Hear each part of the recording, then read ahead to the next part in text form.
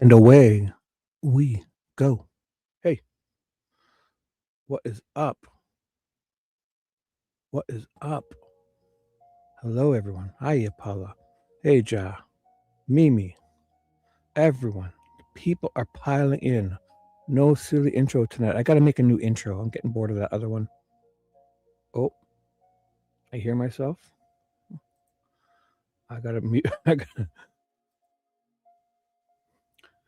I forgot I had my other computer up. I'm listening to myself in the delay, so it's confusing. There we go. I muted. Okay. I was going to start laughing at myself again. You guys, good morning, good afternoon, good evening. Hello. If you guys ever have a conflict of interest, please, I'll be here. I'm being selfish. I'm hogging all of your time. I don't want to hog everyone's time. So you can always catch replays. You can always catch me up on 2 times chipmunk speed. If you want to be here, I appreciate you. If you want to listen and fall asleep, if you want to wake up and sleepwalk and turn me on and then fall back asleep, whatever's best. Look at you. Maria, where you been? I've been waiting for you for days. I've been waiting, young lady. Where have you been? She's here. We found her. Maria's here. Tonight, no horseplay, guys. No horseplay. No farting around. Like I'm just gonna start to read. I woke up a little later, but oh my God, I think I got like 9 hours sleep. And there's 9 people here. It's my favorite number is 9. Just finishing my smoothie. Oh my God, I had the best coffee. Hey, Dewey's here. Look at this, Dwayne The Rock Johnson. Dude, when are you filming the next? When's your next film?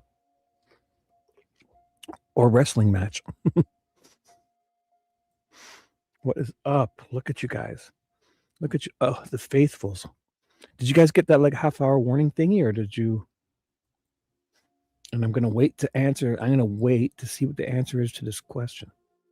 Did anybody get it? But oops, did one of those involuntary little squeaky burps. Did anyone out there, my rabid fans, get the 30-minute warning saying the superstar should be gonna play? Minute warning. God, it sounds so good. I received a note. Oh, the 30-minute one or the one when I started? That's what I'm asking. Come on now, Mimi. I got very specific there, young lady. Please use your specifics. You know how there's like the 30-minute warning, and then there's like the when I start. Young lady, if you're gonna lurk, with specifics. Oh, you did? Oh my goodness. See, maybe it's for my super fans only. And look at Dewey's obviously not a super fan. But here's Mimi's obviously a super fan. Dewey, find out. You'll have to just lurk every minute. Oh, about 5 minutes warning. They give you a morning. You're a weirdo over on the. You're in a whole other. What is that? Solar system, I believe. Doesn't the UK have their own sun and planetary system? I'm like kidding. I've never been to the UK. I've got to go. You guys are definitely. Every time I watch a video from over there, somebody's always stopping and eating fish and chips. It's like every other store I watch. I look in the backgrounds and stuff. I see there's a bank, there's this, and then there's a fish and chips store. There's this, and the fish and chips store. There's this, and then I see fish. I go, every block has got like 6 fish and chips shops. You guys got ocean there, right? So I guess you're getting some good fish. I'm sure of it. You're surrounded in water. Man, you buggers. You cheeky buggers, You're still waking up? Ugh. Look at me. Yeah, I just woke up. I woke up on like 10 o'clock. And it's 11:05 East my time now. So I've been up for close to an hour. But I swear to you, I would definitely be shocked. But I mean, first I'll finish my sleep story. Like I woke up earlier. My hockey team was on. You know, when your sports team's on. And, I wanted to watch, and I was like, "Fuck it." I don't even know what happened. I was like, "I'll see. I'll catch the second and third periods. Like the second, the first period. We have thirds. We don't have quarters. We have thirds. We have 1, 2, 3 periods. So I was like, I'll catch the second and the third. And I was like, I just fell back asleep. And I was like, luckily I had an alarm set for 10:15 or 10:10. I was like in that sleep again. I could still feel it. I feel great. I've been up for an hour, but I can just still feel that grogginess, but in a good way. Like, oh my God, like I could almost go back to sleep still. But I was like REM sleep. Like, I think when I checked my app, I use an app. I was up for a little bit, but it says I got 9 hours and 8 minutes sleep. So, yeah, I'd be surprised if I got over there because, you know how the whole us in Canada here, like we have, we were like UK junior. What is that? Mini me to UK. We were, we still have our parliament and everything. Everywhere I go, our money has Queen Elizabeth all over it. We finally started getting King Charles on our money. Our money is covered in Queen Elizabeth. She's everywhere. So yeah, forget the royalty stuff. The fish and chips now. Oh really? So it's they're kind of jumping in and kind of you never know. You know what? That's another thing. There's probably a lot of like when you fry something in that kind of grease, anything's gonna taste good, right? You can get a catfish that's been dead for 3 days, right? And you could just find it on the road. And if you fry it in that batter, and I mean, most stuff is going to taste good. I always joke that if somebody cut your finger off, put it in that batter, and then deep fried it, and you didn't know it was your finger, and you forgot, you didn't notice you had missing a finger when you ate it, and the bones and the shape of it, just the taste. If you just got like a little bite of it, you would think this is damn good. Because when you fry it in that batter, and so what I was about to say is the cuts of fish, I think a lot of them are trying to sell, because there's cod and halibut. We have the good stuff, and you can tell, kind of, but I'm sure you can kind of be duped too.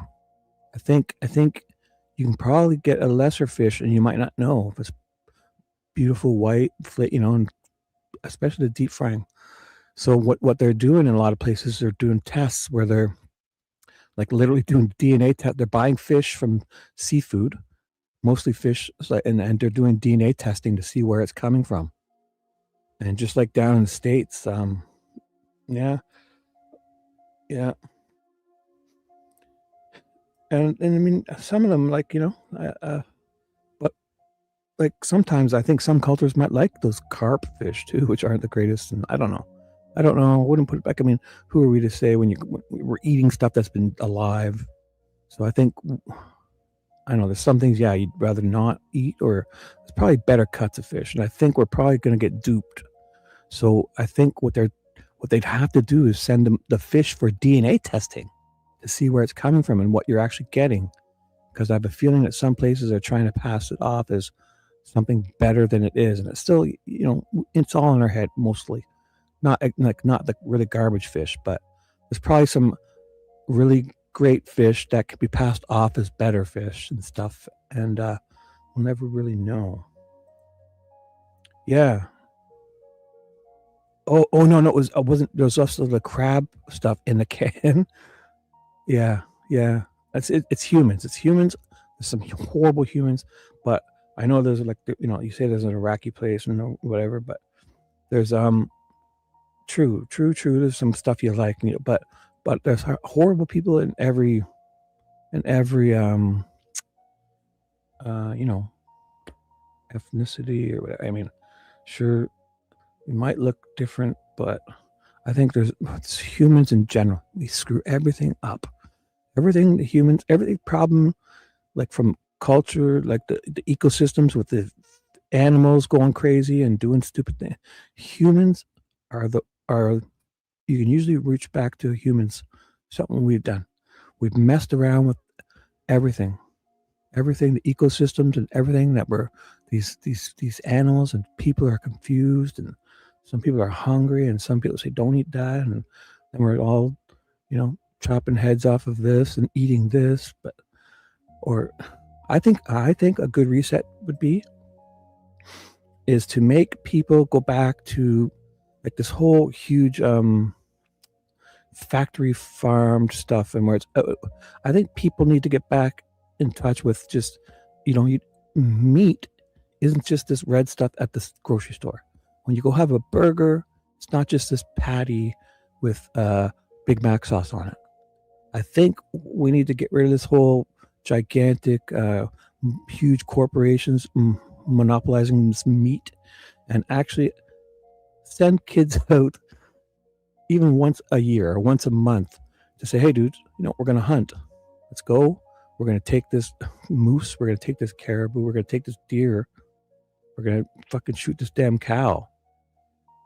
And you're going to understand that this is not a joke. It's not, it's real. It's, you're not doing this for fun. You're doing this to survive. And, you don't want to waste. You don't want to just start shooting away things and for fun, or, if a moose could save a whole town or a little tiny small village, or and you even if you don't have to jump in there, cut it up and start painting your face, taking a bite of the heart. I don't want to get weird, but I think people would have to understand more where the meat is coming from, and that this whole big corporations just sending 1,000 of them down the line, and just I don't know. I'd like to get back into touch of, hey, what's up, Rebby? So, where I was going with that is, yeah, the lobster meats and stuff. Oh my God. Oh, there was the places in Louisiana. So we're gonna start. I've got everything ready to go. Just to prove to you, I'll pop it in here. And this one. So tonight I'm gonna read. Serial Shibby's gonna read. I found this. This is what I'm gonna use to kind of warm the crowd up. Take note. The blue muscle car I've found. I found it. The blue muscle car I've found. Right here. Right here. This is a report from Tina Garrison. Whoever Tina Garrison is. So let me just finish up with the down in Louisiana, there was a place. There's lots of half of them. They said they were doing DNA testing on the shrimp. Like bubblegum shrimp. It's a big deal, right? Louisiana is probably like, there's probably shrimp. That's it, right? Shrimp, right? Yeah. Whatever it was. Excuse me. I usually mute when I did that, but I'm not sure. They have the shrimp, especially in Louisiana, where they're all selling it as the top-notch Louisiana shrimp, the better stuff that's caught here. And it turns out when they check it, it comes in from like Asia and all these little other places. So I'm sure they're still, I guess. I don't know if they're fine or not. I don't know the difference of them, but what? 4 pits already? Where? Dude, usually don't come into the morning. French Quarter, my favorite Ace to find food. So does anybody know what happened with the Louisiana stuff? Like there's restaurants selling the whatever, I forget what the big shrimp is there from the Gulf of America. I don't know. But they're importing it in from Asia, these little other shrimp, and lying about it, saying it's a certain kind. So they did a whole thing. One person went around to all 20 different places and bought shrimp. Is it shrimp? I'm thinking about shrimp, right? Bubblegum shrimp. It must be shrimp. And they took like 20 places of fast food and restaurants, and then they sent it off for DNA testing, and they found out lots of it they were being lied to. That it was coming in from like Asia and all these other places, and it's just I don't think it's supposed to be the same, but you can really get away with it when you start dropping stuff in batter and deep frying it. I think you could probably get away with a lot. So let me know, guys. I'll find what I'm going to be doing. I'll get it ready because I know what I have ready is Stacey Bozinovski from Day. And I was going to do it yesterday, but yesterday's show got bumped to. I changed the title yesterday. 23. I changed the title yesterday to better match the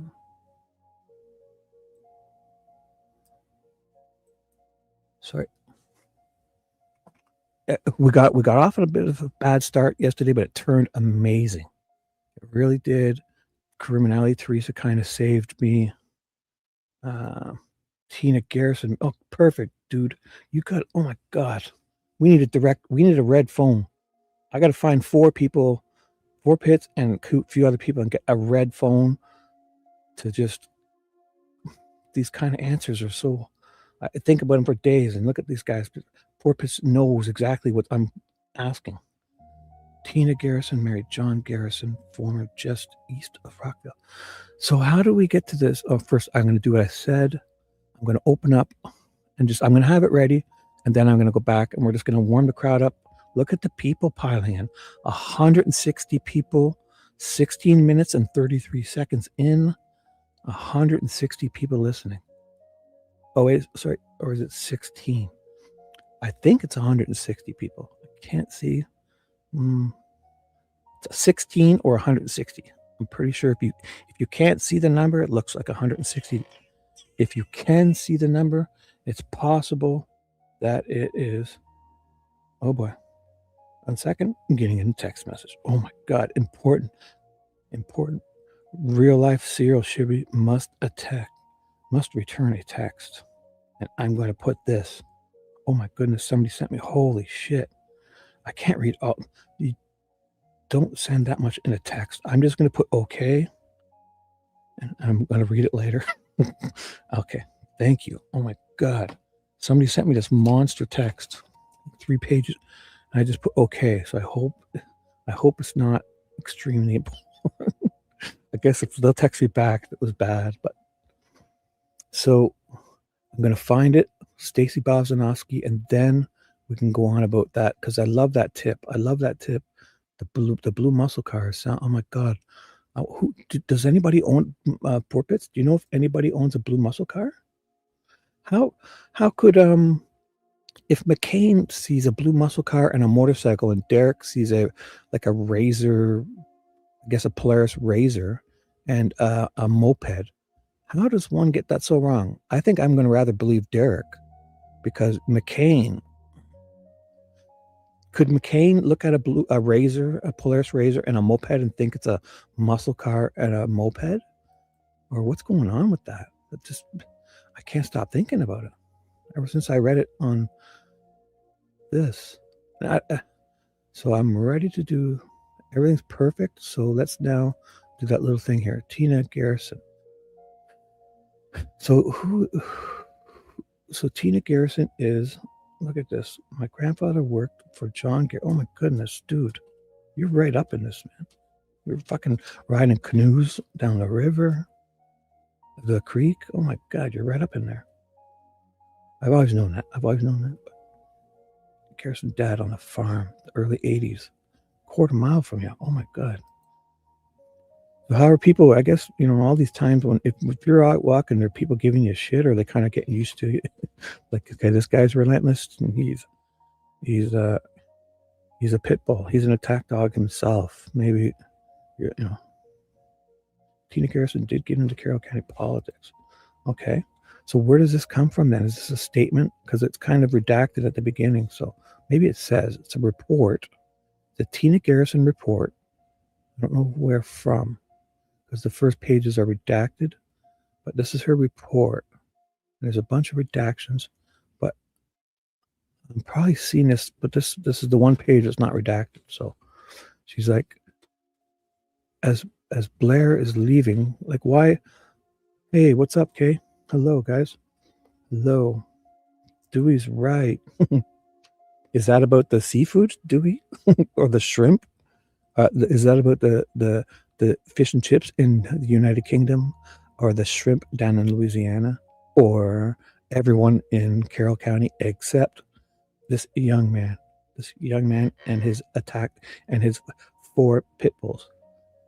How many you got now, bro? You probably got, I guess sometimes if you're saving and doing stuff, they could kind of come and go. It's hard to see them go, but I remember hearing her name early on in the investigation. Yeah, but they, yeah. I mean, if you deep fry it and dip anything in that much butter, you're gonna hide. It's gonna be hard to find even a fucking snail you found on the road after 3 days. If you deep fry it and dip it in that much butter, I think you're gonna enjoy it. Especially if you don't know it's been on the middle of the road for 3 days. So Tina Garrison is from early on. This must be some kind of FBI thing, right? So I just love this. It's got some tips in it. So she says to somebody, and it seems like official. So like they're doing all these tip numbers and that. So it's obviously a ISP or somebody taking her statement. But as Blair is leaving, she noted a vehicle parked an old manor at the old Child Protection Services building.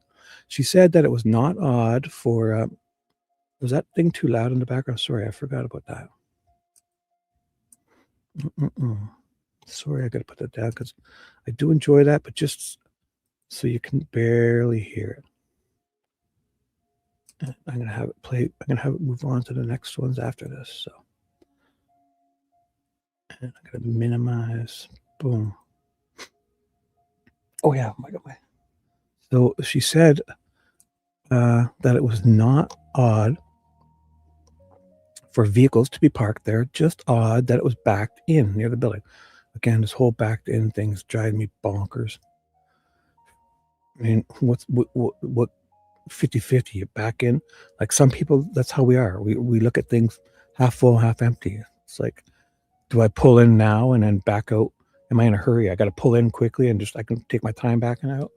Or if you're dropping somebody off and you got to wait there, you think, I had time to kill. I'm going to, let's drop them off. Let's go find a nice spot, or let's go get a combo with the fast food, and then we'll back in. I got to watch these people. What is that called when you just people watch and you back in? I mean, what this whole baloney, and people are eating it up. On certain people really eat that up. If you told me that somebody backed in to hide their license plate because in a state where we only require we don't require plates on the front, like why are the police that's another way they would love to have it the best of both ways. It's like, well, we don't care enough to make a law so you have to have a plate on the front of your car, yet when a car is backed in, we can use that as a bullshit excuse to put a guy away for 130 years. Oh, the fuck. Oh my God, it's so deceitful. He backed in, he was hiding his goddamn license plate. The plate that I don't, in a state where you only need a back, and we don't care about the front license plate, obviously. But again, we're so, oh my God. And then if you said that about one of them or their family, they'd be like, it would be nothing. So it's like they want rules and laws that they can apply willy-nilly. Nature, what's up? Hey, you're here early. Yes. But the show is about to begin. We're about to begin. We've been talking. Okay, hello. We've been talking about, there's a rumor going on. Oh my goodness. Netflix may be dropping the get out no, like they kept it secret. Oh my, they not pretended, but they're like, you thought you saw the finale, this is it, get out. That would be amazing, Paula. Let us know the moment. Oh my goodness. That would be unheard of, right?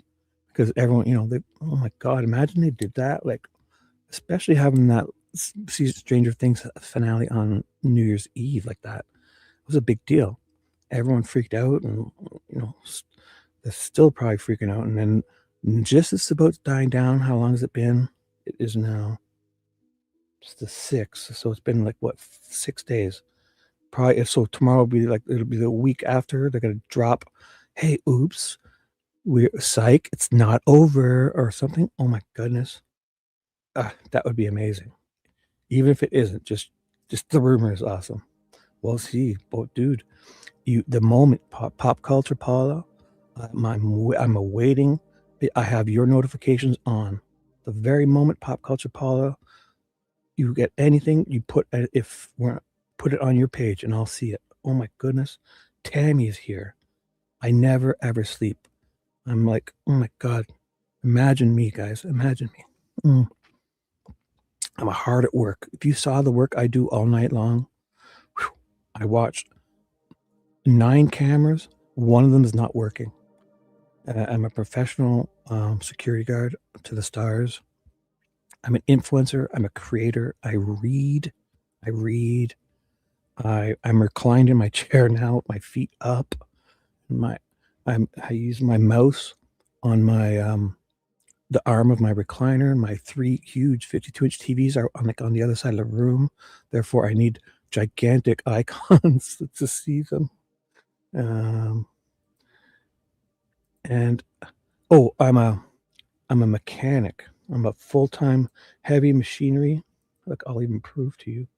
I'm a heavy-duty machine mechanic who's looking at a bazillion projects, that are in the process, that need to be finished, shipped, sold, fixed, cleaned, purchased, repurposed, everything, modified, played with, stroked, all that stuff, important stuff. I'm almost there on my other screen.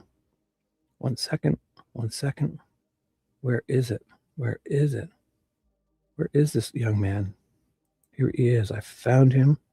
His channel is, he's live now. I'll put it over here where you guys can see it. Plop, plop, plop, boom. This man here. This sweet dude Shibby guy. He's a heavy-duty machine toy car mechanic. Paul Blart Security and influencer. Look at this. Influencer, creator. I create thumbnails. I create dreams. I create stroking. Oh my goodness. The Vicarious Vigilante is here. Oh my. I have Vicarious. I'm about halfway done my smoothie. You stick around, you're going to get the Vicarious slurp. Hey, you, what's up? Did I miss you come in? Gummies? Oh, so are you still trying to sleep at a normal schedule? Stop it. You're a night owl. Stop it. Just stop. I command you. To stop trying to sleep at a normal schedule and just stay up.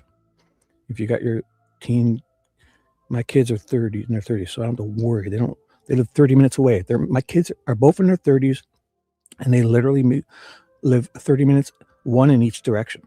One lives 30 minutes away in downtown Toronto. One lives 30 minutes away in another city, which I can get to very easily. So I get it. You're still having to worry about certain people. I don't just stay up. Like, you're a night owl. Quit trying to be normal, and then get up in the morning and pretend everything's normal. Get them do whatever, push them off to school, drive them whatever you got to do. Then come home and sleep like a normal adult. Put your phone on mute, and then wake up and pick them up and pretend everything's okay and everything's normal. You've been busy all day, and come stroking it. Yes. So this guy's on live. Should we watch him? Should we matrix into the loop? No, I will not do that. I will not. So we're ready to go. Oh my God, Paula comes in and tells us that Stranger Things. Should I even search that up? Is that a rabbit hole? Oh my God.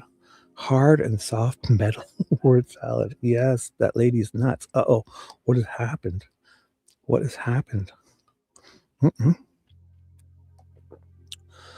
Oh, dude, you do what you got to do.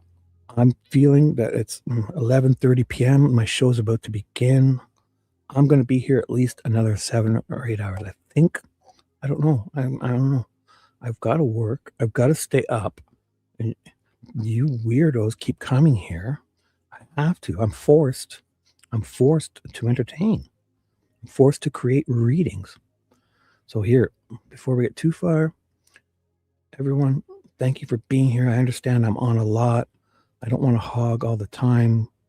If you have other places to do or things, and I know you, I appreciate you here a lot. And I'm so grateful. If one of you are here, I'm so grateful. Just know that if I'm ever grumpy or I'm a confused old man, right? Oh my goodness. You are. Oh my God. I'm so grateful that you're here even for 5 minutes. So any other moments you listen, if you don't feel you guys like I'm on so much, don't feel you have to constantly chat it up and all that. I'm grateful if you want to. And if you don't, if you ever just want to drop an emoji like this, or oh my God, if you do this and then just kind of lay in, your eyes as you're falling asleep or whatever, even something like this, look at that. So I understand. I don't want to be selfish. I'm on a lot, and you're not beholden to me, but I appreciate if you come just to say hi and hit the like and leave a comment like how amazing I am, and then share to all your bazillion subscribers and friends. All right. Oh, literally. Oh my goodness. Do not put the put the gun down while you're listening to her. Yeah. She's beyond ballistics, right? She's fucking wild. Tool markings. When did we get duped? I really feel like an idiot, because I hear, but tool mark examination, that's a racket and a half. No wonder. Like ballistics before was, yes, put it down. Do not, if you have any type of firearm, don't have it near you when you listen to Oberg. Oh my God. She's a tool mark examiner.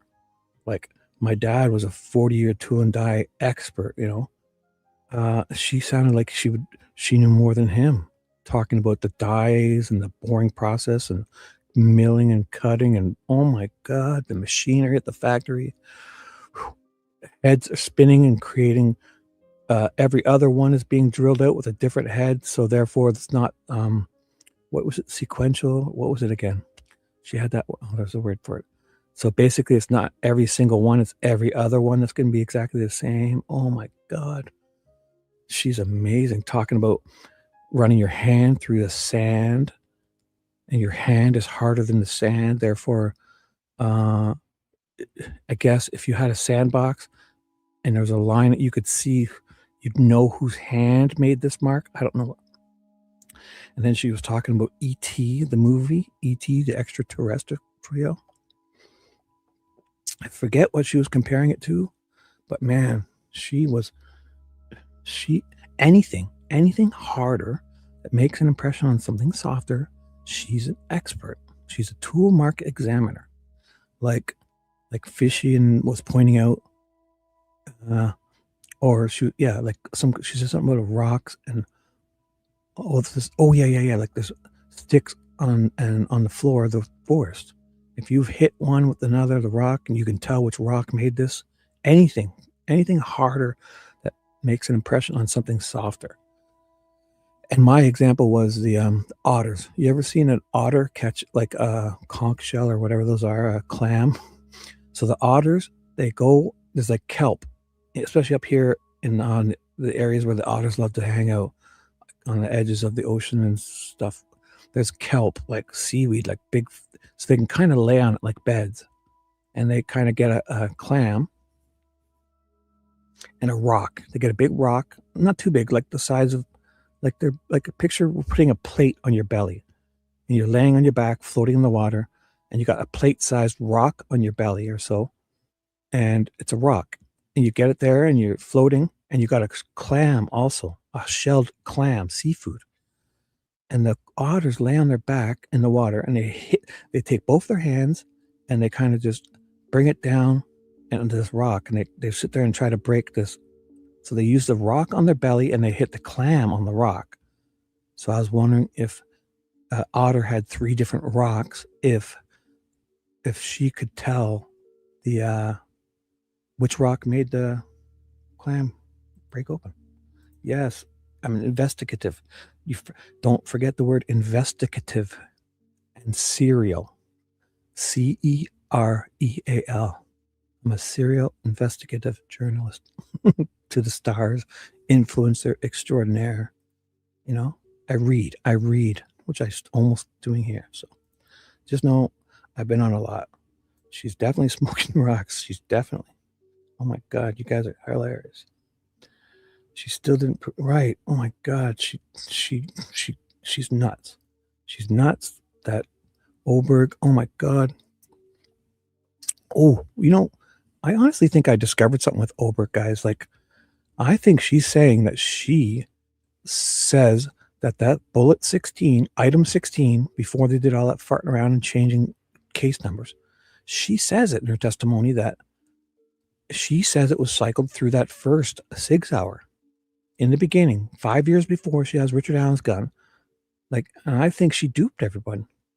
And I also think the reason she fired it was not because she couldn't find anyone strong enough to get the impressions by racking it hard enough, because that sounded ridiculous always. Like, when you think about it, if it was dependent on how hard someone racked that gun, if they're saying it's Richard Allen, a 5'4" garden gnome, even in his prime at that time, where he's excited or let's just say it really was him, which I don't think it was, right? But in their scenario, imagine they say Richard Allen is, adrenaline, whatever, and he racks that gun really hard. Are we trying to pretend that she couldn't find another female or a lunkhead like Jerry or anybody strong enough to rack that gun as hard or harder than Richard Allen ever could? It's ridiculous. But I don't think that's why she was doing it. I think she said that and didn't find anyone else to help her because they wanted to use the other metrics. So she could say, hey, this bullet, this unspent round that we found, and this is the unspent round of the bullet I fired. So if this unspent round, if this striations, I say, not the tool mark on the gun, she says the striations on the unspent round match the spent round, match the unspent round. Therefore, she's also able to say, hey, if those two match, then look at this. This matches the gun's barrel, the projectile, the bullet, and where the pin hits the spent cartridge. So now she has all 3 metrics to use, because she's saying, this is why I honestly believe it, because she says that having 1 metric isn't very good, and it would be irresponsible for her to use just 1 metric. Well, she has 1 metric to match it to the spent cartridge, and then with that spent cartridge, she now has a bullet. Say, oh, so there we go. I say it was this cartridge and this spent cartridge match. Therefore, when I show you that the projectile went through this barrel and the hammer of this gun hits that spent cartridge, now I have all 3 metrics. I honestly believe that's what they duped us to. So, but mostly, Peggy, honestly, if you want to do a deep dive, Peggy, I think I've solved something people are blown over with Oberg, and I can prove it. She says that that the item 16 was cycled through the first SIG Sauer she receives on February 28th, 2017. Whose gun was that? It's either Weber's, Logan's, or Holder's. Whoever's gun that is was about to take the fall. I probably think it was Logan's. I'm not sure. She says it in her report. And that if she had Richard's gun 5 years earlier, she would have been able to make a better choice. And then she goes on about how she can't prove that they have new case numbers, and that the laboratory has a number of 17KC00066, and they've run out of numbers. They've run out of numbers at this lab for this case number, even though there's another 99,933 possible choices to add when you get new evidence. She says they've run out of numbers and they needed a new case number in 2019, right? Then they have to merge these two together, and all of a sudden item numbers are now different exhibit numbers only with this laboratory. Or the bullet that was item 16 is now exhibit 148. Everything gets a little shift. She has 4 guns back then, right? But then she receives a bunch of guns in the water and stuff. She doesn't say the date, but later on she says it's August 23rd of 2022. 1 month before, Kathy Schenk finds Richard Allen's tip in September 21st of 2022. 1 month before that, Oberg receives a bunch of guns that are all rusted and seized and been in water. 3 of them can be soaked in penetrating oil, and she uses a hammer to free them up and make them safe.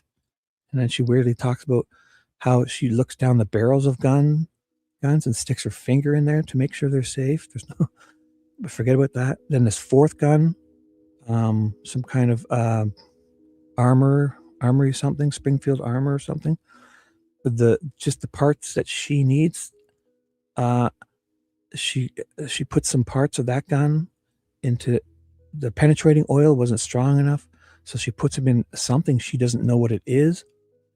And at the end of the day, she comes back and the gun is disintegrated. She disappeared a gun. Oberg disappeared a gun, or the parts.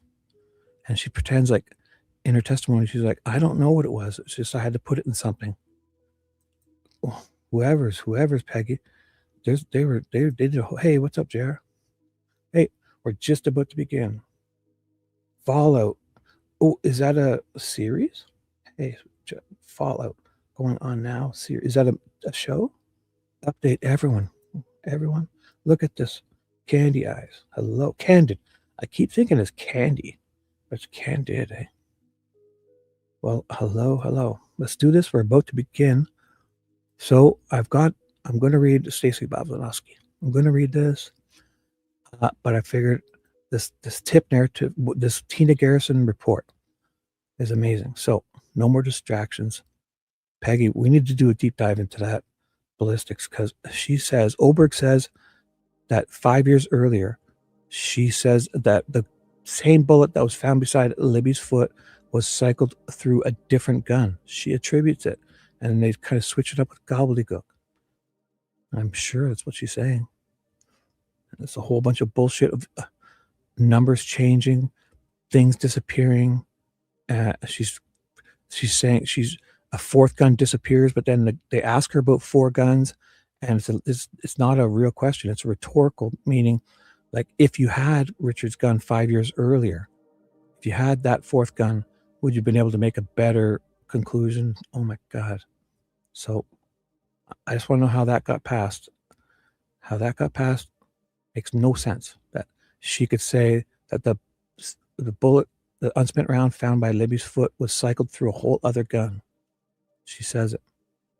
So I've said hi. V is here. Weber's is a gun that originally couldn't be ruled out. Well, see, you're taking the bait, because they do say it can't be ruled out, but she also says that the 2 of them could be ruled out. And just before she says that, she says she attributed it to the other gun. So they gobbledygooked us. So yes, they do say that, but it's not, don't let that distract you. Again, those are distractions. Because she says that Weber's gun can't be ruled out, but before that, she says she attributed the 16 as having been cycled through the other gun. And then she says of those 3 guns, there's 4, but of the 3 that she received, one of them she received that Glock before she received the bullet, the unspent round, on the 17th. Half an hour before she received the bullet found beside Libby's foot, she receives a Glock. She receives a Smith & Wesson 40, and she receives a Sig Sauer. And the 4th gun, they dupe us into thinking it's the one that's disappeared or whatever, or other guns. It's a hypothetical question, and the prosecution is asking if you had Richard Allen's gun when you received the bullet, because you received the bullet February 17th of 2017. So they ask her if you had Richard Allen's gun in the beginning with those other 3 guns that you had, would you have made this mistake? Would you have said that it was cycled through another gun? And she's like, no, I would have been able to come up with a better conclusion. And therefore, she says, but I couldn't rule this gun out, which only leaves one left, which is that Sig Sauer, because she says after that, there's gobbledygook where she throws in, but I could rule out the other 2. And it's not because of the caliber. It's because she looked at the marks on their extractors. And she says the Glock is not a match. The Smith & Wesson's not a match. And therefore, the only one left is the original Sig Sauer that she receives on February 28th of 2017. And if she had the 4th gun, Richard Allen's gun, which she doesn't get for 5 years, if she had it with when she received the bullet, she would have been able to come to a better conclusion. But she didn't. So at the time, she attributed the item 16, which has been shifted to Exhibit 148, the bullet, the unspent round found by Libby's foot, she says was cycled through another gun. Therefore, it's that Sig Sauer, because the other 2 she could rule out. But then they do this gobbledygook. They're fucking with us. And everybody missed it, I believe. I am? Okay. Tell me.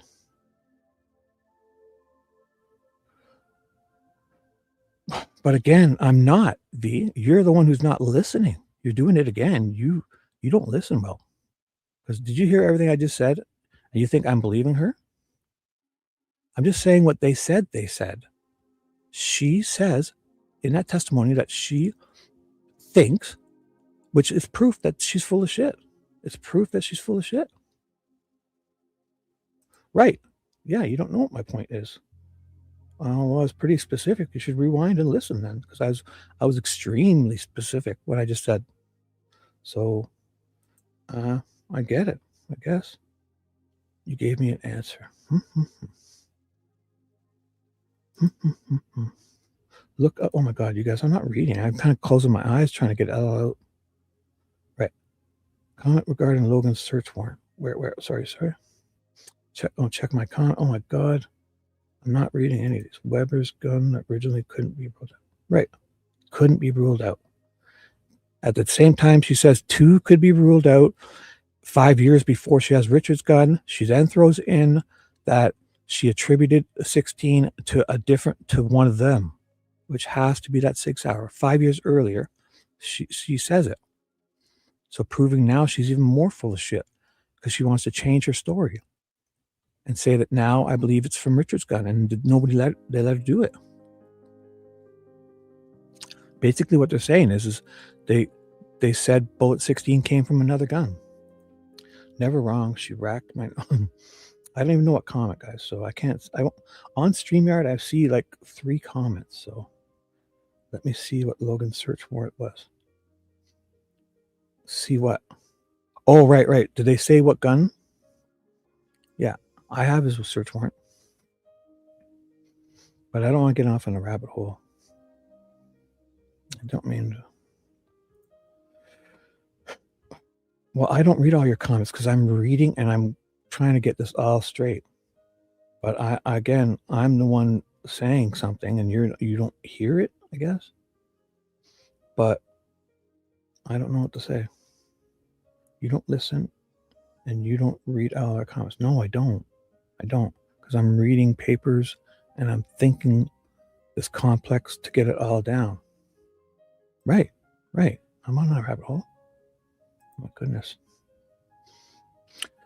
So if you don't understand what I was saying there, why don't you listen? Because I really think did the defense say, okay, we know that you say you've cycled that round in another gun, but now you're saying that's this gun, Richard Allen's gun?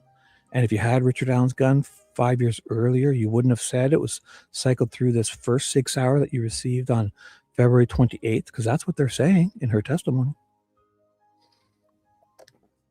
If you open up Oberg's 200 pages, page 48 talks about it, and page 181 talks about it. And if you go back and forth, you'll put it together. They gobbledygooked us. So that's a huge deal. Well, maybe we're saying, but no, you might be saying, and I'm not reading yours, but you're listening to me, and you came up with, where's the one that you don't understand what I'm saying? I get it. We don't know what your point is. Right. And you're listening to every word I said. Yet I'm not reading every comment. I can tell you I'm sorry. I'm sorry. I'm not reading every comment because my StreamYard is ridiculous. It only shows me the last 3, and when I hover over one, it kind of goes dark. I can't even read it. Yes. Hi. Yes, you're special. And if I'm a jerk, I'm sorry. Peggy, thank you guys for being here. I don't deserve one of you. So thank you, V. But trust me, I'm gonna show you what I'm talking about later on another show, okay? Just trust me. I think honestly that Oberg is saying that she said that the bullet was cycled through another gun, and then they disappeared all that info because they get a whole new case number. Only the laboratory has to have, and then she's talking about how she can't prove if it's true or not, that the lab says that they ran out of numbers. They say that they ran out of numbers in their 17K original number. But what that tells me is that they've merged 2 cases together. So whoever was getting railroaded in 2019 got their case number turned into the Delphi murders, Richard Allen's case, because if they had a number of 17K, the number for the case, right? That they are all using the number of 17K 000 something something, and every time they found new evidence, they built on that same case number. If they needed to reset that number because they're running out of numbers, why did they reset it to 2019? The murders happened in 2017. They should have just started fresh and did the 17K number properly. They could have reset it and started, but they didn't. So it's a gobbledygook. And 2019 is a big year because Kathy Shank is printing out that tip she finds in 2019 in October, the day before Devil's Night and Halloween. So it's almost like they found Richard Allen in 2019. Then the people were talking about it. Some people were talking about it and got the word out accidentally. And turns out they may have changed their mind and held on to Richard's tip until Kathy Shank, who printed it out in 2019, Kathy Shank, investigator, then they asked her to say, okay, now's when you find it. And it's September 21st of 2022. 1 month after Oberg has received a whole shipful, bunch of rusted up guns, one of them disappears. And then all of a sudden there's a hypothetical where Richard Allen's is now a 4th gun. And she has the serial number from the one that disappeared, but she doesn't, the parts disintegrated because she had to put it in something stronger. So they've duped us big time here. Meaning the August, right before Kathy Shank finds Richard Allen's tip, September 21st, 2022, the one she printed out in 2019 for some reason. A month before that is when Oberg on August 23rd, because that's my mom's birthday. So I know these numbers because September 21st is my birthday. I share it with Kathy Shank's past deceased husband. And a month earlier, on my mom's birthday, August 23rd, is when Oberg receives a whole bunch of guns in 2022. And so, sorry, I'm definitely not reading every comment. I'm so sorry. Well, yeah, and that's another thing, right? Hey, Bizo, hello. Sorry, did I miss you? I'm so sorry. Right, Bizo?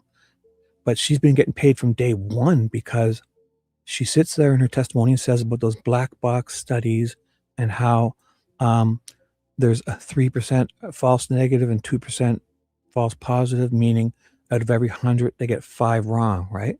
Does that would equal 5%? No.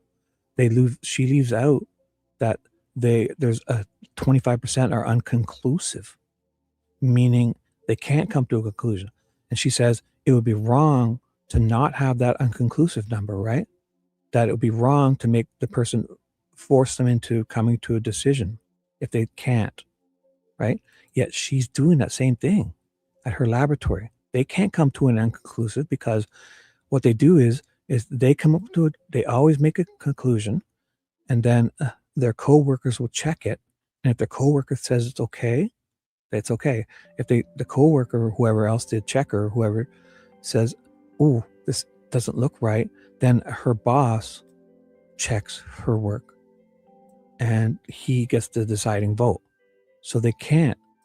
And in one voice, she's saying, "It would be wrong to make people have to come up that the inconclusive is the thing that makes it okay." Yet their lab, they can't say inconclusive because they check each other's work, and if there's a tying vote, goes to the boss. So she's full of shit in that respect too. So from day one, she's been doing it.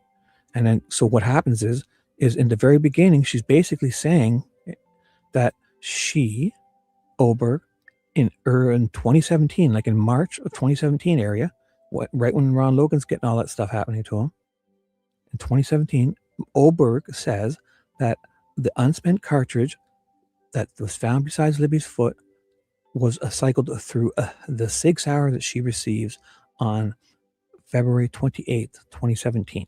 She says it in her testimony. And she says it by saying, "Oh, if I had received Richard's gun 5 years earlier, I wouldn't have made that mistake.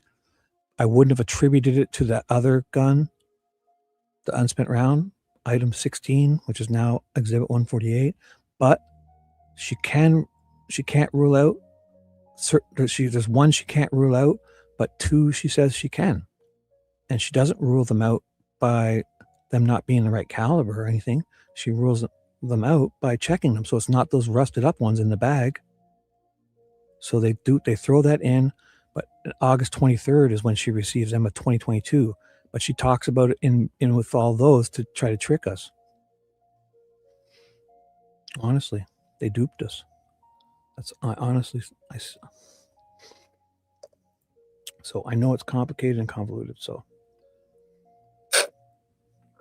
yeah, but I mean, it is bullshit, this whole testing, because she says in the beginning that the unspent round went through that gun she received on February 28th, 2017. And only reason she said that is because she didn't have Richard's gun 5 years earlier. If she had Richard's gun, the fourth one, with those other three, she wouldn't have made that wrong conclusion. She would have been able to come to a more, like a better conclusion. So here we go. So I'm just going to read through this here. This was the Tina Garrison report, and then I'm going to read the show. There's this one part here. I love it. I love it. So David Ross Riley advised that this guy in the truck walking his dog, David Ross Riley advised that he came to the trailhead from the east. He was passing the cemetery. A new silver or gray car turns out of the cemetery. So this Fred Coghill guy, it sounds like, I guess somebody's going to the cemetery at 2:25. He's heading towards the cemetery at 2:30, leaving the cemetery. So Riley parks at the trailhead 2:30. He's the one with the Honda Ridgeline, right? Walking his dog. He's the only vehicle there. So Riley walks the trail across from the Freedom Bridge with his dog and back to his vehicle. So he walks across the Freedom Bridge. So he walks to the Freedom Bridge and back. And as he's doing that, he's leaving at 2:55, but look who's showing up. Dave McCain. Dave McCain is observed on video showing up at 2:45. Dave McCain says he sees Derek's car at 2:45. What? Derek testified that he's not there for another at least 30 minutes. So McCain says Derek's car is parked there at 2:45. a white station wagon that they attributed to Derek German's car. David Riley's parked there because he's walking. McCain shows up at 2:45. They see him arriving on the video at 2:45. He says he sees Derek's white station wagon there already at 2:45 at the Mears entrance. Yet Derek, in his testimony, goes on about at 3:11 he crosses the Wilson Bridge. So he couldn't have been there anytime before 3:15 in his story. So Derek's off by 30 minutes. Or he's off. So I love that.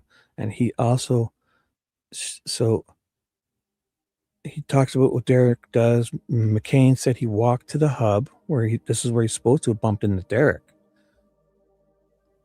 If he walks to the hub and bumps, and Derek says I bumped into him, right?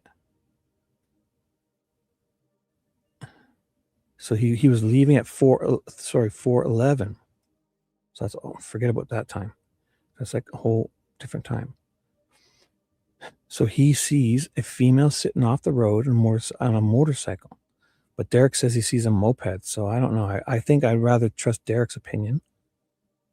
Because he sees a moped and a Razor, like a Polaris Razor. Which is one of those off-road, small, whatever they are. And so he says, McCain says they identified McCain's person as Maya Abbott. She was talking to a male in a blue muscle type car. So McCain sees a blue muscle car and a motorcycle. But Derek sees a Polaris Razor and a moped. So I just love those.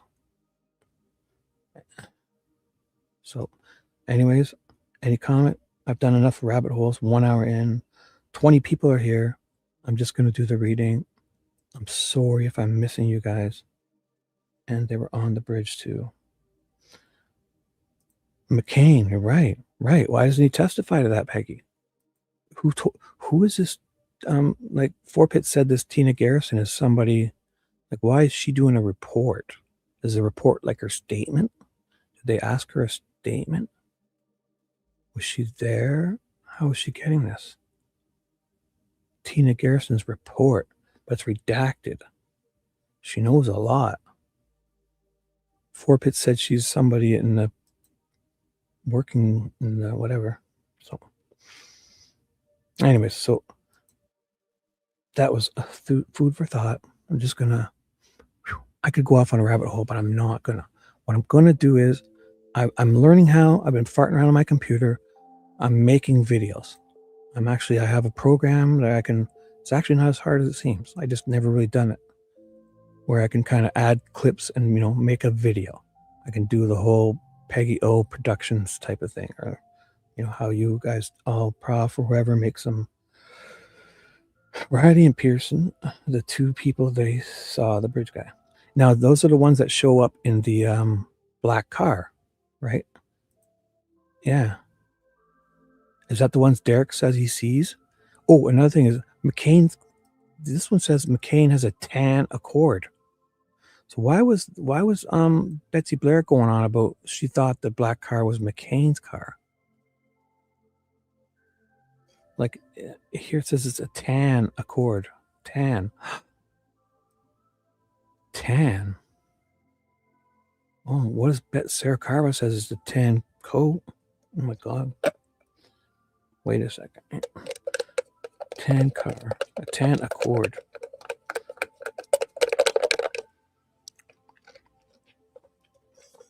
I think it's possible that Dave McCain could have been a whole bunch of these times are amazing. So all these times, so the last one up is the FBI. The FBI, they dropped Ron Logan's search warrant a month after, noting that the Harvestor video is off by 54 minutes. It's a month after. So on the 19th, 2 days, on February 19th, 2017, the FBI goes to the Harvestor, declares that all Harvestor timestamps are off by 54 minutes. They declared it, the FBI. A month later, they write Ron Logan's search warrant. They see the girls, they see Kelsey on video, dropping the girls off. and they say that they arrived at 1 p.m.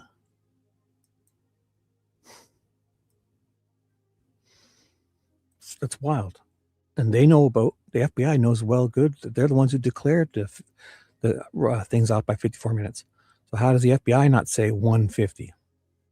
Or like say they believe it's like a 4 minutes before 1 o'clock, so 1:50 or 1:54 or even the 1:49, and say that the thing said 12:55 or something, and then how does the FBI get it so wrong to say that the girls were dropped off at 1 p.m.? Right. So, oh, what's this? What is that? Oh, I'm not even finished yet. So she said, Betsy Blair said it was not a black car. Oh, okay.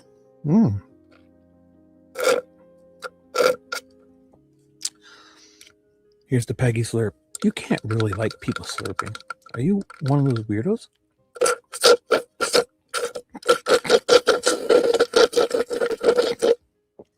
Like, do you like that, or is it just like funny?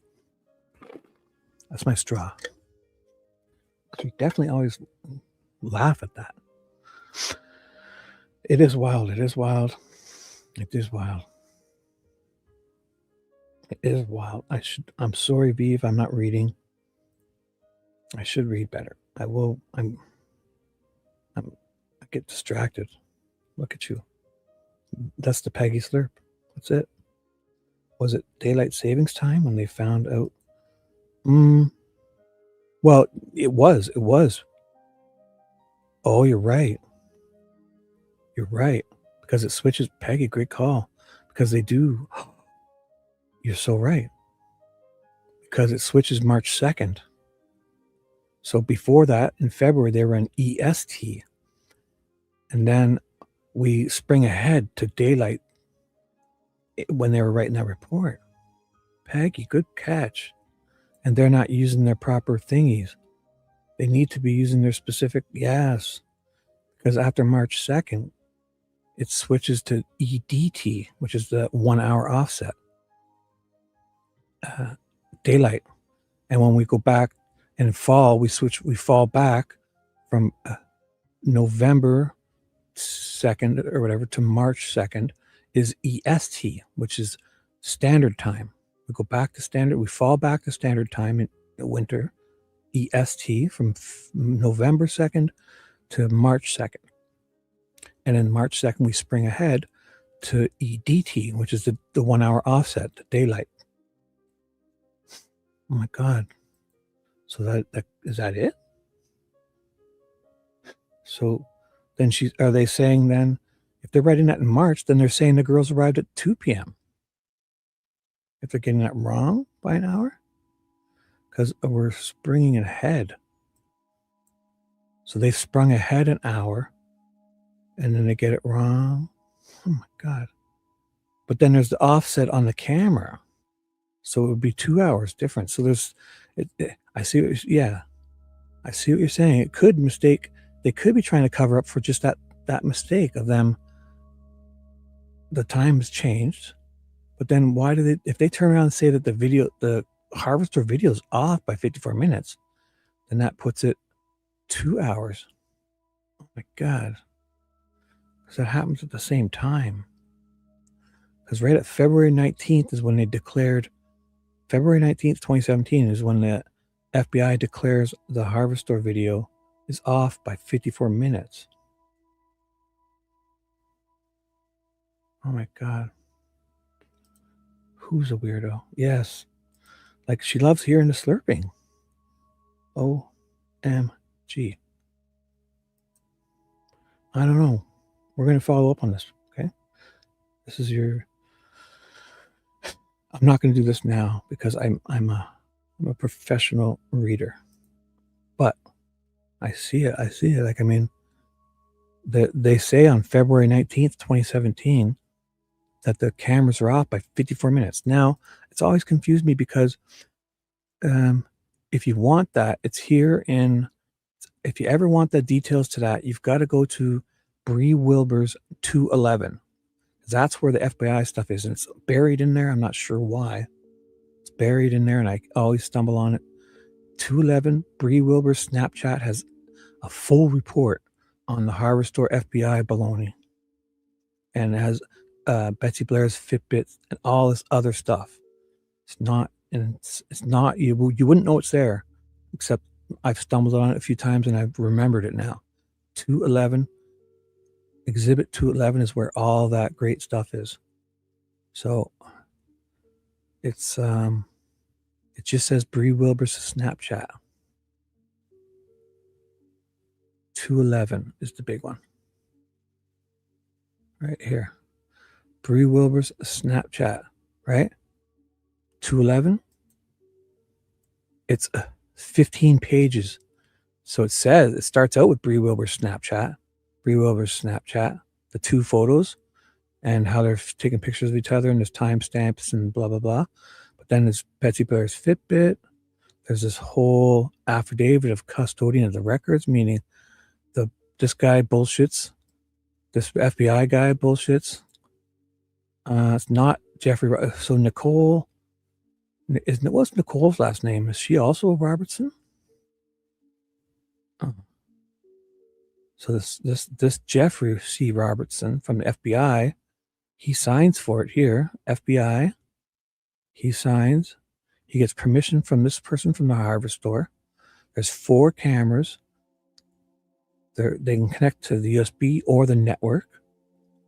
On the camera system, on February 19th, 2017, they're telling us that it's off by 54 minutes.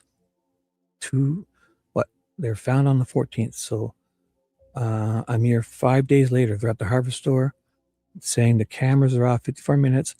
They've set up a DDNS server, meaning the people let them go into their router and give permission to remote in. You know, when they're remote, they can then go, they don't have to go back to the Harvestor ever again. With this username, password, the permission they've given on their router, they've set it up in the router there. All they got to do is type this in from anywhere in the world. And they get to their router, their firewall, but they've given permission for the firewall to accept. All they need is admin and this. So that's into their security camera system. So the FBI 5 days later has declared this. But then in 2 weeks is when the whole daylight savings is happening too. Sorry, we spring ahead to standard time. And we spring ahead to daylight, yeah. Because in the summer, we're EDT. The 1 hour offset is about, so when this happens, it's EST. It's 1 hour. We've fallen back 1 hour. We're at standard time. We fall back to standard time. And in the summer, the spring, we bounce 1 hour ahead to daylight savings. And then in November 2nd, we switch back, we fall back to standard time, the 1 hour. So when this happened, when the crimes happened, it was EST. We had fallen back. We were on standard time. We were -5, I believe, in EST. And then in the daylights, we're -4. We're -4 because we spring ahead the 1 hour for the daylight savings time. And that's in a couple of weeks. Not even. 13 days away. They're going to spring ahead to the daylight savings. So it's going to be off 1 hour when they're doing all that Ron Logan stuff. Because they do it on March 17th or something, right? Man, that's way too much to get into now. Oh my God. So have I missed anyone? Okay. So who is it that collected the video? We need to look at this person. What's this person? It's an FBI person. Oh, the mayor. Yeah. Yes. Oh my God. You're so right. Damn you. Damn you. I was almost ready. I almost got out of that. It's this person. This Jeffrey Robertson. Now, what's Nicole's name? Isn't Nicole a Robertson? So are these like hubby and wife? It's Jeff. He's an FBI guy. Jeffrey Robertson. FBI. Oh, and he does this. Look when he does that. On 10/7/2024. Right before what? Like a couple weeks before the trial? Holy fuck. He's signing this. His affidavit is saying, yeah, he went there. Trust me, bro. I, Jeffrey C. Robertson, on behalf of the federal FBI, he's a consultant, all these records, yeah. So they're true. He says they're true, but he does it on 10/7/2024. The fuck? His trial's about to start in 2 weeks, and this guy's writing this up. So when did they start talking about this 54-minute offset?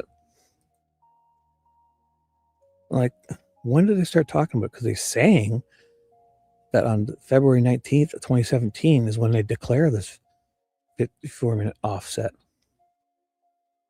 It's wild, eh? So if that 54-minute offset is there, this woman from Who's Your Harvester gives them permission to do whatever they want. This Jeffrey C. Robertson, FBI, is doing it on February 19th, 2017.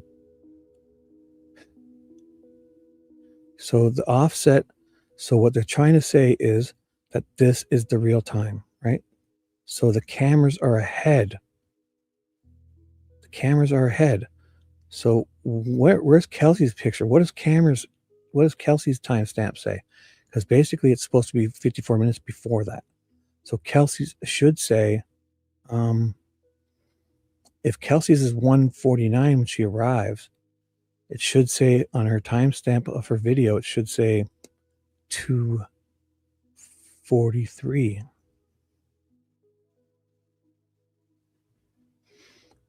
So they say it's 1:49. So if I add an hour, it's 2:49. Take off 6 minutes because of the 54 minutes. So it's 2:43. Kelsey's timestamp should say 2:43 because they're saying Betsy Blair left at not, or is this time the wrong one? Oh, these people are wild. Oh, hey, Fishy, what's up? And Dee Dee, too. Look at you, two West Coasters coming on in here. Okay, let's do this. Let's do this. Oh, my God. TJ, too, hello. Look, I'm gonna start reading. I don't have to, I just know what you're going to say. I'm only kidding. Oh, boy. So I'm not going to rabbit hole.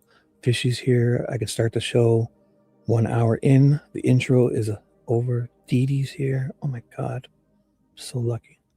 Dewey, keep these ladies entertained, please, young man. Dwayne The Rock Johnson is here. Oh, my God. So, hello, everyone. Hello, Fishy. Hello, TJ. Everyone, you're awesome. Let's go. I'm just going to read because I don't want to rabbit hole. I do, but I don't. Let's do this. I'm going to shut it down to prove to you how serious I am. And you're going to leave too. So look at this. This guy is going to get cereal. Boom, boom, boom. Stacey Bozinovski. I'm going to get this done tonight. I'm going to sit up. Thank you, wonderful people, for being here. If you have other places to be, I'll be here for at least 7.5 hours. I think. Oh, I forgot I had a coffee. It's perfect. The show is beginning right now. You ready to start? Please hold.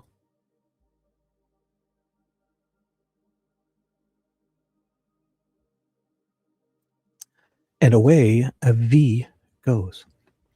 Direct examination of Stacey Bozinovski, October 28, 2024, day 9 of the trial. Would you state, so who is this? This is probably Latrell. Would you state your name, please, and spell your last name or your first and last name? My name is Stacey Bozinovski. My first name is spelled blah, blah, blah, blah. She spells it. Where are you working?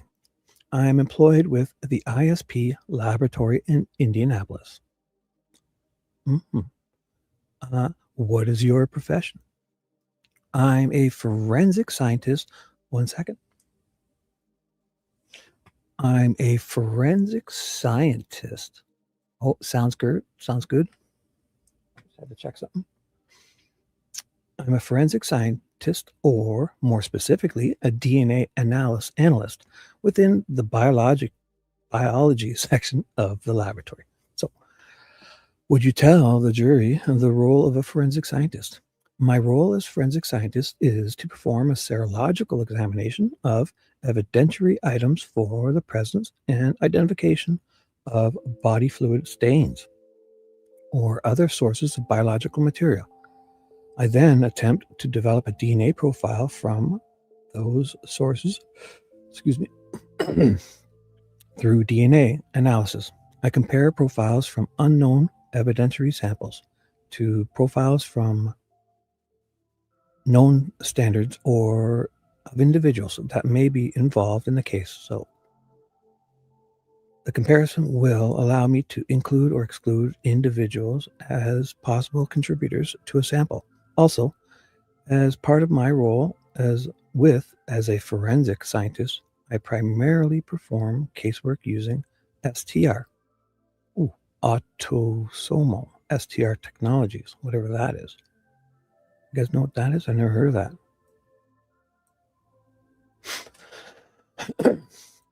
However, I perform casework using other technologies, including YSTR analysis and next generation sequencing, which uses SMP analysis. Oh my goodness, a whole bunch of acronyms. I'm currently involved with an internal validation at our laboratory to bring an additional technology that will bring forensic investigative genetic genealogy to the Indiana State ISP laboratory. So that whole genetic thing, that's awesome, eh? How they're linking people to people. So if you get a test, you could be, I mean, I guess if you could basically be getting your family in trouble if they've done anything wrong. But again, I mean, obviously DNA is pretty accurate, right? The only problem for me with that is things are getting so good that literally, what if they have a DNA sample of somebody? Like, I use a weird example of, like, imagine 20 years ago, my brother, he smokes. So say he was, walking somewhere and there's a pathway or something from his house, say he walks to this pathway and he tosses his cigarette down. Maybe he tosses it down early because he's about to walk into a store or something, and it's in this pathway. Half of it's still burning away or something, right? So he goes in, and say he goes back and even walks, or on his way home. So he goes into the store, he lights up a cigarette, and then, some people try to throw them out early. He's almost home, so he tosses it out. He doesn't want somebody to know anything, whatever. So you toss a cigarette butt down, right? You don't step on it, it's kind of burned. And then a few minutes later, let's say a person does a crime there.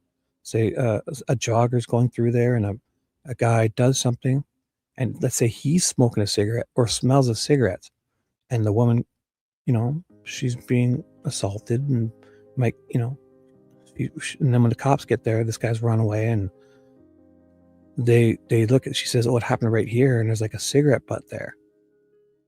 And they say, oh, and she's like, oh, maybe he even threw a cigarette butt down, and it went down like a drain, and they thought that was his cigarette butt. And then they test it, and they get my brother's DNA because he just walked by there 5 minutes earlier, just as an example. So then they put it in the bag, they keep it with all that, and they say, she said he smelled like cigarettes. Like, he threw a cigarette down, and they maybe get the wrong cigarette butt. And then it turns out in 20 years, they're able to match, if I take a test, and then they're able to match my brother's DNA to that. And then they say, then he's the guy who did it because they've got his DNA, That's the only thing I'm worried about, is that it's something like that, because they've proven they're doing stuff like that many times. Does that sound ridiculous? That's the only thing. Right. I'm making it too complicated. Oh my God. I just shared a story with you of how I'm too complicated. Well, you're welcome. I'm only kidding. Yeah, I know it is. These things, I'm like, even just this whole tool mark thing. It's like, I've known it's been going on, but it really just hits you at certain times, and I don't know. So I know what you're saying. You're just playing around. Well, Which one is that? Are you sure? Have you scanned my live streams? Motion in limine. Which one was that? I've read a whole lot of stuff. Have I done the motion in limine? Motion to dismiss. Opening statements. I did the contempt.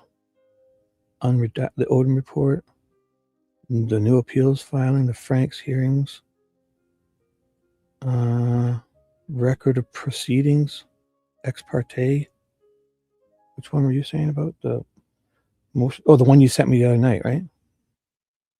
I did motion to strike for Shane Meehan, safekeeping. Way too much on Jerry Holman's depositions. Tove's definition of Liggett and Purdy. Kathy Allen's interview. Trooper X. Ryan Winters, Deer Creek. No. I probably didn't, unless I did it here and didn't write it down. Definitely, TJ. I will, upon special request, I will do it. When does that fall into play? Wait, what date was that? Did you put it? It's where Nick says the defense can't say anything about. Oh, okay. So which one is it? Let me know. The one you sent me. So here, the motion in limine was what date? Can you? I definitely remember because you sent it to me, and I definitely found the other one here. So that was before the trial, obviously, right? So it was in 2023. Motion in limine. Definitely tons of motion stuff.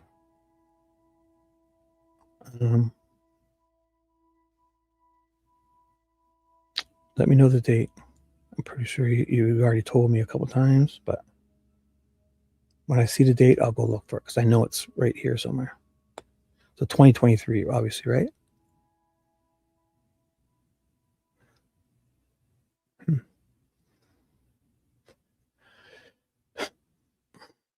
Filed 4/29/24. Thank you, young lady. 4/29/24. So what's the thing about that? Is you definitely, it's about when Nick says the defense can't say anything about anything. Yeah. Anything about anything. April 24th. I'm in 2024. So July, I'm almost there. Yeah, there's a whole lot of them. That is it's hard. I mean, because when I jumped into this, I just started reading willy-nilly. I just kind of started figuring I should do things in order. I'm trying. I got lucky last night with the Turco interview. I decided to read it. And then turns out halfway through, we got to stop and do the listen to that 20-minute interview. So that was, I lucked into that. So thanks to Criminality, T from Criminality. She's amazing. I had the deposition of Turco. I had his transcript of the 24. Oh, here we go. 26th, 23rd. Oh, wait, what? Orders? Wait, did you say April? Did I read that wrong? I'm so sorry. March, April 29th. Oh, I'm an idiot. I'm so sorry, TJ. You're probably throwing things at your screen right now.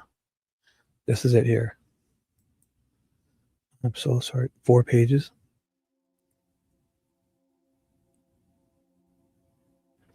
Here we go. Special request for TJ. Quick interruption. Let's do this for TJ because you've been. I know you're. This is it for TV and TJ for me being a dick the other night. I'm going to jump this in for you. I'm going to jump it in. You're right. You're so right, TJ. You're so right. You're so right. Thank you. Because I want to do these things. And thank you so much. I'm literally being serious. Because you're right. You're right. The stuff I'm reading, you're talking about this. So this is a footnote addendum. So picture in here, there's a number right here. This number is also, this is the TJ Love and Light for All addendum to go and read this silly thing. So Special request. My apologies the other night if I was a dick, TJ and V and anyone else who has to listen to me. Some woman put a comment under my comments. Oh my God, I have to listen to this narcissist guy go on and on. So to her too. I didn't even know her name. I subscribed to her. I highlighted her comment under my comments. I apologize to her too. So I'm just a confused old man. Here we go. Redemption time for TJ's heart and V's honor. Now comes the state of Indiana by prosecuting attorney Nicholas Boss McClellan and respectfully request that the court enter an order requiring the defendant or his counsel to refrain from mentioning in the oh my God, it is wild. They have refrained from mentioning, I haven't read this. This is awesome. The jury during the voir dire, opening argument, presentation of evidence, and closing arguments, and any and all references to the following, or either directly or indirectly too. Any comments about counsel for the state constitutes a personal attack on the attorney. Oh my God.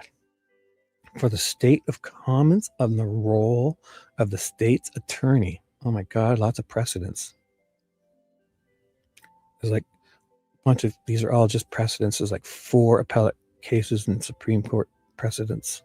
So 2, any comment which constitutes the personal opinion of defense counsel about any evidence, witness, outcome, or penalty. A whole bunch of precedents. And an example to that is, for instance, defense counsel cannot vouch for the truthfulness of or competency of any of the state's witnesses, including police officers or any of his own witnesses. That is wild, eh? Because they're all saying, Holman and all of them are saying that, oh yeah, this person is good. Nick is saying, oh yeah, this person, I'll vote for his, he heard all these, so he's now an audio expert, and oh my God, these people are out of control, eh? They're so far out of control. This whole stacked team. The referees on the goal, the referee is supposed to be an arbiter of, bias and facts and all, the procedures and just equality, justice. What is that? Equality to justice, and she's fucking on their team. She's their quarterback. Without her, Nick, these fools. Oh my God, I can't go on. So 3, any innuendo or inference that is not supported by admissible evidence. Like, why do they need to go? They have codes of conducts, and this is wild, eh? Does this happen in many cases, or is this can't? This guy's, you can't. Can they even look at you, sir? Can they look in your direction? Oh my goodness. 4, any attempt to indoctrinate by the jury during a voir dire by exposing the jury to substantive,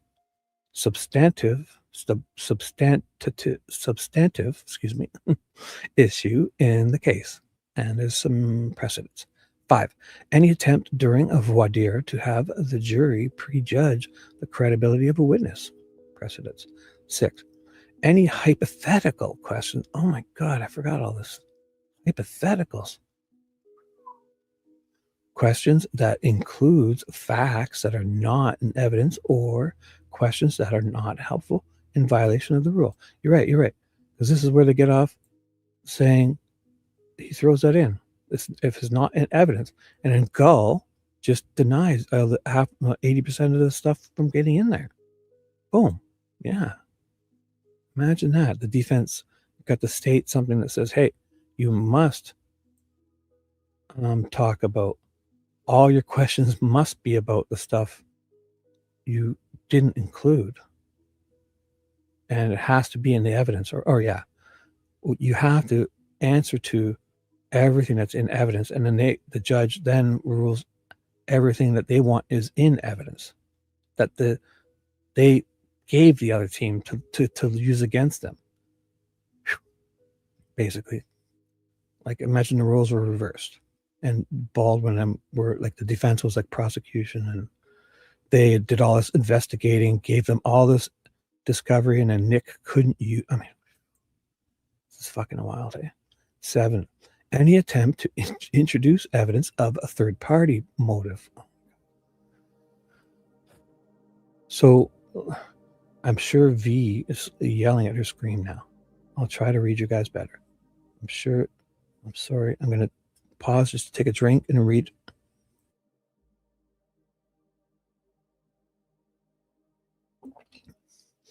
I know. I hear you here, for V. I hear you here. I'll say it for you.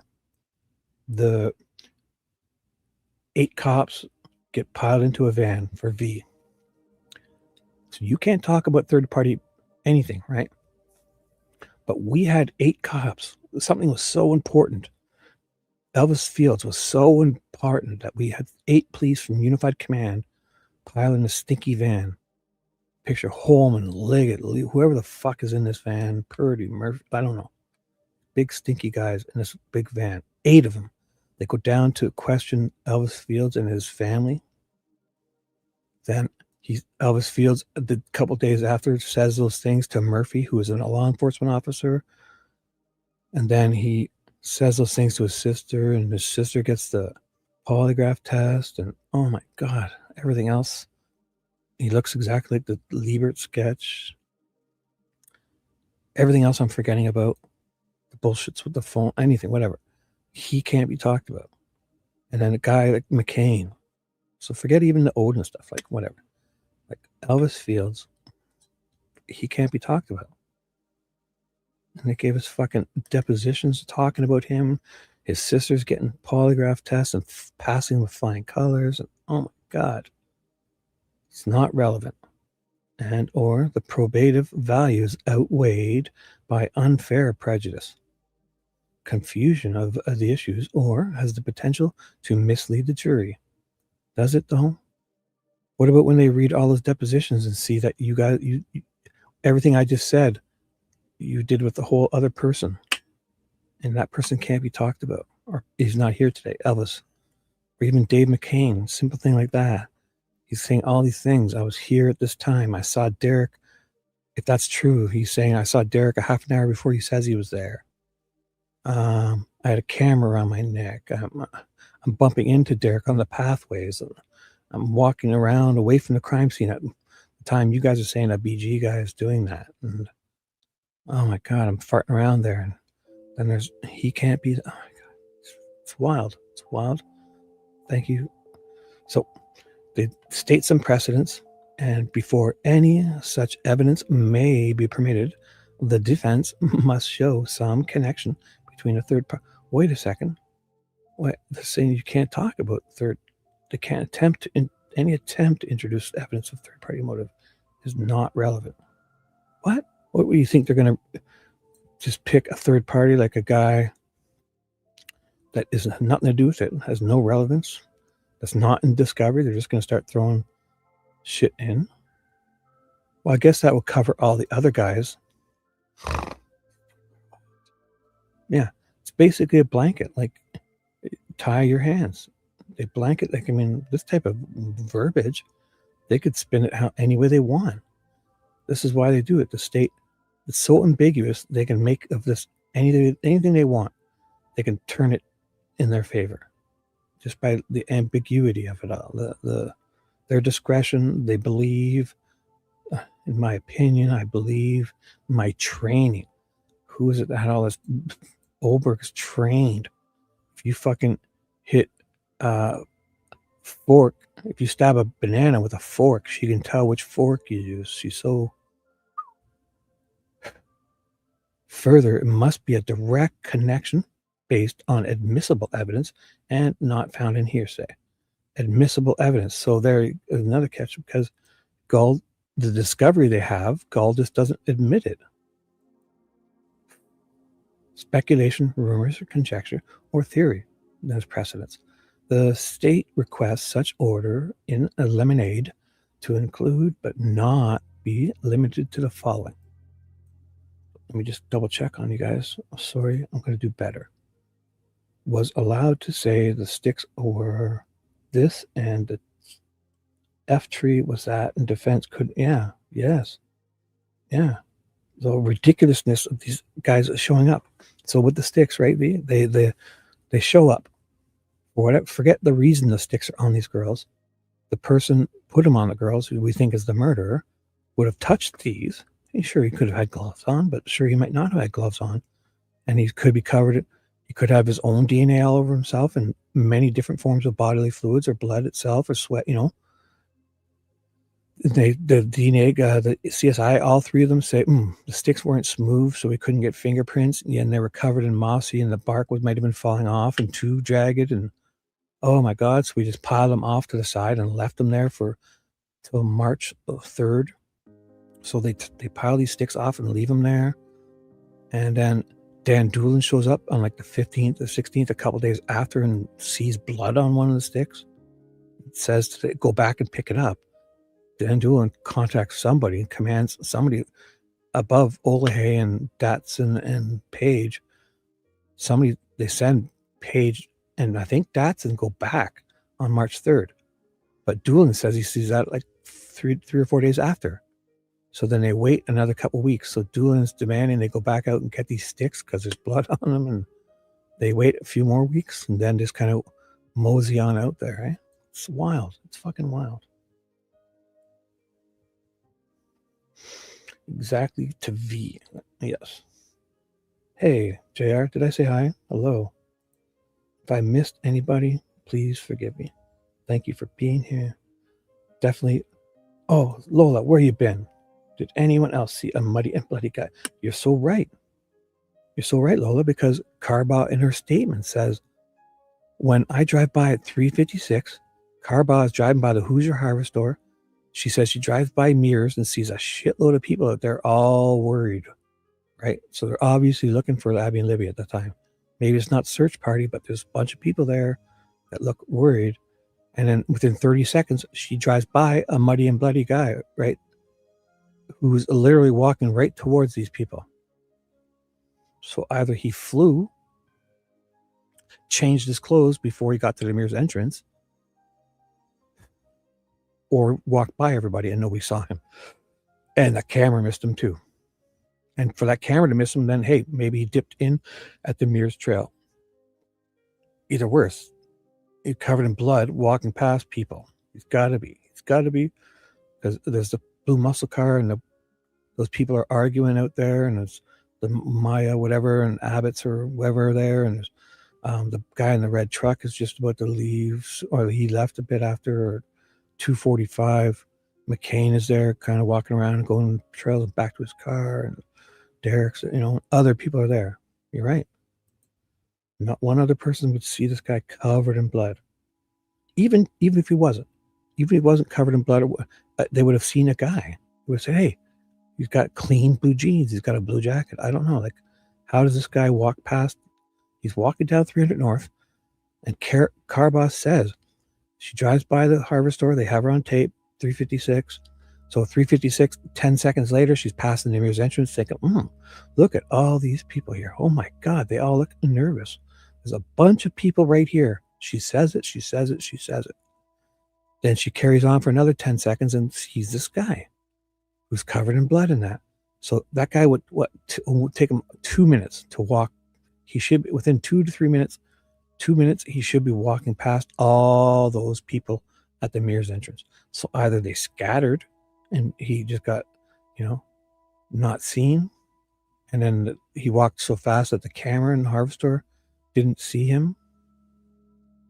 So, yeah, it's ridiculous. So the state requests such order in lemonade to include but not be limited to the following: Odinism.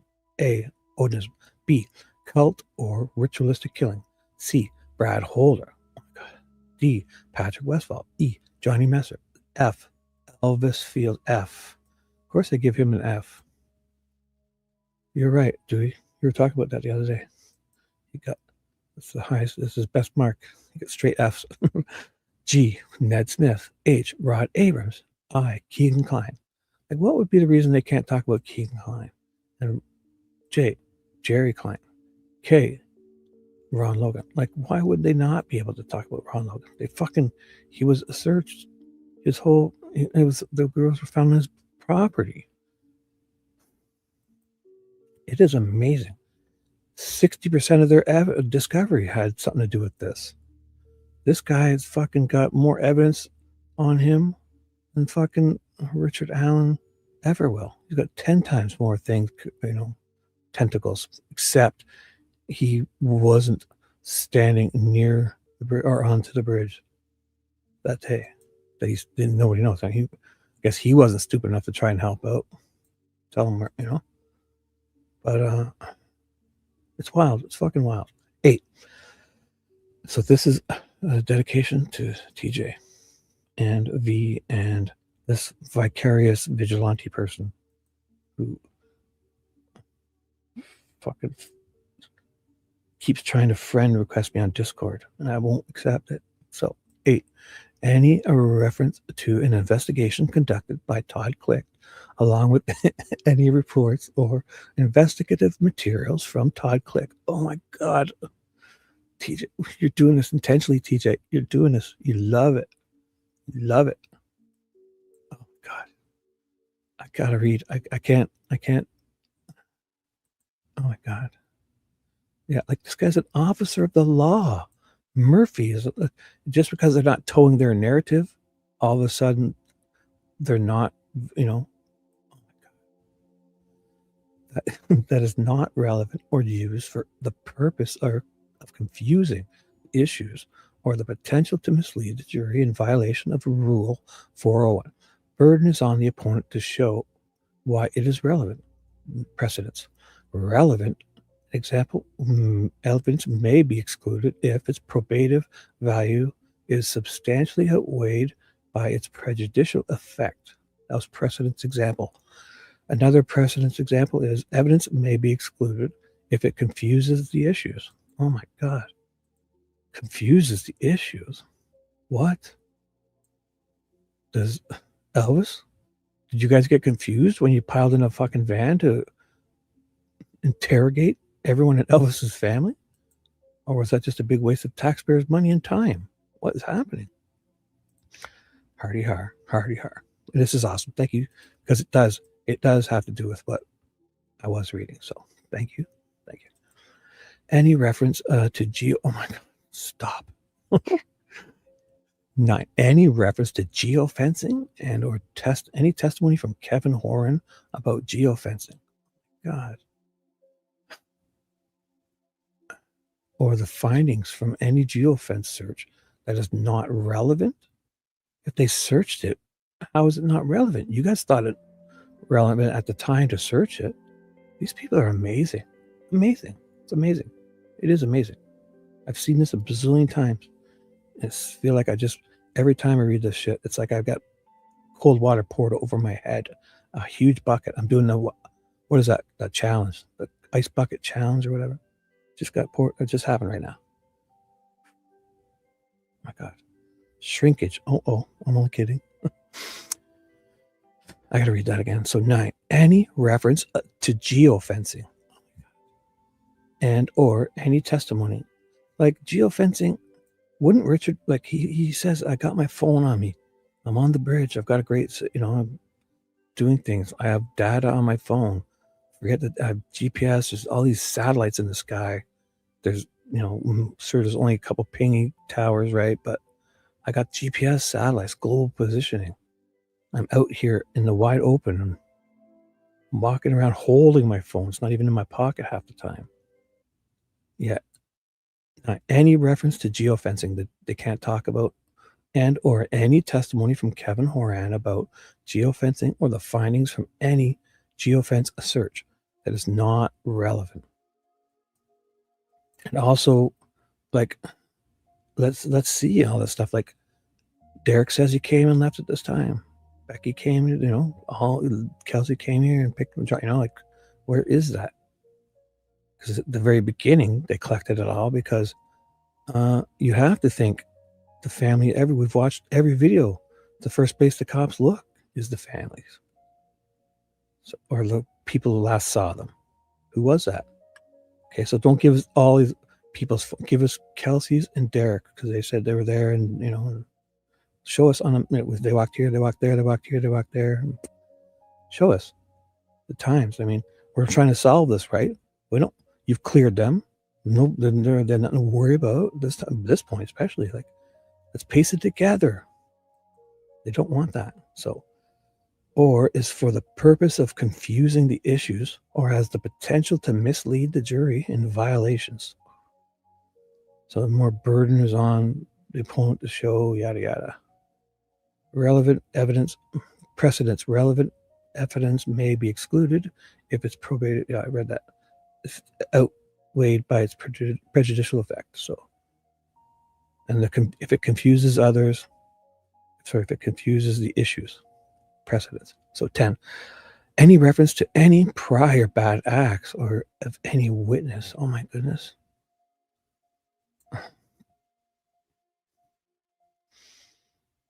Well, if that's the case, then, like, when we talk to people like Robert Baston or the Ricci or anybody, they're starting to throw all their records in their face, right? But if it's the witnesses that are there, like Sarah Carbaugh, we can't, like, what? Any reference to any prior bad acts or acts of any witnesses that plan to testify at the trial that is not relevant to what the defendant is on trial for. Okay. So make sure that goes with everybody.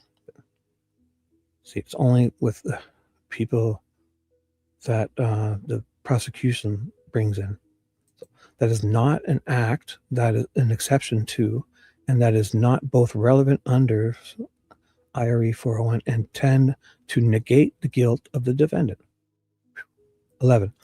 Any reference to how the files were labeled that were handed over to the defense as part of the information and discovery provided to the defense counsel by the state that are not relevant or that would tend to cause confusion of the issues or has the potential to mislead the jury in a violation. So burden is on, so the precedents, same precedences, all this precedences. 12, any reference to any PowerPoints provided by the state as executive briefs involving any person or persons that were investigated by law enforcement as part of the 6-year investigation into the murder of Abby and Libby that are not relevant or would tend to cause confusion of the issues or has the potential to mislead the jury in violation. So burdens, precedents, burdens, confusion, precedents. Wherefore, the state of Indiana, by prosecuting attorney Nicholas Boss McClelland, respectfully requests this court to grant the following relief. A, order the defendant through his counsel and witnesses to refrain from mentioning and commenting or making any reference to whatsoever, either directly or indirectly, to any of the above matters without first obtaining permission. What the fuck, eh? Outside the presence and hearing of the jury. B, to further order said persons to make no reference to the fact that this motion has been filed and granted. Oh my God. And all the other relief just and proper in the first. Wow. It's like an NDA. Like, man, you can't even mention I asked for this. That was awesome. That was awesome. Thank you, TJ. That was awesome. I forgot about that. So look for a post from around. Oh, talking about something else, right? You guys having fun. I won't bug you. Look at this. Bridge guy. LOL. Did I miss anybody? Oh, Tammy. Did I say hi earlier? I got to pay attention to my Tammys. Because we have a McCrae and a Martin, and there's 3 of them. If I said hi earlier, I'm saying hi again. Trained like a circus monkey. Oh my goodness. If I missed anybody, let's do this. Thank you for being here. Let's do this for the people. I must create readings. Thank you, TJ. I'm going to keep that open. That is fucking awesome, eh? Just that last one. I mean, oh my God. To further order said persons to make no reference to the fact that I even fucking said this shit. You can't even look at my way. Stop, look, no eye contact. Where is that? C. Make no eye contact with Supreme Leader Nick Boss McClelland. Cannot look in his way. You cannot even fart in his presence. If you fart in his presence, you're fucking gonna go get your head chopped off. Holy fuck. No farting. My God. So I'm currently, so this was Stacey Bozinovski's. I'm currently involved with an internal validation of our laboratory to bring in an additional technology that will bring forensic investigative genealogy to the ISP. Yeah, this is where I went off on my last tangent about my brother having a smoke and a cigarette. And then that will allow us to use that technology on some of the most complex cases in our state.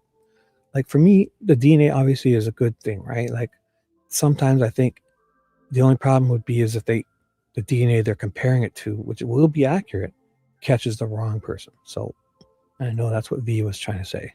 So it's been a big problem for a long time, but it still amazes me. So in addition, I am specialized in paternity analysis or kinship analysis, which is used in identifying human remains cases and missing person cases, as well as criminal paternity cases. Right. If it even gets you close, like, I mean, it's proven, you know, if you don't have the person's DNA, like Koberger, they found, his father's or whatever, and they got close, familial, and they get there, and then, you know, they use that just to get to the person, and then they kind of corroborate it, right? That's different. And the only problem, obviously, is if the DNA they're comparing it to is not the right person, because they're going to get them, more than likely. It'll be accurate too. You got the right, just that. Does that, because you found it near a crime scene, does that mean it was the person that did the crime? Which is probably very likely they could be. I mean, I'm not saying that, but so you're in a field that is ever changing. That is correct. There's continuous updates in technology in the DNA field, and your career is an expression of that, of how have added specialties in your area of serology and DNA. Is that correct? That would be correct. What's your educational background? I have a bachelor in science degree in biology from Indiana University in Bloomington. And I also have a master of science degree in forensic science from Marshall University. And I think you've touched on some of this already, but have you obtained specialized training in the area of forensic biology? And could you explain what that additional specialized training has been? Yes, as part of my training with the ISP laboratory, I've completed training in both serological examinations and DNA analysis. This training included several sections about the identification of body fluid stains and also the theories and methods of the different stages of DNA analysis. I hope the DNA, the defense would say to this one, hey, you're into the, if those branches are on the girls, should 60 years of combined experience, professional DNA, CSI, crime scene investigators, police, 3 men, all with around 20 years combined, of experience, 60 years combined, mentors, lectures, training.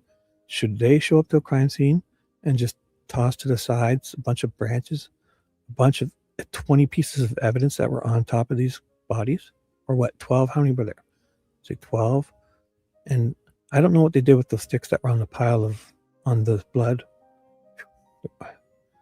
Should we just ask this lady, should we just pile them and leave them out in the woods for 2 weeks and ignore a trustworthy, competent fellow like Dan Doolin's advice to go back and get them after a few days? Each training consists of various combinations of lectures, scientific readings, demonstrations, and training exercises. And I also have successfully completed examination of unknown samples, oral reviews, and written examinations as part of my training. One sec.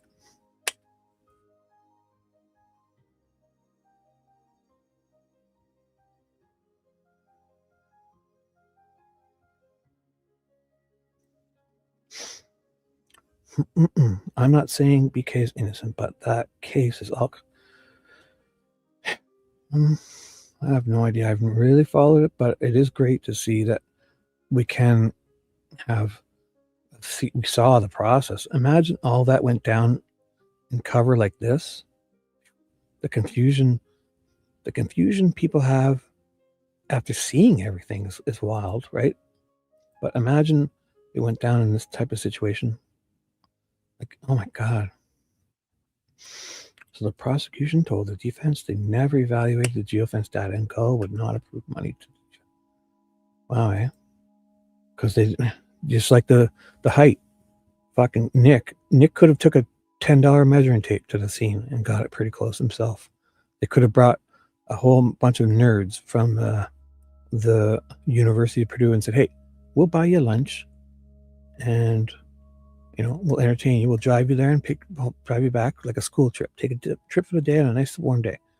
Let's go to the bridge and we'll safely wear a harness and go out on this bridge and measure those pieces of wood, measure the, you know, and give us a decent estimate by using, you know, math equations, you know, all that stuff, all those, you picture it, whatever, I forget the words.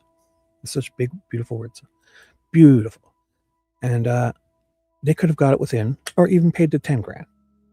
But they don't want that because it's going to tell them things they don't want to know. Or it's going to tell them things about the family too, right? If they had all that information, or the height of BG, and you know, estimate within 2 inches. Yeah. Because if it turns out it was 6 foot, that it was 6'2" or 5'10", they don't want that. So they don't give a fuck about solving these crimes.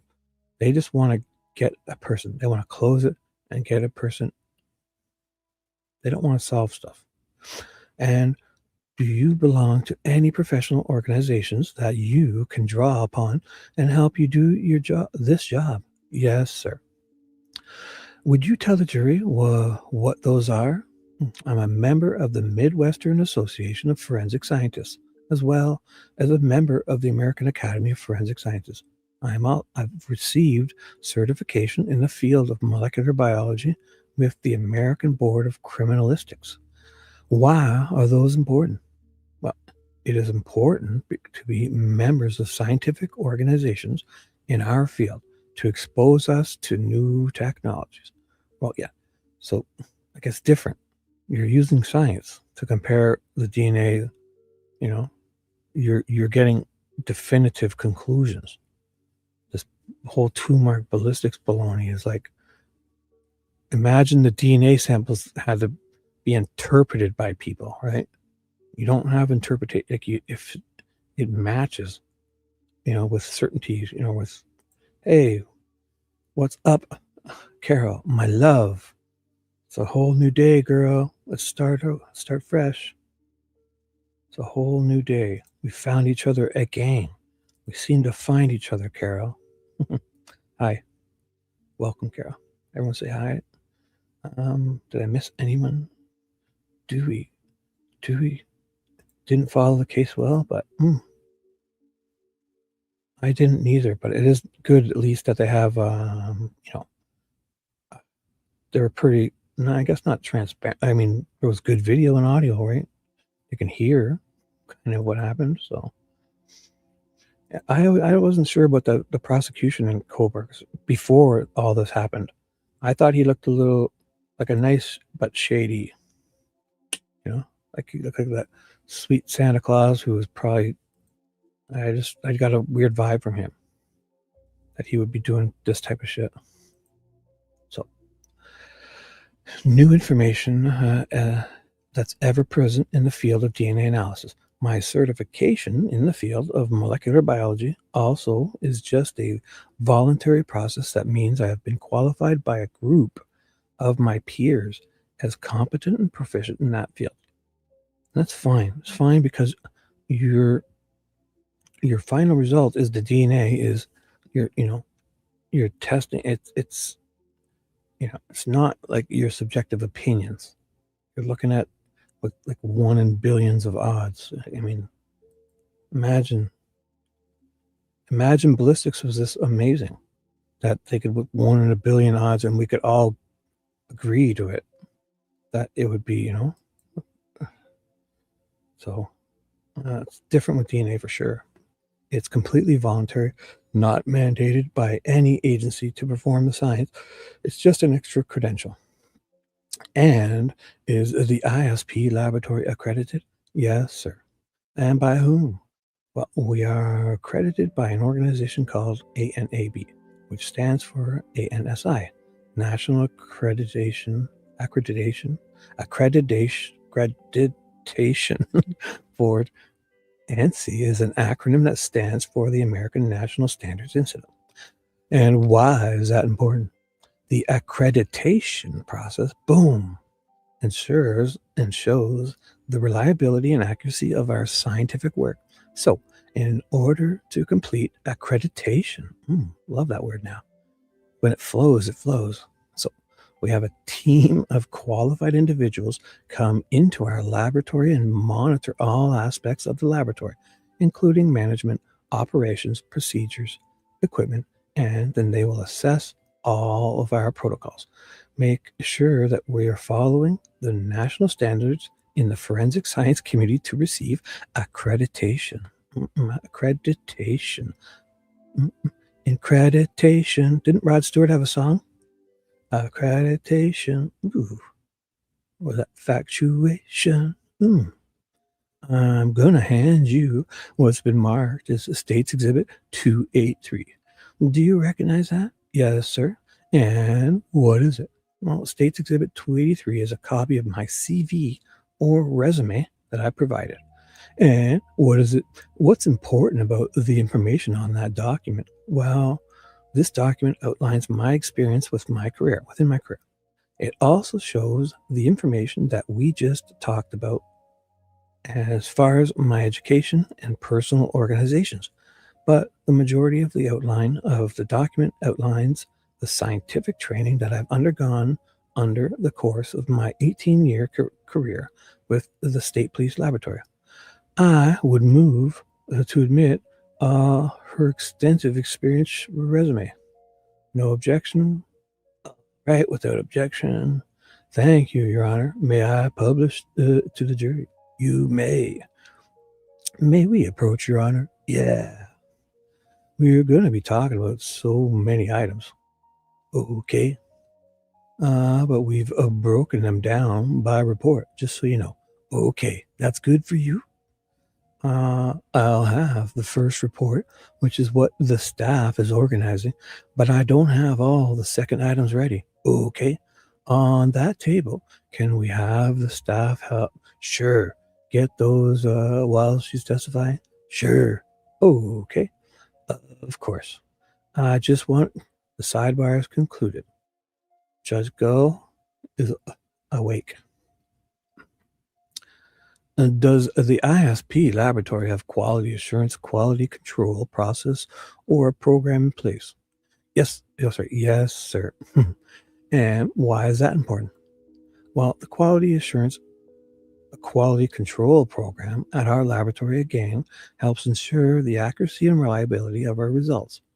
It is a process that is used to help monitor procedures and verify that we are following all of our protocols in place.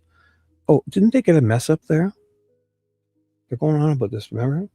They had, this is probably what they're doing here. We're so great. But didn't they have one? Oh, hey, Steffi. What's up? Steffi's here. I missed you. Sorry. Young lady sneaking in here. How dare you sneak in? I'm only kidding. I missed you. Hello. If anyone else is here lurking, say hi to these people. Look at lovely people here. Lovely people. Come talk to Steffi, JR, TJ, V. I know Mimi's probably still lurking, and Pop Culture Paula's probably still lurking and listening. You guys are awesome. Dewey, Dwayne The Rock Johnson is here in between movie shoots. Let's do this. If you're lurking, come say hi to these lovely people, please. And identify any problems that might be, and to take any corrective actions if problems are identified. And does Is that all required by the accreditation? Is that one of the things that is demanded and expected of the agency? It is one of the standards as part of accreditation to have that kind of protocol in place in your laboratory. Are there any elements in that program that you haven't covered so far that you'd like to share with the jury? Sure. I can give some examples of some components of the program to help put into perspective how that plays a role in our analysis. Examples of some quality control components would be the training of our analysts, the education that's required.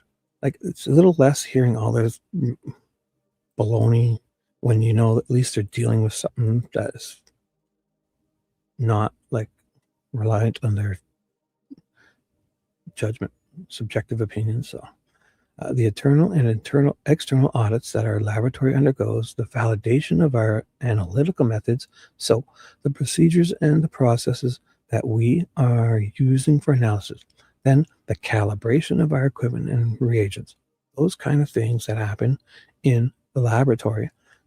Some examples of quality control would be some internal actions or activities that we use every day as part of our analysis. So some examples of that would be the use of positive and negative controls to ensure that our reagents, our chemicals, are working appropriately.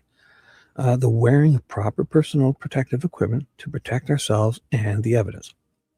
The documentation that's required as part of our case analysis, the technical and administrative review process that each case undergoes as well. What's DNA and where do we find it? One second. Quick drink.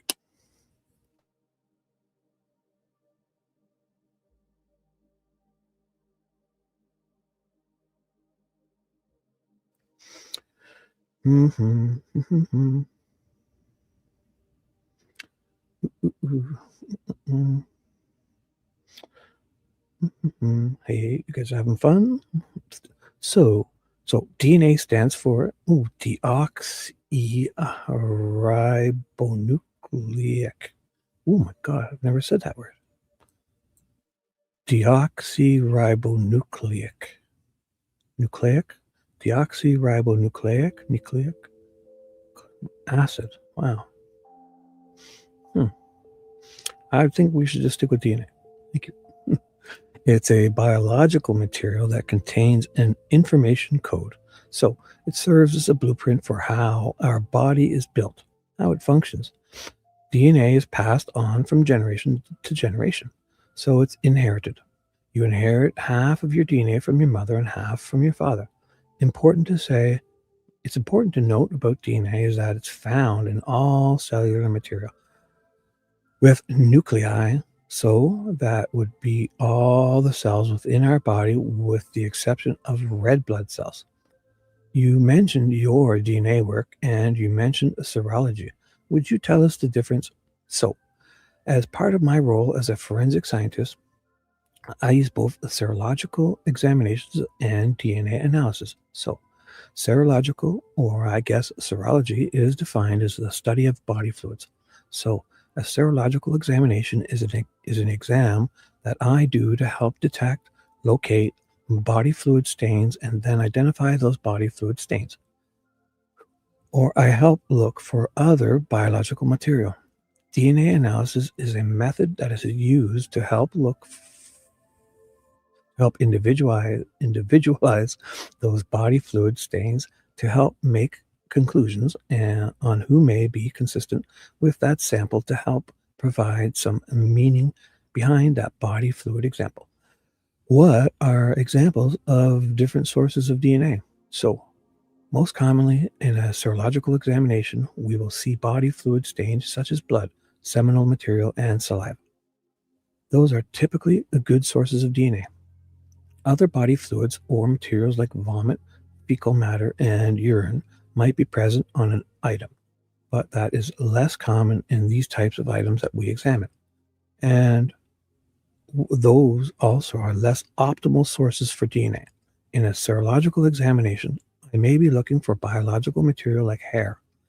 Hair may be collected from an item wrapped around a finger or to perform some DNA analysis eventually someday as well. And this is also a less ideal source of DNA.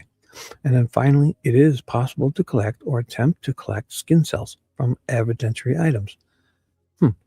And the success rate of skin cells is highly variable on evidence, and it's often dependent on the quantity and the quality of that type of sample. Like, that's a good example, because isn't that like a one tiny little piece got them to Brian Kohlberger, right? So imagine one tiny little piece was on those branches, would have got those, like, it's wild to think that they got just on like the little button flap of the knife thingy or whatever, the sheath, or brought him to, at least they got to his familial thingy, right? They got to his dad's DNA or whatever it was, and so at the top of if this is a good to bad flowchart of sources of DNA, at the very top, good or maybe okay to say rich source of DNA, would that be appropriate? Yeah, I would. I usually would say good, but a good source of DNA or rich in cellular material would be a blood type sample. Blood. And by good, you're talking about the quantity of DNA that's available in even a small amount of blood. Yes. Which kind? What do you mean by good? Well, yes, which correlates to essentially the number of cells that may be present in that type of body fluid. And what else is up there besides blood at the top of this flowchart? I would assign seminal material and saliva and blood as all good sources of DNA. At the bottom of that chart is skin cells. Again, it's just highly variable. It all goes back to quantity and quality. So skin cells, the type of examinations that we do, there could be items that yield an abundance of skin cells, and there may be items that is hard to detect, anything, any DNA. And then, if I may elaborate, I don't actually have a test for detecting skin cells. It's just I attempt to collect skin cells off of items, and my test to see if that was successful or not is based off of the quantity of DNA present. 1 second.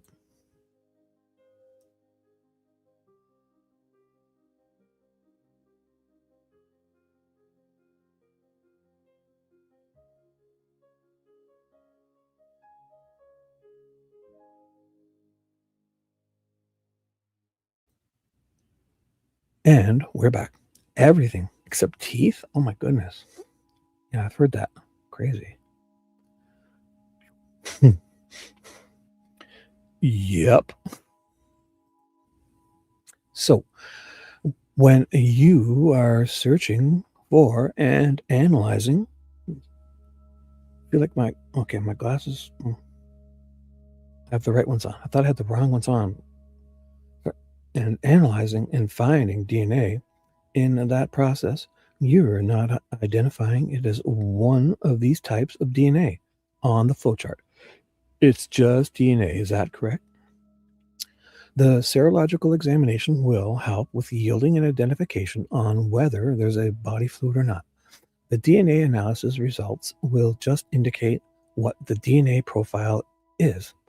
It doesn't indicate that it is blood. If that helps make sense.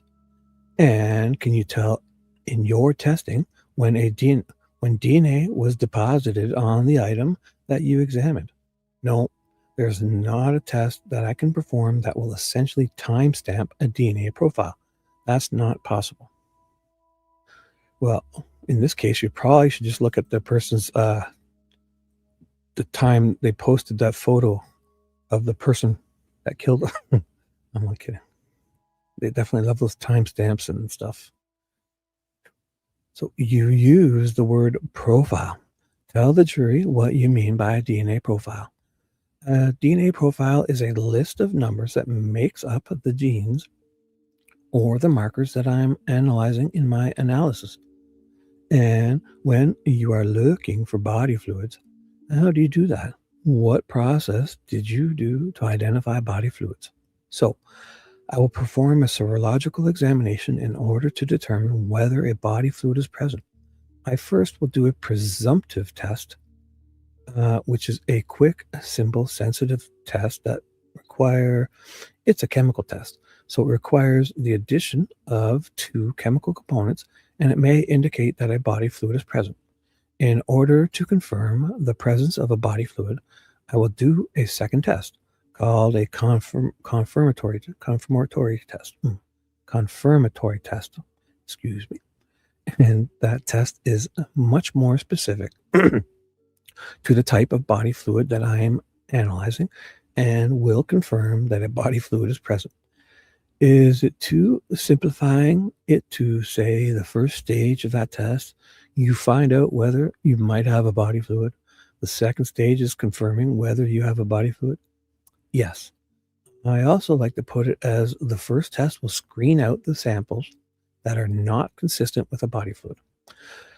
Could you briefly describe the process that the laboratory goes through to get a DNA analysis? DNA analysis occurs in several stages. The first step is called extraction, and that's where I add some chemicals. I take a cutting of a sample and some chemicals to break open the cellular material and release the DNA. Then I will perform a step called quantification, and in that step, I'll be able to determine how much human DNA and how much male DNA, as well as if any inhibition or degradation is present in a sample. If there's enough DNA present in the sample from that step, I'll continue on to the third stage, which is called amplification. And in that step, I perform what's called a PCR, which is where I make millions of copies of specific markers or pieces of DNA that are of interest for our analysis. Those pieces of DNA are then separated by size using an electrical current, and this is called capillary electrophoresis. Capillary electrophoresis. Yeah. So that separation is what allows us to produce the DNA sample profile. It yields a pattern that essentially I translate into the list of numbers or DNA profile. Those are some terms that we are going to come across occasionally that I may stop and ask you to define or explain to us. What is a gene? So a gene is a small non-coding segment of DNA that we are interested in and in analyzing. And what is an allele? An allele is a variant of one or many different forms that may be expressed at that gene. And what is a locus? Oh, goodness. And a locus is the specific location of a gene on the DNA chromosome. And why is DNA analysis performed? Again, DNA analysis DNA in general is highly variable among individuals. We all have unique DNA profiles. And DNA analysis will allow us to individualize a sample or a body fluid stain to help determine who it may be consistent with. I believe we'll be talking about today single source and mixture profiles, correct? Yes, sir. And will you explain those to the jury, please? Oh boy. 1 second. Need a quick drink.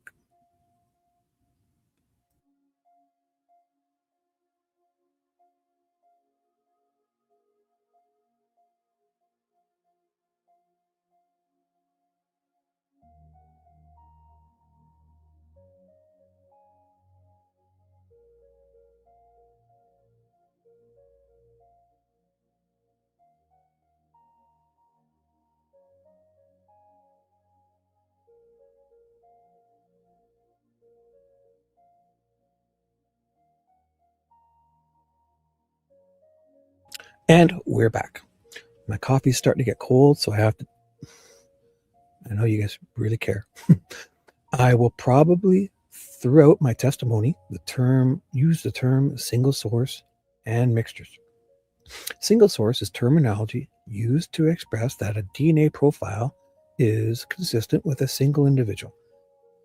And so at each of those genes or markers, I am observing up to 2 alleles in the DNA profile. So that means I'm able to confidently determine that it's coming from only one individual. It is a single source.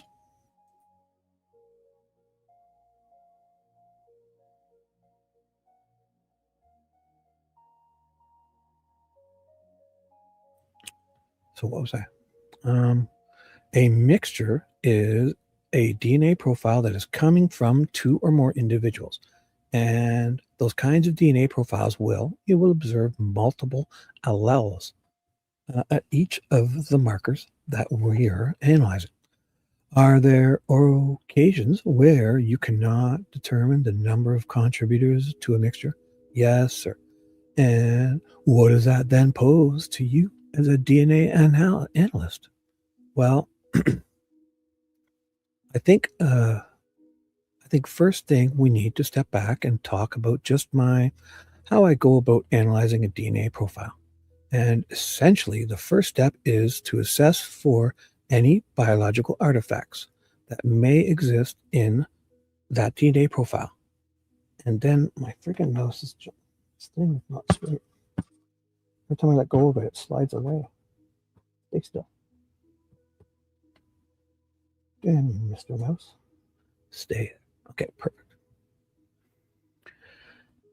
And then the following step is to determine how many contributors may be present in a DNA mixture. So those determinations, I was thinking detriment. I can't. So those determinations are made. That interpretation of the DNA sample is made prior to looking at any DNA standards associated with the case, like I mentioned earlier. The quantity and quality of the DNA profile, as well as what type of sample the DNA profile is coming from, all play a factor in whether I'm able to reasonably determine the number of contributors present in a mixture. So we covered some of this, but what type of results may DNA analysis generate? So one of the stages is that I mentioned earlier, called quantification, is a step where I can determine how much DNA. Now, how much human DNA, how much male DNA is present, as well as other quality factors about the sample, like inhibition and degradation. That can all be assessed and determined during the stage. If there's not enough human DNA or even enough male DNA present in a sample, then that sample will not continue through the rest of the stages of DNA analysis. So that is a possible result that may be yielded from my analysis. Also, if there's enough DNA and it completes the DNA analysis process, then it may be suitable for interpretation. So I may be able to make determinations on the number of contributors and be able to compare it back to known standards in the case. And in that case, I will yield results indicating whether a sample or whether a person could be included or excluded from a sample. Sometimes DNA samples cannot yield conclusive results, again, based off of the quantity and quality. I may not be able to determine or make conclusions about a sample to make those comparisons back to known standards. And were you asked, in this particular case, to conduct DNA analysis on a number of items that were presented to you beginning in February of 2017? Yes, sir. Oh, here's the case number. Oh, goodness. Oh, they talk about it here too. Beautiful. And under what case number? Like, this is wild. I thought it was just, is she part of that laboratory too? So they're saying they're running out of numbers. Let's see what this person says. Because, who was the other one last? Oberg. In Oberg's testimony, they talk about this case number. Since it was 2017, they started with 17K, but for some reason they run out of numbers, even though you could go up to like what, 99,900 and there's 99,933 more choices they could have used.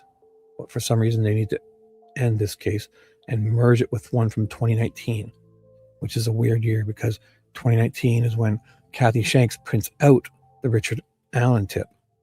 And what else happens then? A whole bunch of other weird stuff happens. So it's wild. So then now with this new case number, they have to shift all these exhibits, item numbers to exhibit numbers. Oh my God. Instead of just, hey, whatever they chose, if this is, if they can't use this number, then this is start again with 17. Like, why are we going to 19? Such bullshit. So let's see. You have that number memorized. I do. Okay. And that resulted in you issuing a report on the March 7th of 2017, correct? On March 7th. Oh, wow. Is that when that happened? That is correct. So she made a report on this. This will be good. So we are going to group and just look at that report items. Then we'll move on to another report, other reports. I'm going to begin by handing you the State's Exhibit 174. I also have here 175. Are you familiar with both of those items? Yes, sir. And how are you familiar with the items? I hope they kind of talk about that case number, but we'll find out. I recognize both of these items as items that I've examined in this case, and I can recognize my markings for identification on the outside of the box, which includes my case number, my item number, my initials, and my personal employee number. Each item contains that information here, as well as my initials across the seal right here. And you're familiar with the container and the type of items that are often included inside those boxes. Is that correct? Yes, sir. And Indiana sexual assault evidence collection kit is something you examined the contents of on May. That's correct. March? Did he mean March? You're probably going to say the date, March 17th. I don't know what it was. So that's correct. These specifically, Exhibit 174 is for Abby and is from Abby, and 175 is from Libby. And did you, in your process, go through each sub-item in these boxes and make an examination on them? Yes, I did. Would you tell the jury the results of your examination of those items? Yes, sir. So the witness says to Judge Gull, Your Honor, may I refer to my reports? You may. She said, thank you. So the contents of the evidence collection kits collected from Libby and Abby contained a series of items.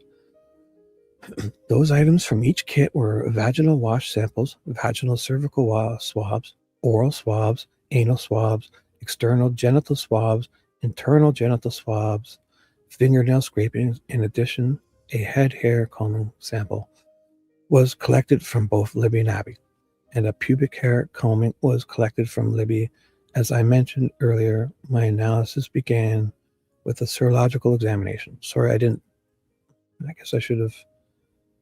I think we're going to be getting this descriptive. Sorry. So those items were tested and screened for the presence of seminal material. No seminal material was detected on the contents of the kits that were tested, with the exceptions of the vaginal cervical swabs from each kit indicated the possible presence of seminal material, but there was no confirmatory testing performed. Moving on to my DNA analysis results, the contents of both of these evidence collection kits. In order, I did the extraction and the quantification, and as part of the quantification step, I analyzed the amount of male DNA present in the samples. and the contents of the kits mostly exhibited no male DNA. With the exception of one set of external genital swabs from Abby and one set of external genital swabs from Libby, as well as one sample from the fingernail scrapings of each of the kits. Those samples indicated the presence of male DNA. However, there was an insufficient amount of male DNA for further analysis. So, like I mentioned earlier, given that there was no male DNA or insufficient amount of DNA on the contents of the kits, there was no additional DNA analysis, so no DNA profiles were developed from the contents of the kits. So, back to the presumptive preliminary results on both victims' kits, where you had a presumptive positive. Did I hear that correctly? For seminal material? Yes, sir. You said you did not do a confirmatory test, and why is that?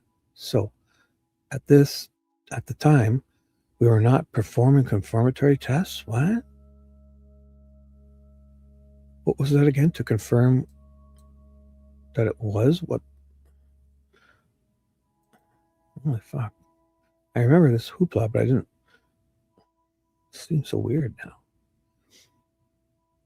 So we were not performing confirmatory tests as part of our workflow for sexual assault kits. Instead, it was a choice to help conserve sample.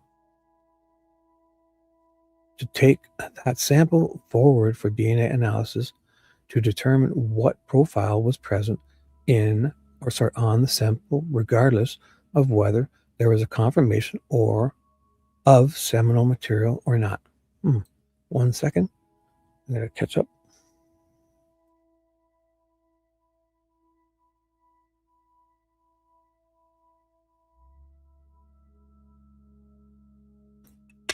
And we're back. Yeah, that was Robert Picton up here in Canada. I'm BC pig farmer.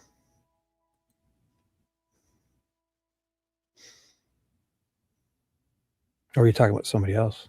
Because we had one up here. No, you said Picton, right? So yeah. Robert Picton. Yeah, they put cops in they put cops in his cell and started talking with him, saying how they had cameras in his jail cell looking down at him through the vent, and they sent in an undercover cop as a cellmate to just get him talking. That was wild, eh? So that presumptive, and then if you had gone forward with confirmatory, that would have been a serological analysis, correct? That's correct. You wanted to concentrate and save the material for DNA analysis. Like, why couldn't they just if they wanted to save it, why couldn't they just get the profile and then they would have that to compare forever? Like, once they'd get one good they wouldn't have to keep testing it each time, would they? It's always weird. Well, that's correct. So an additional serological test would have taken another cutting of that sample, and in order to make the most use of time and resources from the lab, like you guys at the laboratory. So they're trying to play that off as in they want to preserve, but then they say that they didn't do it because of time and resources. Come on. It was better to just go forward and see what type of DNA profile was present on that sample. Okay. Have you ever had the experience where, on the initial test for seminal material, is followed by a confirmatory test and it's negative? Has that ever happened? Are you asking if the initial test is positive and then the confirmatory test is negative? Yes, it does happen. In this case, what was the result of your DNA analysis on those? You said they were both the vaginal cervical swabs on both victims. There was, yes, the vaginal cervical swabs of both of the kits from both individuals. And what was the result of your DNA analysis on those swabs? So, the DNA result indicated that there was no male DNA present on both of the samples. Now, the areas where you did get a quantity of male DNA, but not enough to develop a profile, did I say that correctly? Yes. One was on the fingernail of Abby or Libby. One set of fingernail scrapings from both individuals. And I thought Abby didn't have fingernails enough, so they got a scrape. Well, they did it, and the other was on a external swab, exterior genital swab. That's correct. Does the finding of some male DNA on those swabs indicate that would have been from a perpetrator of a crime? No, it does not. Well,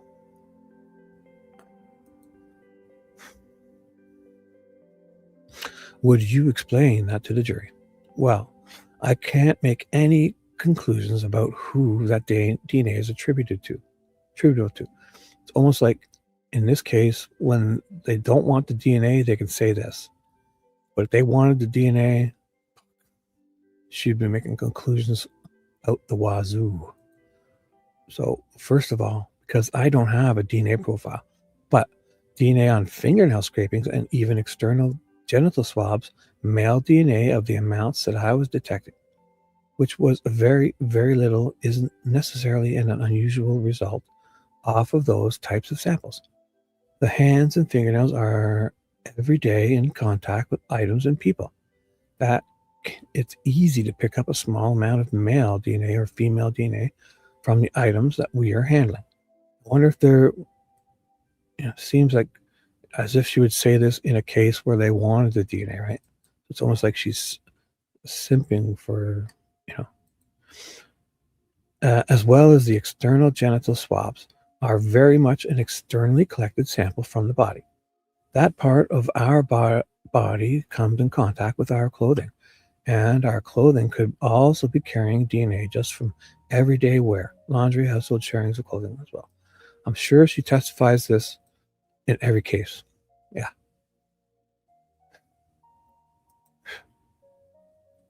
It's almost like she's saying that, like, this is why we don't have a good sample, like, because.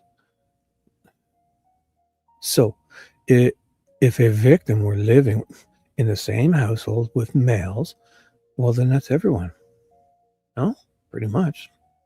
Would you be surprised to find some quantity, insufficient quantity, but some quantity of male DNA in these locations where it was found on those 2 sexual assault collection kits? Well, then how are we even able to use DNA then if everyone's transferring it all over the place so easily? Come on. I remember this. I'm sure you guys are all throwing stuff at the screen too, right? So I should be reading up more. 1 second.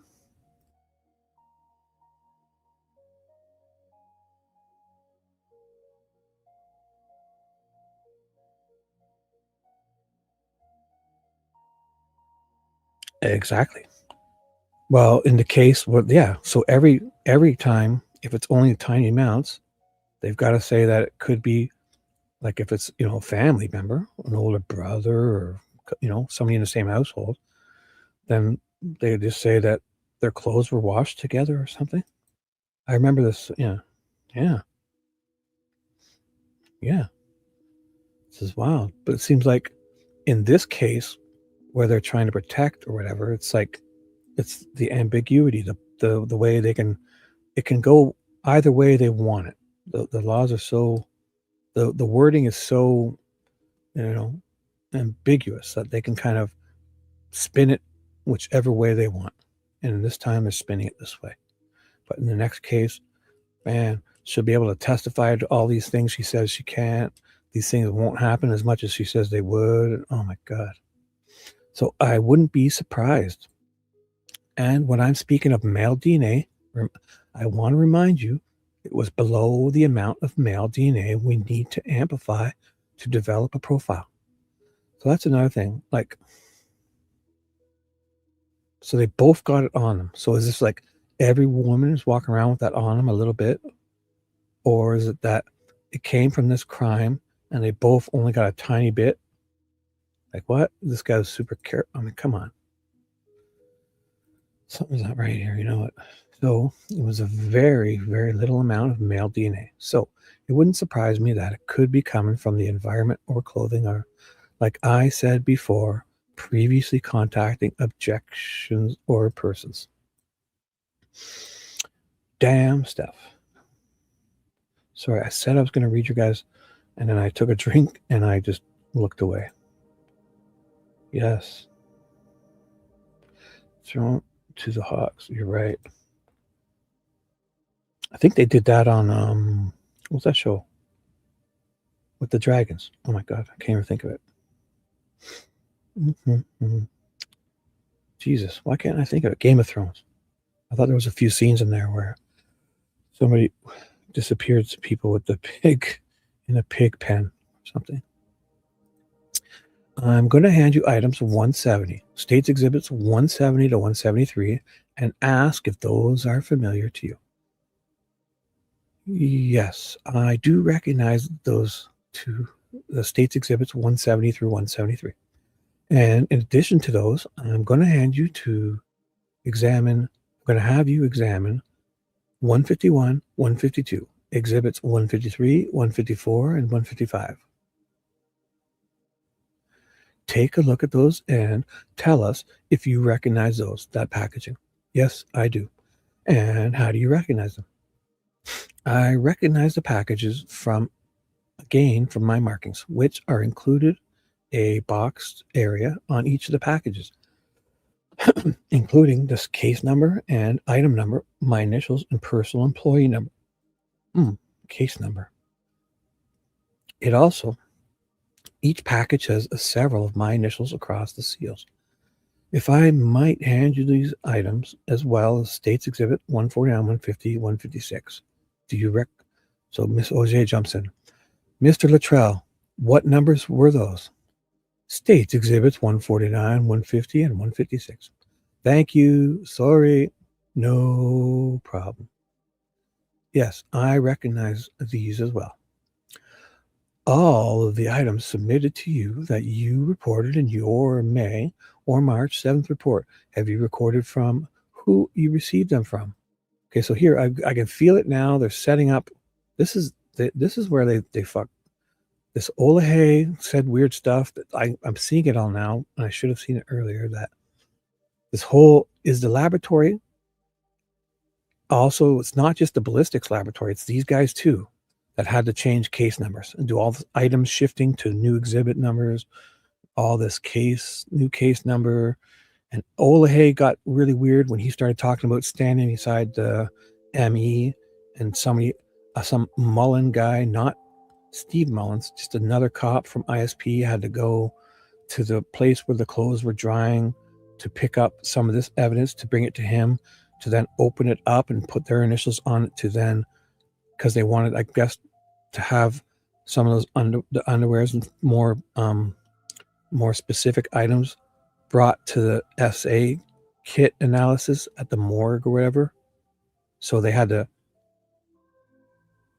go to the place where they were drying and get them and bring them back to them and unopen them up. And he gets a kit from the hospital and hands them each thing. And he does, the ME or doctor does what was that guy's name? The doctor. He does the thing and hands it back to him, and then he's got to then put it back in, and then he's cut the box open. He puts a new sticker on it and puts his initials on it. Oh god, there's some shenanigans going on there too, because then that guy Olahay says something about it being he's handing it to the doctor straight, but then on the next one there's a confusion about the one guy hands it. The doctor hands it to this one guy who came there with the last name Mullen, but not Steve Mullen. And then it turns out that he didn't know if the signatures were on his. He had to cut it open and put new stickers on it, or his initials and stuff. And oh my god. Oh, hey Fishy, what's up? He does say to himself that he was in a canoe. Oh my goodness. The morning?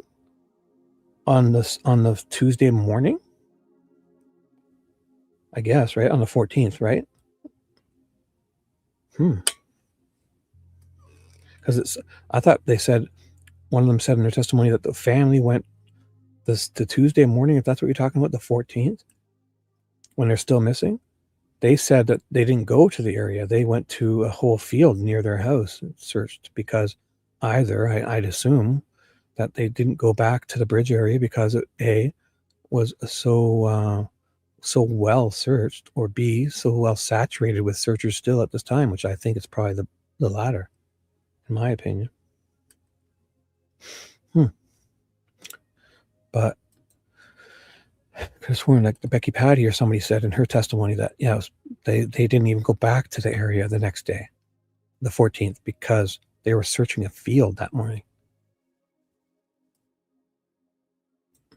And why would they be doing that? Because the bridge area had been so well searched, except this big, huge football field-sized patch that is in the area where the beginning of the path would lead you to, the cemetery leads you to, or Ron Logan's property leads you to, and everyone's on this side of the creek doing line searches towards this area, but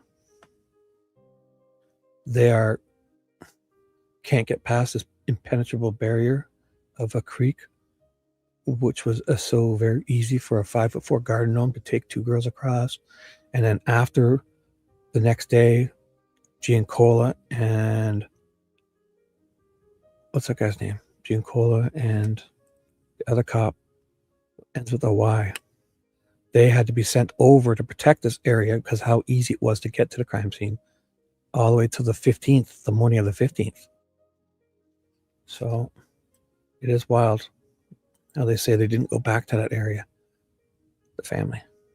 So, and can you tell the jury from whom you received each of these items? So I'll start that again. I think I skipped this. All of the items submitted to you, you reported in your March 7th report. March 7th. Have you recorded from whom you received them? Yes, that is recorded in a chain of custody maintained in our laboratory. And can you tell the jury from whom you received each of those items? Oh, thank you. So all of these items were submitted to the laboratory by Sergeant Brian Olahe, and I received the majority of them directly from Sergeant Olahe on February 17th, 2017, with the exception of laboratory items 17, 18, and 27.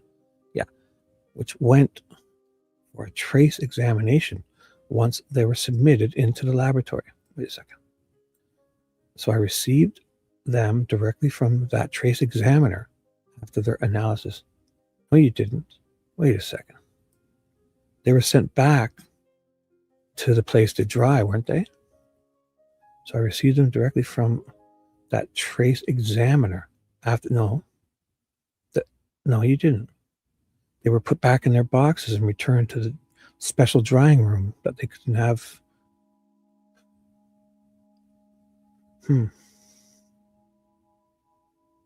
This is weird. Oh, what's that for, Fishy? I didn't see it. Is that something you wanted to watch, or what is it, Fish? Is it? Let me double check. Is that one of your videos or something about what you're talking about?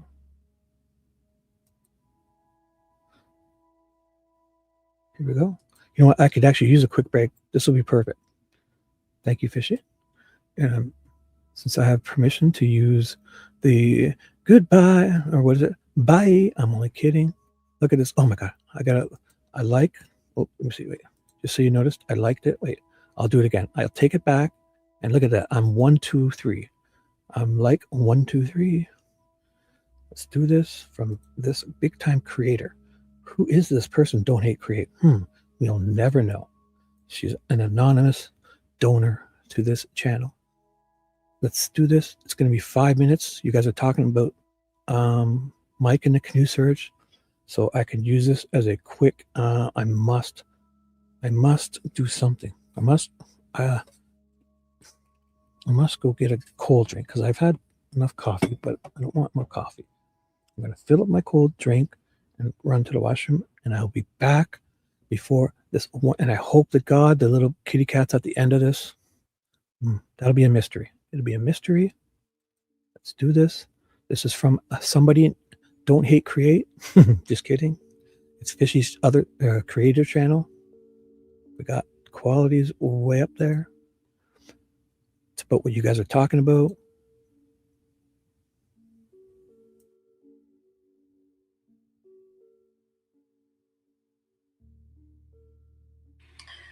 But I found out after Mike picked me up after they did that, but they really didn't stop searching, because a lot of them reconvened with the fire department and they continued more search. Yeah, I think I ran you back home because I said if she calls or something home or shows up there, we want somebody here. And I went back in to the fire station, and the majority of the official searchers were still there. And they asked me, hey, what do you want to do? And I said, well, I want to find them. And they said, okay, let's go back out and let's light up that creek. So we kind of started at the bridge and worked our way back towards town. And I don't know how many there were, if it was 20 or 50, but both sides of the creek, we had people walking, flashlights, everything was going. And of course, that probably went an hour and a half, maybe 2 hours, time we got back to the fire station again. And I said, all right, looks like morning it is. And I continued to drive around town till about 3:30, just hoping to see something, and came home. And then we convened back there in the morning, probably about 7 o'clock. And actually, I got with one of the local firefighters and jumped in a canoe and floated down creek from the Monon High Bridge down into town. And then I can't remember how, I think I got a ride. Somebody gave me a lift, like on a Ranger or Gator or something, back up to the fire station. And by this time, it's right around noon or whatever time I can't remember. But I heard over the radio that they possibly found them. And I think I must have heard the location because I drove straight out to the trailhead. And Becky was already there. Yeah, the whole family ended up getting separated in all the search units that they had, the search groups, because they had like a fireman or somebody with each of the groups that had a radio and everything. And Tara was with me. Kelsey was with another group. Derek was with another group. Mike was where he said he was. And we were clear out, not very far from our house, in this big old field. And I thought, boy, this is pretty dumb. She ain't gonna go through this field. But we, they did a grid search. So we needed to walk this whole field. So we were just finishing our grid search. And a friend of ours, her husband was in another group, and he had called her, and she come running back and said, they found him. But she wouldn't tell me anything more than that. So we went running back to our vehicle and went to the trailhead. And at that time, I went up to a fireman, and I said, hey, you need to take me to Libya. If they're hurt or something, they're going to need us. She's going to be cold. And he kept saying, Becky, they haven't found him. They haven't found him. I said, yes. I got a call. They found him. So when I found out, a lot of the firemen and stuff didn't know yet, because it took time, because this guy called his wife, this friend of ours, he called his wife, but they still hadn't gotten a hold of a fireman to let anybody know yet at that time. So that's how I had to jump on knowing. And he just kept saying, no, they haven't found him. They haven't found him. And I remember turning around. My sister was sitting there, and she was just crying. And I was all excited. They found him. I just needed somebody to take me to him. And all she kept saying was, I'm so sorry. I'm so sorry. And I didn't understand what she was saying. And why are you sorry? They found him. And she was in one of the groups that found them. So she knew, and she couldn't bring herself to tell me. But about that time, Mike come up, and he took me over. I remember him taking me over to the truck, and I was sitting there waiting, and I saw these guys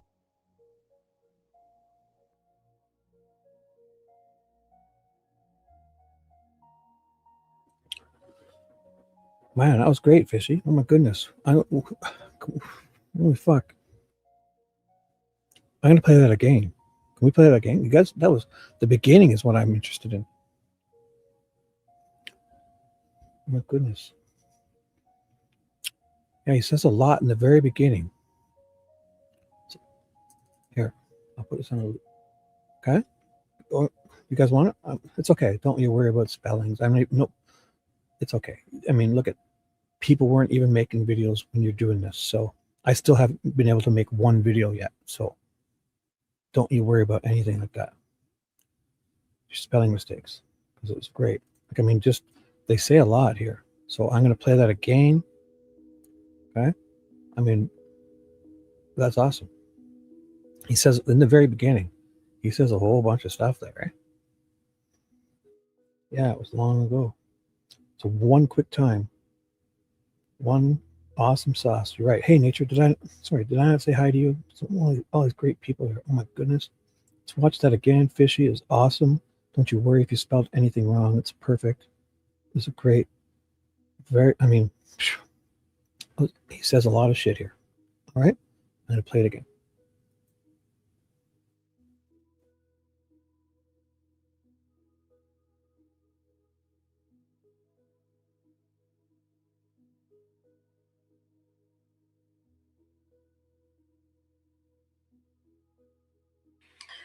But I found out after Mike picked me up, after they did that, that they really didn't stop searching, because a lot of them reconvened with the fire department and they continued more search.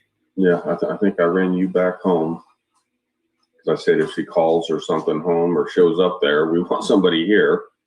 And I went back in to the fire station, and the majority of the official searchers were still there. And they asked me, hey, what do you want to do? And I said, well, I want to find them. And they said, okay, let's go back out and let's light up that creek. So we kind of started at the bridge and worked our way back towards town. And I don't know how many there were, if it was 20 or 50, but both sides of the creek, we had people walking, flashlights, everything was going. And of course, that probably went an hour and a half, maybe 2 hours, time we got back to the fire station again. And I said, all right, looks like morning it is. And I continued to drive around town till about 3:30, just hoping to see something, and came home. And then we convened back there in the morning, probably about 7 o'clock. And actually, I got with one of the local firefighters and jumped in a canoe and floated down creek from the Monon High Bridge down into town. And then I can't remember how, I think I got a ride.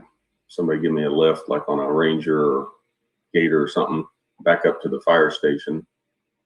And by this time, it's right around noon or whatever time I can't remember. But I heard over the radio that they possibly found them. And I think I must have heard the location because I drove straight out to the trailhead. And Becky was already there. Yeah, the whole family ended up getting separated in all the search units that they had, the search groups, because they had like a fireman or somebody with each of the groups that had a radio and everything. And Tara was with me. Kelsey was with another group. Derek was with another group. Mike was where he said he was. And we were clear out, not very far from our house, in this big old field. And I thought, boy, this is pretty dumb. She ain't gonna go through this field. But they did a grid search.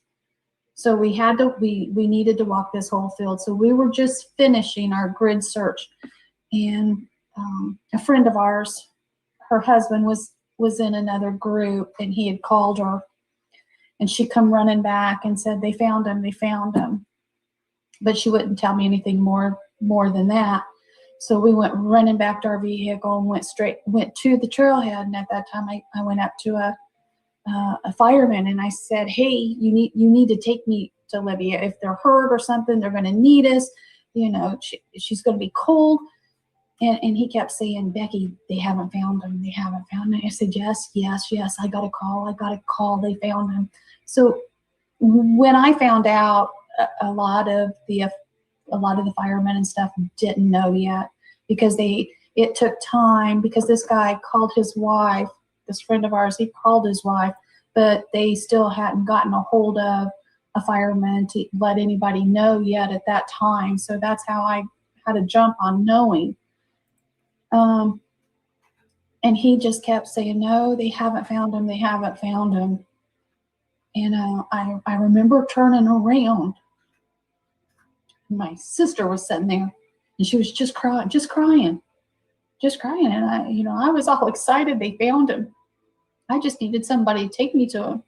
And all she kept saying was, I'm so sorry. I'm so sorry. And I didn't understand what she was saying. And why are you sorry? They found him. And she was in one of the groups that found them. So she knew, and she couldn't bring herself to tell me. But about that time, Mike come up, and he took me over. I remember him taking me over to the truck, and I was sitting there waiting, and I saw these guys.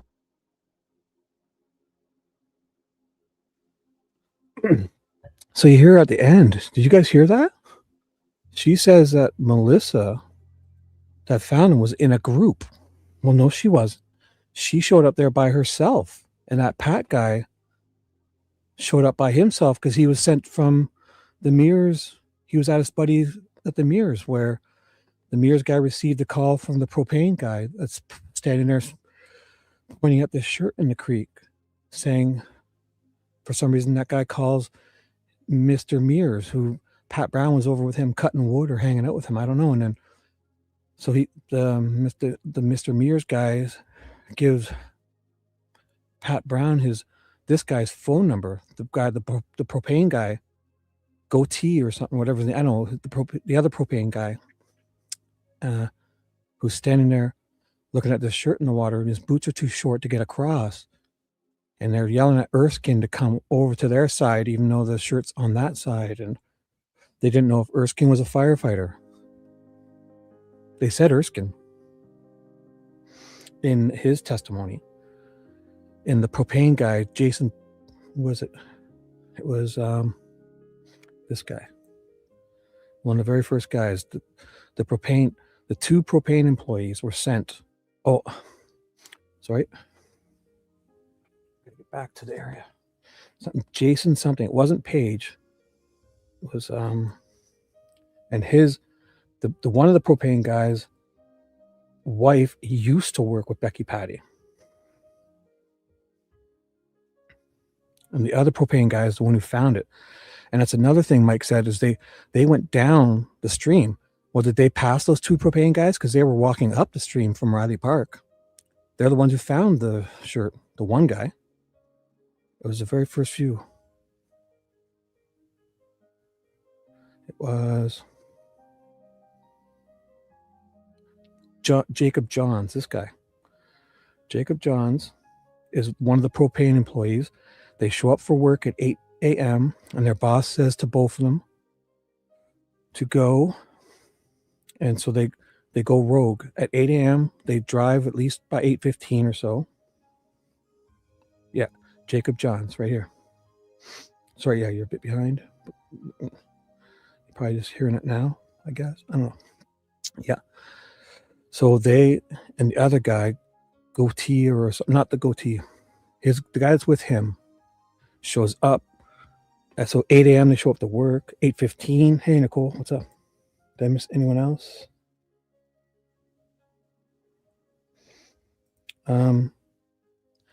That was perfect because I got to go to the washroom and get a fresh drink, so it was a good little distraction. I'll get back in 1 second to. So Jake Johns, his wife used to work with Becky Patty, and the other. It's weird how they're talking about the other guy.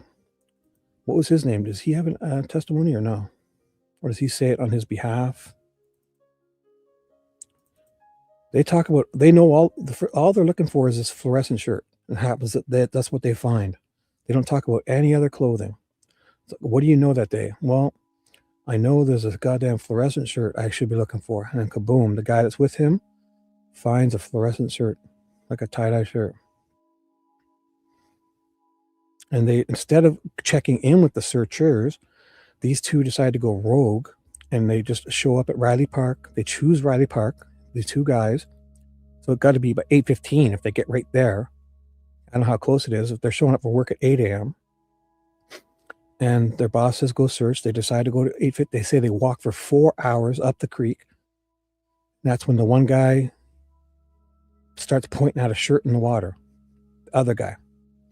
And then they look up to the trailhead to the north side of the bridge and they see a fireman, or they're not sure if he's a fireman because he's got a black and yellow jacket. And I remember joking, wonder if this guy with the black and yellow jacket with the big boots is a fireman, or if he's like a Pittsburgh Steelers linebacker coach in this big black and yellow jacket. So they're not sure if it's a fireman, but they scream up to him, "Hey, Mr. Are you a fireman?" "Yeah." And it turns out to be Erskine. And they're like, "Look, I'm pointing at something across the creek. This creek, that's too easy to cross, but our boots are too short. Our boots are too short. We're stuck here with 50 or 60 people on this side that have never crossed for the last 22 hours. It's 12 noon. We just showed up here, and although we're not on any search lists, you can't account for us. We're here. We see the shirt. We see something in the water." And Erskine is talking to him up on the bridge, talking down to them. And he's like, they're like, "I guess come over to this side because the shirt's on that side." So Erskine walks across the bridge, and he goes so far across the bridge that he gets out of earshot. Sorry, not earsight. So it's Erskine. All of a sudden, yeah, he's there, Erskine. And the other propane guy says at that point, Erskine's out of ear, so he doesn't know what to do. He's standing there pointing at his boots are too short. He can't get it. He's pointing at something in the water. He then calls his friend Mears, for whatever reason, the man, one of Mears' farm, whatever, and starts talking to him. And Pat Brown is with him. And Pat Brown just decides, or is told to go to the cemetery then. Or he makes it there himself. I don't know what. He doesn't know this propane guy, but he gets his phone number from Mr. Mears. And he starts calling him, but the guy doesn't get a hold of him right away. And then the propane guy calls him back, and that's when he's bumping into Melissa. But they don't say nothing about her being in a group of people. She's just there by herself. It's just him and Melissa, then Pat Brown, who showed up. And then the guy's like, "Hey, if you can hear my voice or you can see, come straight to this creek. You're up in that cemetery, come straight down. You'll see this shirt in the water." And they walk down and they find the bodies. So Melissa was in a search party, they say. Turns out who was with her, because she seems to be there by herself. And she bumps into Pat Brown, and then it's when they hang out together and they go down. Now, when they then, for whatever reason, Yoder, that's his name, Yoder and Giancola are called from somebody to come, and they show up at the cemetery, and they walk down, and Melissa just runs right past them. They don't stop her. They don't say hi. They don't, "Hey, do you need help? Young lady, are you crying? Did you just kill somebody? Are you exercising out here?" Because they know, they're looking, they've got word there's 2 bodies found. So they're, Giancola and Yoder are showing up there knowing there's 2 bodies here somewhere. And a woman runs right past them. And then they don't say nothing. They don't say, "Hey, can we help you? Are you okay? What's happened? Where are the bodies?" Nothing. She blows past them so fast. They do the same thing that Melissa and Pat Brown do. For some reason, who they stumbled into the bodies right away. But for some reason, I guess Giancola and Yoder, the curvature of space and time brings them around the bodies or whatever to get to this shirt where there's people standing there now, which is most likely Erskine, and Pat Brown has probably come over there for whatever reason. They've left the bodies there. And obviously the propane guys are, I don't know. They're like, hey, oh my God, we were called here. We found what? You found this clothing? And they're like, dudes, you just walked past 2 fucking dead bodies, idiots. Get back there. And then they go back and find them. What? What a whole rigmarole. Man, that's wild. So they said a few things there. So Mike gets in a canoe at the bridge and heads down. He must have passed. If it was any time after 8 a.m., because those guys, well, even if it was after 10 a.m., because those guys are getting close to the bridge. Whatever, they start at 8 a.m. at Riley Park. Wherever Mike drives to, he must have passed these 2 guys on the way up because they're going up the creek. God. It's a lot of stuff. And they're saying how the family is not searching they're going off searching in the field because this area is so saturated with what she said, 50 or 60 searchers. So imagine that from daylight for 6 hours, 50 or 60 searchers walk around on this side of the creek. On the Weber side, they're holding hands, walking towards the creek, and every level, the upper level, lower level, up on the, all the whole side. And nobody gets across to the other side until they see this shirt, which nobody's seen all day, let alone, which also Fishy made a point that I guess it could have gone down creek, that the shirt, and landed right in front of where they were. But it's possible, but highly unlikely. That shirt's been there. Shirt has been there. And that one propane guy, his other name is, I don't know the exact name, I'll say it here. It's Jacob Johns and Mr. Haygood. So tell me the clothing that they were wearing. Oh yeah, so here, and all he knows is that there's here, yeah. So what kind of clothing were you looking for? This is what they were looking for. Tie-dyed shirt was the main thing we were looking for. They didn't see anything else, just blue, yellow, orange, and pink colored tie-dye shirt. Oh my God. Turns out this guy finds it. The one who can't be accounted for in the search party, who's there going rogue, searching, doing their own search. They don't contact the search captains or anything, or police. They just go and search rogue. Oh my God. It's quite the story, eh?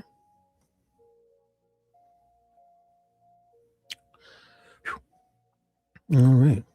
Well, that was awesome. That was a great distraction. Now, did I miss anything, or we're talking about something different? Look at this, 25 wonderful people. If I've missed anybody, oh my goodness. Yo, Nicole. Depends on the person, how they were raised. Probably come off cold in situations too when I don't feel that. Because I know, no, you're not cold. You're patient because you keep showing back, and no matter how much of a dick I am, so you're tolerant, and you always adding wonderful stuff. All of you, TJ, Nicole, Fishy, you guys are great. Keep coming back. Even if I'm a jerk, just know I'm just a confused old man. Thank you, JR. Tears. Let's do it. I'm gonna move on, but that was a great distraction. I needed the break. I got a fresh drink, got a fresh cough drop. Oh my God, I had no ice cubes in my drink, and I got a whole tray of ice cubes. I'm not thirsty like V thinks I have. I do it for this voice, nothing else. So I received them directly from the trace examiner after their analysis. So I should be keeping a track of things that I wanted to use, like those as quick distractions. Fishy does a perfect quick 5-minute, 10-minute videos anytime, Fishy, if you're still around. I love it when you especially if it's pertinent to what we're talking about, because we can all use a quick break sometimes, a 2-3 minute video from a wonderful, wonderful creator extraordinaire who's not using her proper outro of bye. I command you, start using that again, please. Let's do this. So one other thing I want to circle back to very quickly. If you're not sure, this is Stacey Bozinovski. We're we kind of took a little bit there, but we were reading Stacey Bozinovski's trial from day 9, like the title says. And we took a few seconds break there too, because I saw you guys all talking about cool stuff in the chat. And wow. So we're going to cover that again. Because man, they fucking say so many things. Like, just, it makes me, like, they show up a different day to, that morning, they're not going back to this area, Becky says, because there's so many, 20, 30, 40, 50 searchers in this area. So picture them, even if they don't the night before. And the stuff Mike says about the night before too sounds weird, because in her testimony, they're together and they leave the police station after midnight. Her car disappears and they end up driving around a bit and going home together. Yet he sounded like he was going back out by himself there, which I don't remember her saying, but oh my God, maybe she didn't know. Maybe she fell asleep and he never told. I don't know. Also, I wouldn't be too hard on certain people, because if they took one of those relaxing pills or whatever those are called again, and I don't know. But I feel like they're always saying something different for sure. But again, this could all be solved if you just, that day. Okay, so the prosecution is so sure they want us to know. Oh, but Becky, did you drive when you came to the Mirror's Edge? Did you drive by the Hoosier Harbor store? No, I didn't. There's no way that camera could see me. Oh, okay, everyone. She was not caught on camera. Derek, did you drive by? No, I came from the bridge. Okay, everybody. We'd like you to know Derek is not caught on this camera neither. The only one camera that seems to be catching people that we're basing all our timeline off of, that we've adjusted 54 minutes, yet the FBI forgot about their adjustment when they made Ron Logan's PCA. It's sometime, maybe it's changed. Now it's sprung ahead an hour too. Yet, oh my God, that's another thing. If they had the wrong time zone, they sprung ahead an extra hour. But so if not only was the harvester video off by 1 hour, when the FBI did that PCA, they had then gone from the 19th, February 19th was EST, standard in the wintertime, where a standard time, the hour offset is not in play. It's daylight savings time at March 2nd.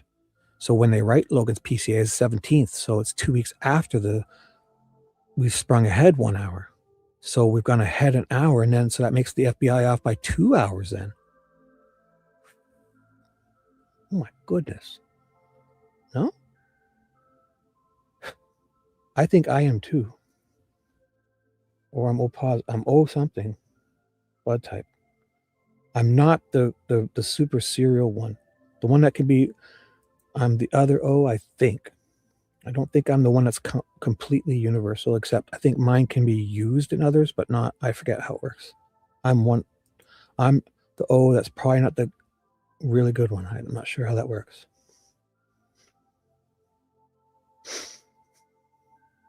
Man.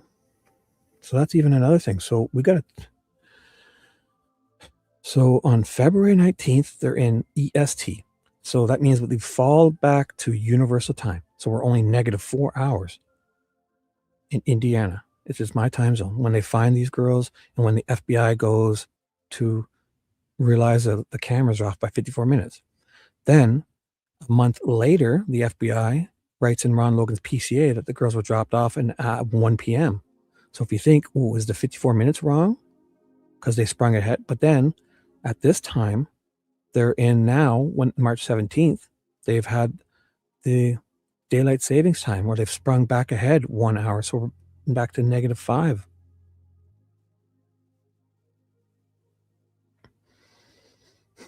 So by that saying, they should have, I don't even know what happens. Because they take 54 minutes off and February 19th, but they're in a whole other, they're in EST, standard time. And then when they do Ron Logan's search warrant a month later, they've switched. March 2nd is when we go to daylight savings time for summer. So it's EDT.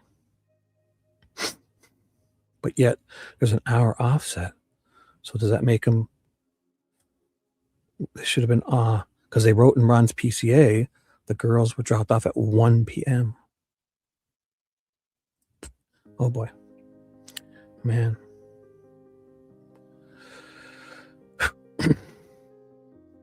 So this is another thing here. So this is going to get convoluted because Olahe said a whole bunch of weird things at when they were doing the SA kit and the autopsy or whatever.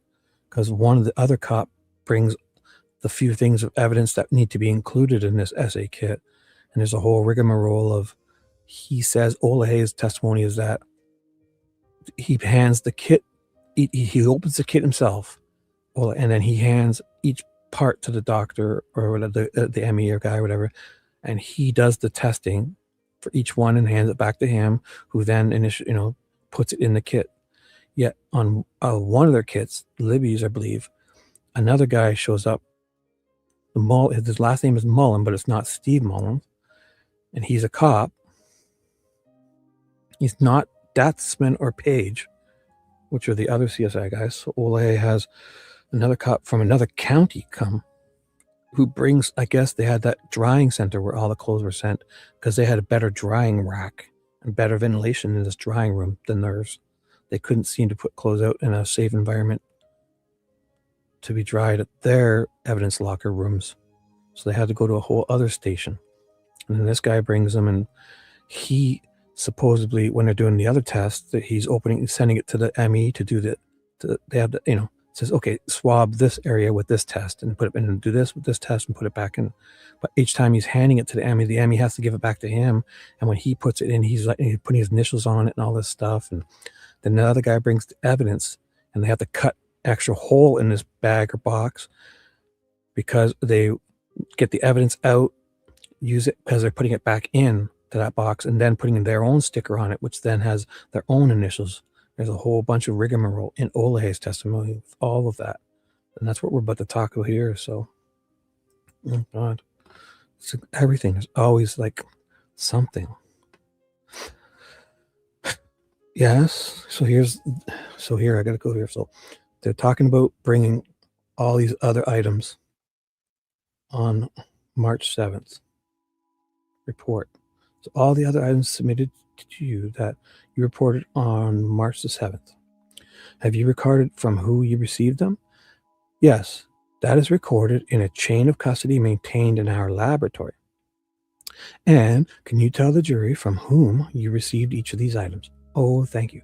So all of these items were submitted to the laboratory by Sergeant Brian Olahe, and I received the majority of them directly from Sergeant Olahe on February 17th, with the exception of laboratory items 17, 18, and 27, which went for a trace examination once they were submitted into the laboratory. So I received them from... Does the items need to go? I thought the ME did that. Wait a second. That's not right, because she says the ME is the one that does that. He swabs like the if there's any personal items, ME has to do that with the SA kit. So they don't send those. I guess they could also send those, but we can't forget that it's in this SA kit. Also, that's the whole reason this guy's bringing these underwears and things to the crime, to the ones that were found elsewhere, not the ones that were on Abby. Maybe they were the ones. I don't know. Another cop brings a bunch of personal things that have to be included in this SA kit from the drying room. So one guy has to go get him, and his name happens to be Mullins. He's not Steve Mullins. He's a different Mullins from another county. He's a cop where this drying room is. So the stuff they found in the creek didn't come to the hospital where the bodies were being examined. They went to a drying room in separate evidence. But then when they do this SA kit, like this guy has to bring those pieces, and it's got to be at least a pair of underwear or something, because he talks about a few pieces he brings. He's supposed to give them Olahe. And then Olahe says, I'm pretty sure that Olahe says that the ME is the one that has to swab those articles at the same time this SA kit is being done. So it's not to say that when they don't then send those underwears out to get retested or whatever. I guess they have them to dry first and then do it. I don't know. But Olahe had a whole rigmarole. Now he's here also. So with the exception of items 17, 18, and 27, which went for, but they also, those better be, because those ones that, the reason they're not here, I'm sure, is because they were brought to the ME to then run his swab. He was the one that needed to take the swabs of them. Oh my God. So they then go, what are these items? 17, 18, and 27. Do they say it? They don't say it soon.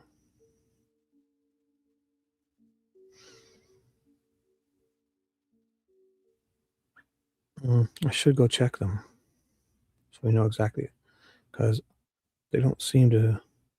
Oh, don't tell me these get new numbers too. Items. Oh my God, they're using items. Are these going to get new numbers too? Are these exhibit numbers now?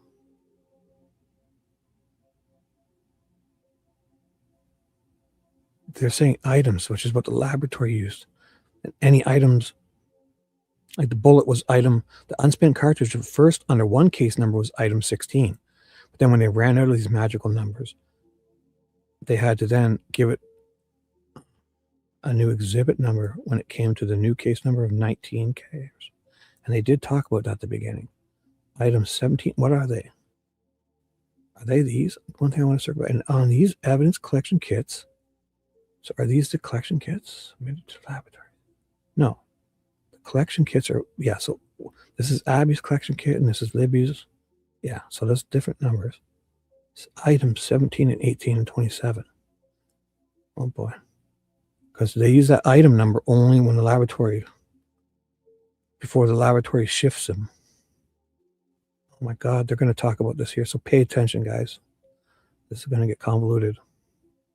Remember, item are the numbers the laboratory used to use. These will all have new exhibit numbers. So if we see items, there's 3 items here. I'm guessing it's those, like the things they had found in the water.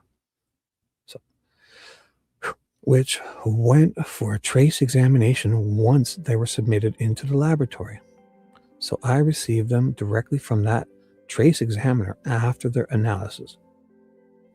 One other thing I want to circle back to very quickly, on these evidence collection kits, states exhibits 174 and 175, in addition to doing an examination on unknowns, did you use any material in 174 and 175 to create a known standard?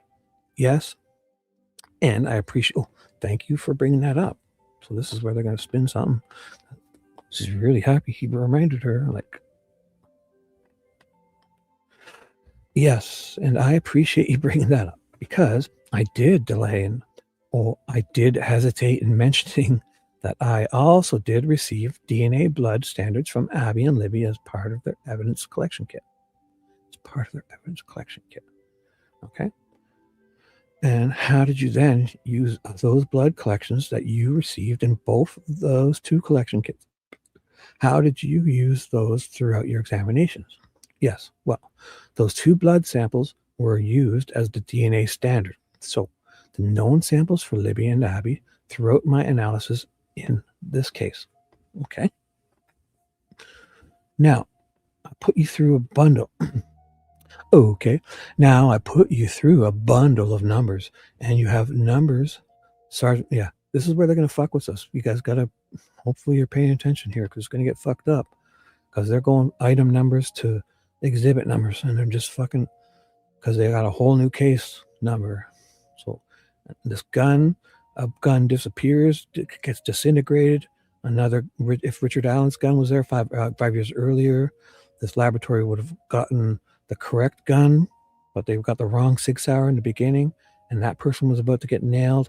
And then whoever they stopped investigating in 2019, they switched that case number over, in my opinion, because they don't run out of numbers on the 17. Yet if they did, then why don't we just start with the proper 17? Why do they got to go to 19? Because they do it in 2019. And then Kathy Shank finds Richard's tip again the day before Devil's Night on October the 29th, 2019, yet the missing tip is not brought to anyone's attention. She prints it out on October 2019, October 29th, 2019, but it's not until her dead husband's birthday on September 21st of 2022 that she then discovers it, the paper she printed out in 2019 for some reason. And then a month before that, on October 23rd, my mother's birthday of 2022, Oberg receives a bunch of other guns that they tried to talk about. They tried to make it sound like those rusted up guns were all from the beginning, but they weren't. And in those guns, there was a gun that they had a serial number from. And it was some kind of, not Smith & Wesson, it was that armory one. There was a fourth gun. So there was a Glock, a Smith & Wesson, a Sig Sauer, and some armory type gun. Turns out that they talk about it like it was in the beginning, that those three guns were in water and really rusted to shit. But if it was so close to the crime, they couldn't have been those guns, because they would have only been in the water so short if they had anything to do with this. So in 2022, they have guns, and I think that's obviously the ones because they got shells on them. They're rusted. They've been found in water. So that would be good. Like 5 years in the water. She's got 3 guns. She puts in penetrating oil, a Glock, a Smith & Wesson, and a Sig Sauer or something also, and they're different. And then the fourth one, there's parts of that gun that the penetrating oil will not work on them. She's banging them with hammers. She can't make them safe with... And so then she puts in something stronger. She has no idea what it was. It's Oberg. And then she comes back at the end of the day and the fucking thing's disintegrated and gone. Yet she wants everyone to know back that she actually found, she was able to record the serial number for that gun. Man. Holy fuck. So you guys gotta pay better attention with these numbers. I'm counting on you. Look at you. Nicole, you seem to get tons of energy using emojis. Beautiful. You got to get these item numbers switching to case numbers and items switching to exhibits. Case 17K C00066 turning to 19K in 2019 because they ran out of numbers. Yet their Oberg can't attest to if her laboratory was telling the truth about that. She's not sure if that's why they did it. God, how does this get in through? So now the court has numbers. Oh my God. So, okay, now I'll put you through a bundle of numbers and you have numbers. Sergeant Ole had numbers and now the court has numbers. Yeah. You now have exhibit numbers for whatever, the only few items that you seem to change from the laboratory changed item numbers to different item numbers or whatever. Because it's a whole new case number because their computers at the laboratory can't count anymore. They had to get a whole new case number. They ran out of numbers when they were at 17K00066. They couldn't get more numbers, so they needed a new case and for some reason they didn't reset the 17K number. They went with a 19K number, meaning they had a separate case in 19K that they wanted to merge to this one, in my opinion. Why else would they do that? So can I ask you to describe your results from the items? Look at that items. When you hear items, no, it's not. They're going to have, that means they're going to be, item numbers are going to be different than the exhibits. Look at, here they are right here.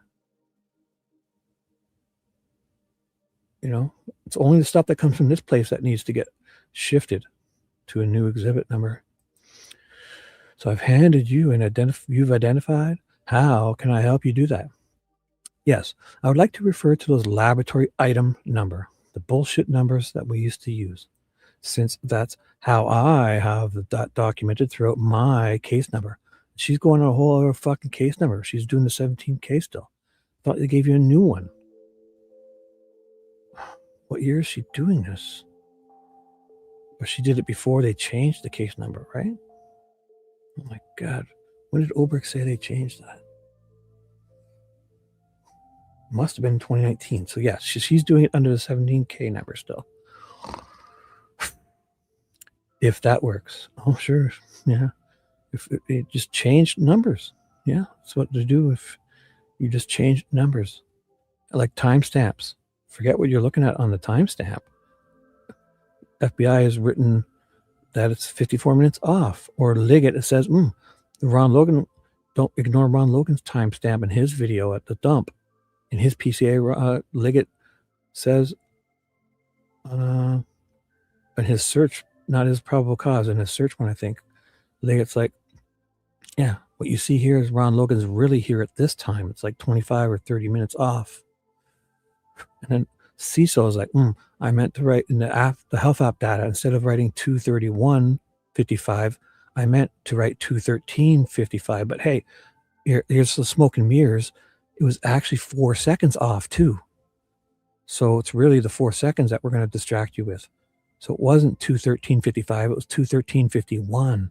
Oh, no problem. Forget about the 30-minute, the 31 to 13. You're going to smoke and mirrors the 55 seconds to 51 seconds. And then we're only going to lose 4 seconds. Oh, great. Smoke and mirrors. So they're changing health app data, or they're saying he's writing it down wrong from 231 to 13. So there's 18 minutes that disappear. These numbers are going to give them away if we could pay attention to them. If we could, I got to put them all in one thing and look at them and see them all at once. It's going to make sense. These fucking numbers. So first, I would like to start with the laboratory items 1, 2, 8, and 9, which were state's exhibits 170 through 173. 70 through 1, yeah, so it's 4 items that have now got new numbers. These were swabs collected from the body of Libby. Each of these samples were examined. A serological exam was performed for the presence of blood, and blood was detected on laboratory items 1, 8, 9.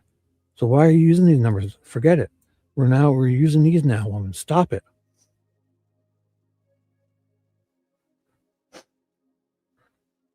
However, I did not do the confirmatory again.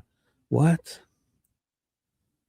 So this was later on. When did you start doing this confirm? Because you're receiving these later on, aren't you? I understand in the beginning you say you didn't do the confirmatory. But when are you receiving this?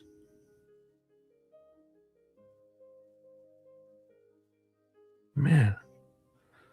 Okay, so on February 17th, with the exception, so I received the majority of them directly from Sergeant Ole on February 17th,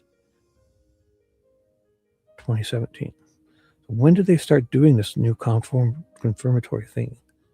Whew. That should be easy for them to prove.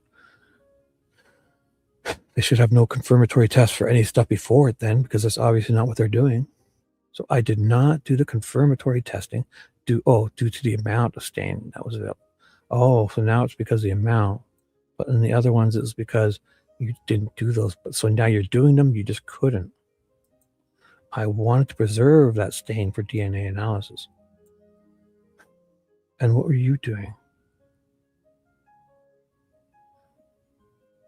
You did not do the.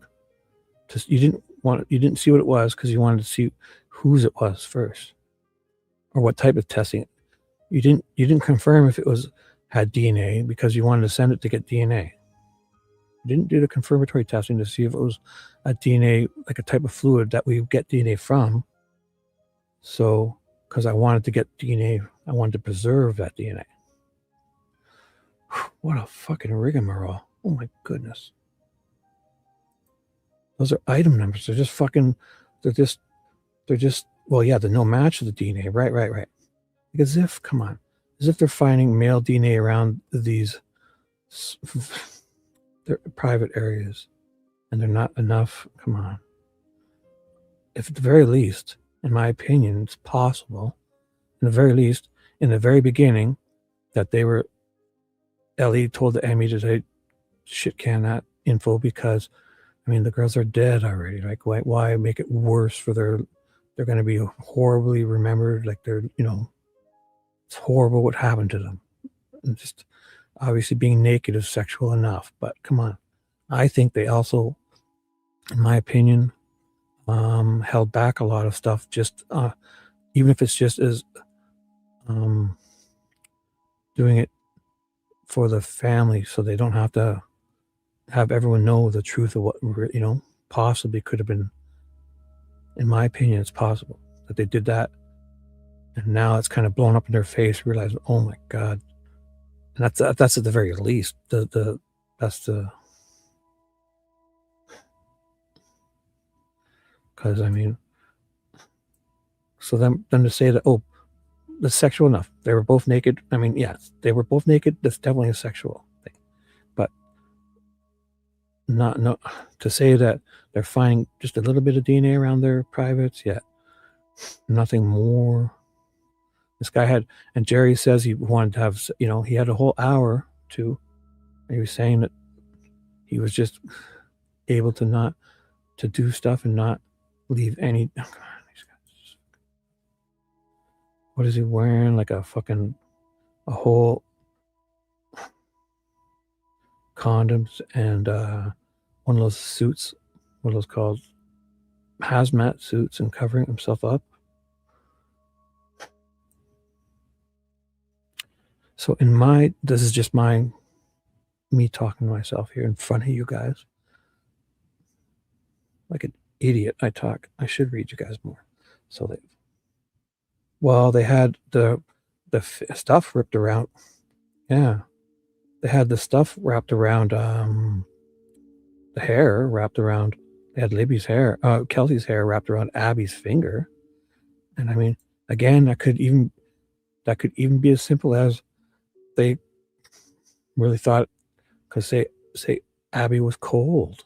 I mean, let's just think of don't think of it. It also could have been from them fighting and her grabbing, and, you know, it could have been anything, but it also could have, they say it was in Kelsey's sweater, and before she passed, because the way they found Abby is with her hands like that. I mean, honestly, in the cold of winter, when it's really, and if I were to meditate on my bed in quietness, and sometimes it's a little bit cold, if it is, I've got a hoodie on and I'm just laying there, I would put my hands in almost that exact position. I would even tuck my finger and hands inside, and you kind of to do it, you got to kind of spin your hands around. So I mean, even if they're doing it just to think that, oh, Kelsey's hair was in the sweater and it's protect her from this whole rigmarole and it blows up in their face also, I'm not saying that. It could have been, could be one of the plausible scenarios, because I would put my hands just like, I wouldn't put my leg underneath like that. I'm not saying, just saying putting your hands in a hoodie like that and putting them on your chest is comfortable. It's a comfortable position to lay in. So, yes. Oh, wait. Wasn't it that they found Kelsey's hair and also another? I'm not sure. I don't even know anymore. I don't know. I thought it was just Kelsey's. I'm just saying the reason it may be there. Like, if you think about it wrapped around her finger, like if you have a hair wrapped around your finger and you're alive or not in a bad way, you don't leave it there, right? So it's either she's like struggling and dying, and it's horrible. I don't want to think about it, but I guess I'm not doing it to sensationalize it, but I don't even know anymore. I'm not even sure anymore. I'm going to keep reading this, but the main thing we got to do is keep track of this whole time shifting of this whole shift. There's two things here. They've shifted timelines with timestamps. They've created people. They've placed Richard Allen places just based on where Bree and Riley are taking photos, because they say at this point they see this guy. They both describe this guy differently. Oh, there's a green roof. We're here at this time. They say they saw him just before this, therefore he's there at this time. Yet they don't catch this creepy guy in the background or walking away from them, and they're both have 2 smartphones and a camera, a Nikon camera around their neck. Like, if a creepy guy's on a pathway and he walks by you in the middle of the day, these teen girls are not, Riley is not getting the description wrong. Especially when Mullins comes to her school on the 15th, pulls her out of class to say, what did you see on the 13th? And they know all the found bodies yesterday. So that's been a big deal. Riley Voorhees walked past a guy in the middle of the day. The chief of police comes to her high school to question her, get her statement, and she says to him he was wearing black boots. 2 days later, black boots, black jeans, black hoodie sweater, a black, there's it, a black, Riley Voorhees says he's wearing a, here, this guy, Sweet Dude Shibby, posted this in his post. Riley Voorhees saw a man in a black mask with square jaw. If he's wearing a mask, how does she see his jaw? Because she says he's got a square jaw, right? But he's wearing a mask. So maybe she meant the mask was square in the jaw. Indiana State Police. Indiana State Police. Oh, was his nose sticking out? Does anybody do that? I don't know. I don't know. Oh my God. Does he look like Bane from Batman, Riley? Was it square in the jaw area? Or was it his jaw square? Riley, tell us. Was it Bane from Batman with a square mask in the jaw area? Did Ellie beat your barrel beat you until you said it was a square jaw? I'm not sure. But this guy seems to think, who's this guy?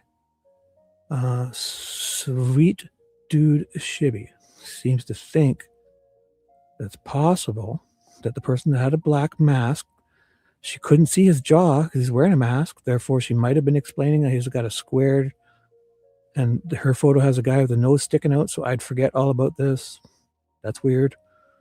Bane. Check out Bane's square jaw. Mask jaw.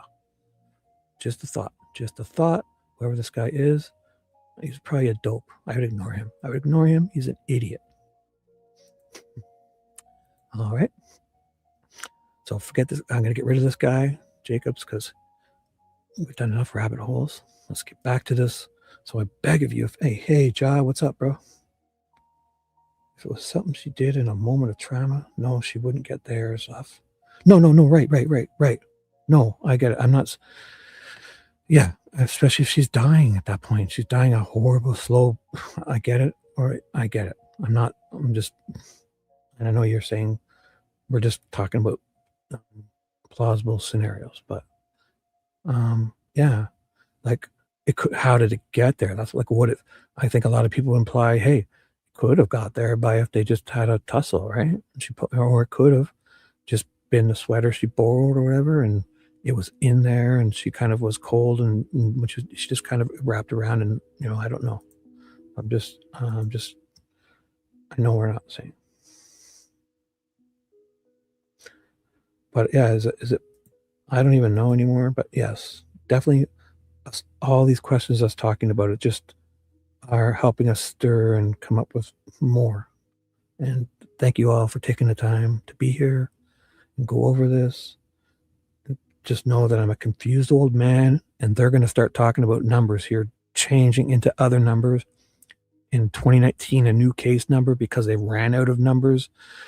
Oberg is at the same laboratory who ran out of numbers in the 17K000 configuration. They somehow, their computer system couldn't count higher than 17K C00066. It couldn't count any higher. So they needed a whole new case number in 2019. But they switched to 19K, which is indicative of the year they do that. Yet they couldn't just reset the 17K number. There's the bullet has a number, item 16, which is now exhibit 148. There's fucking guns. This Oberg disappeared a fucking either a gun, a Springfield Army gun, or a whole part of that gun disappeared because she's soaking it in something she has no idea. The penetrating oil was only good enough for the other 3 guns that she banged with hammers. The 4th one, she came back at the end of the day and it fucking disintegrated. This fucking Oberg disintegrated a gun, yet she was able to kill it, get the serial number off of it, and then, oh my God. And then a month before, Kathy Shank discovers on my birthday, which I share with her dead husband, September 21st, 2022, Kathy Shanks discovers the tip that she somehow discovered in 2019, just before Halloween, on the 29th of October, the day before Devil's Night, which would have got them ready for October. Maybe they were going to do an announcement then of a new person. I don't know. When did they announce Richard? I don't know. I'm not saying anything. But Kathy Shank found that tip, the lost tip that was triggered by the Orion system way back when.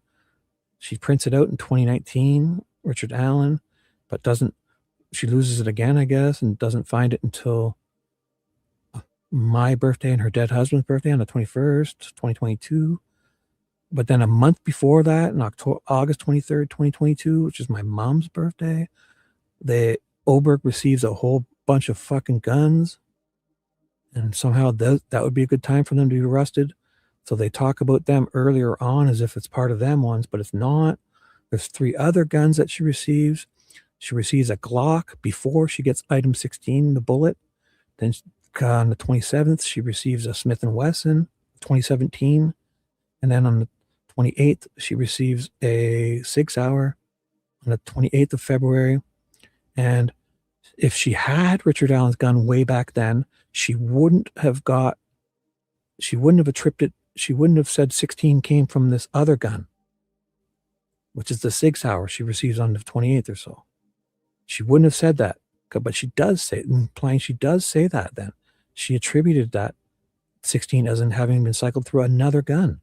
And it couldn't have been the other 2 because she ruled them out, because she says it in her next few lines on her statement. Oberg says she ruled out the Glock and Smith & Wesson. She ruled them out because the extractor arm marks didn't match. So those weren't the guns that were the rusted ones. There's other ones in the beginning. She's got a gun before she even gets this bullet. Half an hour before she gets this bullet. Unspent round in the 17th of 2017 or whatever. Oberg has received a Glock. And then on the 27th, she receives a Smith & Wesson. And on the 28th, she receives a Sig Sauer, 2017. And then then they talk about a 4th gun, which would be the defendant's, they say it. And if you had the defendant's gun with those other 3 guns, would you have been able to make a better conclusion? Yeah, I wouldn't have got it wrong. I wouldn't have said 16 came from this other gun. She says it. She says 16, Exhibit 148, the unspent round that beside Libby's foot, came from the first 6 hour. Then this whole case number switch to 19 to 17. Whose gun is that first 6 hour? That's who's going to go down. Then something's changed. In 2019 is when Kathy Shank prints out the lost tip that nobody's lost because the Orion system has triggered a couple times and they've cleared it. So for whatever reason, she's printing stuff out in 2019, right before Halloween. The day or 2 before Devil's Night. The day before Devil's Night, 2 days before Halloween, Kathy Shanks finds that tip in 2019, but then loses it again until her dead husband's birthday in September 21st of 2022. Wow. So you guys got these numbers, these fucking switch. This is absurd. So pay attention. Item numbers to exhibit numbers, case number to a new case number. Something's going on here for sure. So they were extracted and quantification was performed and it was analyzed for the presence of male DNA. There was no male DNA detected on item 2. Item 2 is what? 170? Oh my God. So why are we using item numbers now for at the trial? Or why don't we use, if they're using item 2, they should have to say item 2, exhibit 170.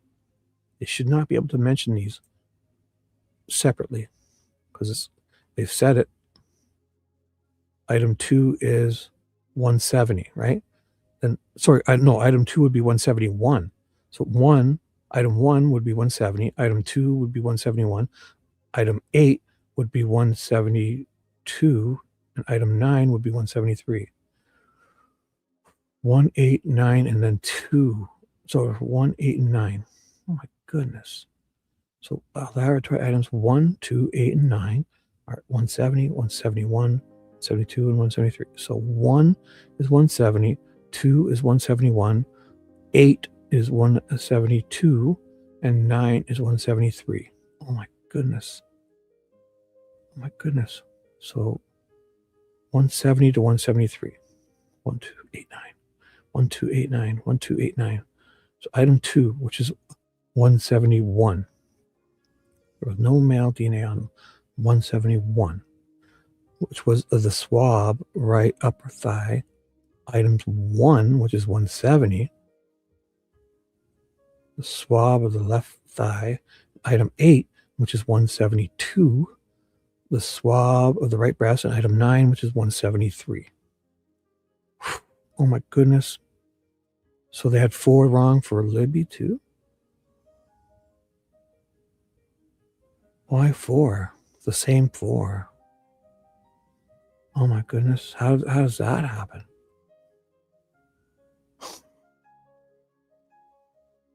It's the ones with the male DNA. So now there's 4 items in Libby's that have to be, what case numbers are they? What exhibits do they switch to? 20, 21, oh, there's 5 and 27. Swabs collected from Libby. So 1, 2, 3, 4. So there's 5 and 4 for Abby. 1, 2, 8, and 9. So hers are, Libby's are 20, 21, 22, 26. So 5 of them. What are those case numbers? Exhibit numbers. Why are they allowed to talk about them without saying what exhibit numbers they are? We're not using item numbers anymore. What are these people doing? Here we are. 1, 2, 3, and 4. Where's the 5th one? So wait. So they're fucking with people here. Where's the 5th one, young man? So 100. 1, 2, 3, and 4. But Libby had 5. No, it's not consistent. You're missing one, idiot. It's not Abby's. Abby had 4, which is 170 to 173. If you say Libby's were like 20. Holy fuck. How did this happen? So 1, 20, 21, 22, 26, and 27. So 5 for Libby. Then he mentions only 4 here again. What is happening? What is 100, 101, 102? Why are you skipping numbers if you're able to name them? Why don't you call it 103 and 104?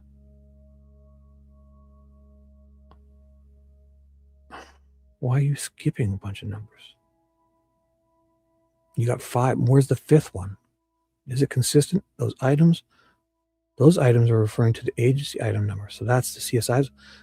So no, they're not. Your items are not 1, 2, 8, and 9. No. You better be sorry. Oh, yeah, you're confused. All right, woman. Yeah, I get it. You guys are up to something here. Yeah, it is. Yeah, now yes. 170, 170. Yes, good. Yeah, you're fucking confused. All right. Because you guys are fucking playing the shell game here. So we disappeared a number. So where's Libby's? Oh, wait. Is it 284 now?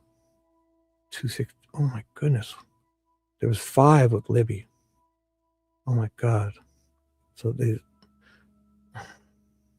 people are wild. Wild. Oh, my God. So she makes the mistake. So there's 4 new exhibit numbers that she thinks are these 4, but no. Oh, sorry. Here's the distraction. Here's the nut. Look over here. When we then, oh, so we've lost 1 number. This is Libby's. So she mistaken these item numbers. These aren't exhibits. These are items. So these need their own exhibit number. 1, 2, 3, and 4. And that's the 20. But when they say they're items, are those exhibit numbers? Oh my God. If there's 4 new item numbers, whose are these? Because these would be the new exhibit numbers, but they're not. Where are these coming from?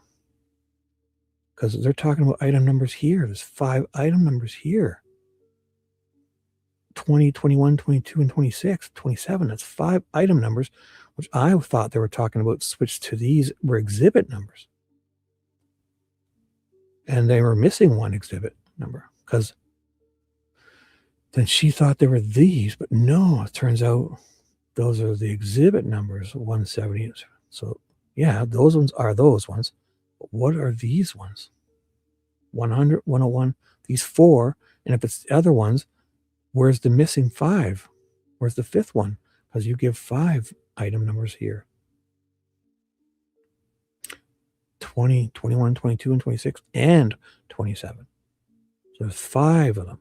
So you mistook, that's where they switched it. They got away with it. There's 4 item numbers. There's 5 item numbers who she mistakes for 4 to fucking distract. And then it turns into, oh, those weren't these 4. They were these 4 exhibit numbers, I bet.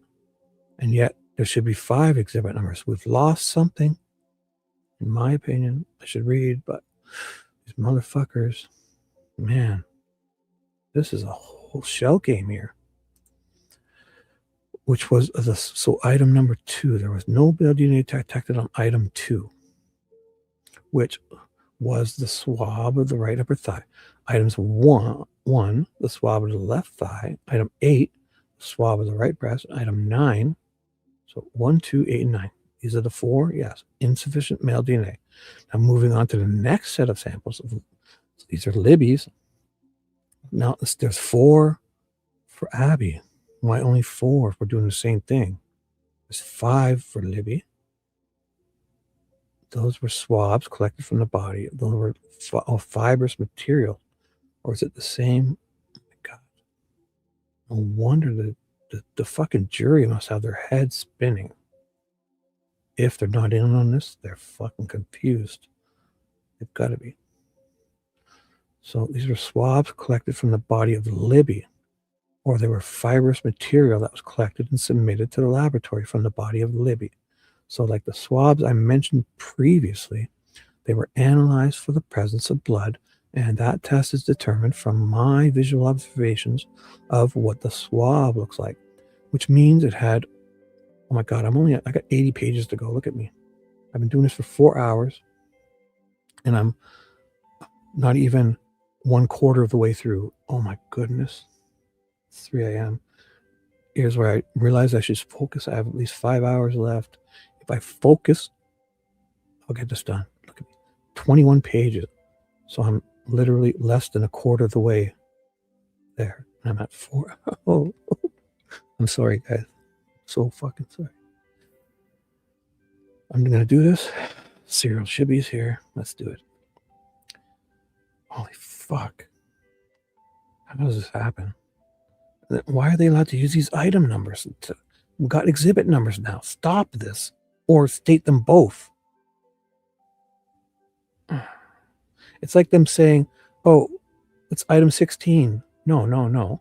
It's exhibit 148. So it should be item 16 / exhibit 148.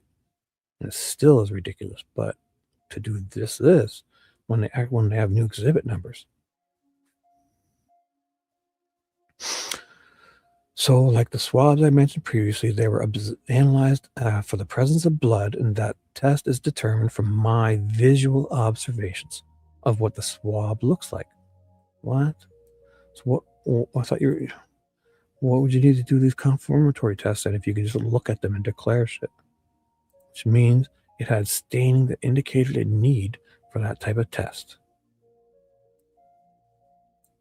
Was it red? Maybe it was fucking jam, ketchup. So serological testing indicated the possible presence of blood on item 20, which was the swab of the left wrist of Libby. 21 was the inside right wrist. There should be 5 here. Yeah, 20, 21, 26, 22, and 27. 20, 1, 2, 3, 4, 5. So they only listed 4 exhibit numbers. Where's that 5th exhibit number? Something's disappeared here. The item 20. So 20 was a swab of the left wrist, which I don't know exhibit number. I don't know which exhibit it is. Should be one of these exhibit numbers, probably. 100, 101, 107, or 108. So I'm guessing 100. I could go confirm it, but I've rabbit holed enough here. So, wow. So the swab of the right wrist was item 26. The swab on the thigh was item 22. Blood was confirmed as present. Item 27 was a fibrous material I mentioned. There was no serological testing performed on the fibrous material. Instead, it was microscopically examined to determine whether it was a human hair. And the result from that did indicate that it was a human hair from the left pinky of Libby. They must have that wrong, right? Wasn't it Abby that had it, or the other hair? However, that human hair did not have a root. Libby? That's a misprint, right? That is, her hair did not have a root present on that.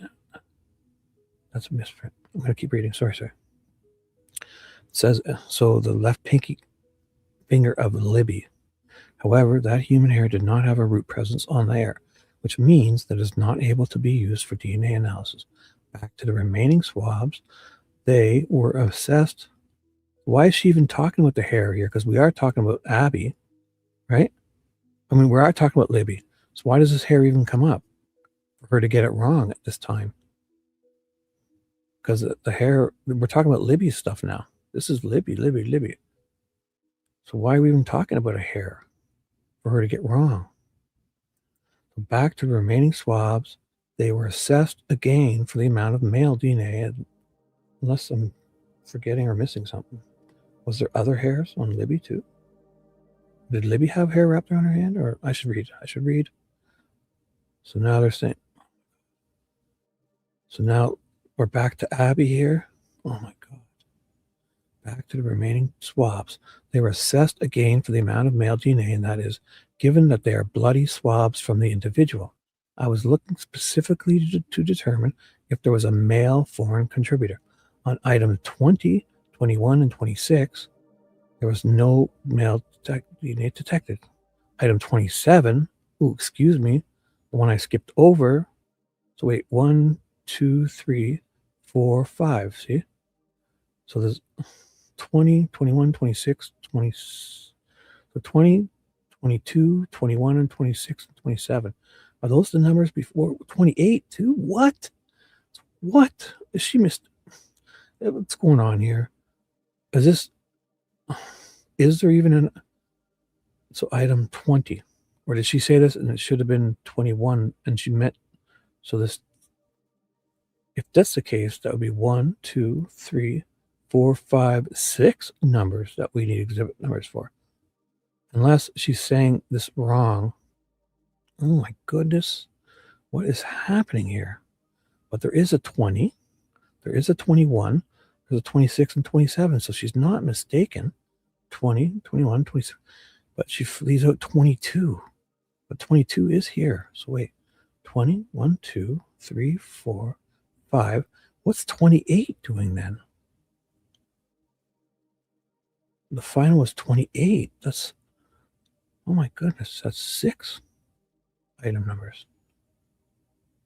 But she leaves 28 out of here because, okay, so that came from the tree. 28's from the tree. There's 5 plus the 1. There's 6, including the tree. Yet they only talk about 4 exhibit numbers, so one of these goes missing. And they bring it in 17 item number, laboratory item. Oh my goodness. On item 20, 21, and 26, there was no male DNA. Items 27, excuse me. Item 22 did indicate a slight amount of male DNA, but was insufficient for further analysis. My last set of samples, 2 of these samples, laboratory items 17 and 18. 17 and 18. What were those first ones? On Abby that needed to be adjusted. Those first 4 numbers was, what I just passed it, I thought. So with Abby's, she had these other numbers. Unless I went back too far. There was I probably went back too far because they're just introducing the tests here. So here it is. 1, 2, 8, 9. So where's 17 come from? Because these are now exhibits 170 through 173, 1, 8, 9, and 2. Where does this come from? And she says there's 5 numbers plus a 6 from the tree. So these 5 are in the essay test. They only give 4 new numbers. So 1 was missing. Then 17 and 18 show up from Abby. What numbers are they? Exhibit numbers. What the fuck? What exhibit numbers are they? Fuckers. This is wild. What a fucking switcheroo. They fucking distracted him. So we lost a number. We gained the tree wasn't in the essay kit, so there was 6 for Libby. She gets them. She mistakes them as these item numbers. We don't know these 4 item numbers because they're not exhibit numbers. She thought were these, but oh my god, were these exhibit numbers? These are those. What are these? This is amazing. I can't take it. This is fucking amazing. They did a whole. Oh my god. Then they threw in these. My last set of samples. Whew. Okay. I just gotta keep reading. I gotta go through this again after. So her last set of samples were items 17 and 18 items. They were submitted a fibrous material from. We're back to Abby now. From the hand of Abby and left arm of Abby, and the final sample was a swab from a tree, which was 28. So that's fine. So why are we jumping? Because this is Libby. This is Libby. This is Libby. These are Libby. They got to. But then we throw in things from Abby, unless they're getting it wrong by saying. Because she did say Abby. Libby had the hair when it was Abby, right? They get it wrong here, unless there's Pinky. Did Libby have the pinky hair and I'm wrong? I thought Abby had the pinky hair, pinky finger hair. Whew. This is wild. Oh my god.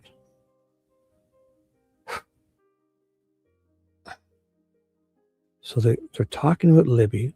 They're fucking a whole rigmarole here. And they throw in 2 things about Abby. Fibrous material from the hand of Abby and the left arm of Abby. And the final sample was a swab from a tree. So that's the 6th one item number of those group of the 5 and the 6. Because it's Libby's blood. So it goes with Libby's. It makes sense. It's not the first 5 were part of the SA kit. Yet they only gave us 4 new exhibit numbers. There was a 5th one missing. Holy fuck. The fibers were examined and microscopically to determine if it was indeed human hair. Item 17 had 2 hair presents inside of it. Oh my god. So they both had hair in their hands? My last set of samples. So I must be I'm an idiot. If they both had hair in their hands and I just forgot, I don't know. They're saying that Abby did have a hand. They're saying it's something completely different. So they both had hair in their hand. They're saying Libby had the hair on her pinky. Pinky finger of Libby. But that didn't have any roots present. Oh my god. And Abby had a hair. Fibrous material from the hand of Abby and the left arm of Abby. And the other one was from a tree. So to determine if it was indeed human hair, item 17 had 2 hair presents inside of it. Both of those hairs were consistent with human hair, and they both did have a root, which means I could perform DNA analysis on the root portion of the hair. A root from the first hair within 17 yielded DNA profile, which originally was found to be consistent with an unknown female. Originally, Skinny Kelsey's, obviously. That was Abby's. But They didn't say it was wrapped around her finger. They said Abby's was just in her hand.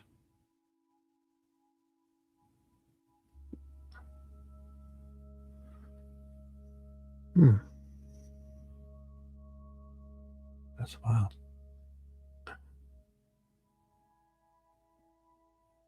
From the hand of Abby and the left arm of Abby. 17 is the hair. 17, 2 hairs are present in her hands, Abby's. But the hair was wrapped around Libby's pinky, and I just don't remember. Sorry. The root from the first hair within 17 yielded a DNA profile, which originally was found to be consistent with an unknown female. Right. But yeah, you didn't have the DNA profile of the person that last seen him. I get it. So that profile was compared back to the DNAs of Abby and Libby, and yeah. Shouldn't they have been able to link that hair with family? If it's Kelsey's, wouldn't it? So it's not Kelsey's because they're not able to, by familial. Sure.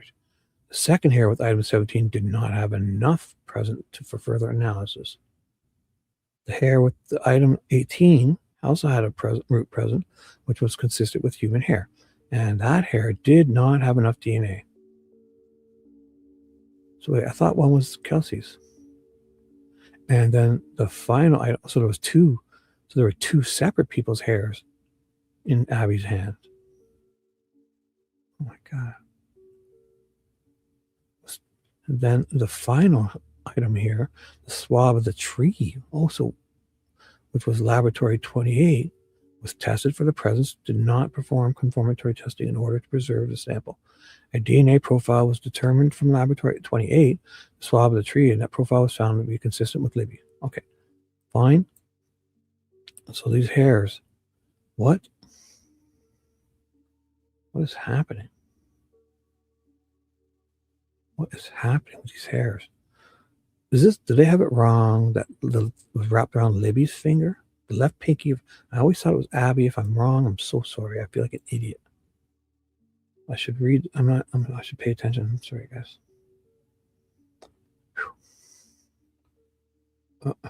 This is wild. Yeah, like why isn't everything that can be tested? And then what do they need to preserve it for? When if they test it, they can have the DNA, sample and say that's where it came from. We don't need more. We got it from this item. We've used it all up, but we've got it. Well, look at we're doing it on video where we did it proper. Look at we have it. This profile goes with this. So in the future, are they saying when they find the person, if they don't have enough to retest it, do they need to do it again? Because I don't think that's the case. Sounds like that's what they're implying, that they have to preserve it in case they find the person. They don't have to prove it then. Yet they don't know the person is. So they should do it to find that person, and then they can say, hey, it came from this item. We don't need to keep proving it came from this item. Any other time they wouldn't need to do that. Just in this situation, they seem to need to do that. That's that whole ambiguous. They can have it both ways. Fucking faking. He's feigning, yet we need to give him forced Halidol injections. Yeah. However, that human hair did not have a root present on the hair. One's of the left pinky of Libby. Oh my God. Hope I didn't. I pushed my, where was I? I had a blue mark, but I pushed it away. Sorry. Root present. Yeah, I was here. DNA is inconsistent. Then the second hair didn't have enough. The hair with an 18 had a root present. 28 was tested in the presence of the blood. Possible. I read all this. Yeah, I got to here. The DNA profile was determined that the blood was Libby's. Right. But this is too much. So now 1, 2, 3. There's 4 of these. Yet they listed 5 item numbers. The tree was a 6th item number. But these are the 4 that go with Libby's assay kit. Yet when they said item numbers, they listed 5. And the 6th was from the blood, so it wasn't in the assay kit. the blood from the tree.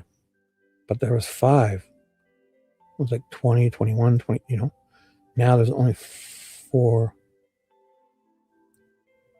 Well, these are new items. 4 new items that need their own exhibit numbers. So they've had 5 items introduced from the Libby's that need new exhibit numbers.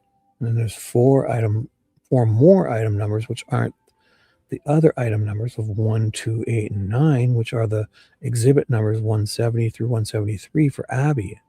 So Libby's got another 1, 2, 3. So Libby's got 9 items from the kit and the one from the tree, 10 item numbers. This is amazing. Yeah, you have confused some systems here. No problem. I've now confused the number system. States Exhibit 170, 170 are what you had previously described? No, she didn't. Those were for Abby. I believe that is the information that I have received about those swabs. What? So this is the whole thing. It's those fucking swabs. So she believes it, meaning she doesn't want to get caught up in their lies. She's covering her ass. I believe States Exhibits 170, 71. Wait, I've now confused them. Did those all come from, were they all collected at the autopsy? I believe that is the information that I have received. Yeah, from Abby. Now, did you? I believe that is the information. Yeah, she believes it. So, did you do further examination of the hair found on Abby's finger? No. Wait a second. It was found in Abby's hand. Wait a second. The right hand. Examining on the hand of Abby. Libby had a hair on her finger, she's saying. They said Libby had the hair on her finger. Unless they got that wrong. But it was when they were talking all about Libby's stuff. Holy fuck. So this is the first time they said Abby had it on her finger. Because in her first description, Abby had it on her hand. 2 different ones or something. So they had 17 and 18 were a fibrous material from Abby. A hand of Abby had a fibrous material. And left arm of Abby. So 17 and 18 are fibrous material from Abby's hand and left arm. 17 and 18. What is she saying these are? The state's exhibit, but the state's exhibits 170, 71, and 72, 73 are Libby's, aren't they? Or they're Abby's, which in their items 2, 1, 2, 8, and 9 or something like that. That's the ones. So these aren't, they're talking about something different. Holy fuck. How did they just say that?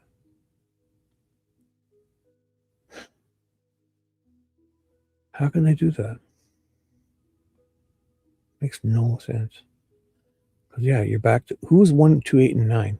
1, 2, 8, and 9, I thought that was Abby's in the beginning, right? 1, 2, and it was here. So it's Libby's. It's Libby's. Oh my God. So 1, 2, 8, and 9, which are 170 through 173. They were detected. There were swabs. Right. So here. So 1 is a swab on the left thigh. 8 is a swab on the right breast. 9 is a swab on the left breast. So 1, 2, 8, and 9 are accounted for. The swabs. Here they're saying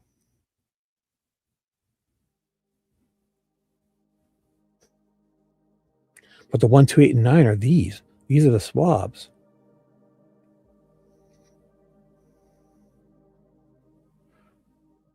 The hair on the right hand of Abby was another 149.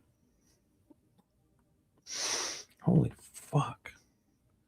So yes, given that it was a known profile, like this whole, like if we're going to use 2 numbers, they should have to say it each time, the correct one. So exhibit 148 is item 16. Exhibit 149 is item 1. They shouldn't be able to say these without referring to what they are. What are these? What are these for? What are these are item numbers. These are 4 whole new item numbers that have been introduced. No explanation at all. The exhibit numbers, unless they're using this wrong, but they've not said anything about 100 item numbers. These are 1, 2, 8, and 9, 20, 20, 21, 22, 28, and 27, and 29. Item 17. These are this is crazy. These need to be figured out. What is what? So each time they need to update this, even if, I mean, I'm going to do it and just write in a pencil. Well, every time you see an item number, we should write underneath the exhibit number, the trial exhibit. Exhibit is trial. Item is these idiots who ran out of numbers and are doing this whole rigmarole switch. They're losing, taking the gun, the DNA. Guns are disappearing, they're disintegrating. Serial numbers, they're finding serial numbers of disintegrated guns. Then some other guns show up 1 month before Richard Allen's arrested. Or they find that before Kathy Shank finds his tip again in 2022. 1 month before, there's 4 guns showing up. And something's wrong when but they do have that serial number 2 or something. And oh boy, man, they played a good. So is the defense even in the room when this is happening? I haven't seen one objection. What is happening? I would be flipping out. Fuck objection. Hey, fuckers are going to state what item number is that? If you assholes are going to spin this, you can't mention an item without saying the exhibit number you miraculously switched it to. Because Shibby is confused. Gull would be, yeah, I'll sustain for Shibby. Right. You would. We'd stare at each other. Our eyes would lock, Judge Gull. And you would sustain that rope. Were you able to make any conclusions about that DNA profile on that hair? Well, right away, as I mentioned, I compared that DNA profile back to Abby and Libby as being the standards I had available for me at the time. Another mistake. That's how they cover their mistakes. Saying, well, at that time. Now, if I did it this time, I would get a different result. Like when I attributed item 16, unspent round 16, item 16, and exhibit 148, when I attributed it like 5 years ago to coming from this first 6 hour that I received February 28th of 2017, I would have been more precise if I had Richard Allen's gun, the defendant's gun, also the 4th gun of those 3. So it's not the Glock, it's not the Smith & Wesson, it wasn't the first 6 hour, and the defendant's gun. They say if she had, in a hypothetical question, if I had his gun back then, I wouldn't have said it was from this gun, but I did say it was from this other gun because I've ruled these first 2 guns out. The Glock that I received before the unspent round, on the half an hour before the unspent round, on the 17th of 2017 in February, and the Smith & Wesson I received on the February 27th of 2017, and the other 6 hour that I received on February 28th of 2017. And if I had this 4th gun 5 years earlier, which I don't, since this is a hypothetical question, I would have been able to be more precise and conclusive, and I wouldn't have got it wrong, she says. Oberg. She says I attributed it to the other gun. And since she ruled out, it couldn't be the Glock or the Smith & Wesson because the extractor, she ruled them out by the marks, not because they weren't the right caliber, because they both were 40 calibers. Why would they even be collecting guns from people that were 45 or whatever? They had a Glock, I don't know what that was, but the Smith & Wesson was 40, and the SIG was 40 caliber. Oh boy. It is what cross-examination is for. Yeah, well, this is what I do, TJ. If you're telling me to hurry up, I get it. But, and in doing that, I could tell you it was not consistent. So what did you guys work out? let me know, TJ. If you figured it out, send me the list. Who's got the list of who's made this, the exhibit numbers to item numbers? Because if you guys are not confused, how can you move on not knowing what we're all talking about? You can't, like, I'm going to move on, but if you guys have figured it out, let me know, please. Because I need a list of item numbers and exhibit numbers. If we have that somewhere, let me know. Because they're not just comparing equivalents here. There's stuff showing up and disappearing. There's stuff showing up and disappearing. There's extra numbers here. There's numbers that aren't accounted for. It's not just an item to exhibit. There's a mismatch in amount of items to exhibits, in my opinion. So, but I did thank you. I should move on. You're right, TJ. So just let me know. Write this down if anyone. We got to figure these out. We got to. It's important. So I'll move on because I know you guys are compiling. I feel you guys writing now, compiling a list. I feel it. But I did recognize that there was some similarities between that female profile and the profile of Libby. Some? So that led me to believe that it could have been a biological. It led you to believe? So is this familial testing garbage or not? What do you mean? Did you later, Miss Bozinovski, in March of 2017 receive what I've marked as States Exhibit 284? What is in your lab is item 2? Oh my goodness. 246 is 284. At least they're mentioning both of them. Like they should not be able to, they should be hand in hand. Should be States X 284 I 246 with a little hyphen. Oh, this is out of control. They got to have to always mention these at the same time. Did you later receive this? I did receive this. I can't recall the exact date, and I can refer to my chain of custody. Oh boy. If you would like me to recall that, but I did receive this item. I have examined this item, and why are we still using items? Fuck it. We're moved on from items. We're now at the trial. We're using exhibits. Stop. And I recognize it again by my packaging, by my marking on the packaging. And what is that item? This item is a DNA standard collected from Derek Sherman, identified to you as the father of Libby. That is the information that was provided for me that time it was submitted to the laboratory. I would move the admission of States Exhibit 284. No objection. All right. Without objection, 284 is in. And did your examination of Derek Sherman, excuse me, let me back. Were you able to develop a profile for Derek Sherman from that standard? Yes, sir.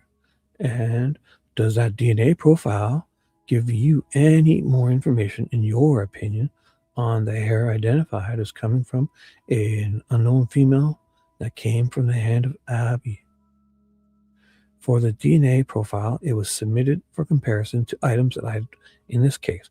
But given that I had already come to the determination that I believe that profile to be relative to Libby, a comparison was completed with the profile of Derek Sherman, and again, it just further supported my belief. But did you need to confirm it? Sounds like they're inserting Derek here to get away with. Why?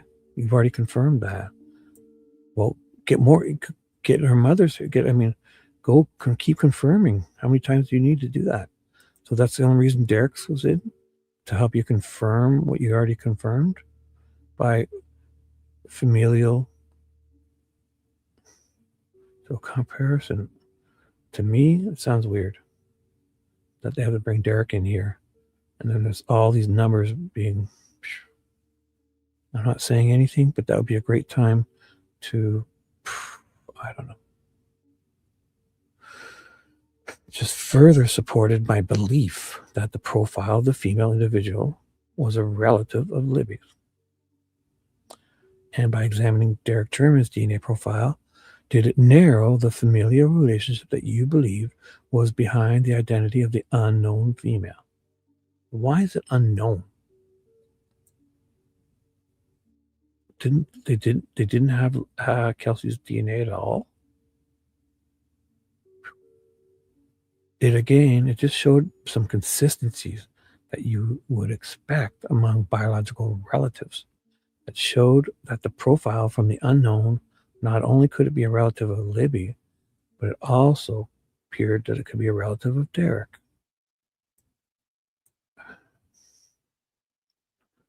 How many do you need? This is weird. You also knew that Abby was found wearing Libby's sweatshirt. What information was provided to you, correct? Yes, I was. Yes, it is. I know, I'm just being a dick. Thank you. No, you're right. I was getting loopy there. Just next time, use the shark. If Nicole was awake, she would have gave me the shark. But you tried with these. You tried. I should, because I'll never look at. I'm on page. Earlier, you heard me complaining that I got to read and not get distracted. Look, I'm only on 1/4 of the way through, and it's like almost 5 hours in. So, thank you. Definitely. Oh, you're explaining? No, you're right. No. Even if you were doing that, also hint to me to quit looping, you idiot. Because it's going to be, I get stuck and I try to figure out something that's probably in the next sentence or page. So thank you for putting up with me. I'm so sorry. It definitely is unbelievable. You guys are awesome. I'm a fucking dope. This is wild. God. You also knew that Abby was found where Libby. Yes. So did you share the conclusion that your examination of that unknown female profile and your examination of Libby's profile and her father, Derek German's profile led you to believe that not only was it a female, but it was a female relative? Did you communicate that to the investigators? What time? When? What year is this? 2024. Oh my God. When? So that was communicated just through investigative meetings and discussions that I had with the investigators. It was never in a report. What? Fuck off. Fuck you. Fuck you, lady. Fuck you. What? Excuse me. Sorry. So what is this? You're talking private? So she did communicate that, but just to, like, she whispered to them, hey, we don't want, oh my God, if this is true, that's wrong. Shouldn't she be fired for that? It's like, oh my God, this is the further proof that they're protecting this family, because it's like, oh my God, we got Kelsey's DNA. We can't put this on paper. This is going to be horrible. She's going to be, if we had Richard's hair on his hand, he'd be away for another 130 years. So they don't record it, because that would have been enough to put her away for 130 years herself, even if it was a mistake. Oh my God. So that was communicated just through the investigative meetings and discussions I had with the investigators. It was never in a report of any sort, as we don't make those type of conclusions without DNA. What? You don't use family. They've used it in this case. Familial DNA. Are you saying that in the Kohlberg trial, they used familial DNA of his dad to get to him, but then when they get to him, there's no proof of they once got his. Oh my God. This is amazing. Standards from an individual. We don't include, I should say, those type of conclusions. We don't include those inclusions. We don't include those types of conclusions in our report. The familial DNA link. Are they fucking kidding? This is amazing. Why don't I? Oh my God. Oh my goodness. What has happened? And then earlier this month in October 2024, I informed you that I was asking that you receive a standard of Kelsey. Is that correct? Well, it sounds to me like they didn't report it. How could they do this? How? This is criminal itself. It's like, oh my God, like, we're so sure it's not Kelsey, yet this would look bad for her. So let's not put this in a report, because if it turned out this was in a report that was her hair on the dead girl's fingers, because I mean, that alone would have put Richard Allen away for another 130 years, right? So like they're protecting them, and then this is like more showing that, hey, in the future when this stuff comes out, it's like, oh, did we just cover it with something like this? Yet this is criminal, no? To say that we've got a familial link of hair in a dead girl's hand, we know who it was, but we didn't. We just we just whispered it to them. We didn't put it in our report or make any conclusions about the familial. Oh my God. So how do we know it wasn't Derek's hair? Oh my God. How long was his fucking hair? Maybe you thought it was Kelsey's, but it was Derek's, and you're doing this to. Oh boy, I gotta move on. I think you inquired about it even earlier than October. I believe we discussed it at the end of September. We talked about whether a DNA standard was submitted. So when are they doing this? In the beginning? And then they go all these years, and then they turn around and say it wasn't in a report. Like we knew way back when, but we never put it in a report. They must have did all this in the beginning, no? Oh my goodness. So we talked about whether a DNA standard was submitted yet for the biological relatives. Did you receive a standard from the sister of Libby, Kelsey German Siebert? Yes, I did. And were you able to develop a DNA profile? I was. And was your conclusion regarding the unknown female on the hair, so they could say it was a female, so it couldn't have been Derek's, right? On the hair on the right hand of Abby. So why do they keep doing this? Who's up still? I thought the fucking hair was wrapped around Abby's finger, not her hand. And Libby seems to have a hair around her finger. Was that another one I just didn't know about? I feel like such an idiot. So the unknown female profile was from one of the hairs on laboratory item 17, which is what? 17 is what again? How did they get away with this? 148 is the bullet. Oh my God. How do they then jump to the bullet? Okay. So the hair from the right hand was found to be consistent with Kelsey German Siebert and estimated to occur once in more than 8 trillion unrelated individuals. So it wasn't on Libby, it wasn't on Abby's finger, it was her hand. The one on the finger was Libby's. But they couldn't get us testing from it. So now they're jumping to the bullet. I'm going to hand to you what's been marked as or admitted into evidence as State's Exhibit 148. For your records, it's item 16, the unspent cartridge. Can you tell the jury if you recognize that packaging?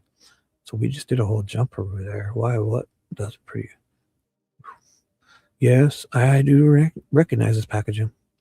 And did you receive that item at the same time that you received the items from the autopsy and from the swab of the tree and other swabs taken at the crime scene? Yes, sir. And what is it? State's Exhibit 148, which is my laboratory item 16, is the cartridge that I've examined. So why are they bringing the cartridge in that? Seems like they need to swap these into item numbers. So they're, in my opinion, it's possible. Why bring this in at the exact same time? So you were handling them, and now I came to you with all the other crime scene packaging? Yes. In this initial exam? Yeah. It was included as part of the original submission for this case. I received it on February 17th, 2017, along with the other items I've examined and previously talked about. And did you examine the contents of it? I examined the item which was in the packaging, yes. And did you document and note the condition it was in when you received it? I did. And What can you tell the jury about your documentation and what you know about the condition of that item? Your Honor, I'd like to refer to my notes on my laptop. Is that possible? If that's possible, you may. Thank you. Go. So my note. Wait. This isn't a question. It's a continuation. It should be answer. This is her, because she's talking about my notes. So my notes indicate that I received the brown paper bag, which was sealed with clear packaging tape. Inside that brown paper bag was a manila envelope, which was also signature sealed with clear packaging tape. In addition, there was a loose debris present inside of the brown paper bag. Upon opening up the manila envelope, I observed one cartridge which had an imprint on it, Winchester 40 S&W. Also contained loose debris. So the bullet was in there bouncing around, which appears to be a plant material. What? Oh, because there was dirt on it from the ground, they pulled it out? What did they do? Take a scoop full of it and just fucking shovel it? So I did not observe any visible ridge detail. The cartridge appeared slightly dirty. In my examination, I did not perform any serological analysis. I did take one swab of the entire surface of the cartridge. Upon taking that swab, I noted that the swab had a light brown, dirt-like staining present on it. Why did you swab it? Well, you said because Oberg did it, so you did it too. Didn't you do it first? You got it first, and then Oberg got it and did it again just in case or something, because obviously so you got this first before Oberg gets it. So as part of my examination, I first did a visual exam to see if there's any kind of body fluid that warranted testing on that sample. There was nothing that warranted testing for a body fluid. So then I attempted to collect any potential skin cells that may have been on the surface of the cartridge. Swabbing is the method in which I can collect anything that might exist on that surface area. You received this item amongst the other items received by you on February 17th directly from the hand of Sergeant Ole at 1:26 p.m. I remember. Yes, I did. In swabbing it, well, no, maybe it was 1:26 would have been when what's her face? Oberg received the bullet. I'm confusing these two. So she gets the unspent round first, obviously, because that's what even Oberg said. But Oberg was still careful when it came to her. So in swabbing it, in doing that process with a moist swab, would you have removed dirt that was on it? Yes. So part of the process is to wetten a swab with a drop of water. So in doing that, yeah, the swabbing would have removed the dirt that was present on that sample. And you had dirt on the swab, or you had a substance that looked like dirt on the swab when you were finished, right? And it warranted me documenting that in my case notes. So they got a brown or dirt. Oh boy.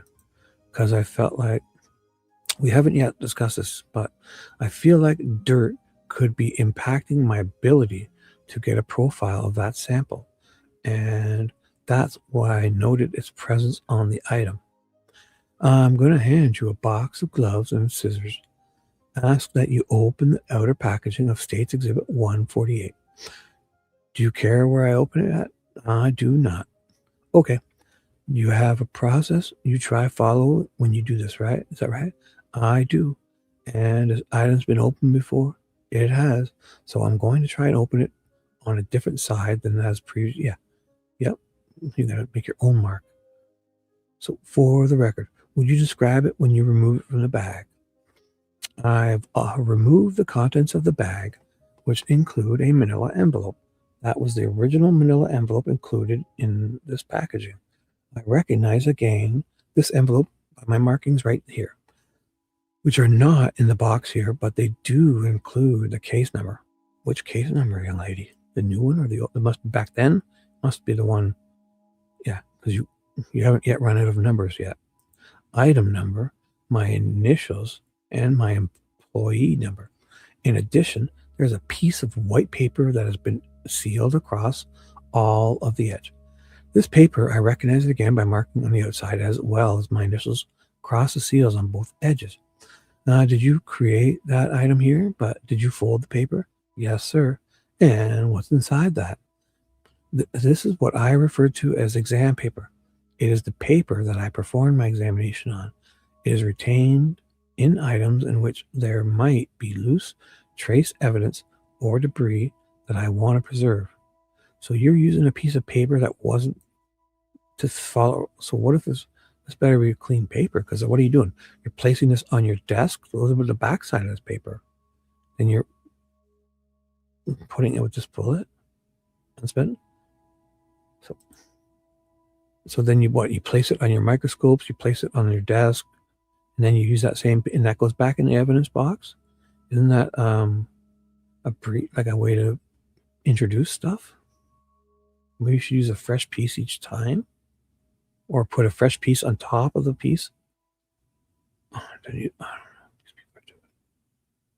So when I received this cartridge, there was loose debris, specifically appeared like plant material to me, and I wanted to retain that. So the paper is folded and sealed into a bindle, and each of the sides of the bindle are then appropriately sealed so nothing can come out of it.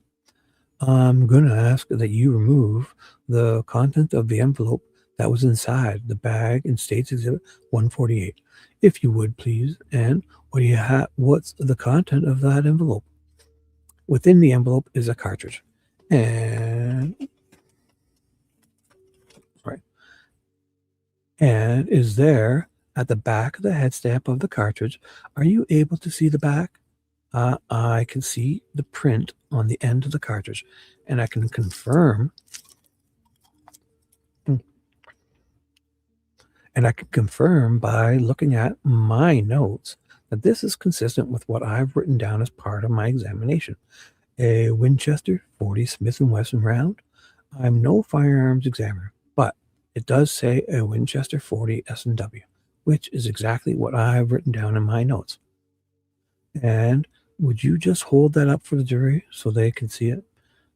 Seems like this will be a great time for them to get this bullet a new number, because they really did they did a whole rigmarole of item numbers.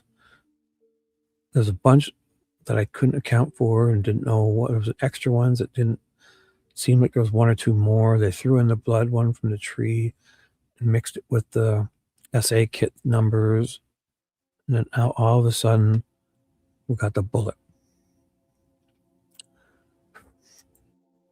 So 148 is then Polish. So boom, they get that in as a bullet. Just after did a whole fucking rigmarole, item numbers and switcherooty. Did you mark it yourself? No, sir. And why is that? At the time of my examination. Oh, you didn't? What? At the time of my examination, there was still a pending examination, which means it needed to have additional analysis. So what?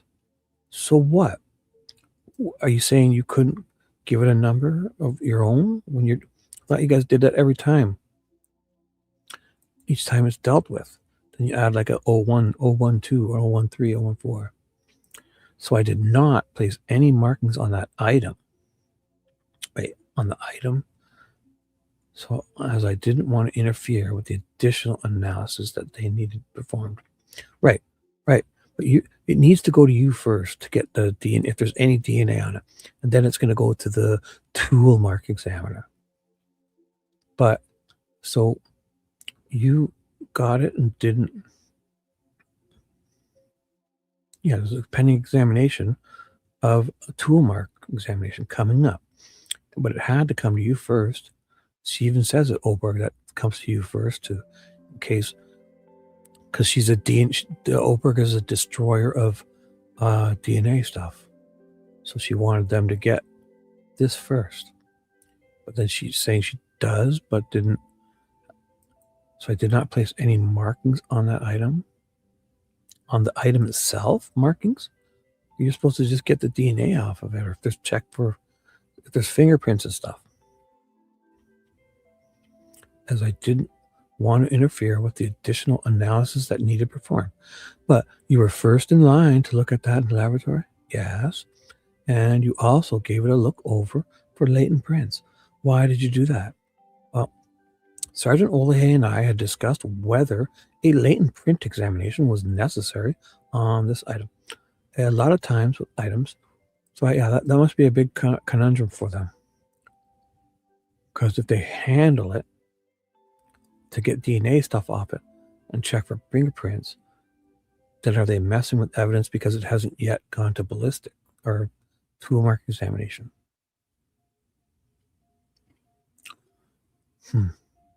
Sounds like they're afraid to say they did all this, because then if they say, well, you could have put marks on it, how do we know that they didn't mark it up?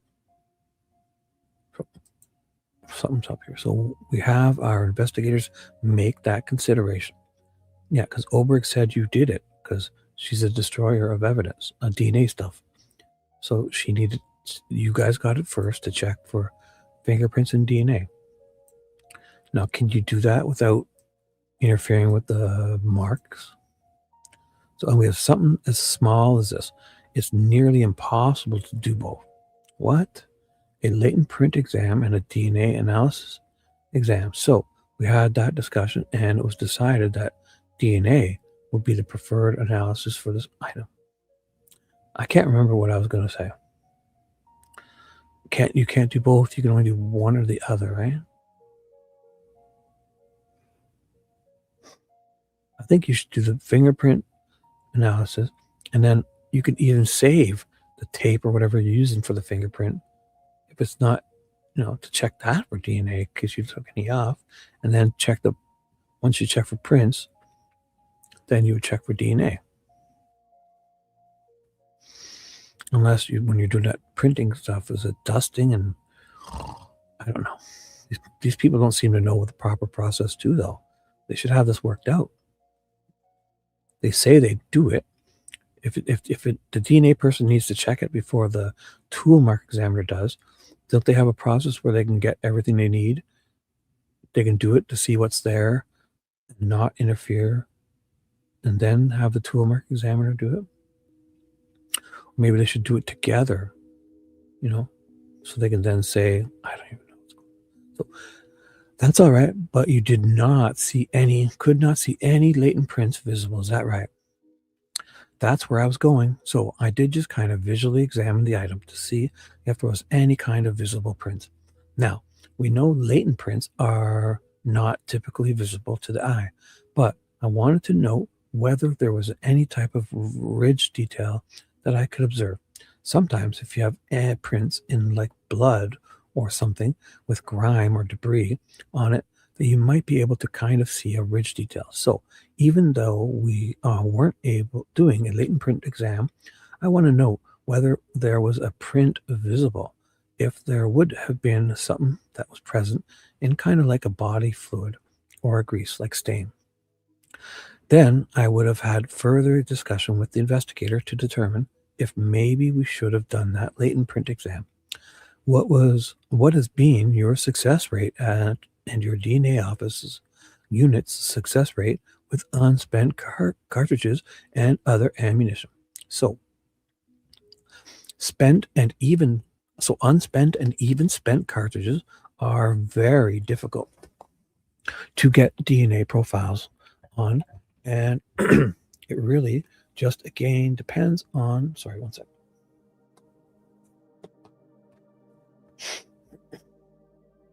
Sorry. So it depends on the quantity and quality of the sample. But you all saw how small that was when I held it up. My swabbing is designed to collect as many skin cells as possible. I need to have an abundance of skin cells present on your object to have enough DNA to develop a DNA profile. So we have found that in our research in our laboratory, we have found that cartridges are not successful.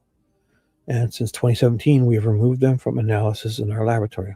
So what So all you're looking for is prints then. So why are you even talking about this DNA garbage? You don't do it anymore. Or from 2017. After or before? What day of one? These people. 2017 is when you did it. So did you? So we stopped doing it in 2017. Was it before or after you did this? Oh my God. They go on to either latent print and especially firearms tool marks. I believe that even latent print analysis has taken cartridges out of the scope of their examinations as well. And again, it just goes back to the amount of surface area and the success rate from these types of items. What was the result of your examination of your item 16, States Exhibit 148? So I took a swab of that cartridge. I used that swab entirely, which means I consumed the sample entirely to maximize my opportunity of getting a DNA profile. The DNA result from that cartridge demonstrated an insufficient quantity of DNA for further analysis. The jury has seen photographs of twin Chuck Taylor Converse All-Star shoes, a right and a left shoe. Did you examine two such items, and are they here? States Exhibits 146 and 147. Yes. Yes, sir. I've examined these items, States Exhibits 146 and 147. They are laboratory items 14 and 15. And items 177, identified as a sweatshirt with the word German printed on it. States Exhibit 177, did you examine this? Yes, sir. I also examined this item. I recognize it again by my markings. And I'm going to show you States Exhibit 178. Oh my God, I can't do this. I can't. How can these fuckers, in one hand, they do it right. Okay, so it's item 30. But like this was good. When they first said that 16, when they first said it, it sounded good because, yeah, he referred to your item 16, States Exhibit 148, should always be this way. If you're saying an item number, you should have to, but they don't all the time. Here they do eventually, but States Exhibit 178, identified as a shoe.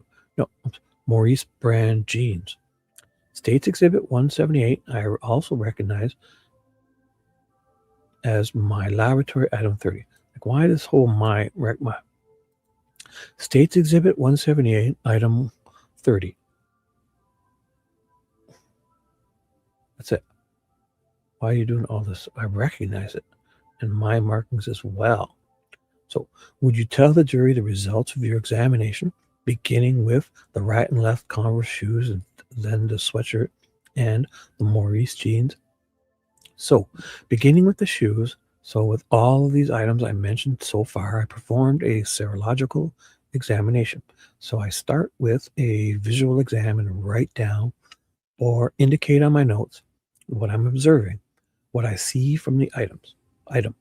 There were discoloration present on the tennis shoes that warranted me testing it for the presence of blood. And on item 14, see, what? Why are they doing this? I can't take it. So item is 146. So item 14, exhibit 146, there was no blood detected on. So it's the left and right shoes, right? I did take a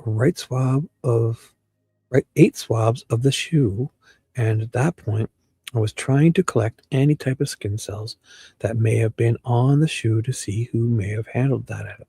Item 15, the serological examination did indicate the presence of blood.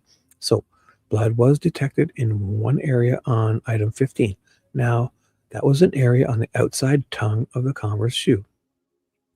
I also took 8 swabs from item 15 for collection of possible skin cells from that item as well.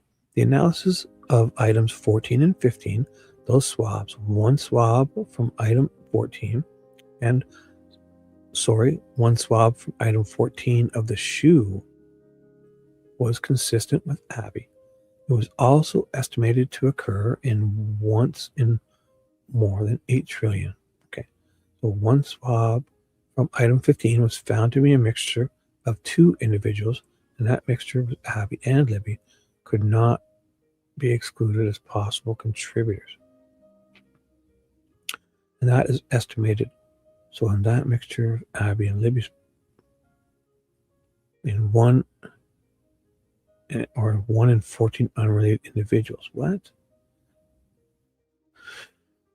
So and that is estimated in 1 in 14 unrelated individuals would contribute to that mixture. What is that? What is that? Why? What? I don't get that. So one swab from item 15 was found to be a mixture of 2 individuals. And that mixture, Abby and Libby, could not be excluded. Okay. Abby and Libby could not be excluded as possible contributors. That is estimated in 1 in 14 unrelated individuals would contribute to that mixture.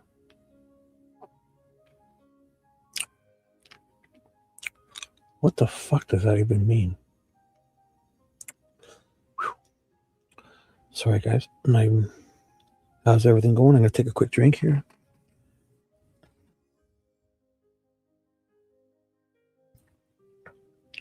Awesome. You still up? Who's up? It's, oh my God, that was so long ago. I'm sorry. I missed your comments, guys. Maybe the untested hairs on. Oh my goodness, I'm confused. I should just read. I got to put this on paper because this whole bullshit with them switching, or just this whole item number shift. Derek pops into it all for some reason when they don't need him. Then they jump right to the bullet. Like stuff is shifting here. I think they're up to something no good. This whole item number bullshit. Well, who does that? What case do they have before this? How do we have different? And they had these before they brought the new case number in. Why is their item numbers different than the exhibit numbers? In what world is that normal? Stewie's alive, brother. It's just you and I.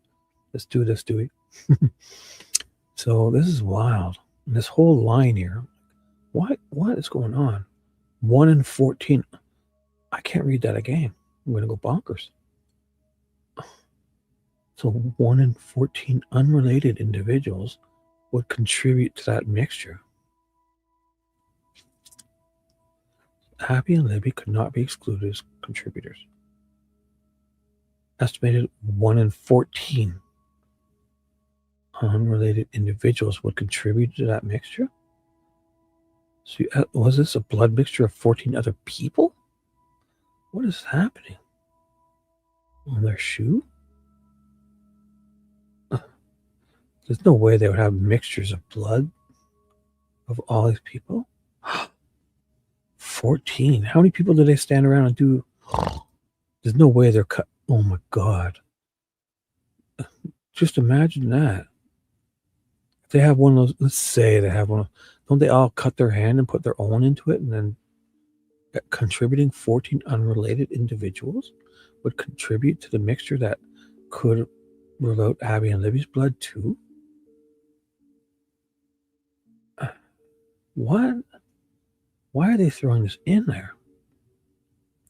And did somebody spill it after they've got 14 other people? What is happening? So one swab from the right shoe was found to be a mixture of 2 individuals. And that mixture, Abby and Libby, could not be excluded.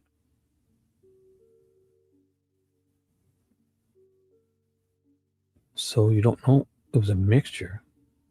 Who could not be excluded as contributors, and that is estimated 1 in 14 unrelated individuals would contribute to that mixture.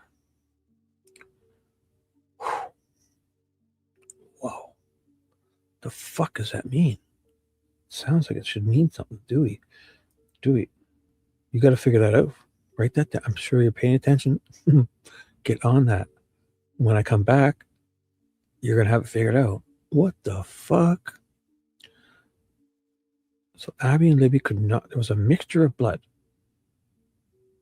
From what? There's to be a mixture of two individuals. Abby and Libby could not be excluded as possible contributors, and it could have been any of 14 other people that could have contributed to that mixture. The remaining swabs of the shoes yielded a variety of results.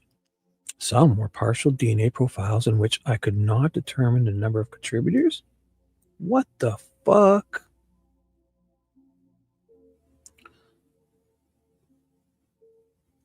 So they got these so many people mixing their blood together that they can't tell whose it is. Could have been up to 14 different people, but they can't. It's so mixed together that they don't have enough, but they can tell there's 14 different ones there. So I was not able to make any further conclusions.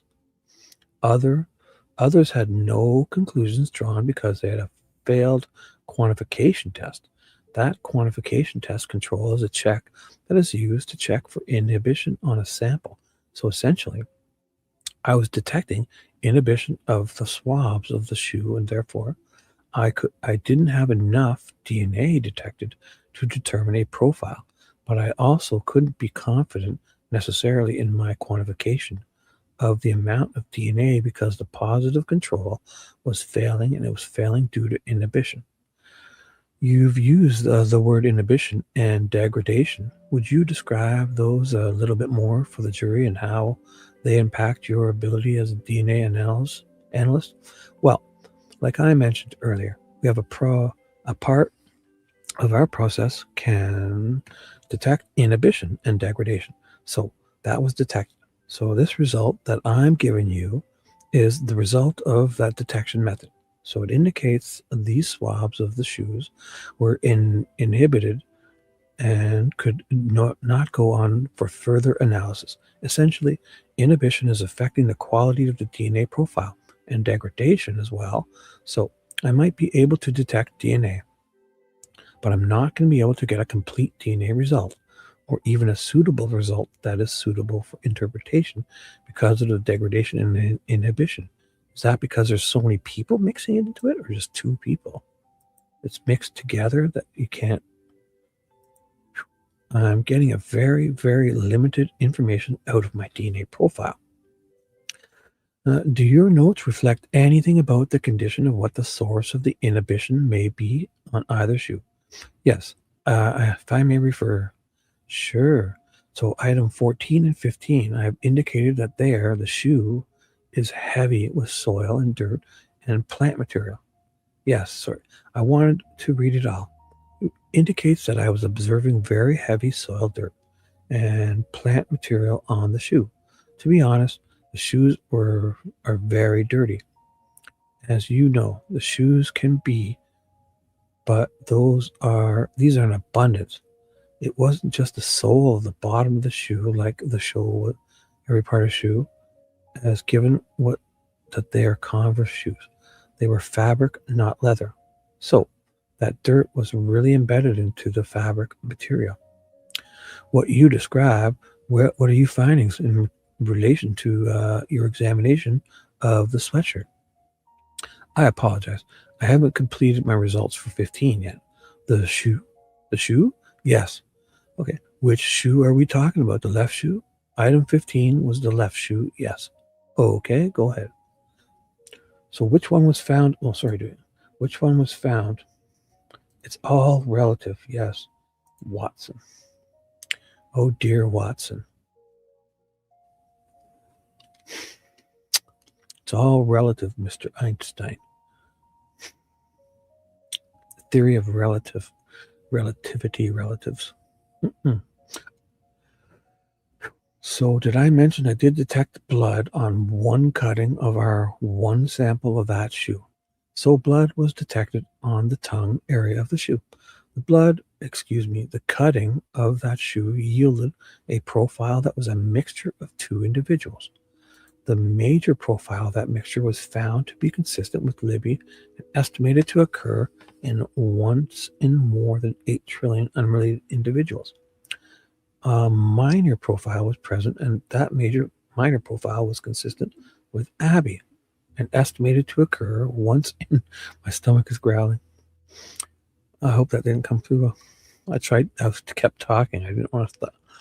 Oh boy. To occur once in 66 million unrelated individuals. And that was on the tongue of the shoe? Yes, sir. Were there any other findings in relation to your items 14 and 15, the Converse shoes, that you wanted to share? At this time, it's just worth mentioning that my visual exam included collecting hair as well and doing microscopic examination of hair. There was a hair present. Oh my God, I'm never going to get this done. There was hair present, but it was found to be not consistent with human hair. So your examination of the sweatshirt, that's an item that you looked at on multiple occasions, correct? Yes, sir. And in your initial exam on the March 7th report, could you summarize your results on the sweatshirt? The visual examination was done of the sweatshirt. I will quickly note my visual appearances, but the black sweatshirt, I noted there was a heavy saturated red staining present in the back, the hoodie area, the upper shoulders, and the front neck of the black hoodie. There was heavy plant material present areas, It appears dirty with heavy soil, dirt and sand. All of that sand, soil, and dirt was also detected during my visual examination in which I was using an alternate light source. The alternate light source, UV and infrared light, kind of enhanced the dirt and sand that I was observing on the item. As well, the serological testing, did you need your orange goggles? Of the sweatshirt indicated that blood was detected. I examined the sweatshirt for seminal material. No seminal material was detected. I examined 11 cuttings from the sweatshirt, and some of those cuttings were from blood areas.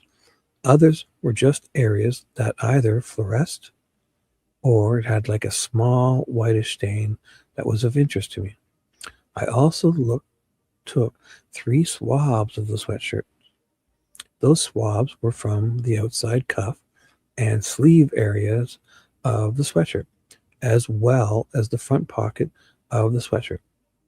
And I did microscopic examination of hair from the sweatshirt as well, and there were several hairs that were consistent with human and had a root material present. So they were available for DNA analysis. Several. What? Wait a second. There was several hairs with roots? And those... what has happened? What? Several hairs that were consistent with human and had root material present. Were they consistent with each other? So they were available. So of the 11 cuttings, 8 of the cuttings were found to be consistent with Abby and are estimated to occur one. Okay. The other 3 cuttings were found to be mixtures of 2 individuals, Libby and Abby, could not be excluded. What? Couldn't they tell if they're male and female at this point? I don't know how. To the mixture. This is a very statistical calculation for those 3 results. The first cutting was estimated to occur once in more than 50 unrelated individuals.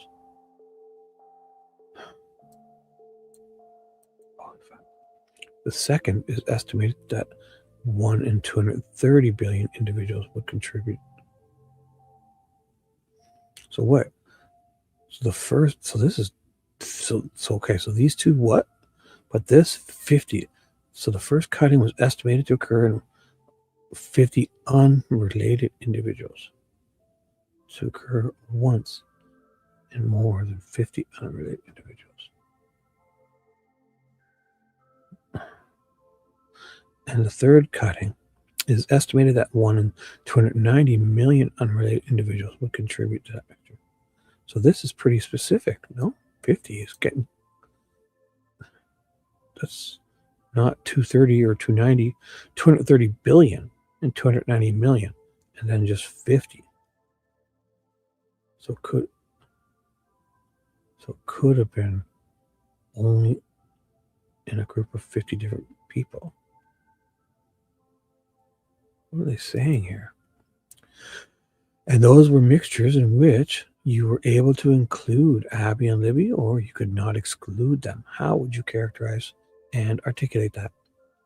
It was a mixture of two individuals, and both Abby and Libby were consistent with the DNA profile completely. So they appeared consistent with the DNA profile. So they appeared to be consistent with that mixture. And was that hair found to be an insufficient quantity of DNA? Yes, it was. And I also, hey, what's up, critter? Good morning. Look at you. Good morning. What are you doing up so early? Welcome, young lady. We need some morning energy. Bring us that morning sunshine, young lady. Good to see you. So only one of those swabs yielded an interpretable result.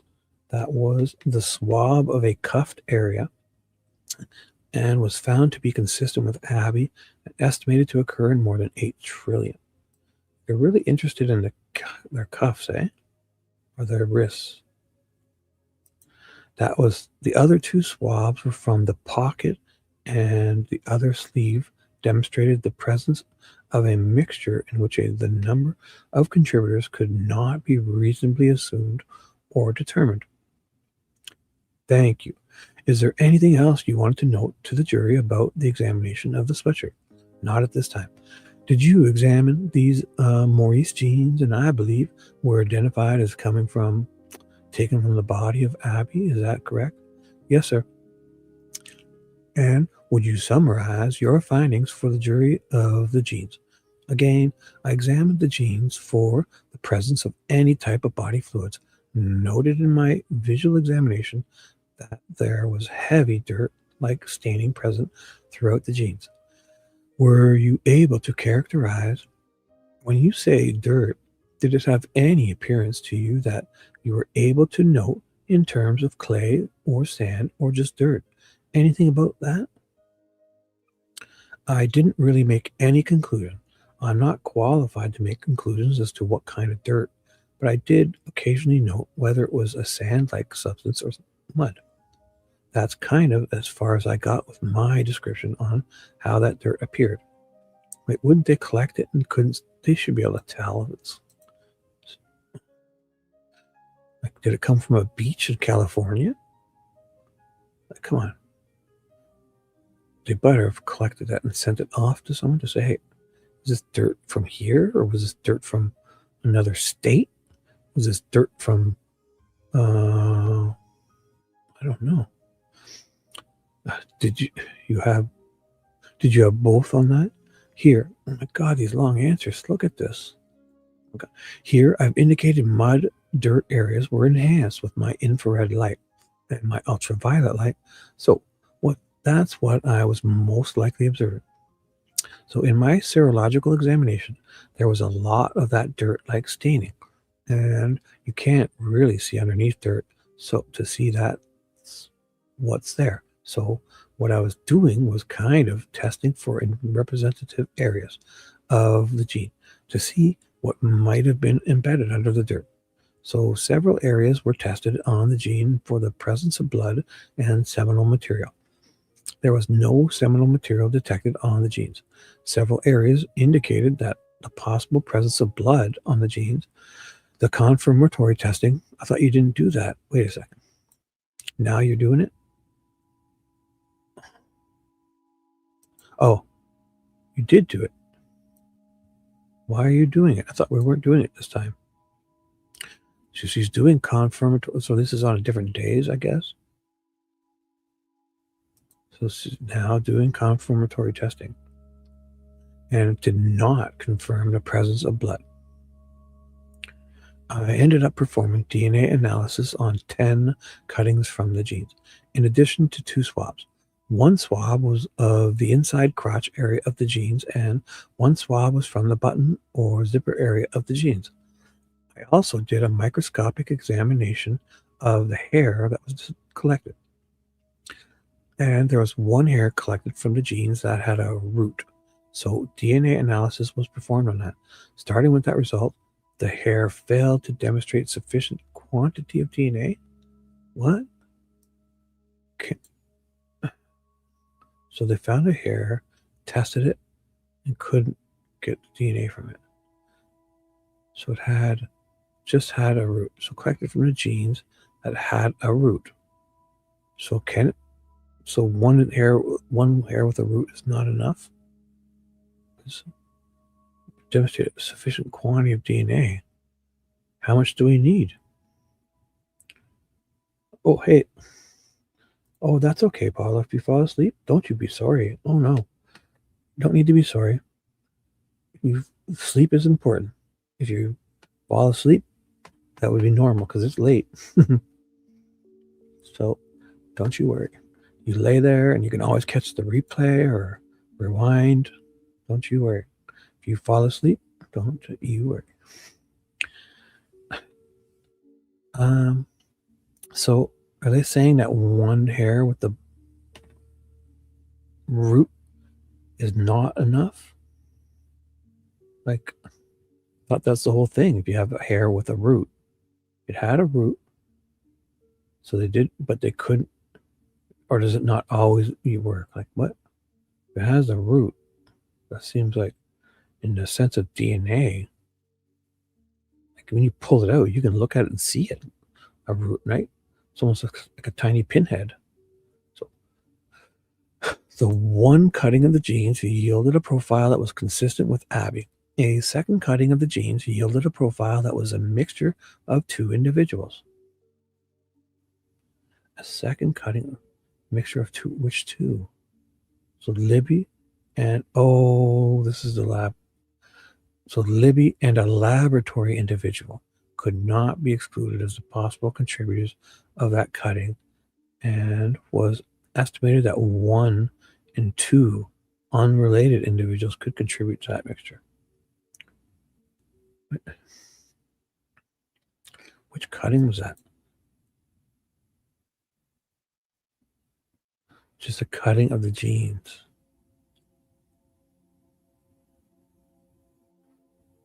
So there's a hair, they can't find out whose it is, and they mix in somebody's that works there from the laboratory. The remaining samples either failed to demonstrate a sufficient amount of DNA, or I was unable to demonstrate the number of contributors. So I was not able to make conclusions. The swabs that I took from the genes, the swab from the button, and the zipper failed to demonstrate a sufficient amount of DNA. And the swab from the inside of the genes yielded a mixture of 2 people. The major profile was consistent with Libby, estimated to occur once in more than, and the minor profile was consistent with Abby, estimated to occur once in 100 unrelated individuals. That is all the results I have for item 30. Once in 100. With Abby. So who else could have had Abby's DNA? Same. Could have been Abby or any 100 people related to her. Know what that means? So it's like not consistent with Libby's. Maybe probably consistent with Libby. Estimated to, so they could, but there was a chance it could have been in relation to Abby. 1 in 100.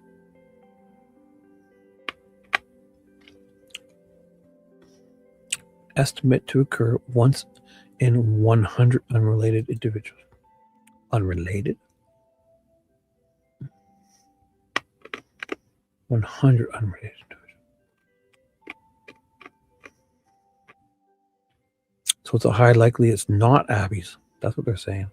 When it's that number, yeah. Because this is, if it's estimated to occur once more than 8 trillion, then it's a high likelihood that it is Libby's one of them. And if the other part of it is, so there's somebody's mixture of blood stuff in there that's most likely not Abby's. Because if it's estimated to occur once in 100 unrelated individuals, that means it's a high likelihood it's another individual. So when it's this one, if it's there's only 8 trillion chance that it could have occurred in another person, then it's likely Libby's. In this one, if it's could have occurred in the next 100 if it could occur in 100 unrelated individuals, it's most likely not hers. Like it could possibly be like these two are far off. So if it was Abby's, they would also say more than 1 trillion.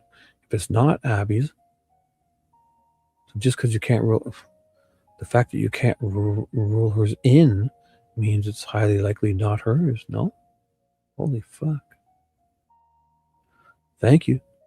May we approach, Your Honor? You may.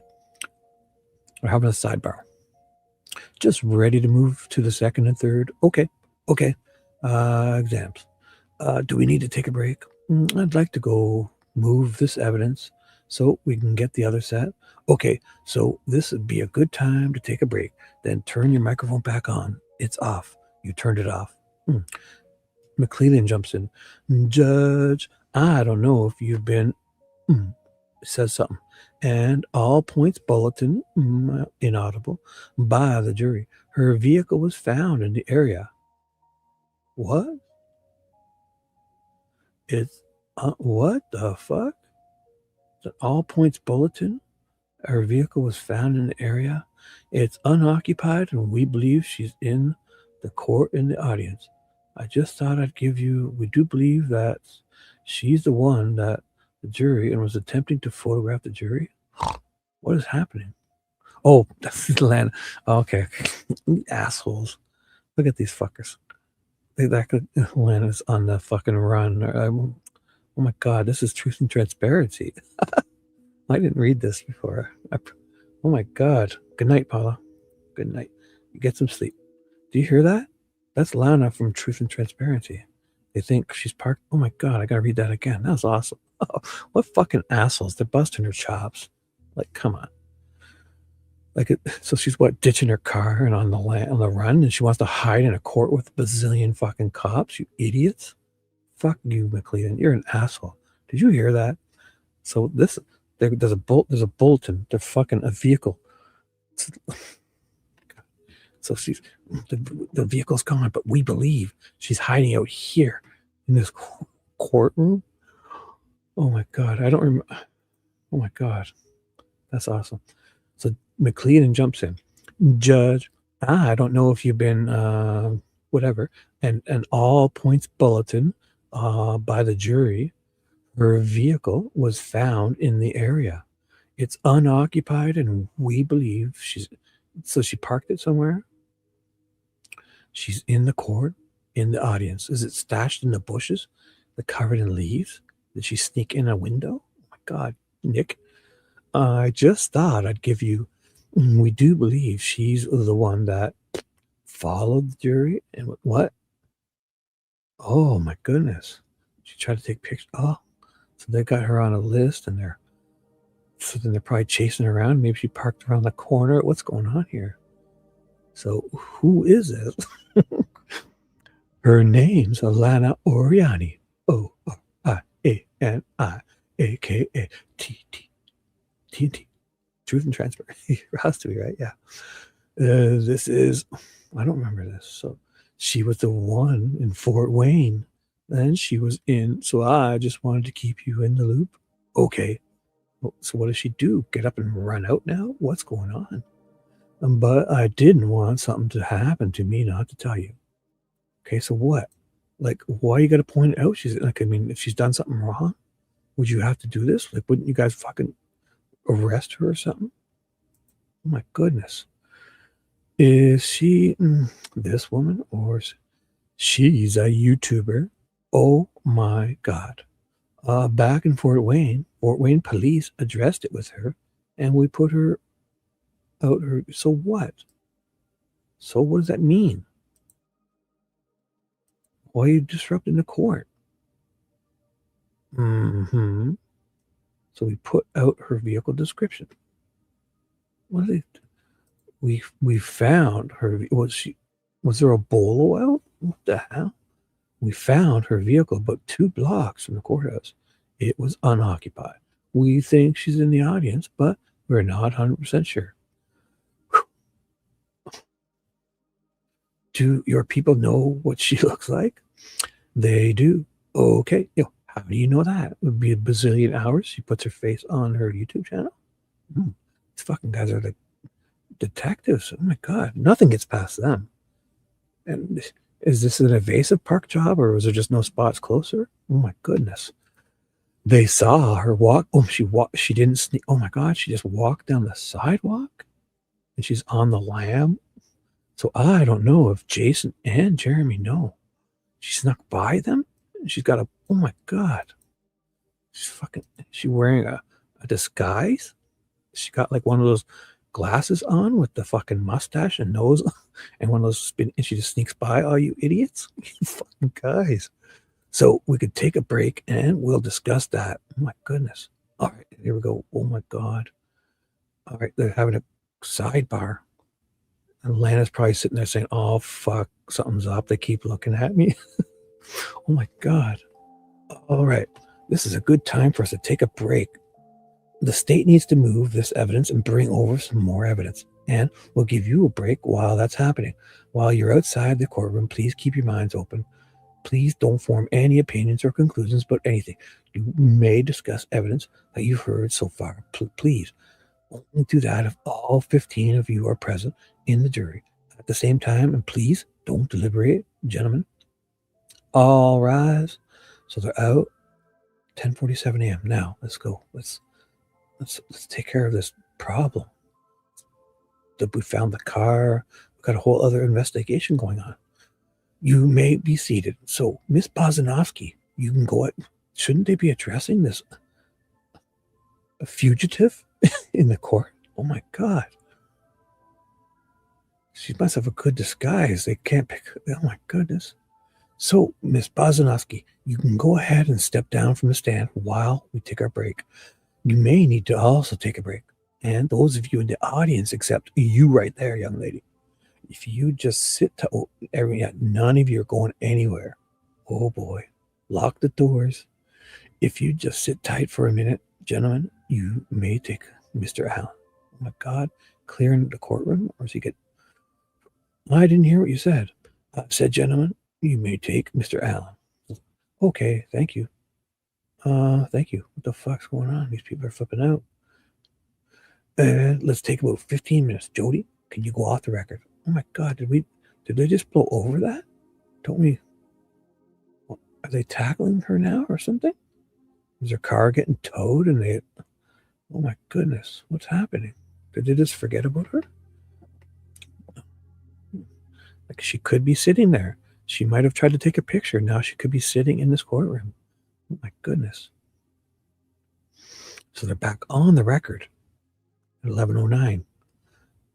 Okay, we're back on the record. I know we are waiting for Mr. Boss McClellan and Mr. Luttrell. All right, Mr. Luttrell, have you switched out all your evidence? I have, Your Honor. Okay, are you ready to proceed? As expeditiously as I can. Okay, let's bring them in. All rise. Thank you. You may be seated. Oh, thank you, gentlemen. All right, you may proceed, Mr. Luttrell. So that's it. So they're not sure. She's blended. Lana is blended in with the plants and the seating, and they can't tell if she's in the courtroom. We don't know. The car is now driven away on its own, like Kit from Knight Rider. It's just driven away, I think. I don't know. No update. You tease. Did you see that, guys? Oh, hey, Nature. Did you see that? They just teased us. Oh my goodness, Dewey. Did you Vegas? Did you see that? It's fucking, there's this, someone tried to take a picture. We put a bolo out for her car. It's fucking parked 2 blocks away with probably the closest parking spot she could find. And she skirts, she hides right down the middle of the sidewalk. She must have a good disguise. Now she's in here, we think, but we don't know what she looks like. Oh my God, how would you find that out? Whew. And then they don't tell us. Oh, did they show? Oh my God, did she get arrested? That sounds like there's a bowl out. Holy fuck. Did they? God, that's wild. And then they don't give us an update. Jesus, I should check out her. I'm sure she probably talked about it. I probably even know this. I'm such an idiot. That was hilarious. That was awesome. That was a great. I wish they'd do that more often. But with maybe Murder Sheet. Yeah. Do that with Murder Sheet. Do you see Murder Sheet taking a fucking? I'm sure they're tackling them, ripping their phone out of their hand too, right? Yes. I'm sure if Hennessy called Liggett over or whatever and said, "Hey, Murder Sheet had her phone out," they'd be fucking. Oh, they'd be pissed, right? Jerry would be fucking arrested her for sure. Murder Sheet would get in so much trouble. Fig would, and whoever, Lauren from HTC would get in shit, I'm sure, and who are the other bootlickers? Yeah, they'd all get fucking held to the, they took a photo of somebody, they'd be fucking hemmed up. Their car would be on a list and be on a bolo and arrest on site, stomp on site. And now to transition, ma'am, to your March 24th, 2017 report.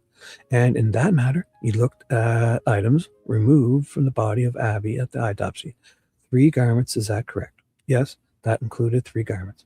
And also items obtained at the crime scene, and then the jail. Richard, why did you do it, man? Richard Allen, why'd you kill the girls? Yeah, I seen that. JLR guy yell. I saw that JLR yelling at him. I see that all the time. Richard, why'd you do it? So, and also items obtained at the crime scene, and then a number of items removed from the creek. That's how they were described to you. Is that correct? Yes, that is the description I received. Look at this. I'm not even halfway done, and I'm at almost 6 hours. I got to book this. I got to do it. No more distractions with these numbers. I'm not taking the bait. I'm not taking the bait. These are identified as your lab numbers, 31 and 32. Okay, that's good. It's good. It's good. I'm going to move on. See, I can move on because they're saying 3 numbers. 3 is good. I'll get over it. It's a little bulky. You want to handle those 3? Yes, sir. The first item, your lab item 31, was a pink top, a sleeveless pink top from the body of Abby. And the second item was a gray cotton bra, your item 32. And the black bra is item 33. Would you explain to the jury, item by item, what your results were for your examination? Yes, sir.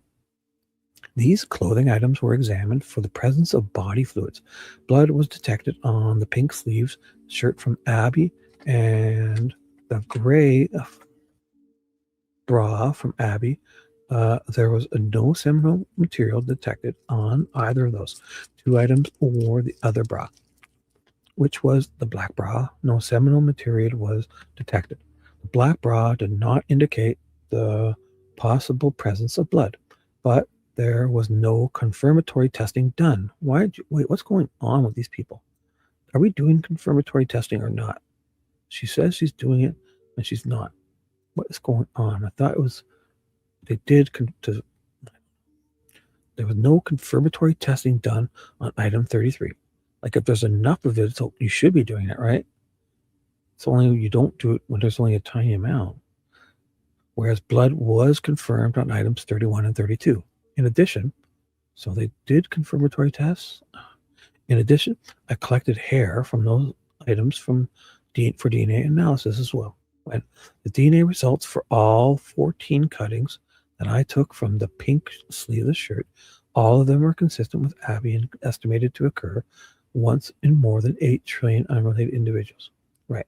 So when it's a huge number, it's definitely hers.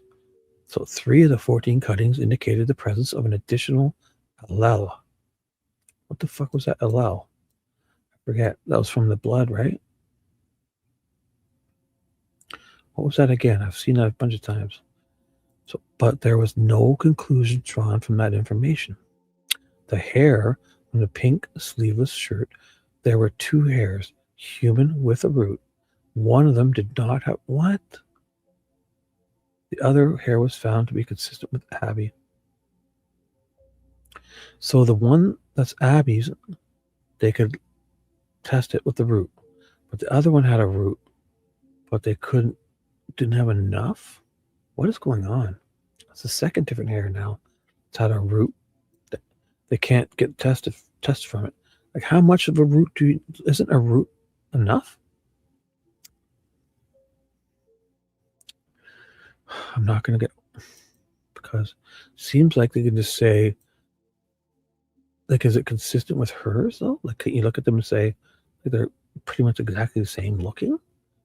Because Abby's got red. Abby had like reddish hair, right? Let's see. Maybe they say it. Wouldn't they say, like, what if it's a gray or brown or black? Was it the same length? So the other was consistent. So one, was it consistent or not? So the other one was consistent. So one wasn't consistent with Abby. So it's somebody else's hair. So one of them did not have enough DNA for analysis. The other was found to be consistent with Abby. So the other wasn't consistent in appearance, and it also didn't have enough to be analyzed for it. So that's what they're doing here, saying there's a whole other hair here. Because the one that we tested, what we were able to test, was consistent with, consistent is moving to the gray bra. There were 2 cuttings of blood taken from the bra. Both of those cuttings were found to be consistent with Abby and occur once in more than 8 trillion unrelated individuals. There were 3 swabs of the bra. These swabs were taken from the breast area of the bra, inside and outside, for the collection of possible skin cells.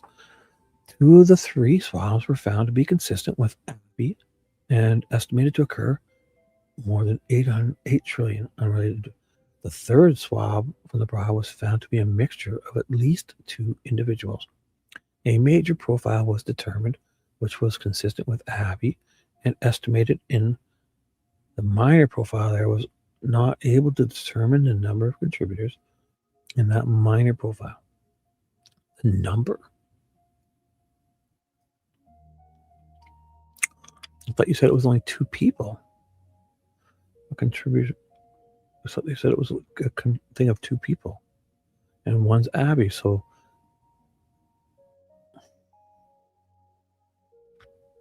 2 of the swabs. Okay. The 3rd swab was found to be a mixture of at least 2 individuals. At least. So one of them was Abby, and the other one could have been, you weren't able to determine the number of contributors. Holy fuck. Hey, you going to bed? Night. Or if you're staying up, just stay up, girl. Look at you. Come on. You don't need sleep. Stay up, and I guess you get the little one off to school, and you got all day. You could have a little nap. Stop it. Because you're here working with me. You're my assistant. You're my creator. Look at this. Look at this. Don't hate, create, young lady. Man, this is wild, eh? So the minor profile was not able to determine the number of contributors in that minor profile. So there was no conclusion drawn about it. the hair from the bra failed to demonstrate a sufficient amount of DNA. Like, what is this? It's one thing that they say the hair, but when they have the root, isn't a root enough? Seems like they find 2 hairs. They don't say if they're same as, but one of them they can has a root and they can test it and say it's Abby's. The other one has a root, but they can't get DNA from it. Is that normal? Oh.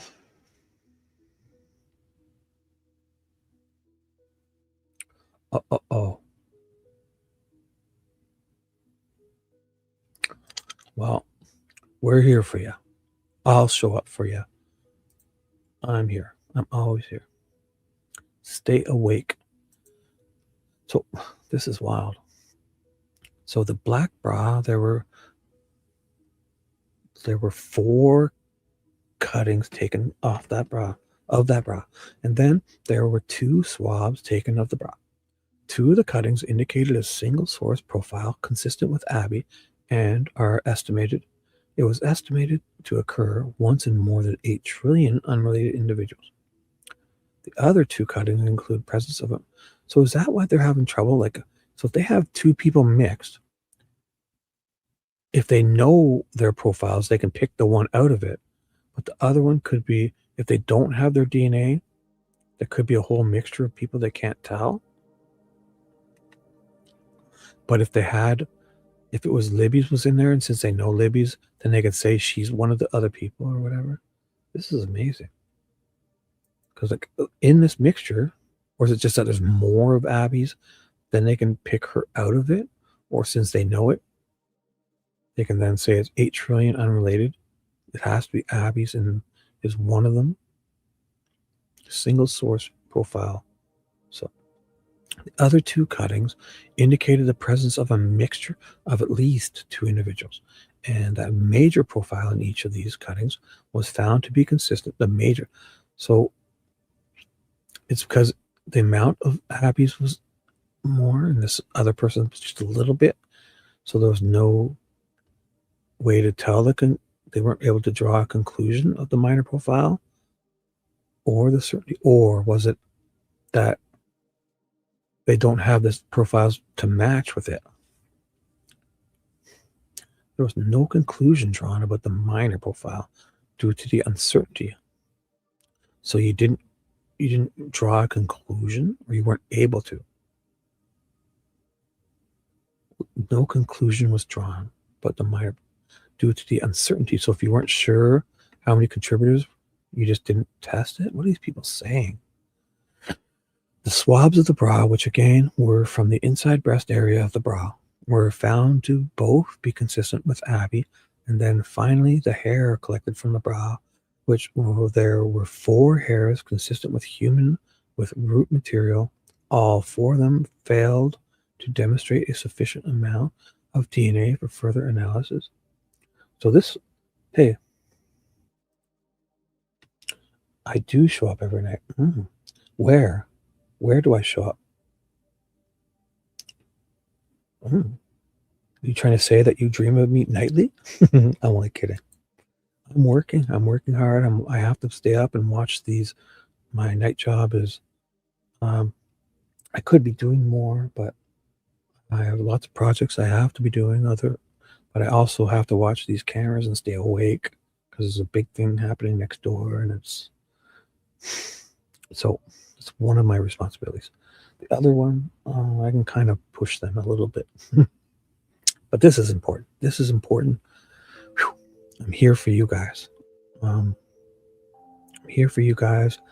So if you have a hair with a root, it's not always sure that you'll be able to get stuff from it, but you do need that root. But if you do have it, it's not a given that you'll get it, because it seems like they have lots of hairs with roots, which is what's needed to get a DNA example from. But then these roots, 4 of them, there's 4 hairs. Were they separate? Did they even look alike? What is going on here? Like, was it a blonde one, a brown one, a black one, and a gray hair? And finally the hair collected, which there were 4 hairs consistent with humans. They had the root. So all 4 of them failed to demonstrate a sufficient amount of DNA for further. So you're testing them all. You couldn't get the DNA from. But did they look like the other ones? Were they long? Were they short? Don't they usually tell us that kind of information? One was black, one was gray, one was pink. I don't know. This seems to be in the dark. Listen, hey, we couldn't get DNA from it. That's all that mattered. What about the length? What if it's gray? What if it's fucking really short and blonde and male? I don't know. Right. Have markers on those extra ones that they have. They can't. Right. So they'll be good. Yeah, I think that makes sense. That we could use. Right. Yeah, you could exclude people. Like, let's say they're yellow. That would be a blonde person. So you can exclude the guy with the black hair, right? Yeah, that makes sense, Fishy. No, that's perfect. So what happens when we find out it's 97% math to choose? Oh boy. On my channel, weirdo. Oh boy. What did I miss? Oh, on my channel. Oh, so yeah. When you have dreams of me doing a show, I get it. It's okay. I'm like, oh my goodness. Yeah. But I mean, that's a great point. Like, sure, okay, we can't use it to, but if it's gray and it's not going to be a 18-year-old guy, right? There's something we could look at. If it's blonde, then it's not going to be like, I guess Derek has pretty blondish hair, or if it's like a solid black. There's lots of other, we can rule people out. So it seems like it's almost like they just don't want to talk about it. So my report says the DNA profile obtained from the cuttings of the what do other cases do? If they can't get the DNA profile, do they not say of the 4 hairs, 2 were similar length, blonde, 1 was a short black hair, and 1 was a really short gray hair, or something like that? Do we not get a counting? I hope to God he has to. Hey, Carol, he has to, with all these shenanigans that have happened, changing case numbers, like, oh my goodness, shifting item numbers to exhibit numbers. Oh, all these shenanigans, just like they say they lost the tip, but the tip itself in the beginning says it was triggered by the description so the Orion system didn't lose anything. It was triggered to do the 01 version. Then he gets cleared. But then in 2019, Kathy Shank is printing it out for whatever reason, and she loses that, which wasn't even lost. So it was never lost. She prints it out in 2019 and loses it again, something that was never lost, because the system is triggered by all those words. It triggered a follow-up. Dan Doolin did. They covered or cleared them. They can't say that's a mistake. They can't. They just can't. And then in 2019, day before Devil's Night, 2 days before Halloween, Kathy Shank prints it out and then loses something again. It's not lost. And on my birthday, September 21st of 2022, I share it with Kathy Shank's dead husband. She then finds this tip that was never lost twice. But a month before, on my mom's birthday of August 23rd of 2022, Oberg receives a shitload of guns, which turns out they were in water and conch shells on them, and they need the penetrating oil. She had to free them, and she could rule out a couple of them because they were 45s. 2 of them were like 45s or something. She puts them in penetrating oil and bangs on them. She loosens them and frees them, looks down the barrel, sticks her finger in it, says they're safe. Oh my goodness. And then, oh my God, there was a 4th one. It's a Springfield Armory type. Same. So something has happened. with that, where parts of it end up, the penetrating oil is not enough, so she has to put it in some other liquid that she doesn't know what the hell it was. Oh, oopsie, like she mistakenly put it in something stronger, obviously, because it needed more penetrating. And she comes back at the end of the day and it's actually been disintegrated. But hey, no worry. Doesn't matter if it's disappeared. We have the serial number. Whew. I don't know. Yeah. Anyone know the answer to this? Update us, please. I guess we'll find out, right? We'll find out. I just keep waiting. You'll find out. Your YouTube notifications will probably go nuts once there's an update. So I figure that's how this, remember, we haven't had something like that in a long time. So either way, if they approve it or not, or if there's any updates, your new YouTube is going to go nuts. So,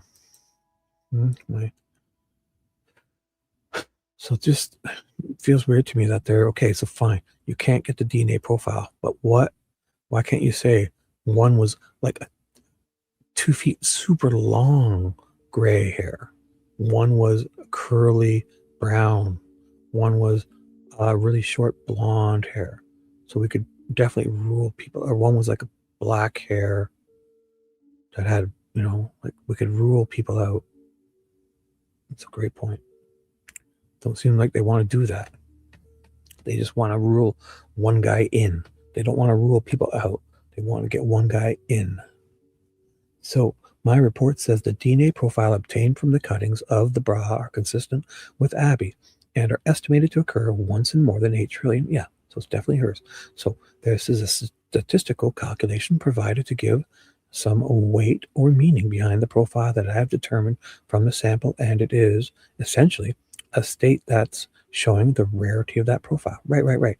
But you've said it also a couple of times that you can't tell the other one. The mixture is only like 50 people, 1 in 50 chance that it's this other person, meaning it's most likely other people, all these other people.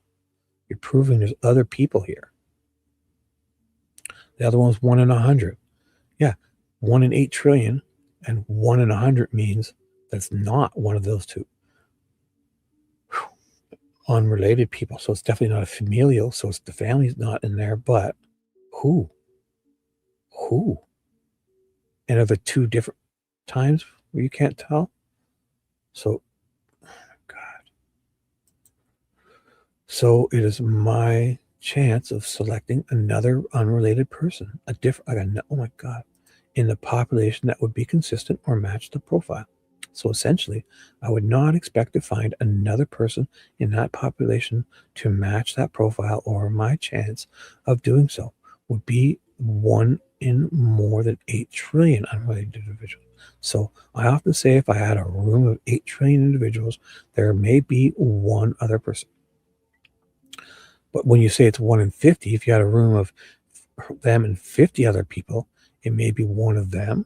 So that's fucked. That means it can't be that. Thank you. Thank you for that ridiculous comparison. Well, I mean, it's good. It's good. Thank you. I'm going to hand you what's been marked as States Exhibit 57. Which item number, dude? What's going on? Come on. Aren't we doing? If you start talking about 157 as an item number, I'm going to flip the out. You bastards. How can you do this at trial? Oh, it is 39. Son of a bitch. So it's the other shoe. Wait. It's a different black shoe. Because the other ones were like 14 and 15. So this is the Nike shoe from Libby's. Because the other ones were Chuck, right? So this is, it's good. Oh, under Abby, yeah, so it's Libby's shoe. Okay. And the other one, so there's only going to be one of these. So what is going on? 157 is 39. Admitted into evidence as such, and it's identified as a black Nike tennis shoe. You've already testified about examining the Converse shoe from Abby. Is this identified as an item found underneath the body? Yes, this is a black Nike shoe. My laboratory item, 39. So is it just this laboratory that has all these different numbers? God.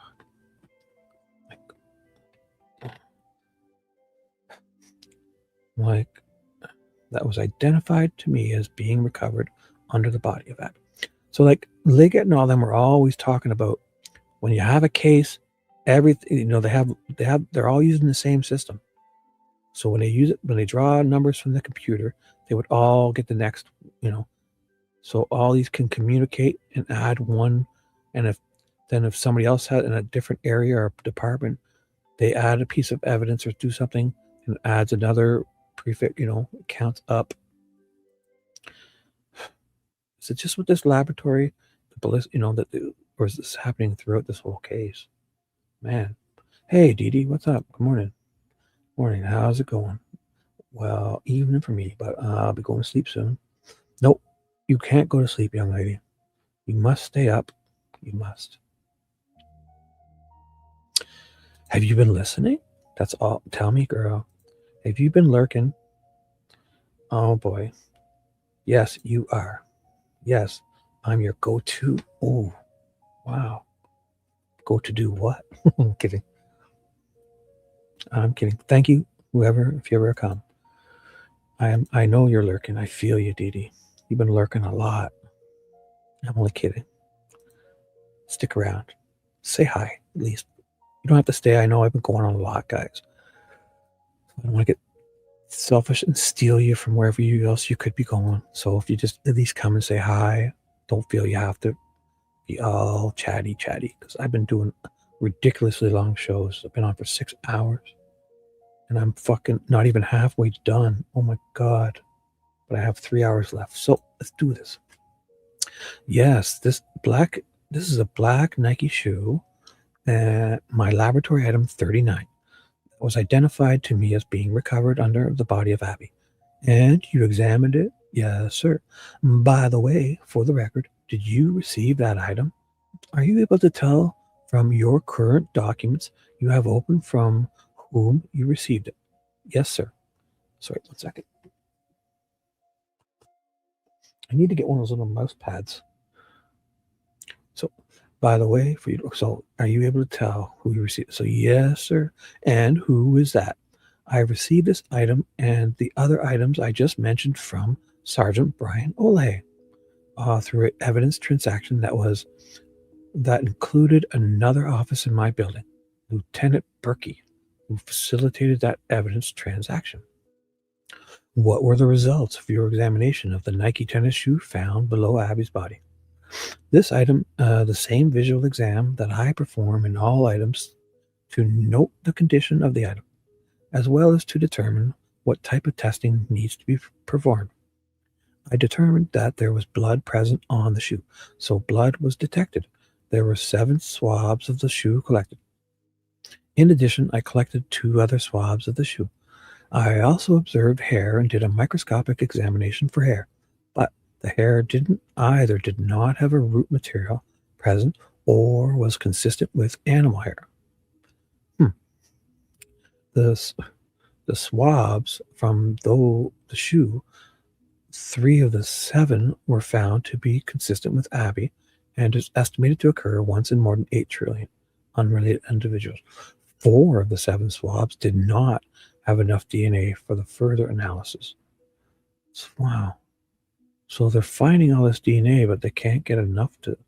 What's going on? I thought DNA was like, you only needed a tiny bit. Or is it because they're mixed?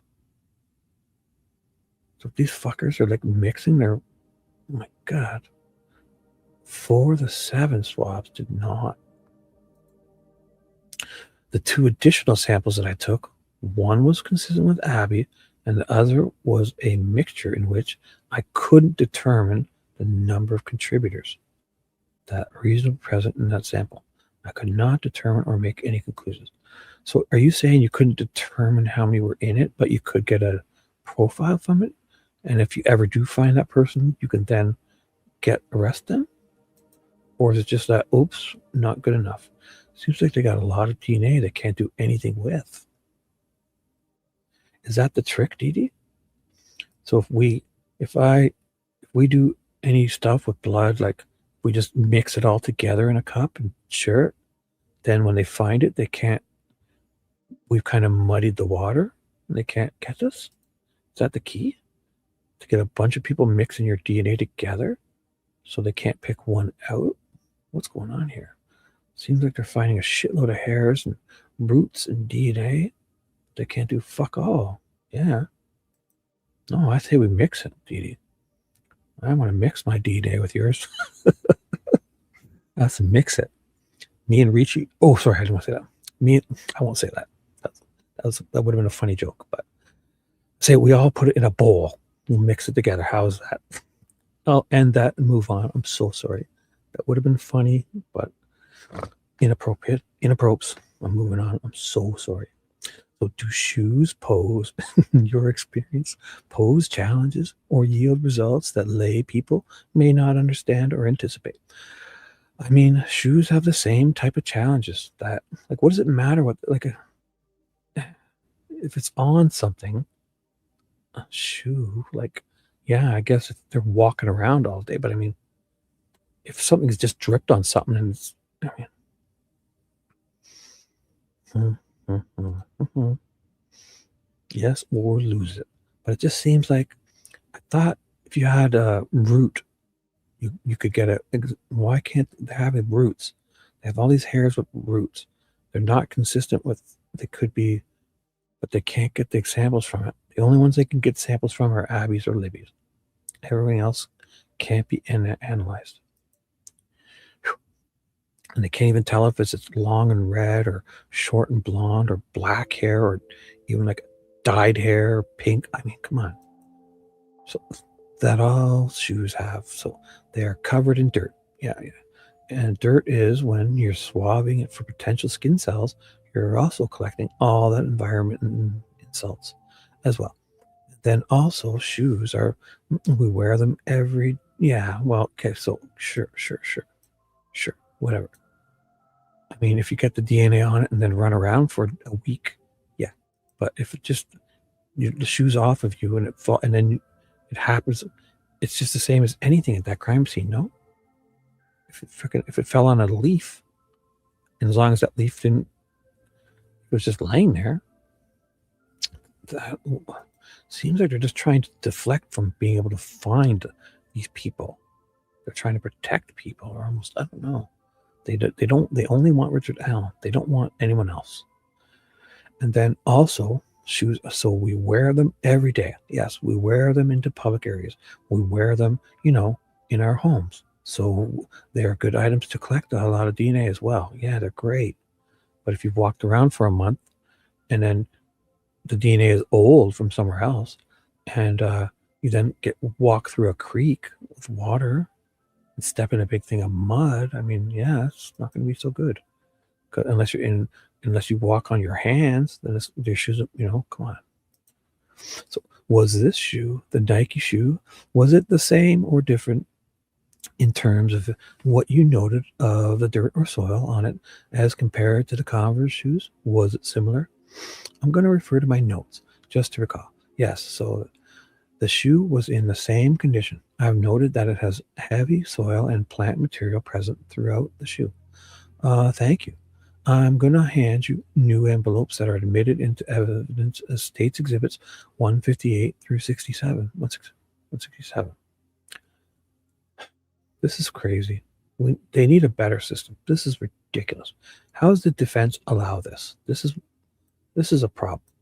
Like, these people, if they have separated item numbers, they should have a thing devised up here saying, okay, when it's any of these idiots, we're going to say E158 / I40, meaning, and they should never be able to say one without the other. That's it. E158 I140 would be this one item. These idiots. Seems like they can just start confusing us with just saying one item or one exhibit number when they're both the same. And then in the next second, they're talking about, like, let's talk about 158. And they throw in, well, when you had item 40, what did you do? Like, no. You can't say one without the other. This is getting weird. Would you mind telling us if you recognize those envelopes? Did they contain evidence that you examined and what your results were? So You have handed me States Exhibit 158 through 167. Yeah, my laboratory items 40 through 49. Okay, so this is bullshit too, because okay, we can assume that that's 9 items, right? 40, but no, because how many items are there? Is there 5? Is it is it sequential to 167? Because what they're doing is this could be it could be 158, 160, and 3 items, 167. And then this would be, so 4 more, so 40, 40, 44, and 49. Like, what is going on here? Through, is it all of them? And then, is that a guarantee? Like, it doesn't. I've examined all of these items. How many were there? I should say all what? All 9 items? Beginning with the States Exhibit 158 and your item 40. Okay, that's good. That's good. That's what you need to do. Would you tell us what those are? If I may, I will try grouping these items to the best of my ability, beginning with a grouping of items 4 through items 43. Items 46. Items 46 and items 47. Is there plural 47? All of those are swabs from the ground and trees. What? So 44 and 45. Look at these motherfuckers. What is happening here? How is the defense not just jumping up and screaming? What? What? Are they even in the room? What is happening here? Oh, Dino's not around. Yes, Dino has his OnlyFans. He's the expert for sure. Yep. He's making bank there. He's making bank just on Dee and Fishy alone. Yes. He says yours too. That there's a mixture of people, and he could tell that your DNA, Dee's DNA, and Fishy's DNA is all mixed up in his OnlyFans account. And there's a mixture of so many other people they can't tell. But he can pick you two out. Because your DNA is all over his OnlyFans. He told me that privately, direct message in Discord. Yeah. This is wild. Like, look at them. So not only are they talking of these item numbers, they're fucking going, okay, 44, 40 and 43, but yet 44 and 45. Oh my God. I'd be flipping out. I'm saying, listen, I'm going to stand up and say, go, you fucking idiots. This is bullshit. And I command you tell them, I command you say to them that they can never mention these items. Let's get a system here, guys. Exhibit blah as item board, you cannot be mentioning these and then jumping. Okay, so 40, 43, 46, 40. But then, well, it's 44 is in 45. What the fuck? Like, is this making sense to the defense? Are they sure they're able to keep up? Maybe they're so well versed and this is not confusing them. But they're no problem to them. They're also looking at probably sheets. So I get it, but how this is allowed to happen. And if the jury has it, fine.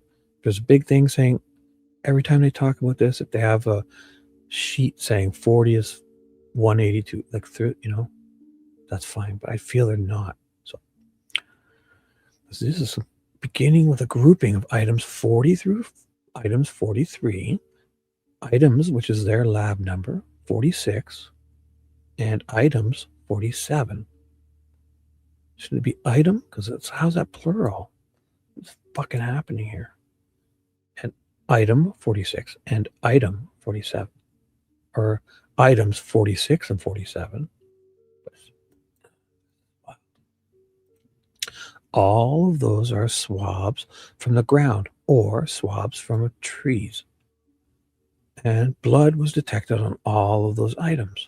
All of those swabs were found to be consistent with the DNA profile of Libby and is also estimated to occur. Right. But was it just that one tree, the F tree? It sounds like there's plural. From trees. Swabs from the ground or from trees. Not from a tree, from trees. Oh my goodness. Yeah, there's many of them. So if a couple from the ground, one tree and another tree, or what? Holy fuck. All of the swabs were found to be consistent with the DNA of Libby and is estimated. Okay, so swabs of the ground, items 44 and 45, blood was also detected. And those profiles were found to be consistent with Abby and is estimated to occur more than 8 trillion unrelated individuals. Finally, items 48 and 49 were swabs from the left index finger and left pinky finger of Libby, and serological testing was performed on those swabs, and it indicated the possible presence of blood. I did not perform confirmatory testing on either swab to preserve it for DNA analysis. So you have it still then. So can we get these tested? What's going on?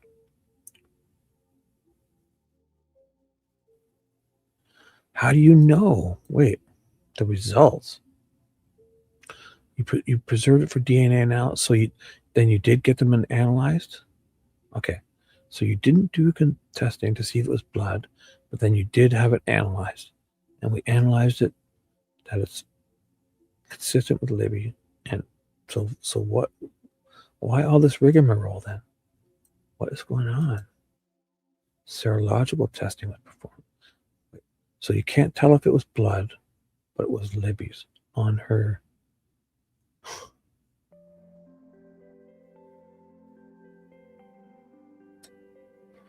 Left index finger, pinky finger.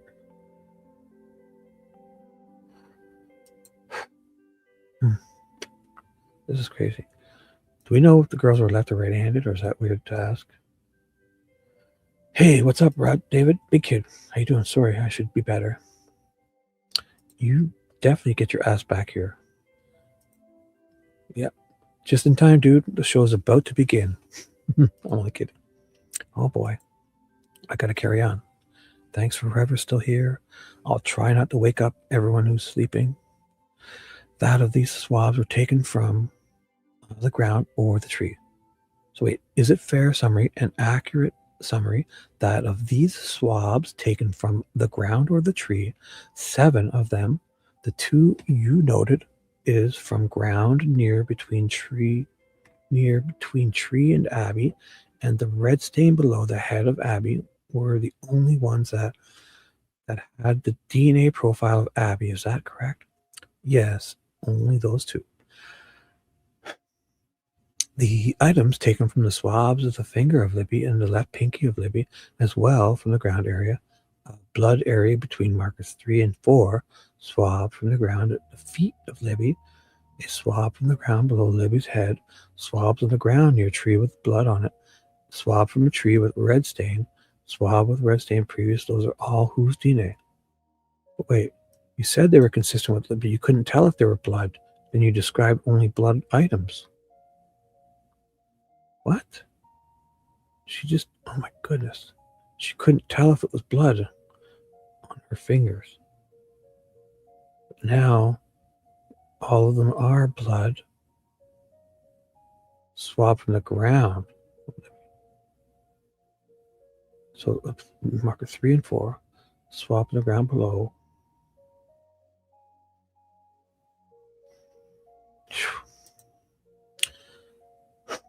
You were provided a number of items that were identified as collected by CSI Sergeant Jim Cody and designated as coming from the creek. Is that correct? I don't recall who the items were collected by. Okay. But, well, wait a second. You don't recall? But if somebody's handing you all these items, isn't their name all over it? Why do you need to recall anything? Look at their names or what? Does this guy get to just insert stuff? Wait a second. What is going on here? So you were handed So it's provided a number of items that were identified as collected by CSI Sergeant Jim Cody. First time I've heard this guy's name. Wait, why is he used this? I thought the CSI guys were Olahe, Datsun, and Page. So this guy's collecting stuff at the scene? And designated as coming from the creek. Wait, collected by CSI. Collected from where? From the drying room? Or from the creek itself? This guy on scene? It's the first time I heard of this guy. He must be collecting it from like that drawing room and bringing it. No. Yeah, because if it's the underwears, they had to be brought by some Mullen guy, not Steve Mullen, to the SA testing, but then brought back to dry in the special drying room. And then this guy's probably getting them to bring to her after they've dried and they're ready to, oh my God. And you don't know because anybody's doing this. Wouldn't there be like a, should say, this guy, after they were returned, it would say, hey, this guy picked these up from the drying room. And I guess he would have had to handle them because they're out drying or something. Or he just brought the evidence marker somewhere and brought it. Now he's delivering it to me. I don't recall who the items were collected by. Well, fucking recall. Should say all over it. Okay, but they were identified as having, yeah. So fucking look it up. Who did it? Did he not do it? Is he just delivering them to you? Who found? Oh my God. Yes, sir. I'll try to group them as easily as possible, but I'm going to show you the first States Exhibit 140. Ask if you can identify that. States Exhibit 140 is a package that contains a sweatshirt that was recovered from the creek, my item 68. Okay, I'm going to try, I swear to God to you, I'm going to just read these through, and then I'm going to figure this out later, because we need a sheet. This is ridiculous. It's got to be a whole... I'm going to print this out, or I'm going to make my own copy on my desktop. I'm going to download it, and then I'm going to fucking type in. If they don't have the item number, I'm going to type in. Because here, at least they're saying 141 is 69. Fine. If they don't, I'm just going to add the item numbers, because this is ridiculous. Because then they start talking about the same item with different numbers without the other number present. This is ridiculous. 142 is laboratory item 70, which is a sock that was recovered from the creek. 143, States Exhibit 143, which is laboratory item 71, which is also a sock. 144, States Exhibit 144 is a laboratory item 72, which is a green scarf, headscarf that was recovered from the creek. 145. States Exhibit 145 is a laboratory item 78, which is a tank top shirt recovered from the creek. I apologize for changing the sequencing here, but we are going to look at Exhibit 138. Excuse me. States Exhibit 137, 138, 139. I'll hand you. See right here. They're doing this. They're doing this. I should fucking just... 37. 165 is the Nike shoe. So States Exhibit 137 is laboratory item 65, which is the other Nike shoe, which was recovered from the creek. Exhibit 138, States Exhibit 138 is laboratory item 66. Like, how do we know? Like, what? When did this designation change? Like, you're saying this is this, but we can't confirm. Why are you doing this? Does this happen in only your lab? Like, everything needs to get shifted to a different number. Is this happening only at this laboratory with the ballistics and these items? Or it's going to have to happen with everything because they've got a new case over 19. God.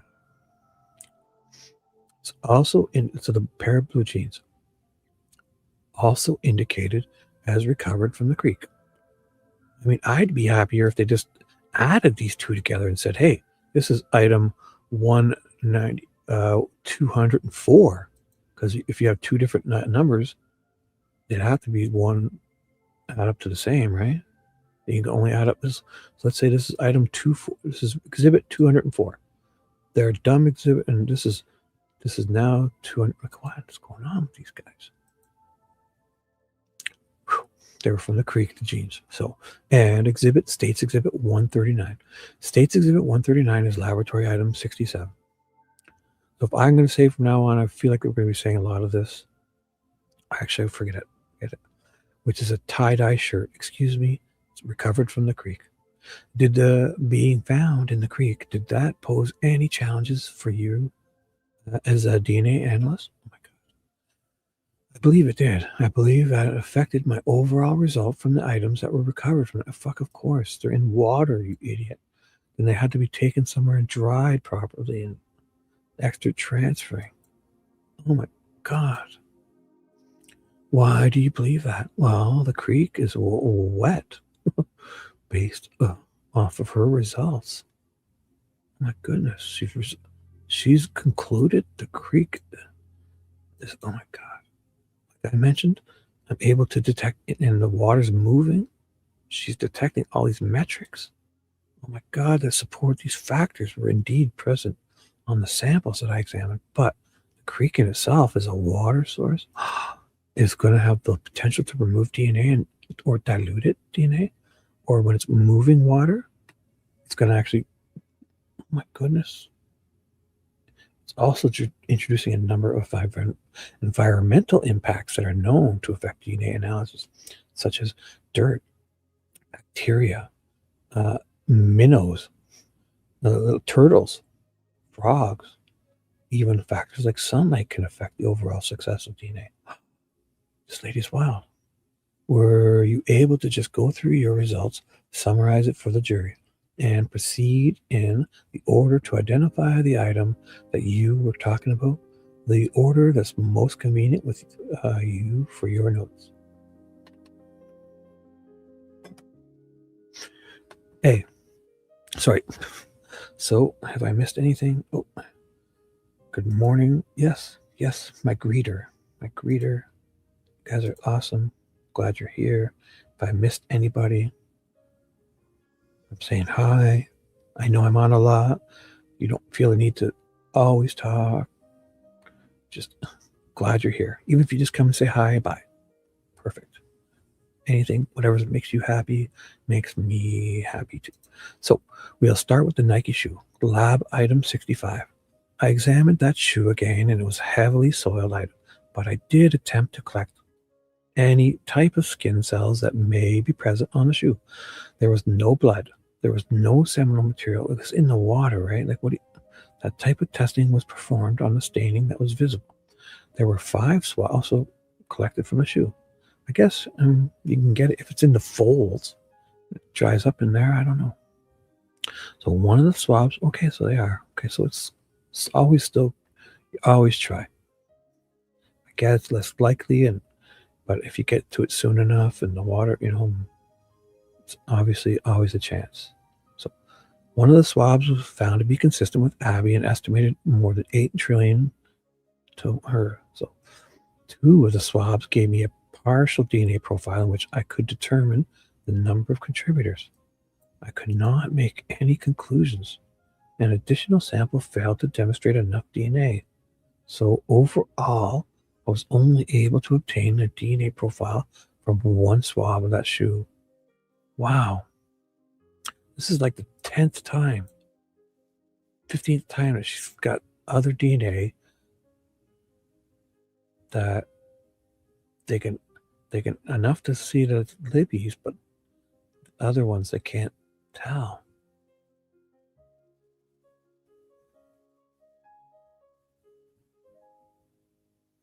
So I was only able to oh my goodness. So if I could just stop you there, this was a shoe.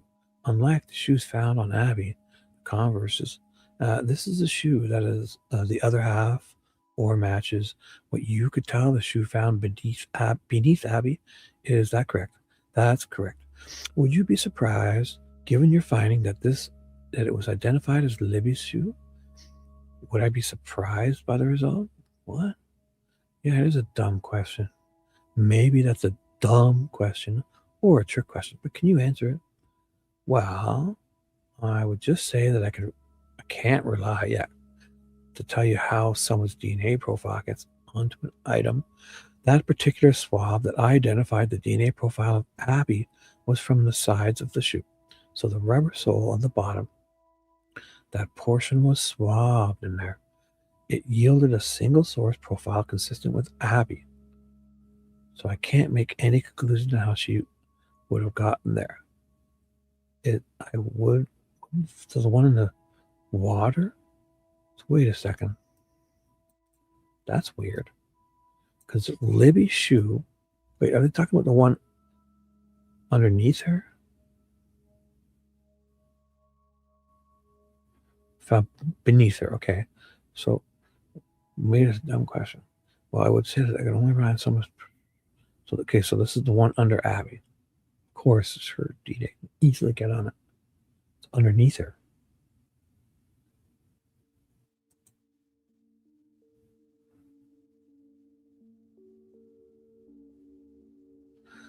Wasn't the one that was in the water, though, right?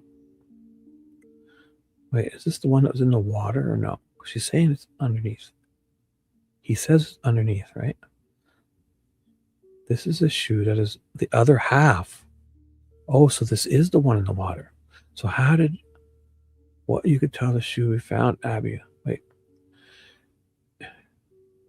So if I could just stop you there, this was a shoe. Unlike the shoes found on Abby, so it's not the Converses, this is a shoe that is the other half or matches what you could tell the shoe found. So it is the one in the creek. So how would Abby's DNA get on it and then it get back to the creek? Because you think the reason it was, he must have thrown it or something, or something happened before they got into the creek. Because aren't they crossing the creek? And I thought we'd assume that one fell off in the creek.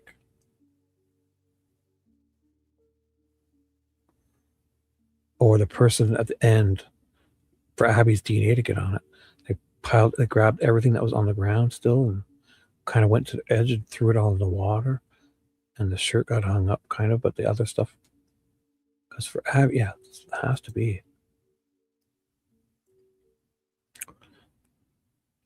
So it's the match of the shoe that was found under Abby. So Abby's. Well, I would just say I can't really tell you. Right. I read all this. It's yielded a single source. So I can't make any conclusion how she would have gotten on there. I can. There's a few ways. First of all, it happened before, and they crossed the creek, and the shoe came off then. And it happened before they went into the creek. Or B, more likely, it happens, and the person who did this grabbed everything that they, for some reason, just all of Libby's stuff and took it and threw it in the water, except that it's Abby's jeans because Abby's wearing Libby's stuff. So instead, he's like, oh, fuck it. I can't get these clothes back on this girl, so I'm going to take them all and chuck them in the water. Because I don't even know. Because didn't Abby's shoes get back on without socks on? So that means, I don't even know. So I guess. So fair enough. Next item you wanted to discuss was which one? Everyone's a Fed. Hey, Perp, what's up? Sorry if I missed you. Good morning. Yes, everyone's a Fed but me. You are? You aren't? What are you? Are you FBI? No, I'm like, oh, wait. So you're not a Fed, so that makes you state. Are you ISP? No, I'm like kidding. I'm totally kidding. Moving on to the jeans. The jeans, again, heavy dirt, mud staining present, plant material was present. I attempted to swab some areas of the jeans, so there were 2 swabs of the jeans collected for possible skin cells. I think it's fair to say that I'm not getting this done today. I feel like, well, I have 2 hours and 15 minutes. Okay. 0 distractions. So Those swabs were gained from the button and the zipper of the jeans and from the inside crotch area of the jeans. That sample from the inside of the jeans did yield a mixture of two individuals. There was a major profile determined, and that major profile was consistent of Abby, estimated to occur once more. So there was also a minor profile found to be consistent of Libby. Okay, that's fine. That doesn't mean that means it's, for whatever reason, that's fine, because it's one of those two. It's not a different person. So, and then the second swab from the zipper and the buttons showed me the presence of a mixture, but I could not determine a number of contributors. No further conclusions. What? And if I can elaborate a number of contributors, those mixtures are very partial in nature. Because the DNA inhibition and degradation present, so I had enough DNA present to develop a profile. I had a profile, but the profile was very, very limited. And most of that information was falling below thresholds. What? Having a laboratory that allow me to make conclusions. So that is that. So can't you make conclusions that it's not them? Like Fishy was saying, like can't you? This is wild stuff.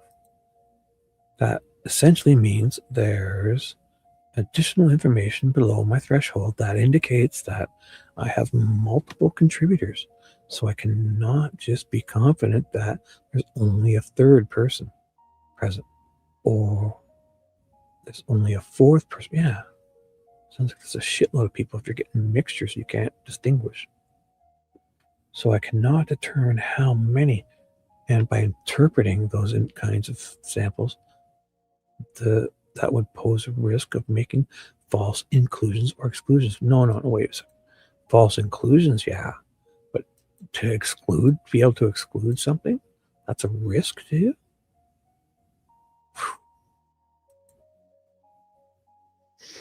And how about if there's like, oh God, this is crazy. So the next item is the tie-dye shirt. The tie-dye shirt was just very heavily stained with mud, and it had possible plant material as well. I did test several areas within this shirt. Again, it's covered in mud, so I can't, if there was a blood stain on it, I would not have been able to see it. So I was randomly testing and targeting areas within the mud. However, no blood was detected, no seminal material was detected. I did take one cutting of the sweatshirt. Wait, t-shirt. Wait, what? Wait, you're talking about a t-shirt, right? So, or excuse me. No blood was detected. No seminal material was detected. There was one hair with that shirt, but that hair failed to demonstrate a sufficient amount of DNA. The sweatshirt was a zip-up hoodie. How did you jump to a sweatshirt? You were talking about the tie-dye. So the next was a tie-dye t-shirt, if there was supposed to. Blood detected. Wait, how do we jump? So the next item is a tie-dye shirt. It was very heavily stained. It had possible plant material. I did test several areas within the shirt. Again, it's covered in mud, but I can't see it. If there was a blood stain on it, I would not have been able to see it, so I was randomly testing and targeting areas with the mud. However, no blood was detected, no seminal material was detected. I did take one cutting of the sweatshirt. What sweatshirt? You fucking you're talking about a goddamn tie-dye t-shirt here. How do you go into a sweatshirt? The next was a tie-dye t-shirt. A tie-dye shirt. She's got this tie-dye shirt. It's got mud on it, plant material, testing. No blood was detected. No seminal material was detected. I did take one cutting of the sweatshirt. Or, excuse me, no blood was detected. So wait, did you take one cutting of items? Just again in mud. So you didn't take a cutting of the shirt, but you did take a cutting of this sweatshirt. So no, which was a zip-up hooded sweatshirt. So how did you jump? Did you note this color? Okay. So, what color? Did you note the color? Yes, I noted that it was gray. It was very light in color. I noted gray. It could have been gray from dirt, but it looked gray to me. What? You can't tell a color? You have it there in front of you? You're not sure? That's wishy-washy. She noted it was gray. It's almost like she doesn't have this. They're trying to throw it in or something, and they're going by the photo to say that it's there, but is there photos of that? Is that some of the stuff that was released? And once it's dried, you can't find the color? Gray and very light in color. Slight plant material was cleaner, so it appeared slightly dirty with the slight plant material. It was cleaner than some of the other items recovered from the creek. I detected several areas on the sweatshirt that were enhanced with fluorescent lighting, so they fluoresced, but it didn't give the visual appearance of like seminal material stain or saliva stain. It was very streaky in nature, so it kind of appeared like maybe detergent or some kind of chemical stain. But it all tested negative for blood and seminal material.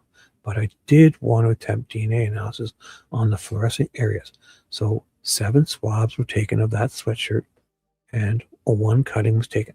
And from all of those areas, most of all 7 swabs did not have enough DNA. So it was DNA stuff. Could you not do the confirmatory one to at least tell if it was? It sounds like there was that stain thing was DNA. The cutting just gave me a partial DNA profile, which I could determine. I couldn't determine number of contributors. In which I couldn't determine number of contributors. What's happening here? Cutting gave me a partial DNA profile. You couldn't determine if it's a partial. Does that mean it could be 10 people? You can determine the number of contributors. Then moving, like you have so much of it, but it's mixed together again, right? This is weird. It seems like if you start mixing DNAs, you can't get caught. Then moving to the underwear. The underwear was examined for blood and seminal material, and no blood or seminal material was detected. I took 1 cutting of the underwear and then 2 swabs of the underwear. The first swab was from the inside crotch area of the underwear, and the second was from the waistband of the underwear, and those samples, 3 of the samples, from the cutting of the underwear. I did 3 additional target testings within that cutting, and all of them are consistent with Abby. So the underwear had staining inside, and the inside of the underwear you might expect. And I tested that staining, and all the staining was consistent with Abby.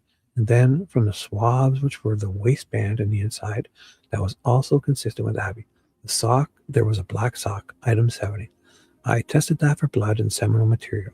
Nothing was detected, but I did take 2 swabs of kind of the opening of the sock because I don't know if anyone really knew if it was directly correlated with our victims or not. But I took 2 swabs to see who might have been wearing the black sock. That sock. But of those swabs failed to demonstrate enough DNA for further analysis. And I also collected 3 hair, human, with the root. Man, and all of these also failed to demonstrate enough DNA. Holy fuck.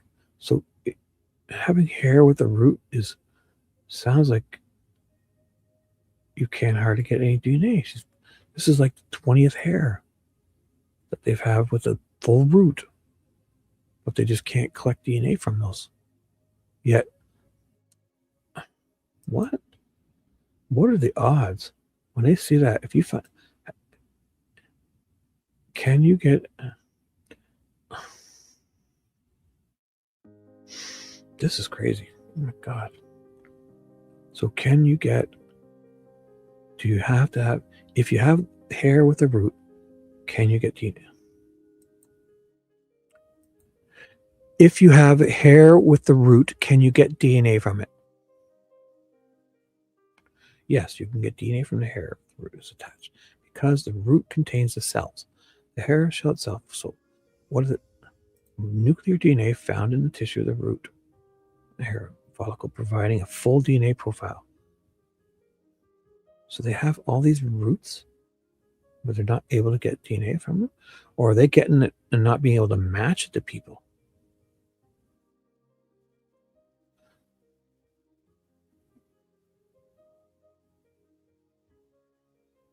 So access to the hair follicle is critical.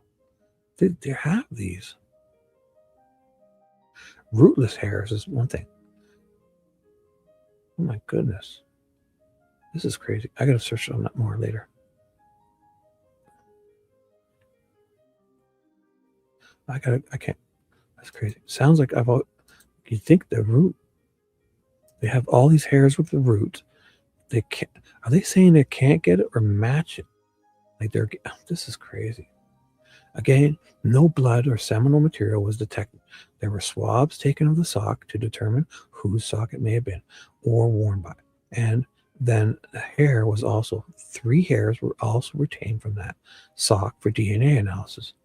Those 3 hairs also failed to demonstrate enough DNA for further analysis. The sock, but they did have the root. The sock swab gives me a partial DNA profile, which I couldn't determine numbers of contributors. So if we get the DNA, partial DNA. Again, is this like a mixture of so many people that they can't tell? Was it blood? The sock swabs, partial DNA. From what type of, was it from what? Blood? Or was it from, like, if there's a mixtures of seminal? Oh my God. This is wild. There was a green scarf, laboratory item 72 submitted. The green scarf, from my visual examination, appeared very old. It was embedded with mud and, in my opinion, may not have been related to the timing of this crime. But I did examine that scarf, and I completed examination for the presence of blood and seminal material, and there was nothing detected, and there was no other analysis performed. So you're only looking for DNA? Like, would there maybe be leftover chemicals on it or something? So the item 78 was a tank top shirt, and that shirt was very much. Oh, hey, who's Jack? What? Hey, good morning, everyone. Jack Show Walter Idaho 4. Okay, that's cool. I thought it was going to be a weird name. All right. What's up, dude? Hey, good morning. Welcome. You familiar with Delphi? That's what we're reading here is Delphi stuff. If you need a update, if I missed you come in. When did you come in? Oh, not long ago. If you need an update, let me know. I'll tell you what we're reading. Or if you know, welcome. Either way, hello. I should do better greeting people. I've got to try better. So, the tank top shirt, that shirt was very much in the same condition as other items.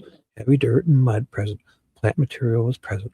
And I tested several areas on that shirt for the presence of blood and seminal material.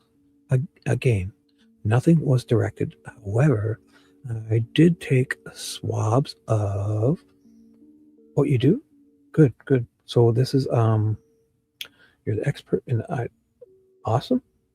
This is, I'm reading Stacey, what's her name again? Bozinovski's testimony, day 9 of the trial. She is a lab technician who loves to change numbers and mix people up with item numbers and exhibit numbers because the laboratory cannot count with certain, so they needed a whole new case number. Oh boy. And I tested several areas on that shirt for the presence of blood and seminal material, and again, nothing was detected. However, I did take swabs of the breast area of the inside of the shirt for possible skin cells, and I did recover DNA with root from that hair. Oh, let me guess, you can't get anything from it. Like, what good is a root? You don't. I did hair for DNA analysis. All of the samples failed to demonstrate a sufficient quantity of DNA, with the exception of one, which yielded a partial in which I could not make a conclusion. Like, what the fuck? Has it always been? They've received so many hairs with the root. They haven't been able to catch one other person, yet they can't tell whose it is? Holy fuck. I thought if you had a hair with the root, it's a given. What's happening here? Wow. Like if it has the root and it's, say it's gray, can't we rule out that, can't we just say that it's not Abby's or Libby's? And it could be this guy. So what? Or if it's long and really long and brown, that would rule out Richard Allen, because he's no way he's having like a suit, like it was a girl, like I'm talking like, 20 inches long, like a female's long hair. Impossible. If it was brown, you could exclude Richard Allen out, couldn't you? These people are wild. Yet they have the root. It's not when you have a root. Oh my God. They've had 20 different hairs with roots, but they can't get the DNA from them or enough of it. This is amazing. Did you cover your, I apologize, your item 67, the tie-dyed shirt? Yes, I did. Did that complete your examination of items from the creek, of the items that were submitted to you? Yes, sir. And did we go through your entire March 24th report? I believe there's one additional sample, or just a swab of a tree. Oh, this is weird. So I remember at the time when they added all this, there was an extra thing I thought was added. It was at the same time as the swab from the tree was talked about, because there was like 5 new item numbers, then because they were from the SA kit, so they had to be delivered from another cop. But there was one that was from the tree. But then they went on and talked about another from trees and all this. So now she's kind of jumping in and throwing another one in. So like this whole rigmarole almost was like a distraction to then sneak something in. I don't know. This is weird. There's one other item from a tree. Okay. That was a tree that was identified as coming from where? It says a swab of a tree below Rock Trail on the east side of High Bridge. What? Rock Trail on the east side of High Bridge. Okay. So the east side is to where the girls were found. A rock. So way out there. So, okay. So I think it was just a swab was just collected to see if anyone may have touched that tree. It was a tree below Rock Trail. What the fuck is Rock Trail? Is there a trail that used to get them across the fucking creek and rocks? Below Rock Trail on the east side of the bridge. One on High Bridge on the east side. So towards the girls, because it's north. No, wait. Yeah. Northeast. The girls were found east on the north side of the water. Then there's a rock trail on the east side of the bridge. Below the bridge. So wait. A tree below Rock Trail. What is Rock Trail? Below Rock Trail. Of a tree below Rock Trail. Is rock a mistake? Below the trail? The train? What is going on? Wow. That's wild.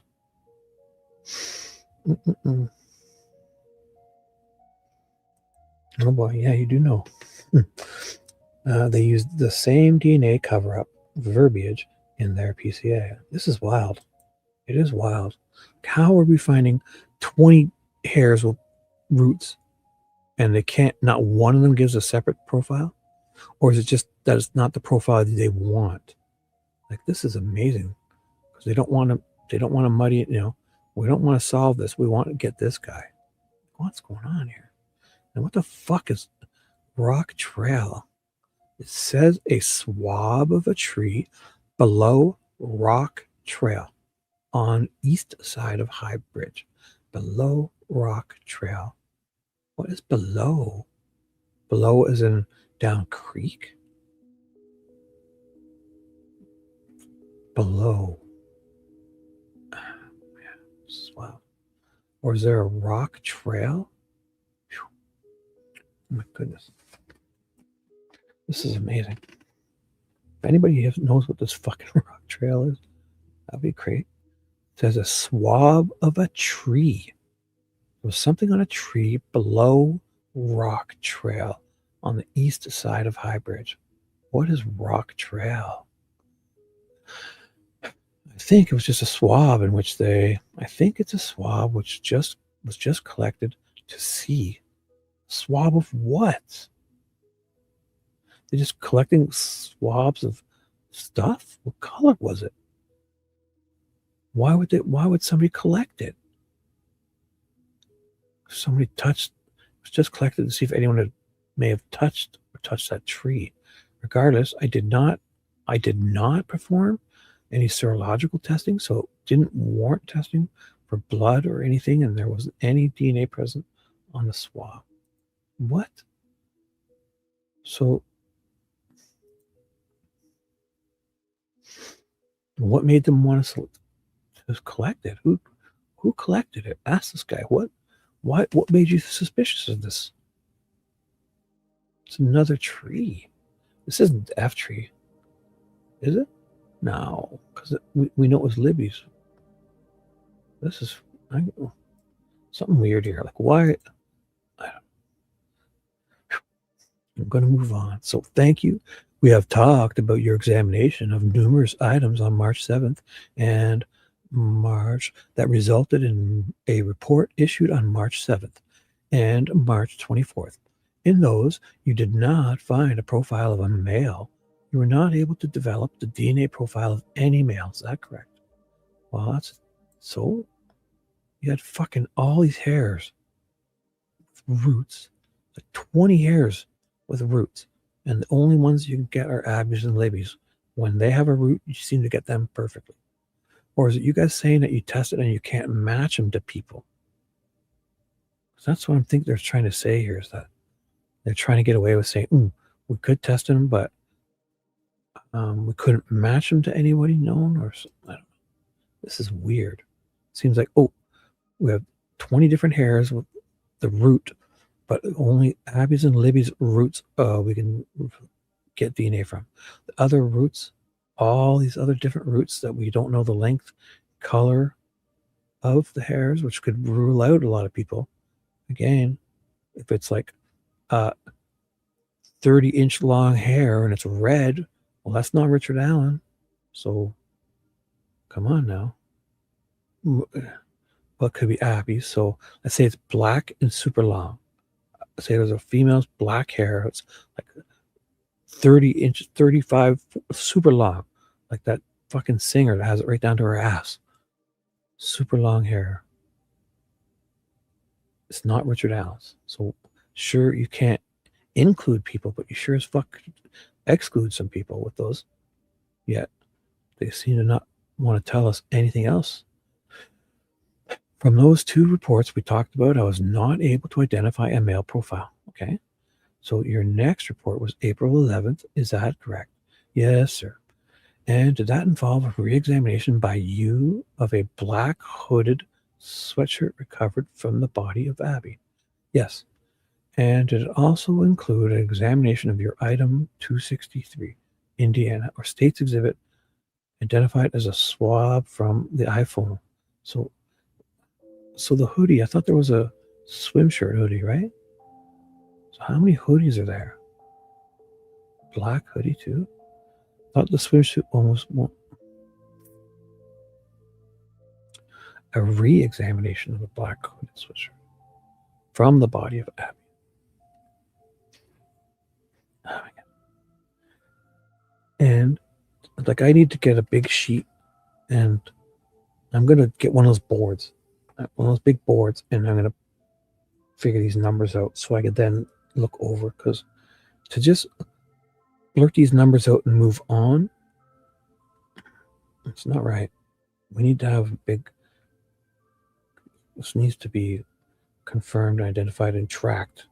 Because I feel like they're trying to slip stuff in or rename stuff and switch stuff from other cases or merge shit or attribute stuff to some people or sneak other people's stuff in. This is the whole rigmarole. It just feels my spidey senses have been going off ever since I started with this whole item, exhibit, shift, new case number because we couldn't count high enough with another one. Bullshit. In 2019, it's like they're merging somebody else to pretend that it's from this case. I don't know. So that report does contain my examination of item laboratory 263, which was identified to me as a swab of a cell phone found under Abby.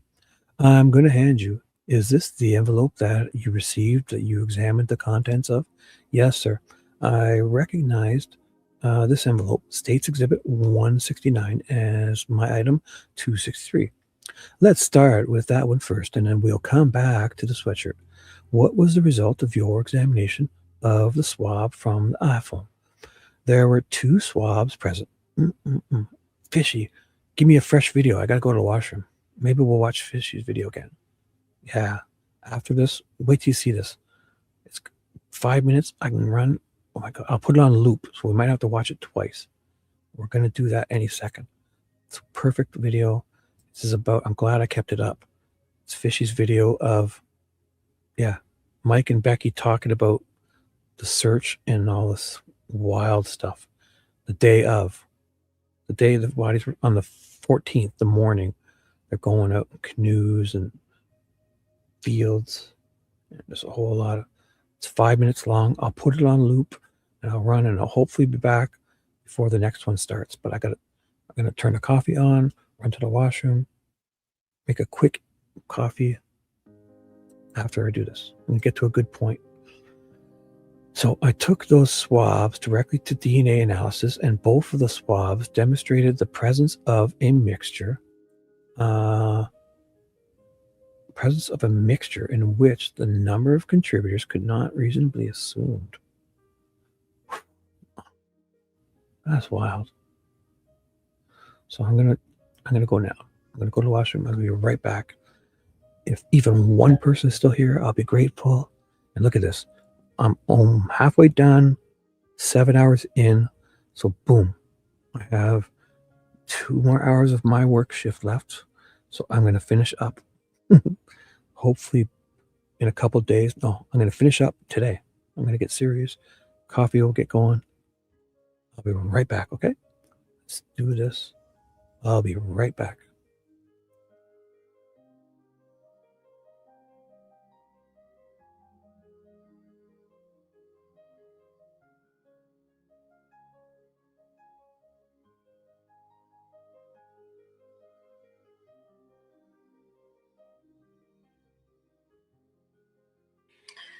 But I found out after Mike picked me up, after they did that they... Usually when I hit loop, it lets me know it's going to loop.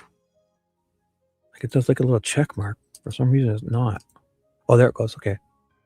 Yeah. They really didn't stop searching there. because a lot of them. So, sorry, I'll be right back. I'm going to mute myself and start over.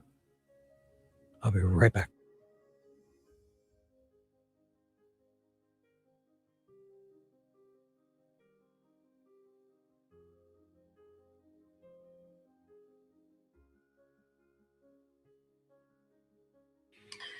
But I found out after Mike picked me up, after they did that they really didn't stop searching because a lot of them reconvened with the fire department and they continued more search.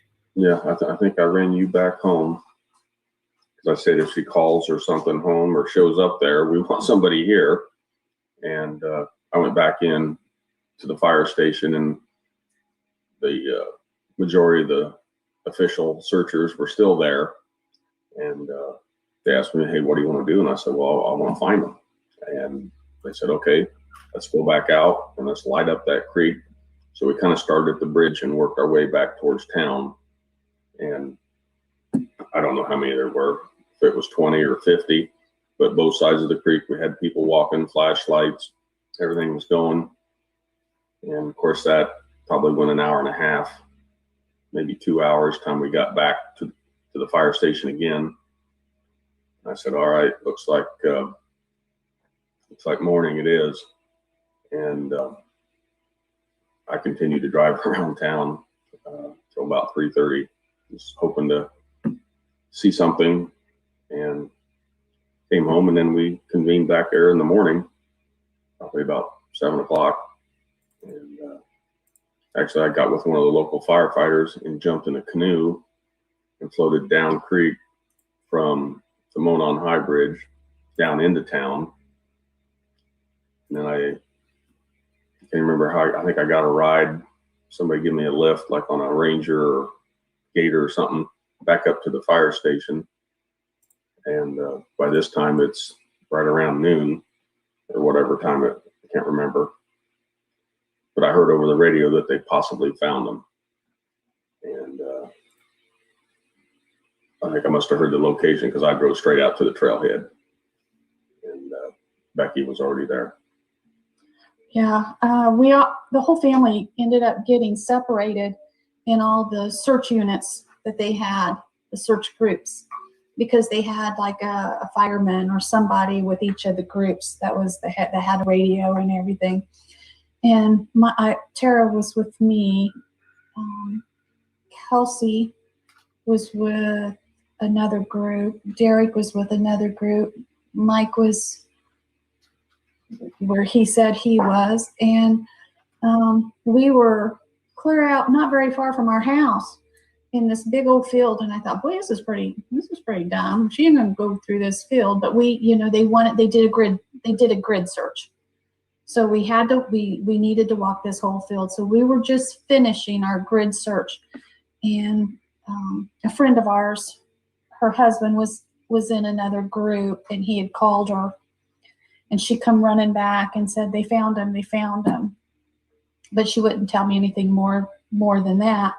So we went running back to our vehicle and went to the trailhead. And at that time I went up to a fireman, and I said, hey, you need to take me to Libya. If they're hurt or something, they're going to need us. She's going to be cold. And he kept saying, Becky, they haven't found him. They haven't found him. I said, yes. I got a call. They found him. So when I found out, a lot of the firemen and stuff didn't know yet, because it took time, because this guy called his wife. This friend of ours, he called his wife, but they still hadn't gotten a hold of a fireman to let anybody know yet at that time. So that's how I had to jump on knowing. And he just kept saying, no, they haven't found him. They haven't found him. And I remember turning around. My sister was sitting there, and she was just crying. And I was all excited. They found him.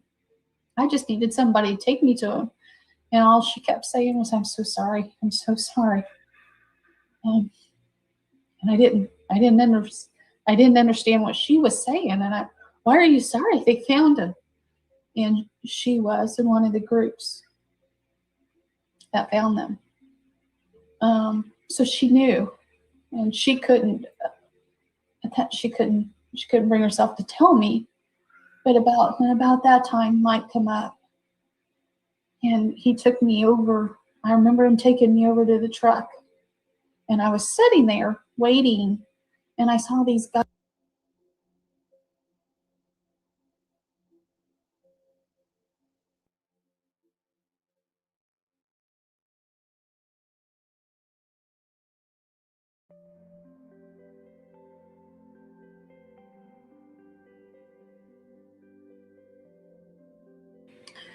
But I found out after Mike picked me up, after they did that they really didn't stop searching, because a lot of them reconvened with the fire department, and they continued more search.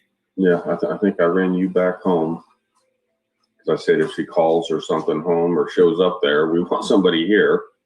And I went back in to the fire station, and the majority of the official searchers were still there. And they asked me, hey, what do you want to do? And I said, well, I want to find them. And they said, okay, let's go back out and let's light up that creek. So we kind of started at the bridge and worked our way back towards town. And I don't know how many there were, if it was 20 or 50, but both sides of the creek, we had people walking, flashlights, everything was going. And of course, that probably went an hour and a half, maybe 2 hours, time we got back to the fire station again. And I said, all right, looks like morning it is.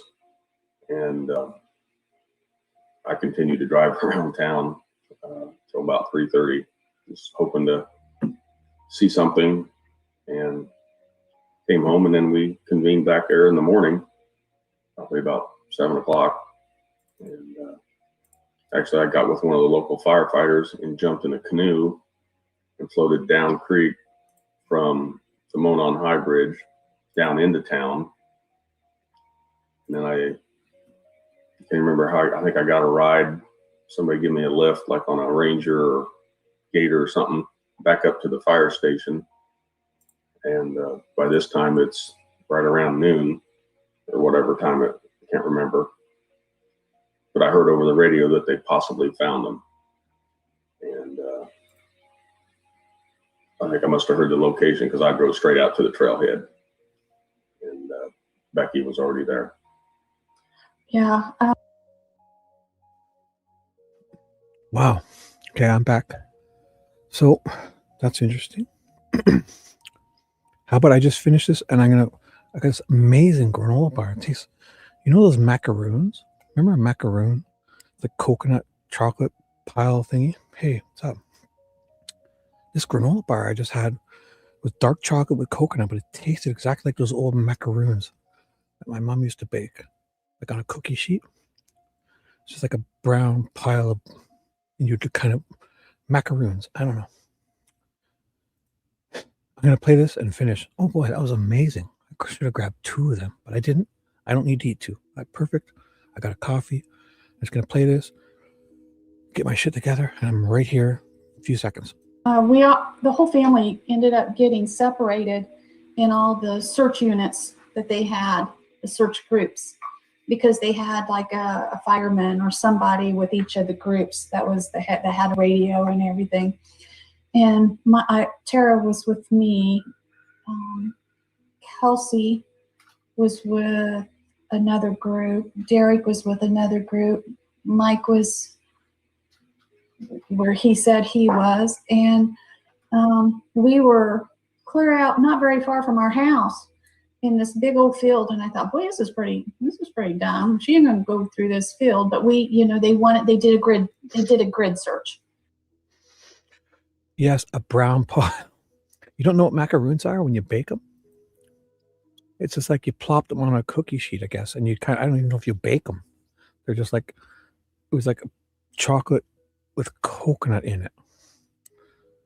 And you would just kind of put them in a plop. I probably put them in the refrigerator. They weren't even, it was like, yeah, exactly like that with coconut. They were really good though. I fell off the earth. It was wild. Well, get back here, young man. Did you walk right? Is your earth flat? Did you walk off the edge? Didn't you climb down and go to the other side and walk on the ceiling? Silly guy. Oh my God. My coffee's perfect too. Let's do this. Oh, that's what I wanted to say. When they're talking about searching, right? He's like, he gets in a canoe. So I guess they go down Weber's driveway and plop a canoe I guess they walk a canoe from there, right?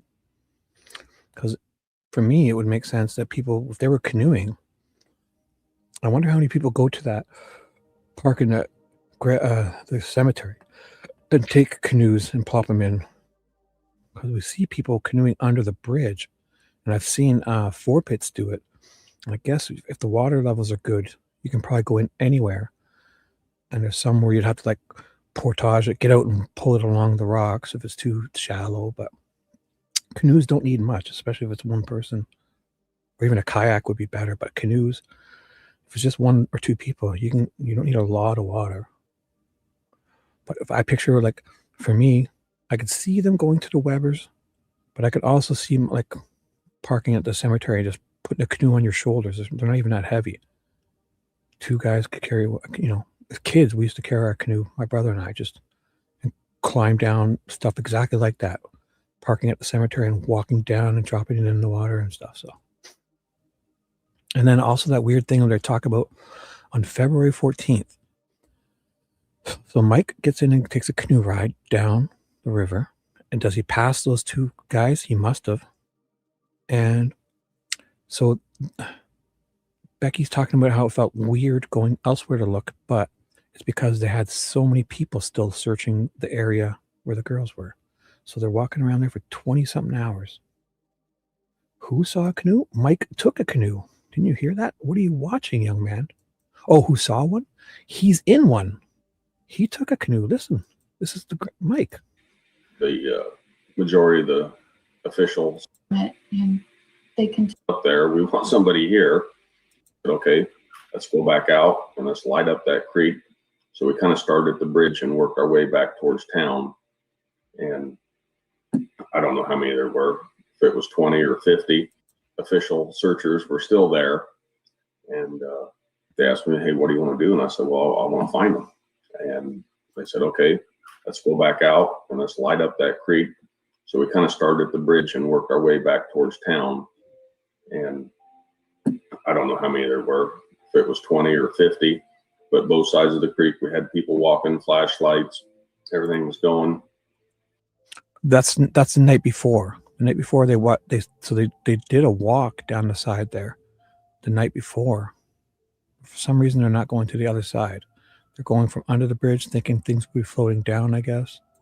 And of course, that probably went an hour and a half, maybe 2 hours, time we got back to the fire station again. And I said, all right, looks like morning it is. And I continued to drive around town till about 3:30, just hoping to see something, and came home. And then we convened back there in the morning, probably about 7 o'clock.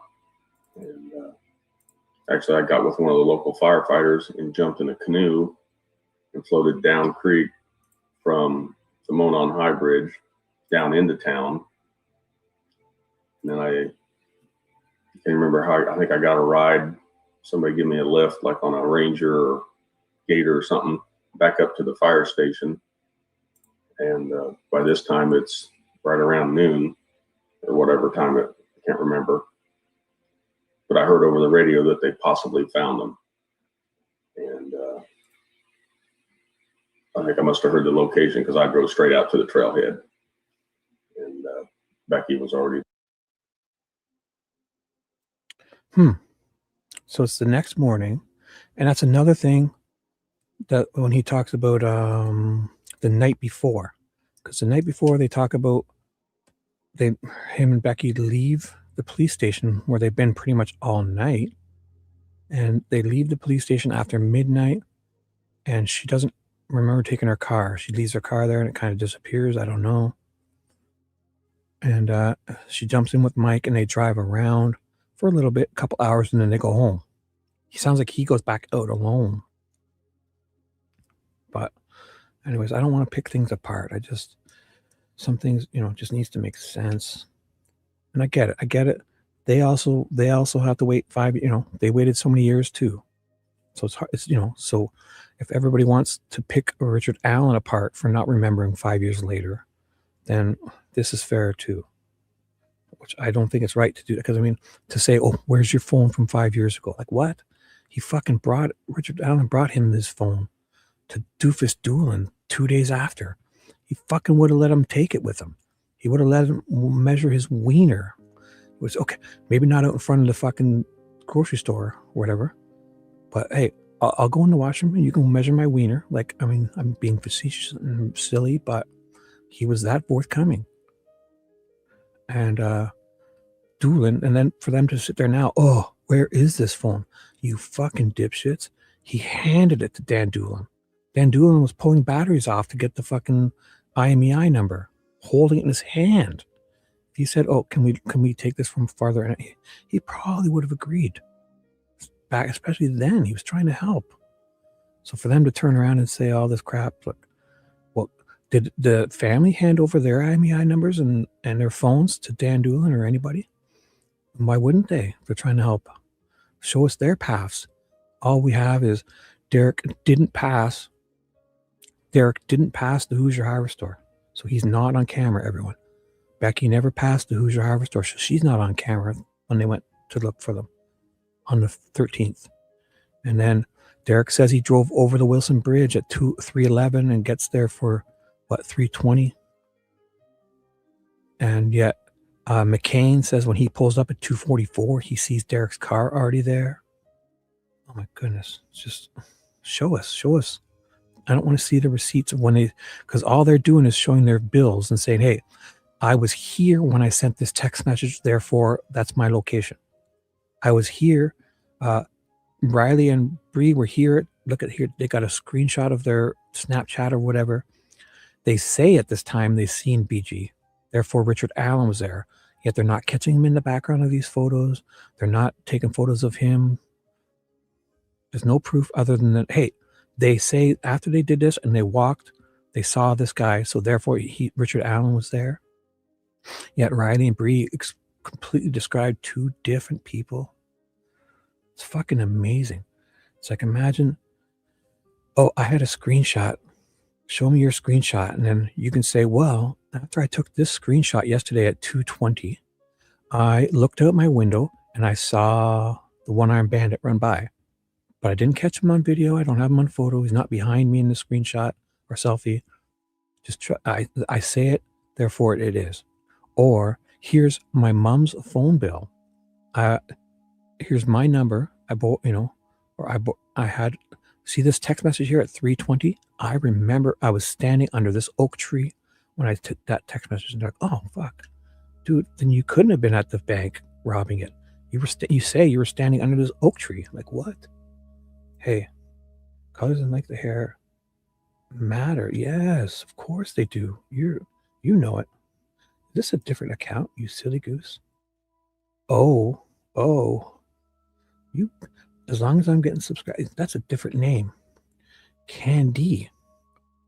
It's the same photo of Candid. What are you doing? How many Candy Candids are there? Oh my goodness. So mysterious. Because I reckon, unless you changed your name, I don't know. I do not know. Let's do this. Candid Candy. Let's do this. So, hi, good morning. Whoever's here, I'm grateful. Oh my God, still 18 crazy people. I've only got 50 pages to go. So let's see. If it took me, I'm halfway. It took me 7 hours and 30 minutes. I should be done in an hour, right, Nicole? If I keep reading, it should be done in 1 hour. I've got to finish this. I can't. I'm going to read. Thank you guys. Good morning to you, lovely people. This is Serious Shibby. I got a fresh coffee. Dewey's here. Candy's here. Nicole is here. I think Critter's still kicking around. And you weirdos waking up in the morning like normal people. Oh my God. You disgust me. I'm only kidding. I've always been a night owl, but definitely now I'm working nights. I do enjoy it. My kids are in their 30s. I don't have to be, as long as I get 8 hours of sleep, it doesn't matter what time really. I can kind of just, as long as I get some other shit done when I'm awake, it doesn't really matter. It's over for me. Why? It's over. That's like, it's over for me. You know, it means I must have killed a couple girls, right? I say it's over. So let's do this. On the black hoodie, what did you do on this second examination of this sweatshirt? In this second examination, I went back to the sweatshirt and decided to take some additional samples of the sweatshirt. So initially, I had done what serological testing on the sweatshirt for the presence of blood. See, this is weird to me also. It's like there's all these new case numbers being introduced and fuffering around.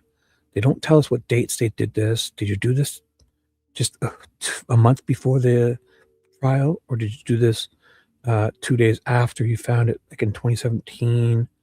It's like, then I went back and grabbed, it's like, I went back and now I did it again. What I could have done the first time. Now, I'm getting all these different results. And now, the weird thing is it has a different item number, or it's exhibit number this, not this item number. Like they're doing a whole switcheroo here. It's fucking wild.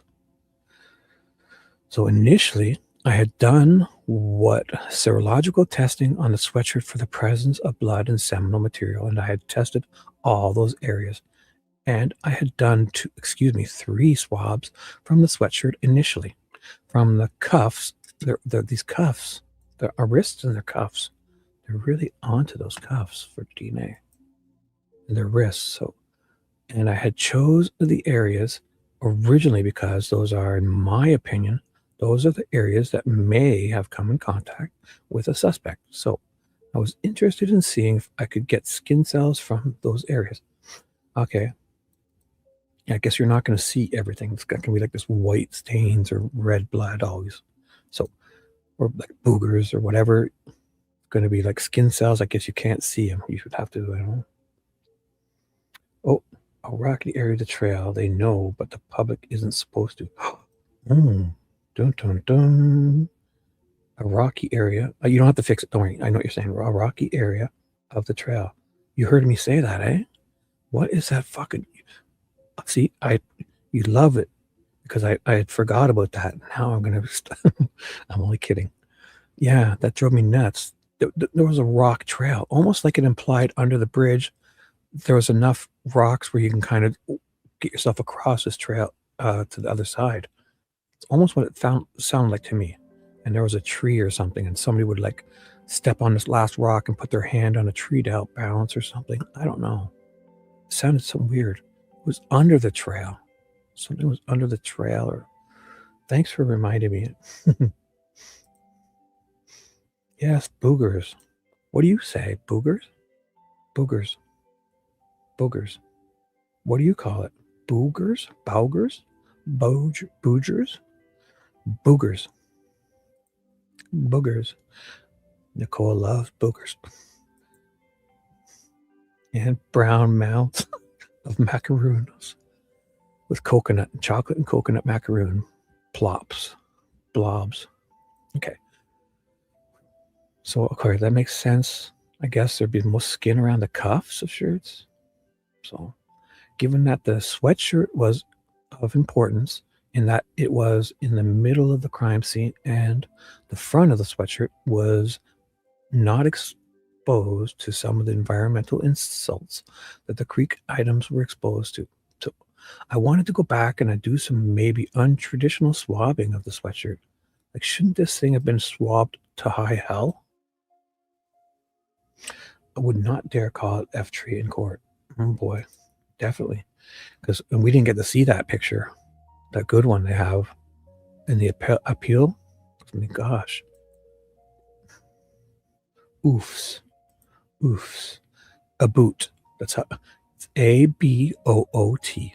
Oofs are eggs, yes. Boulangerie is a bakery. We took French. You know how you guys take, like, you have math class, English, since grade, like kindergarten, grade 1 or 2, we had French class every day. Like, just, half an hour, like, you'd have math, you'd have English, all the subjects. French is a subject here for us. En français, s'il vous plaît. I can't, I could probably get by. I understand. It's hard, though, with all the extra, they have so many rules, like, if it's male or female or this or that. Ils, elles, nous, vous, all this. It is wild, but I could get, no, I'm not French. No. My mom's, I'm in Ontario. So it's mostly we have, by law, coast to coast in Canada, everything has to be 50-50, have French writing on it. Signs, everything. Cereal boxes, one side says snap, crackle, pop. One side says root, ploop, or something like that. And it's funny. So, but mostly in Quebec. And there's pockets of every province where they'd have French immersion areas or whatever. But for the most part, it's Quebec. The province of Quebec is almost like they want to get rid of the English language, some of them. So my mom's parents, my grandpa and grandpa on her side, are both from Quebec, but she moved to Ontario here, young age. So, but I could say enough to get by. I do like when a female speaks English with a French accent. It's kind of hot for sure. So there you go. French is, it's really hot when a French woman speaks English. I just find it titillating for some reason. I guess if she said anything to me, I'd be titillated. As long as it's not F off creep, I'd be pretty happy. So I went back and I swabbed. So she's doing all this stuff that she could have done before. Let me see if she finds something new. This is weird. Because, I mean, it seems like they could have done this earlier, and then it's like they go back and do stuff again and find out stuff. And I think they should be commanded. The defense needs to tell these people, hey, every time you talk about a situation, tell us when was it? What was the date? And if you're going to throw in a damn item number, tell us what the exhibit number you've morphed it into. You can't be doing this. I mean, sure, they're in the courtroom, but still, this needs to be better, explained better, in my opinion. Like, okay, so I went back and did it when? So in the spring of, 2 months before the trial, 2 years after, you were about what? So I went back and I swabbed the majority of the front of the sweatshirt. And this, like the day after, the week after, 3 years later, both front and back of the black hooded sweatshirt to potentially collect any type of skin cells that may have been deposited within those areas. Would you tell the jury the results of your analysis of those items? I apologize in advance. I took 22 swabs from the sweatshirt. So in doing so, my attempt was to avoid the blood-like staining that I also knew to be present. On the front of the sweatshirt, I will try to group as best as I can. The one swab of the sweatshirt yielded a mixture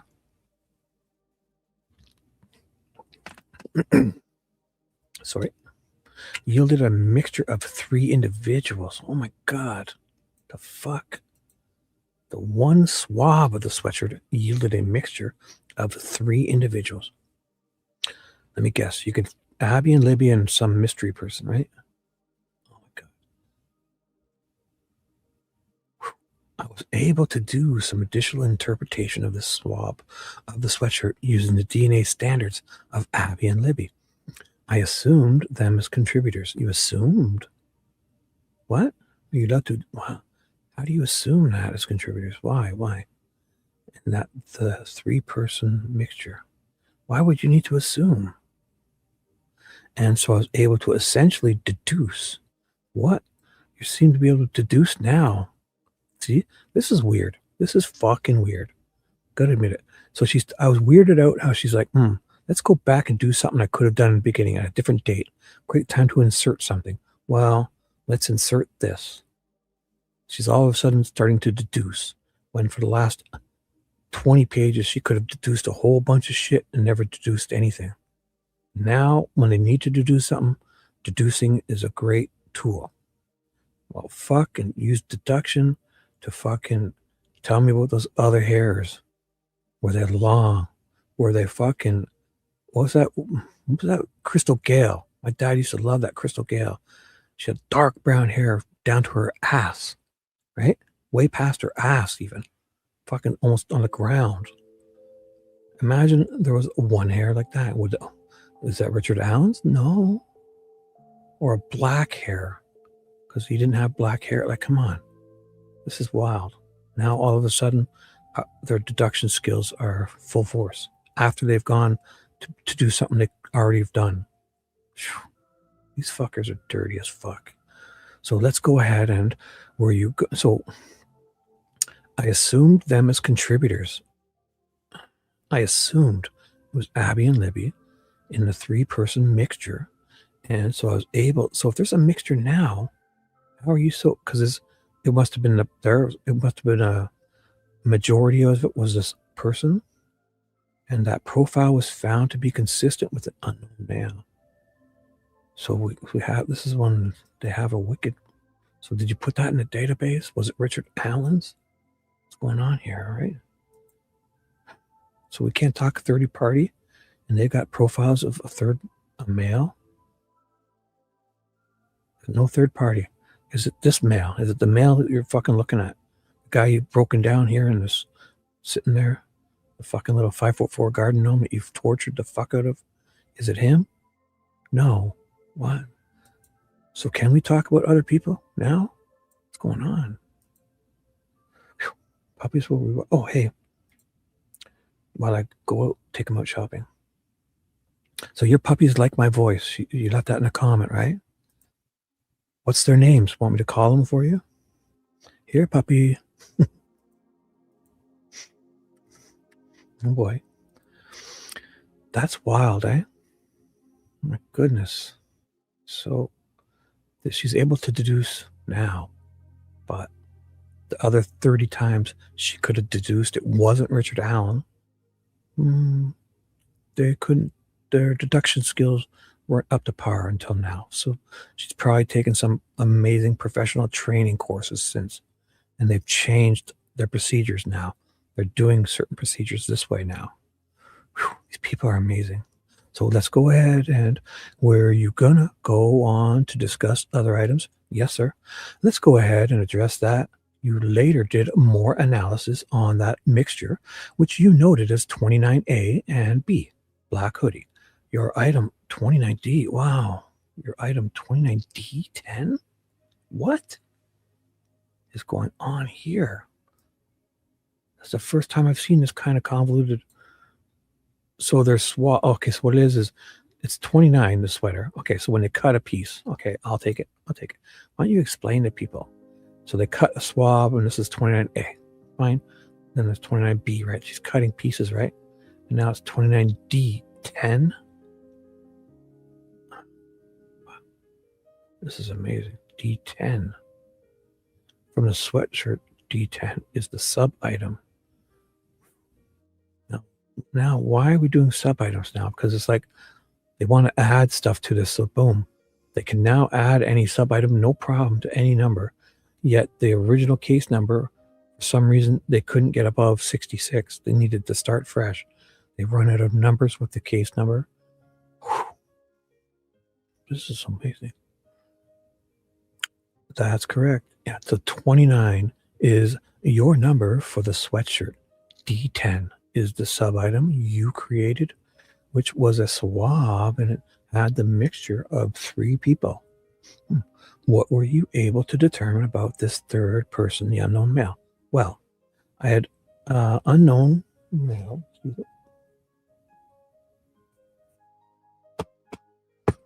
Okay, I'm going to write that down. Get yourself a proper mouse thingy, because one of those mouse pads I want. So, well, I had unknown male profile initially. Oh, don't tell me it disappears. Later on, I should say, I entered the unknown profile into our CODIS database system to be searched against any potential offender samples. Later on, I wanted to enhance that profile as much as possible. So at a later date, a much later date, I was able to use new technologies. Great. So you have the profile, you can test it now. You have the code, like you have the DNA profile. So you don't need the actual DNA anymore. So as we talked about earlier, the forensic community is always changing, see?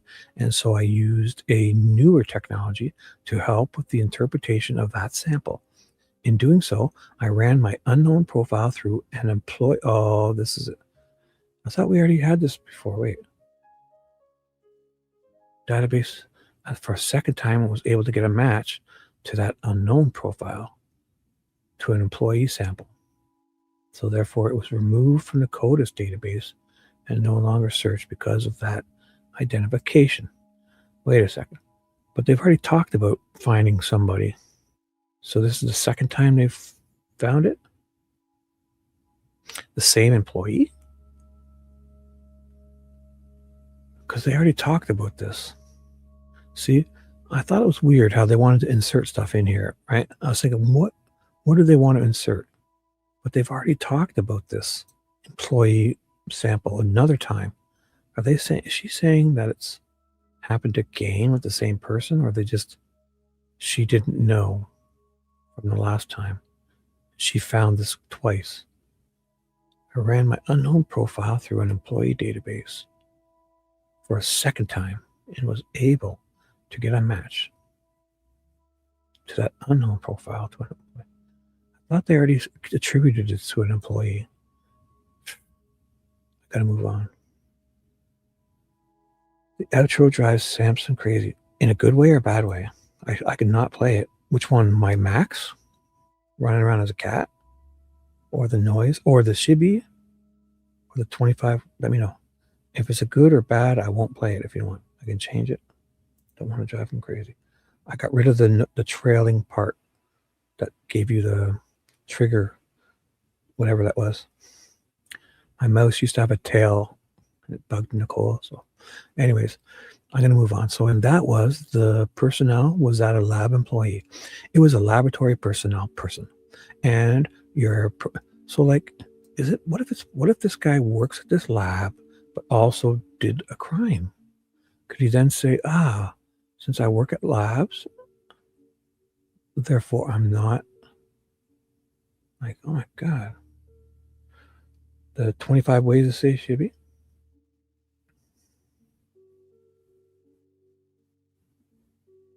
In a bad way, so I won't be playing that because I don't want to hurt. I'm going to make new intros and outros, proper ones. Yeah, I'm going to make better ones. I don't really I like the Chrissy Boner's hoo-hoos. That's a good one. Shibby. I want fishies that says bye. But anyway, so I don't think if I play Max running around, the dun dun dun dun dun. Oh, the chickens. Okay, I can play the chickens for you after. I'll outro with that. I'll make sure it's, I'll do that now. Just the quick one, right? And it's the quieter one. It's this one, right? Shibby's fan club. All you ladies feel like your shake it. I think I don't know if I can turn the music down. Was that too loud? Sorry. I'll set that as the outro. All you ladies pop. Outro. I'm doing it right now. Special request. But I'll tell you when. I don't know if the volume is too loud or not. So it's set for Nicole and Samson. Let's do this. I'm not leaving yet. So let's go. I've set the outro. Let's go. No more distractions starting now. The Max one is good too. Yeah, it's quieter. It's weird. Kind of weird. Because I made that in 2009 and I still can't make videos now. So I'm going to make new intros and outros. I've got I'm ready to move up. I'm going to get a camera, expose this lovely face, and make proper videos. I have all these hours of stuff I should be clipping and making shorts. See, those dumb shorts I made, I get tons of views. So it's a great way to get views if that's what I'm trying to do. I should go through all my videos. I can make a bazillion shorts and edit them and add stuff to them. And I keep thinking of it because there's got to be like funny parts or good moments. I'm going to do that. So I definitely need a better intro and better outros. So, and your protocol is that this part of your QA/QC program, correct? Yeah, the quality assurance and quality control. Yes, that you don't get your employees in trouble. Yes, sir. And just to elaborate, running our unknown profiles through an employee database is also part of our QA/QC profile.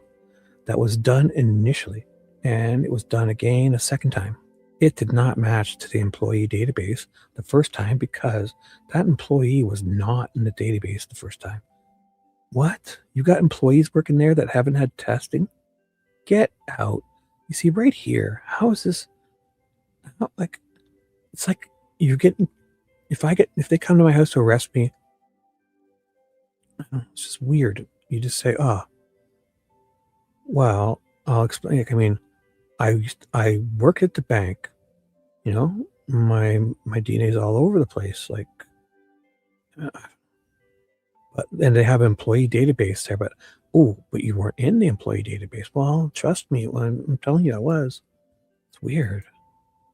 So you got an employee working with this stuff. He's got to be hired. He's got to be somebody, right? Important. If he's touching things, was it? Did they say who it was? Like a maintenance guy or something, or unknown profile, employee? Oh my goodness. So you have an employee in your areas where he can get his DNA into a sample like this, and he's not in your personal database. Wow, how convenient. My God, one sec.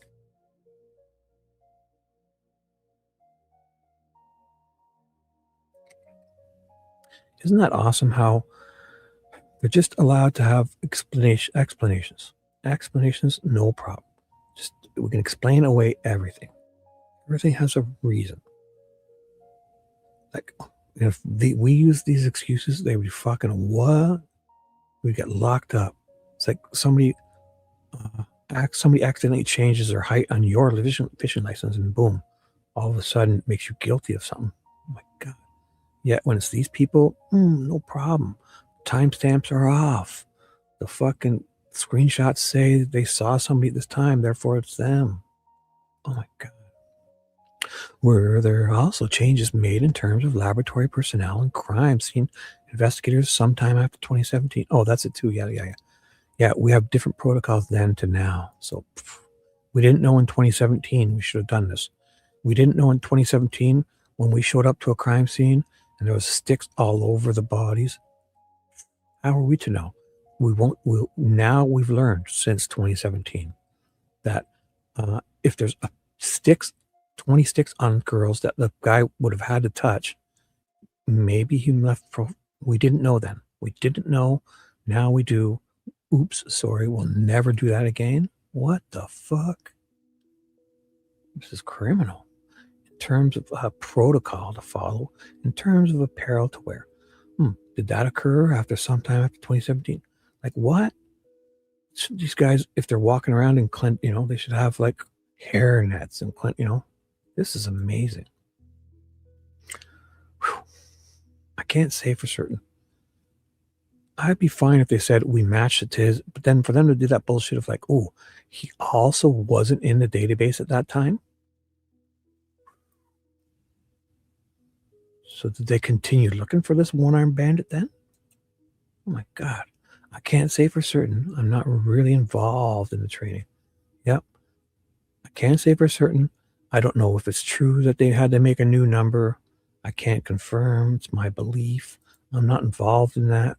That's not my area of expertise. When it suits us, boom. Oh yeah, I heard it. I'm an audio expert.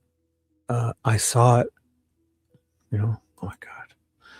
That because of this particular instance, it was communicated as to what would be appropriate personnel protective equipment to be used at the crime scene.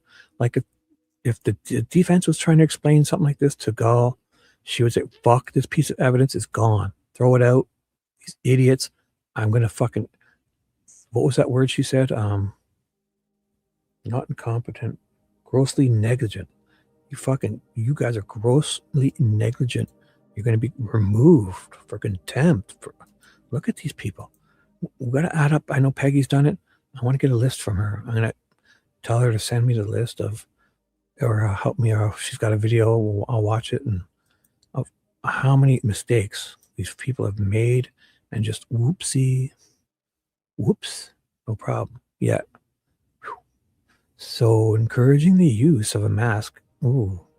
Now, yes. So now we encourage the use of a mask in the close proximity of this type of work, close proximity to certain items for individuals. I cannot say what exactly was communicated because I really don't know. I was not privileged to that conversation. I just know the conversation existed. What? Proceed with the rest of your examination. Were you able to group any of the items? Yeah, so let's just blow it off. Whoopsie. We fucked up. Let's move on. Judge called, no, nothing. I think the way they're making mistakes at this laboratory, how can we trust anything? They can't even count. They have new case numbers. They're fucking spilling their own DNA in it. Oh my God. Proceed with the rest of your examination? Were you able to group any of the items, sub-items? I will speak in generalities, if that's permissible.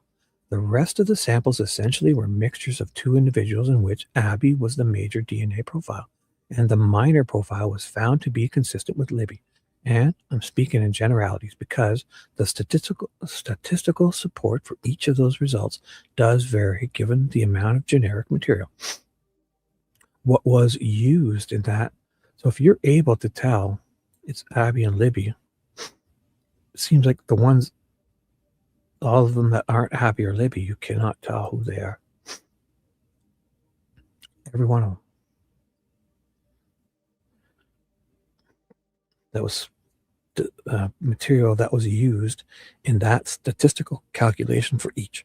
But overall, any mixture with two persons result was found to be consistent with Abby as the major profile and Libby as the minor profile. To the swabs, yeah, so with two people. But you were talking about a whole bunch that had mixtures of 10 or 11 or 12 people. No? So that pertains to a handful of the samples, right? What's the other handful? There were some of the samples in which I was able to make conclusions from the major profile and then no conclusion about the minor profile. And each of those instances, the major profile was also consistent with Abby and the minor profile was consisting of at least two individuals. Right. Perfect. So, yeah. So it had to be what? Libby and the person. The state must have a DNA. I got to see what the defense is going to say. I should just keep reading. Sorry. Because this has all been prosecution spin bullshit of their own lab techs. So, and the minor profile was consisting of at least two individuals. And at least, right, could have been 10. And I just couldn't draw a conclusion about that as well. Then from 9 of the samples demonstrated a mixture of which I couldn't make any conclusions about at all. And other than the lab personnel, you found no male DNA on the sweatshirt. I found male DNA on the sweatshirt. It did. What? I'm sorry. You could not develop a profile of the male DNA. That, oh, how convenient, right? You found the male DNA, but you couldn't. And in terms of the male DNA that you found on the sweatshirt, is there any more than you can say about that? Nope. Just that in the quantitation method that I mentioned earlier, I'm able to detect the presence of male DNA, and most of the mixtures did indeed have the presence of male DNA present. I just did not determine an unknown male profile from any of those samples. What? This is wild. It's like Coburg had like a what? A little dot. They had enough of a little tiny dot to get him through his dad, right?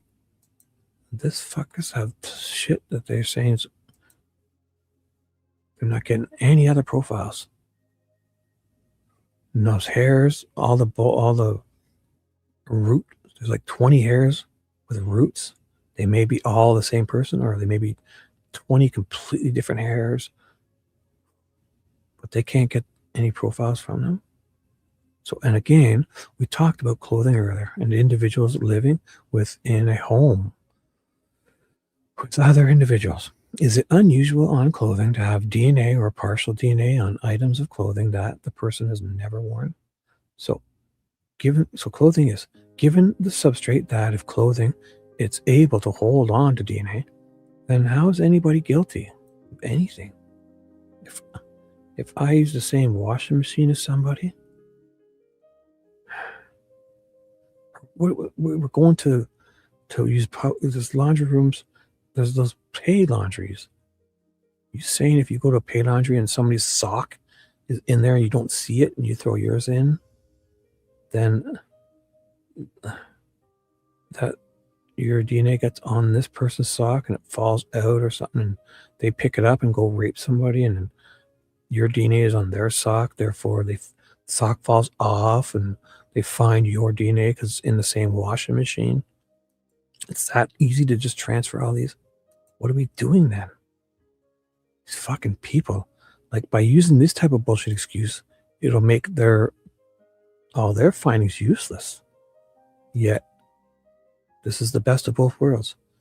Imagine they said this when they wanted the opposite, like, of clothing. It's able to hold on to DNA. So when you launder DNA as well, DNA can be depositive. So what are we doing then? DNA is, how do we confirm this? How do we confirm this?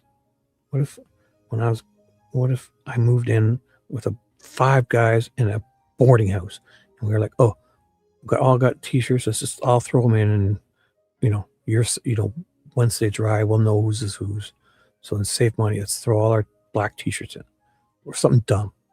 And then fucking what? It's so easy that their DNA could be all over my clothing after washing it, because it's the same washing machine, even the same load. And now, fuck. So then this guy goes and does a crime, takes his shirt off, gets away, and then my DNA is found on his guy's fucking shirt because it was in the same washing machine. And then fucking, they're going to lock you up for 130 years. Holy shit. We think cleaning and washing our clothes will remove the DNA. No, we don't. I mean, if it's that easy, in fact, it's not. It's probably mixing the DNA from past washes in this.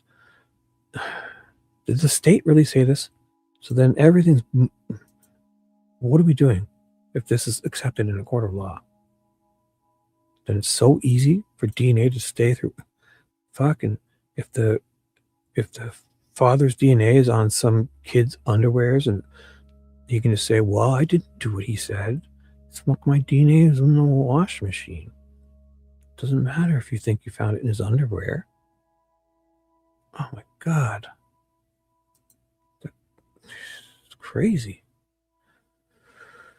So yeah, I often say that clothing has background DNA. Sure, yeah. So this morning, my husband gave me a hug.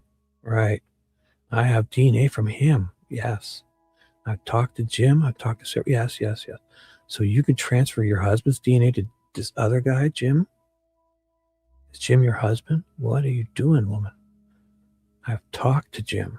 I've talked to several other people today. So clothing can actually kind of so yeah. So if you hug somebody who's hugged a fucking rapist, and then I walk out and I fit the description of somebody who raped somebody, and I'm wearing like a green hoodie, and this person had a green, and then they arrest me, take my green hoodie off, test it for DNA, and it's got that guy's DNA all over it, but it's mine now or something. I don't know. Or I don't know. This is weird. Or the person that he raped is now on my shirt because I hugged somebody who hugged him. This is getting dangerous. This touch DNA, if it's getting, they're able to have such a little, they're able to detect it with such little amounts, except in this case. This case, they can't find any other DNA with the amounts they're getting. They have hairs with full roots. They can't find out, So I've talked to several other people today. So clothing can actually kind of hold on to DNA from everyday interactions. Well, I'm going to ask you about a report that you generated that was dated July 11th, 2017, and ask, did that consist of examination by you and your results on looking at tree branches? Yes, sir. And would you tell the jury where you went to examine and to begin your collection and analysis of the tree branches? July 11th. Yeah, I examined a few items containing tree branches that sat out in the fucking woods till March 3rd, from the 15th February. So 18 days, these branches sat out there in a pile in the forest, in the woods. 18 days in exposure. I wonder how many times it rained and snowed between them. And That examination was done even after Doolin said, hey, I see blood on some of these sticks. Go get them, you idiots. So ISP, Lafayette Post, where those items were being stored, right? On March 3rd, when the Datsman or Page were sent back to get them after 18 days, right? Then they collected them. So were they in a secure location in a building with other evidence? Yeah, they were secure. Yes. After 18 days of sitting unsecure, where people were walking around this crime scene, right? They were secure after 18 days. But this was an outbuilding of the Post. Is that correct? That's how it was explained to me. Here comes some gobbledygook. I have no idea. So what did you do with these branches? Explain to the jury what you did. Well, I essentially converted a conference room into, oh my God, this is going to be good. One sec.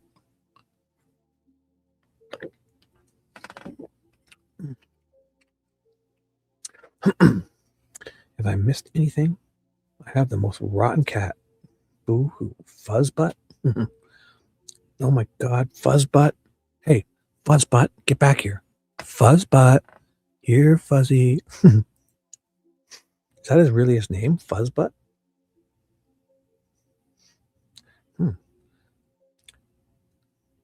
You're going to get in trouble, Fuzzbutt. Let's do this. So, well, I essentially converted a conference room into an examination area. Goody. Should have done this fucking day one. Think of what you might have found on these branches if you did it into an examination area. So I was able to provide for myself a clean examination surface with clean bench, paper, and I brought forth some of my laboratory supplies, but I examined the tree branches essentially for the presence of any blood that may have been there. But I was primarily interested in collecting skin cells or swabs for possible skin cells from those tree branches. Why? Your CSI guy said it would be useless to do this. Idiots.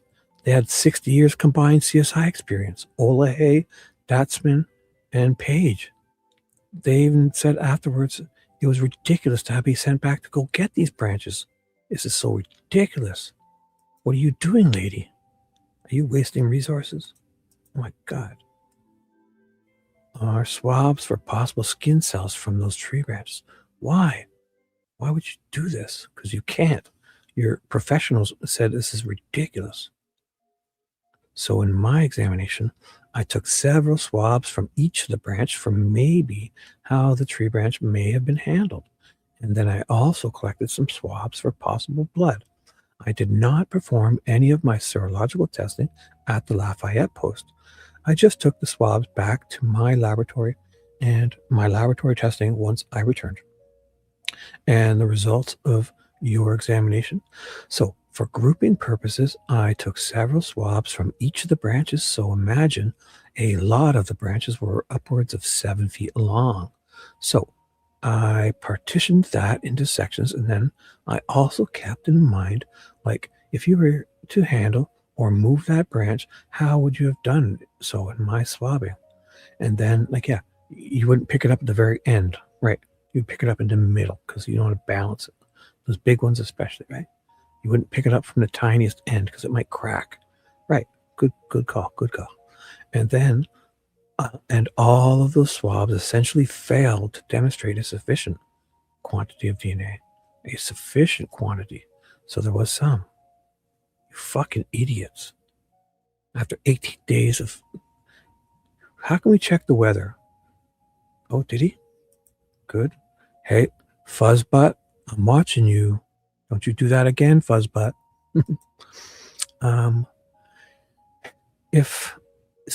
She got DNA. It just wasn't sufficient now. After 18 days, what was the weather? Because they say it's from the 15th or say 14th when the girls were found.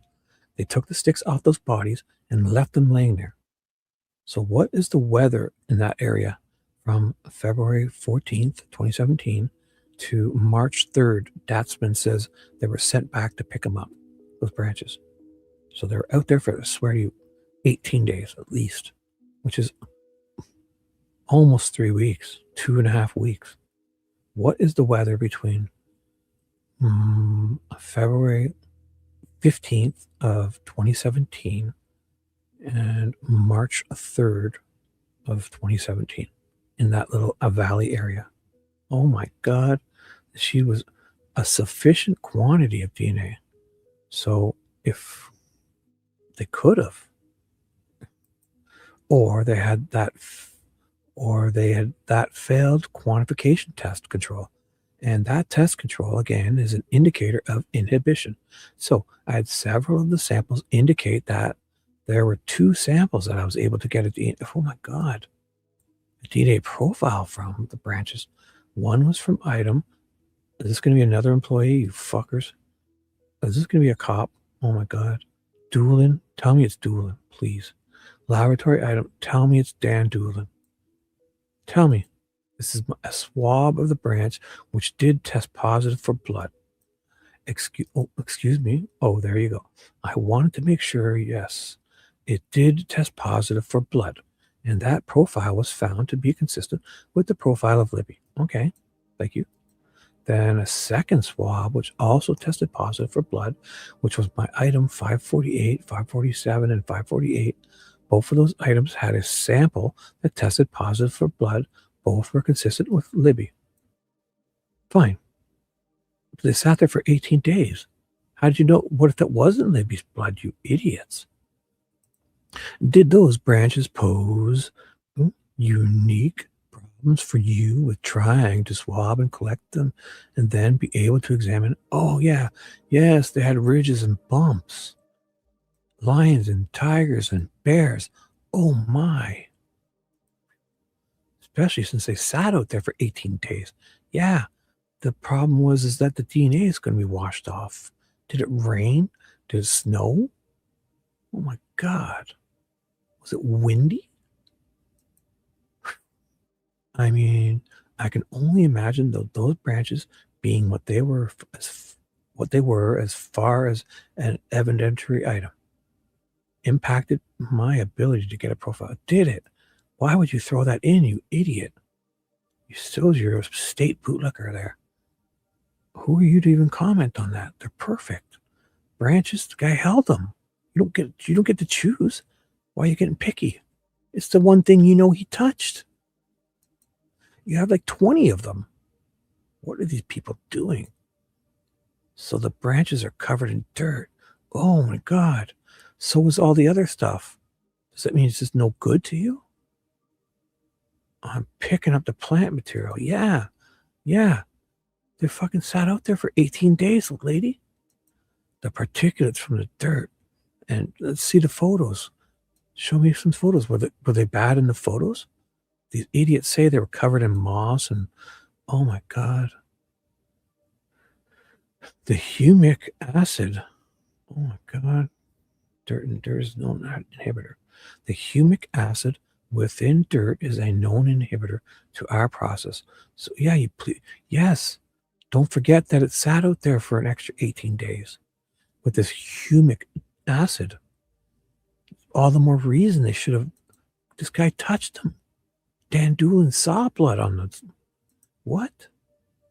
These CSI guys should have got these bagged up immediately, taken them off the girls. Once they decide to remove them, each one should have been bagged and properly stored. However they do it should have been properly, each one at a time. Is it they didn't want all this extra work? What? Or they didn't want to catch somebody? This is amazing. Like they show up, 3 professionals, remove 20 items that we know the killer has touched, place them off to the side, and leave them there for 18 days and bitch and moan about having to go back and get them after one of their own police officers says, hey, I was there a couple days later and there's fucking blood all over one. I can see it. I can see it with my own eyes. Whew. Ma'am, I'd like to conclude by going over some topics that relate overall to the work that you did, and you might draw our attention to some specific items in this examination that you've covered already, but you've talked about the inhibitors and degradation besides the branches. What other items could come to mind that pose difficulty in you dealing with the inhibitors that were on and the degradation? It's difficult to name items. I would say the 13, the 18, what is it, 15, the 18 days these idiots left them out there exposed to the elements. Let me ask you specifically, then you can comment. What about the genes found on the body of Abby? Yeah, imagine they left everything else out there for 2 weeks. Do I think that was dealing with the inhibitors? Yes. Well, they're the ones in the water? What? What about the genes found on the body of Abby? Do I think that I was dealing with inhibitors? Yes. Yeah, so what? Yes. Everything's an inhibitor. Just time breaking down. Exposure to air, sunlight, water. What is this person saying? So what about the clothes from the creek? Oh my God, wait. Yeah, like I mentioned earlier, items were covered in dirt and mud and plant material, exposed to water, moving water. Yeah. They were exposed to water. Yeah, thank you. There's inhibitors. Yes. And even though that may not have been over a long course of time, all of that plays a fact. Yeah, it does. It definitely does. Yes. We've learned since the beginning of man that we can use water to wash things off of things. Yes, great. Thank you. You knew this in 2017, did you? Oh my goodness. What about the nature, given your experience, the nature of your item 16? States Exhibit 148. Oh my God, how do we jump to these already? What? We're just done with the branches? Oh my God. That's it. We don't want to talk about how stupid we were anymore. Let's move to other stupid things we've done. What about the nature of, given your experience, the nature of your item 16? Yeah, the now shifted Exhibit 148, previously State 16. How do we know this is what are we doing here? The Winchester Smith & Wesson 40 cartridge. How would you characterize that difficulty? Did you know why the laboratory no longer accepts those to examine? What? Yes, the item 16 cartridge, again, is a very small surface area. So this is for the DNA stuff, right? It's usually minimally handled in general. So it's kind of like a one-time contact. It's not something that is frequently handled over and over. Right. Yeah. But some of these people, don't they push their thumb on it and poke it right in when you're loading those bullets in? You push it down with your thumb. So it's kind of like a one-time contact. Yeah. What if you did it the day of, an hour before he's loaded that? What if he picking his nose or had sweaty hands? Wouldn't that what? Did they catch this Colbert guy with just like a little tiny little piece, like a molecule or something? They got to his dad, got him. It's not something that is frequently handled over. No, it's not. No, you're right. So I really haven't expressed, I guess, that the success of skin cells again. So they've never got anything from a cartridge, an unspent cartridge that people have loaded. Never.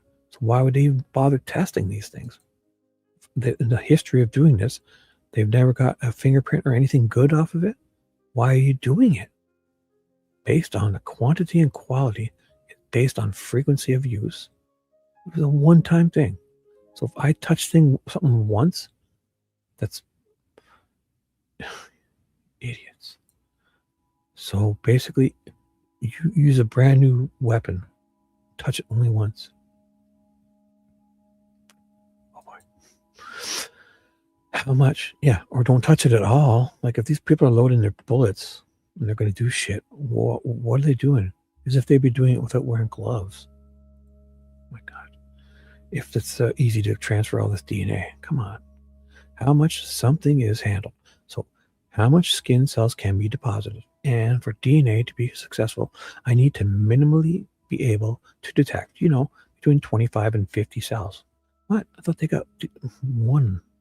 And a surface area like a cartridge being so small, that type of DNA, that level of DNA isn't typically deposited on such a small surface area. Another topic I wanted to ask you about, what we include as hair. What I think you've indicated that hair is transient. Explain what you mean by that and what challenges would hair impose to you as a DNA analyst. First, just the challenges of hair. Hair is typically naturally shed from our body. So in the naturally shedding process, one sec.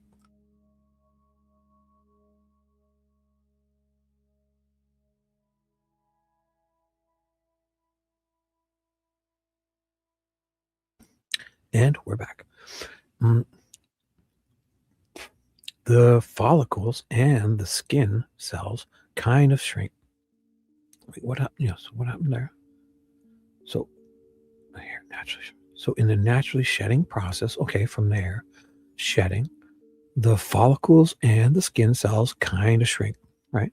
And when shrinking happens, and that's, what helps shed the hair, that hair.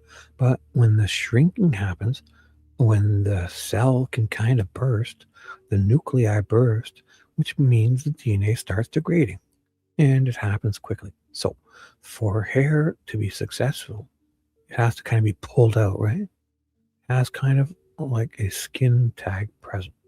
And the best way to get skin present on hair is through forcibly removing hair. Yes, great, perfect.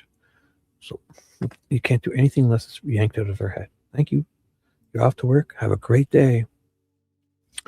You can have a great day, nature. If I can entertain you on your drive to work, I'd be so honored. Or if you want to just catch the replay later, just say hello anytime. I'll be back tonight. I can't stop. I'm addicted. I can't stop. It's fun. I'm a creator. I read. Boy. What next? A camera?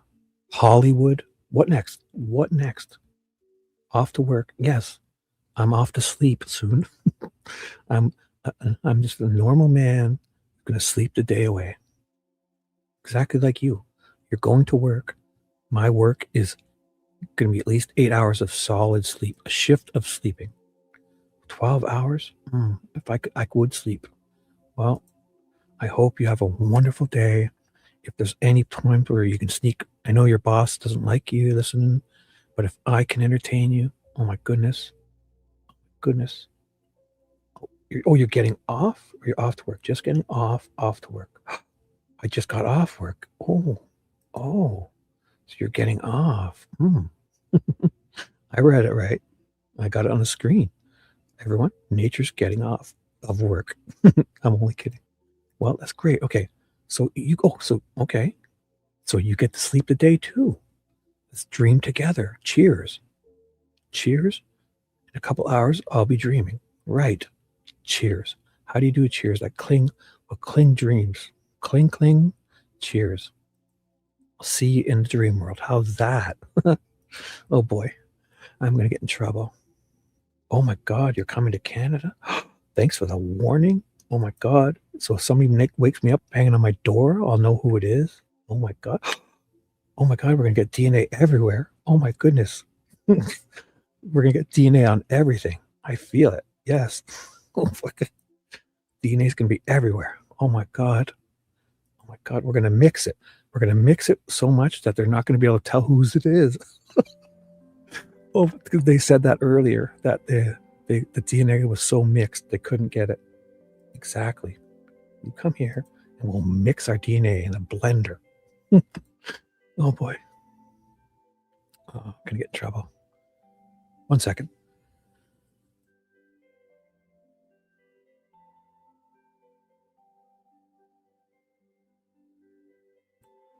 Yes, sir. All right. Just knock on my door and we'll mix DNA.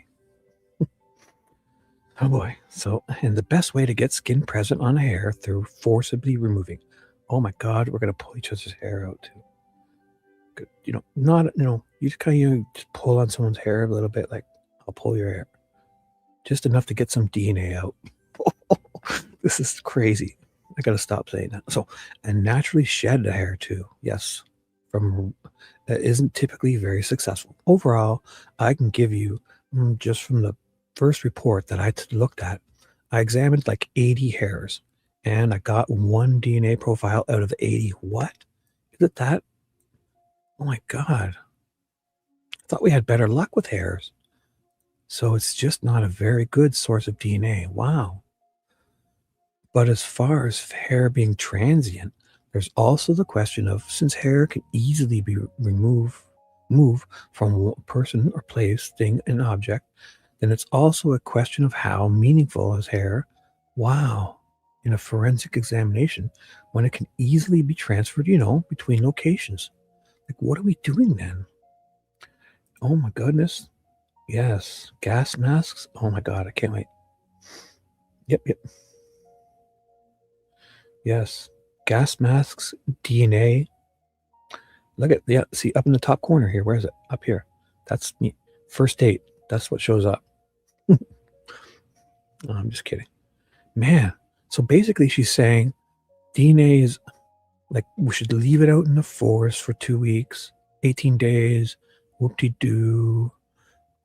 We can have so much DNA mixed together, we can't tell whose is who, or what, and we can't exclude anybody. We can't even look at the hairs to see. They can't do nothing.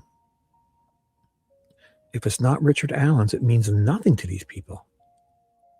My goodness. I don't want to get into the details. Wow. And this hair, like, basically, if you're on the bus, you're going to get hair all over you, and this guy could have just raped somebody. And if he looks like you, if you're wearing the same hat and somebody points you out, you fit a description, they could just, oh my God, imagine that. You've got his hair on you, or her hair was on him, that's now on you because you sat beside him on a bus, he got up, and oh my God. They're basically saying DNA is so easily transferred, and what are we even doing? How can we tell? The washing machine, DNA is being spread everywhere. How can we tell whose it is? Or what, like, how it got there? Because I use the same washing machine. Like, I use a washing machine. Some guy goes to a crime scene. He's used the same washing machine. My DNA is on his clothing. He drops his underwears, does some bad things, and they find my DNA. Oh my God, on his underwear. Oh my God. Snuggle too, whatever. Yeah, I'm game. Oh boy. Mixing DNA and snuggling too. I'm in. Let's do it. First, I have to get through this. I'm more than halfway done. It's only taken me 8 hours and 30 minutes, so I should be done, I'd suspect, in another 10 or 15 minutes. So I don't want to get into the details, but just quickly touch the surface of rootless DNA. Rootless hair technology. There are explorations underway to how to deal with hair that has no root or has no skin contact attached. And in light of that, did you send hairs to the FBI? Like, why? Why? This whole process is nuts because they can't determine it. It's so easy to transfer. Could be from anyone's washing machine. Oh my goodness. So I did send a set of hairs to FBI. It wasn't necessarily because of the rootless hair technology at the time, but the rootless hair technology has come to the forefront as a newer technology that's available for hairs in which there is no longer a root. But you had a ton of them with a root. Send those to the FBI. Send those, young lady. You had like fucking 20 of them with roots. And did you ask, or did the FBI provide you a screening service to help you focus on hairs that might be of some value? They did provide a screening source to help identify hairs, and it's for a testing that wouldn't have been for me or my laboratory, as we had done everything that we could with the hairs. So the FBI can do more. Why do you have these? Why are you even touching these? The only thing that hair can be, and the only thing that our laboratory can do with hair is hair that has a root. Well, you had 20 of them with roots. And we would perform an autosomal STR technology. So we did send a set of hairs to the FBI to identify through their laboratory, to identify what hairs may have been not consistent with the victims, so that we could consider any type of future testing. Right? Can't you just look at them and rule people out? Like if they're literally, tip a canoe, there's my word. Oh, you know that's my word. I love to tip a canoe. Damn you. And at the time, the testing was mitochondrial analysis. So, which again is not performed in my laboratory. What are you even doing at this laboratory? Send this all off to the FBI. You guys are useless. You're fucking mixing your own DNA in it. You're leaving branches out in fucking 18 days that have blood all over them. These people are useless. Why aren't they all fired? Tip a canoe, bro. Oh, I thought it was Dewey. Tip a canoe. I love that name, Tip a canoe. That is a great word. Name. And at the time, the testing was mitochondrial analysis, which again is not performed in my laboratory. Since that time in 2018, when I sent the hair to the FBI, the rootless hair technology has kind of come into discussion. And were these generally short hairs that you sent? There actually was oh my goodness. Oh my God. There's going to be some long hairs. So anything that I had identified as a human hair, long or short, well, hey, I think if they're really long, doesn't that tell us that it's not Richard Allen? Or unless he had a rat tail. Did he have one of those tails at the back, like halfway down his back? What's going on? If you found any hair longer than 4 inches, do we think that could have been Richard Allen's? 6 inches hairs? Even this picture, a long hair. If you had anything longer than 10 inches, you think we got hair growing up our balls that are 10 inches long or something? Like it'd be obviously a person with long hair. So that could rule him out. Unless you're trying to impose that. This is amazing. Long or short. How long did you measure them? Forget the color. How long were they? And even if I'd already identified a profile, except for the ones I already knew to be consistent with Abby, right, I went ahead and sent that to the FBI. Right. Yeah, so if they weren't red or they weren't blonde, and they were really long black hairs, like talking like 30 inches or 10, 20 inch long black hair, you could safely say it's not Richard Allen and it wasn't Abby or Libby. If it's long and black hair, like a dark black hair. Imagine that. These people are amazing. So, and what returned to you was identified as unlike the victim's hairs? How many? The FBI issued a report. Oh boy. So we're objecting to this. So the FBI issued a report, and that report indicated to me that they found 3. And OJ objection, hearsay. Any response? I think as a DNA analyst and expert in the area, she's able to report that she learned from colleagues and consultants that she deals with, and I think this would be in that vein that she could go ahead and communicate the answer to the question I posed, which was how many hairs did they identify as unlike the victims? Right? I think it's good because they could also identify them as unlike the person, the defendant. I think I wouldn't go any further, but I think that's appropriate for her since she was relying upon that. But as an expert herself, Your Honor, I believe she would be able to do that. And the objection goes to the weight of the evidence and not the admissibility. Overruled. Okay. How many hairs did they submit to you with that designation? Did you tell? But why is that the only designation we get? that they could, were they Abby and Libby's? No. But hey, they should say, were they, you know, like what would describe these? Not just that we say this. Awesome.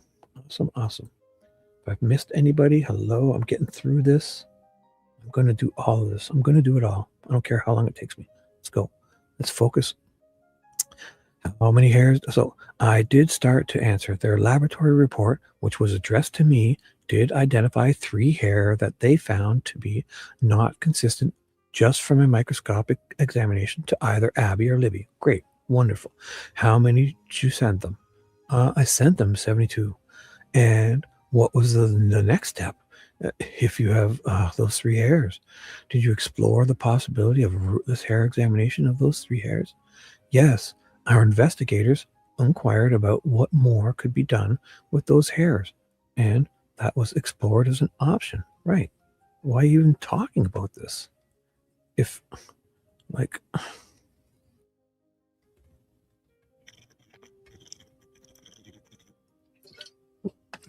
So, describe these hairs, because you can rule them out as not being, you can rule them out as not being Abby's or Libby's. If they were super long, like 20 inches long, and they were black, why wouldn't you tell them that they couldn't be the defendants too? Well, you won't do that, because the only 3 you probably brought back are the ones you could probably try and associate with the defendant. You fucking criminals yourselves.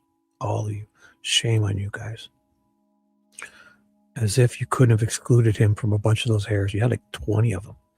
If there was anything that wasn't perfect, red or blonde, and it was really long, if you had a long gray hair, like 20 inches, imagine 25-inch long hair from a girl's or a guy with long hair's head. Could have been a man or a woman.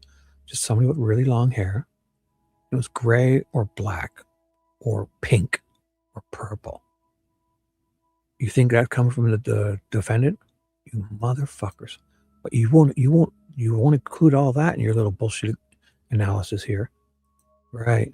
You're criminals. So, and what did you conclude after determining the options and what the limitations and characteristics of that examination would be? Well, I didn't really make any conclusions. Yeah, you didn't.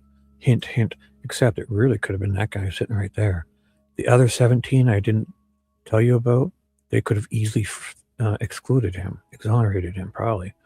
But hey, there's 3 that could have been from this motherfucker that nobody's pointed out, sitting right there, that we've broken down. Fucking people. Oh boy. I guess, what did you learn? Well, yes, my role and the role of my supervisor, who's also the case manager of our laboratory at the time, was just to kind of research what technologies that were present in the forensic community and present that to our investigators so that they could make conclusions and choices on what type of testing may need to be performed, if any, on that hair. Man, you had at least 10 to 15 hairs with a good root intact that you couldn't get DNA from. What did you learn about the success rate of that technology? So our research, and with consulting with a few private companies that do that type of testing, showed that their success rate for rootless hair, well, tell me about the rooted hair. I want to know rooted. Testing was very low, and overall it might be better to not perform that testing at this time and wait for technologies to improve. Okay, you have to grind the whole hair up. What if you have a huge hair and you can use just 1 inch of it? You'll still have 25 inches. What? You think you can't?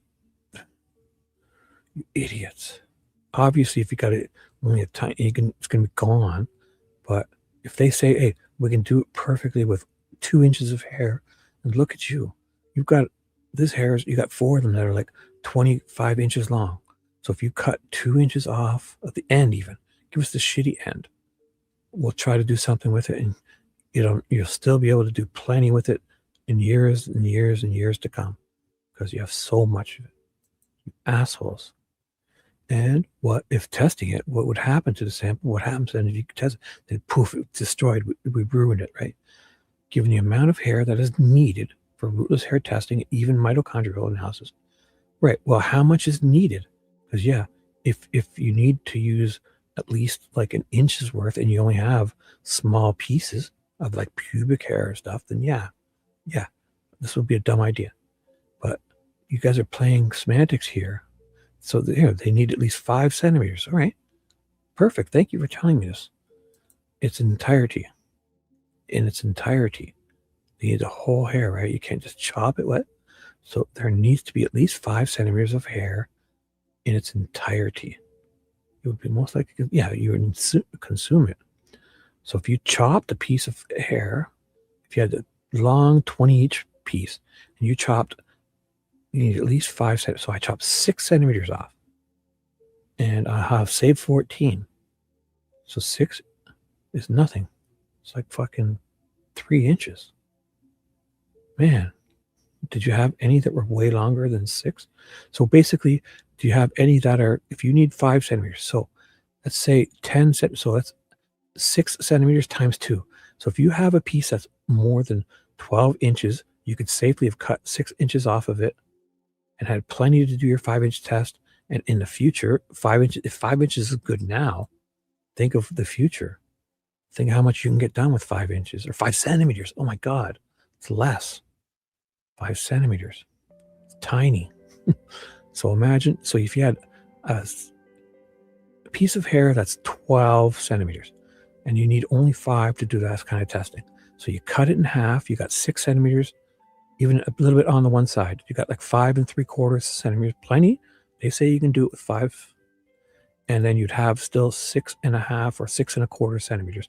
So in the future, it's not going to be less. It's going to probably get smaller. So you'll be able to do a lot more, but so you can save it, right? So if you had any pieces longer than 12 centimeters, did you guys do this? Cut them in half? Oh my God. Probably not. So, and given the low success rate, the consumption of the hair, and the hopes that technology would improve someday, what did you make a recommendation, not a conclusion? Well, bullshit. I hate to say recommendation. We presented all of those findings from the just consultation with the private companies because this is a testing that's not performed in our laboratory. Well, if it's good, why aren't you guys doing this? So you want to catch people and exclude innocent people? What's going on, lady? If other people can do it, why aren't you guys doing it in a government lab? This is wild. They don't want this much evidence. That's what it is. They want to be able to be just, let's just fucking use it any which way we want. Why do we need to do this for when we can just say, well, changing timestamps, videos, and fucking somebody says they took a screenshot or posted a selfie and they say, oh, I seen somebody at this time. Therefore, they were here and they're not in the photo and there's no other proof. Just trust me that I saw them at this time. Look at my screenshot. I took my screenshot at 3:30. Or I took my selfie at 3:30 and I posted it to TikTok. I was dancing on TikTok at 3:30. And then when I finished my dance, I put my pants back on and I saw this person. Then, therefore, me dancing in my underwear is a proof that this fucking person was there. So I danced in my underwear on TikTok. I posted on TikTok at 3:45 p.m. I then put my pants on, and for whatever reason, I got to put my pants back on, and I go for a walk down the street. I leave my house. So I'm in my house, so it's okay. I take my pants off, and I do a TikTok dance in my underwear. I post it at 3:45 p.m. I put my pants on, and I go for a walk to the store, and that's when I saw the one-armed bandit. Therefore, the one-armed bandit was there. He was there. You didn't see him on camera. You don't have him on video. There's no DNA. He was there. Nobody else saw him. But, introduce that into court. Look at this guy's dancing in his underwear. And he says, right after this, he puts his pants on and goes outside and sees the guy. Boom. The defendant was there. Fuck these people. I put her outer. Yes, my Peter outer. Put her outer. You're right. This is amazing, eh? I hate to say recommendation. We presented those findings. Oh boy. From the just consultation with the private companies, because this is a testing that's not performed in our laboratory. And we presented that to our contributing agency and investigators to let them make that decision. And a decision was made, and I understood that decision and was in agreement with their decision. Wow. Is it this difficult to... These people are amazing. They're amazing. All your testing and experience, you can look at a magazine to tell if tool and die machine is capable of this, but then you need to go for this whole rigmarole to... Oh my goodness. You didn't make the decision, but you thought it was a reasonable one. I think given the low success rate, it was a one-time opportunity if it was a reasonable decision. Also the transient nature of hair. Right, but you're also not explaining how long this hair was. And could you then, if you had a super long hair, could you not have just chopped a piece off safely? Like, these people are amazing. How could we leave out all these details? What if it's a fucking literally 30 centimeters long piece of hair? If you could cut 5 centimeters off, cut 6 off, you'll still have 24 centimeters for future. You could try. And, oh, what do you do? We have it preserved. Oops, it didn't work. It didn't work. Oh, well, we tried. We want to solve this case. So obviously, if it's going to destroy it completely, then you don't. But these people are fucking playing semantics here with someone's life. Also, the transient nature of hair. Yeah, there was a concern over what the 3 hairs that were identified as. Oh my God, 72 hairs were identified. If we're going to do newer technology and testing, it was a concern of maybe, I submitted 72 hairs, right? I hope they, like, if you had a really long one, can you cut 5 centimeters off and you've still had 20 centimeters? Would that be okay? Even if given the end of it, the shitty end, and try. Maybe you can't, and I wouldn't want them to if they can't. But so maybe identifying which hairs were the best use of our resources. Right, you're out of resources for anything that could help exonerate or be exculpatory. Right, you couldn't get this.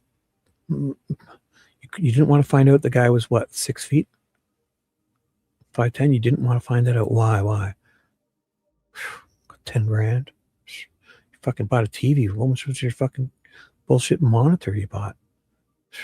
If the contributing agency's resources to do that testing is just, it's a very delicate balance at that point on were these 3 the most informative and meaningful hairs, or were there others that would provide more meaning?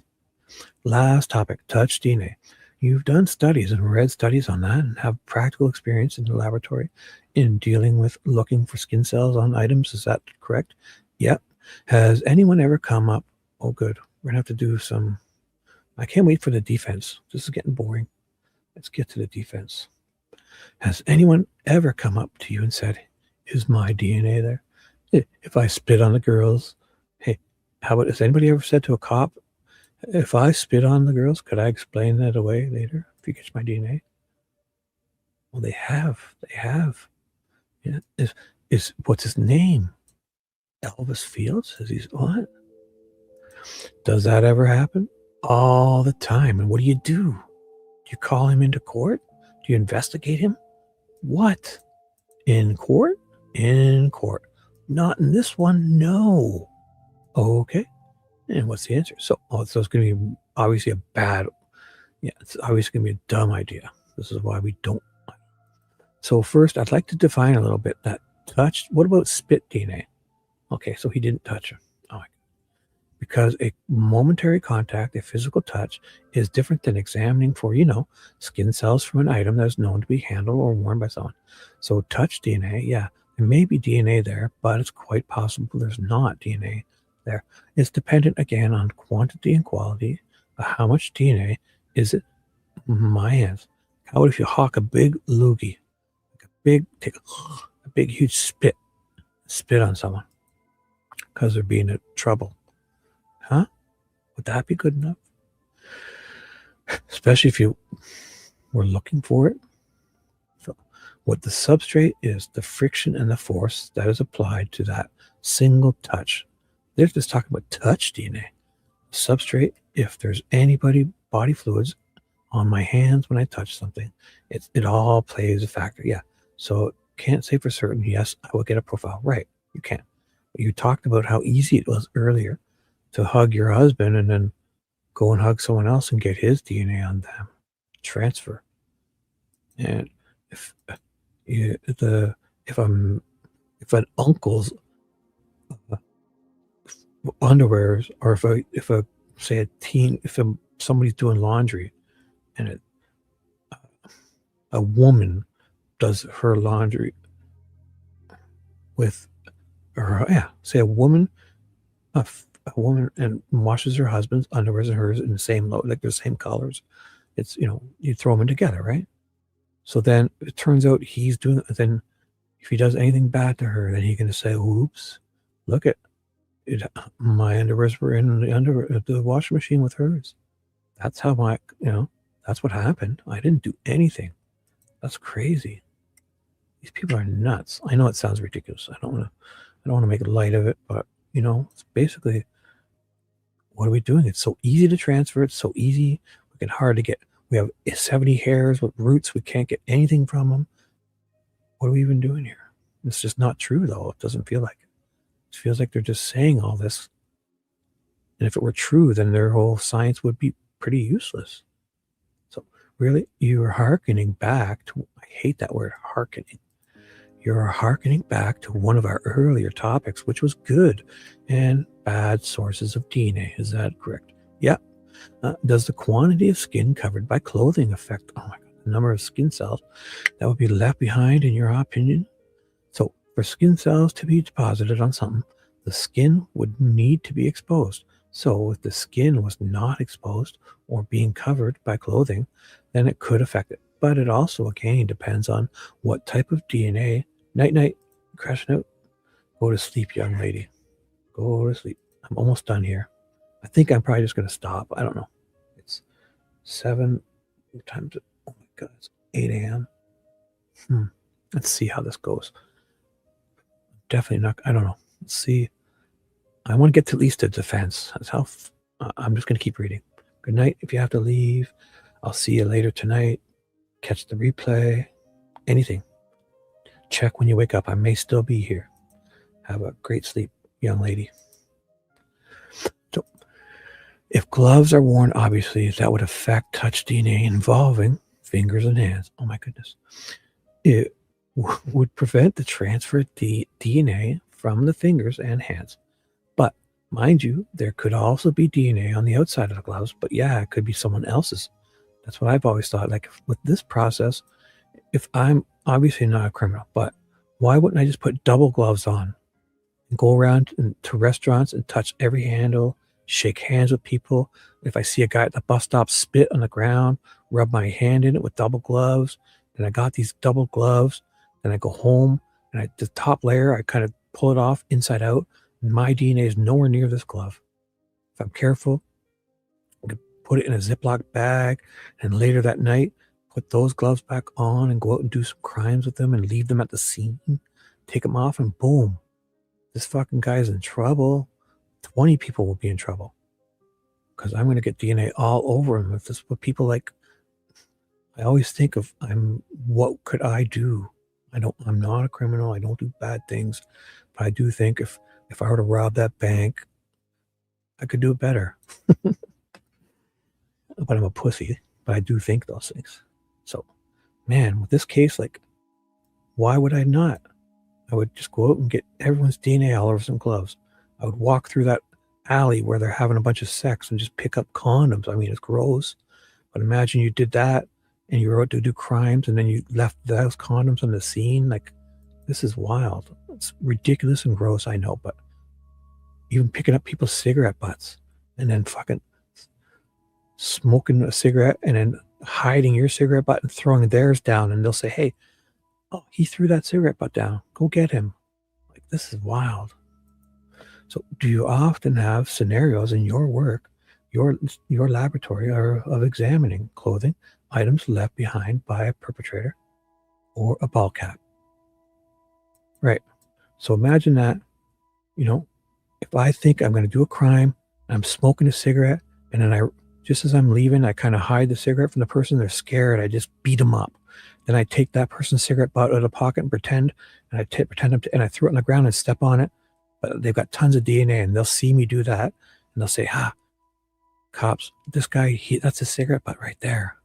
And then I'll walk around the corner and get rid of my cigarette butt properly or something, you know?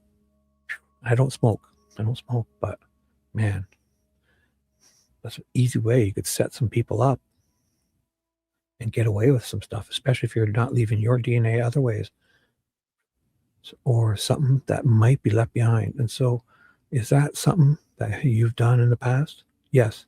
So clothing items that are left behind are kind of typical, routine evidence for our laboratory. Weapons left behind, do you examine those for touch DNA or skin cells? Yeah, that's something that, if it's something is left at the scene, hey, good morning, Steffi. What are you doing? Okay, good night. I love it. People are saying good night, and people are saying good morning, like within minutes. I love it. Look at that. 1 minute later, good night. 1 minute later, good morning. Hey, good morning, young lady. Are you drinking your morning Dr. Pepper? Huh? Are you drinking that right now? I hear, is it in ice, cold can? What is it? Wasn't it Dr. Pepper? No, maybe it was Coke. I forget. You said you had a morning pop or something. And it's good because it keeps you from drinking other things. That's excellent, I think. Obviously, once you get shit under control or whatever, you can maybe not drink pop first thing, but if it's keeping you from drinking other things, it's always good too. Boom. Good morning, young lady. Good morning. Seize the day. Oh my God. 9 hours. I'm nuts. Let's do this for the people. I'm creating stories. I'm creating readings. So would you tell the jury the difference in after your research and your training, the difference between handling an item and touching an item? Oh my God. It really just goes back to the amount of DNA that's being deposited. So an item that is being worn or handled as, is greater frequency of contact between the skin and that handling and wearing of an item. So a greater chance of skin cells being deposited. So we don't necessarily consider clothing that we're examining for potential wear as a touch DNA sample. What? Well, touch. Well, like we don't define those as one and the same. So touch is more of just like a, very limited contact with an item. Oh my God, it's even less. So not something that we persistently had contact with throughout use of wearing. Right. And if it sounds like you're saying the frequency of use is an important factor in whether or not you can find touch DNA. Hey, what's up, Four Pits? Good morning, bro. Look at you, all you morning people. I've been going all night. Was it Dr. Pepper? You're the one.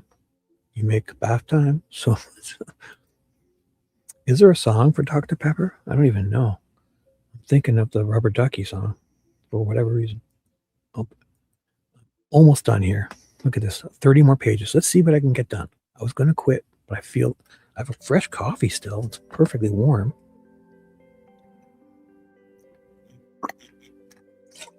Oh my God. I feel young again. I'm 52. All this reading, I swear. I feel like I'm 49 and a half. I really do. Amazing. Limitless. So, yes, there's a variety. Oh, awesome. Well, little one, have a wonderful day. Remember, the school is the most fun part of your life. Whatever grade you're in, seize the day, little one. Have a great day. Do good in school, unlike me. Yes, there's a variety of factors that play a role in how much DNA I can recover from an item. Is it understood in your discipline the notion of a shedder versus a non-shedder when it comes to skin cells? That's a terminology. Look at that. Oh, 9th grade. Oh, 4th grade. Okay. Wonderful. Wonderful. Enjoy your day. Perfect time. My favorite was gym class and science. Just know that you're having it's the best time of your life. It's going to get so much better. Listen to your grandma. She knows exactly what to do and what not to do. Trust her. Just trust her. Have a wonderful day. So that's a terminology that commonly used in studies in our discipline. We don't typically use that in our analysis, but yes, I'm familiar with that terminology. And what does it mean? It basically just means that studies have shown that some people can naturally shed more DNA than others. Like men and our heads. Look at this. Look at my head. I've been shedding my hair for way too long. I've hardly any left. I'm such a good shedder. In my back hair, oh, I'm only kidding. It might be specific to a day or a time or even season. Oh my God. But some people have the capability of shedding more DNA than others, right? Men are gross. We shed a whole bunch of stuff probably. So we do all shed DNA. It's just who's the good shedder and a poor shedder, a low shedder and high shedder. Oh my goodness. As a general rule, can touch DNA, can the skin cells on the skin that are subject to coming off, can they diminish with frequency of touch over a short period of time? Is that something that's been documented? Do you understand my question? Well, there have been studies. I do understand. Thank you. There have been studies to show, like, if I touch something 5 times in a row, am I going to get more DNA on the first time? The last time? There are studies of that. So I'm familiar with that type of study. Again, it's just dependent on a lot of factors. Force, friction, what's on your hands to begin with, what you're touching. Yeah. How well, like, are you grabbing it to swing from it? Or are you pushing it? Yeah. It's going to matter, lady. You're right. Competitive. The competitive nature of good and poor DNA sources. Would you explain what that means? I use the terminology a lot when I'm trying to describe my results in this case. Blood is a good source of DNA. I have a lot of blood off of the clothing items. Detected a lot of blood off of the clothing items. Item 29 and 30, which are what? I'm not going to exhibit what. And if I'm trying to swab something for potential skin cells in a sample that has a lot of blood, the competitive nature that I've referenced is that blood is always going to be the predominant, like, better source of DNA then. And, maybe a handful of skin cells would be. So if blood, like we men, what? Is this a woman? Stacey Bozinovski? Or this is answer. So if blood, like we men, I mentioned earlier, is a good source, and this is Stacey Bozinovski, right? Is this a guy? Is Stacey a guy? I just assumed it was a little female. I guess Stacey. Maybe that's the guy way of spelling it without an E? Oh my God. I guess you can be a Stacey, right? A guy? Never even thought of that. He says, if blood, like we men, we're gross, we're horrible. Men are gross. You're right. We are. This is a guy? I've been calling her lady the whole time. I was like, lady. Oh my God, I've called her lady like 20 times. I gotta check. Stacey Bozinovski. Stacey Bozinovski, Richard Allen trial. Oops. Stacey Bozinovski, Richard Allen trial. Oh my goodness. Show me, Stacey. Where are you? Stacey, come to me. I feel like this is a man. Delphi trial. Stacey Bozinovski, who works out of the India, said she was given. Okay, she. Okay, I'm wrong. Stacey Bozinovski continued her testimony. Okay, it's a female. What's going on here? What are you saying, woman? So if blood, like we men, or is it woman? Oh my goodness. I mentioned earlier, is a good source, and there's millions of cells within a drop of blood versus just, touching something, just depositing a handful of cells. So if the killer were to touch the shoulders or the neck of either Abby or Libby in the process of this crime, how would the competitive nature of DNA, good and bad DNA, affect your ability to see if that touching ever occurred? Right.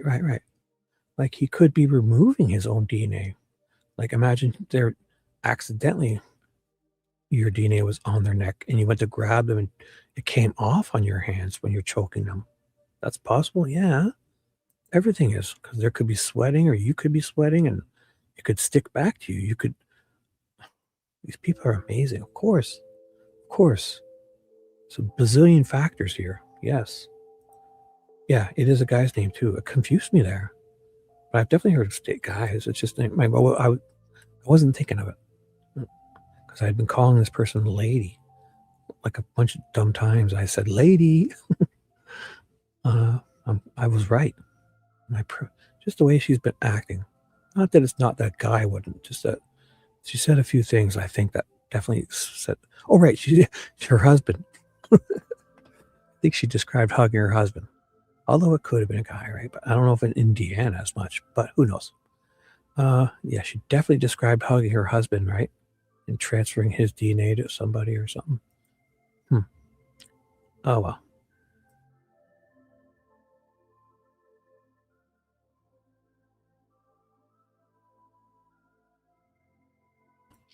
And we're back. Definitely a guy's name. I mean, it's cool. Stacey. I don't know. It would be tough growing up. If you grew up where I grew up and you had a guy of the name Stacey, I don't know, man. It would have been a rough one. Like it would have been cool. Hey, bro. Good morning. Are you pretending to be a normal person waking up in the morning again? I feel you've been up all night listening. You've been listening, right? Right. I know it. Thank you for lurking all night long. I feel it. I'm just kidding. Look at me. I've got 39 pages left. Let's do this. So I'm just going to say that trying to detect such touch sample in an overwhelming amount of blood is nearly impossible. There's just not going to be enough deposit from a single touch unless that touch also has body fluids on it for me to be able to pull out just the DNA profile of just that skin cell component. The blood component is typically going to be. OJ jumps in. Your Honor, I'm going to object. The defense is jumping in. Wow, the defense is there. They're awake. They finally, this is it. Oh my God. Page 71. The defense is alive. They're here. Your Honor, I'm going to object. She's testifying on facts not in the record as to where someone may or may not have touched one of the victims or when they may or may not have touched one of the victims. Luttrell is there too. Oh my goodness.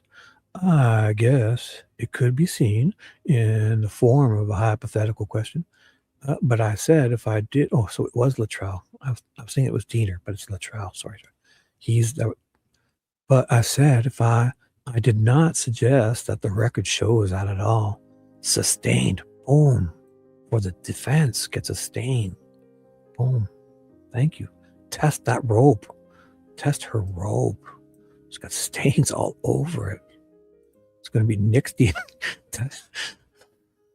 Test Judge Gull's robe. You're right. Nice. This is amazing. I put people to sleep and I wake them up. Test Judge Gull's robe. She's got Nick's DNA all over it. I guarantee you. In my opinion. Possibly. So, did you find the DNA of Richard Allen on any of the items that were submitted to you and described by you today that you examined? No, I didn't. Were you able, did they switch? No, they didn't switch yet. Were you able to develop a DNA profile of any male on any of these items that you examined that you've described here today? I did not develop a male profile that was suitable for comparison purposes from any of the items that I've examined and mentioned today. Right. Because you don't want there to be any other males. Because if they're not Richard Allen, you don't want to solve this. You don't want to, you know. Right. Oh my God. Thank you. That's so sweet. I have a soft, sweet voice. Oh my goodness. Thank you. Put me in dreamland. Wow. So I've been talking to you all night long. Imagine that. Oh boy. Whew.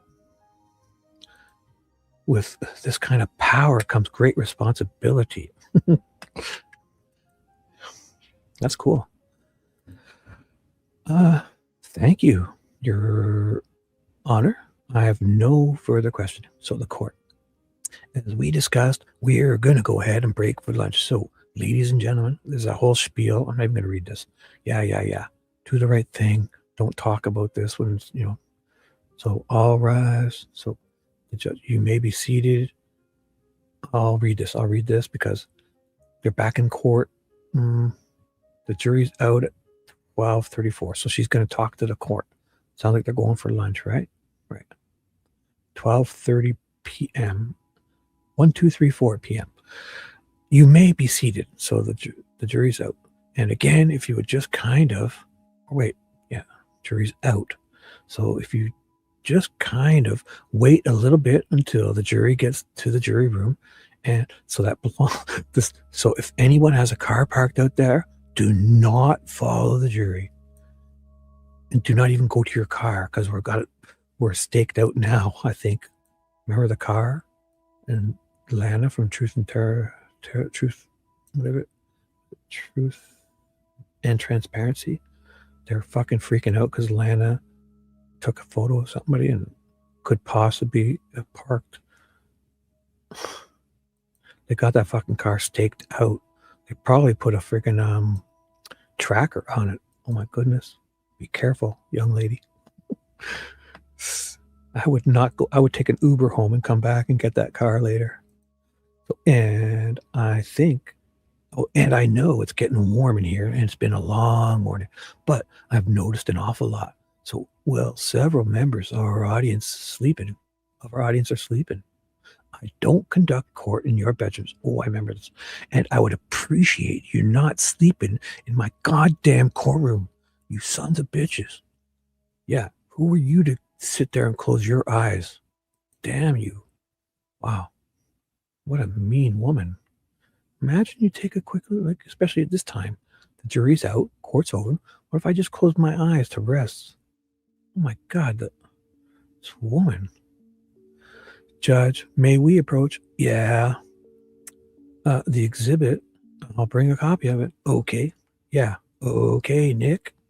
I talked with the clerk over here, and she was fine with me making copies.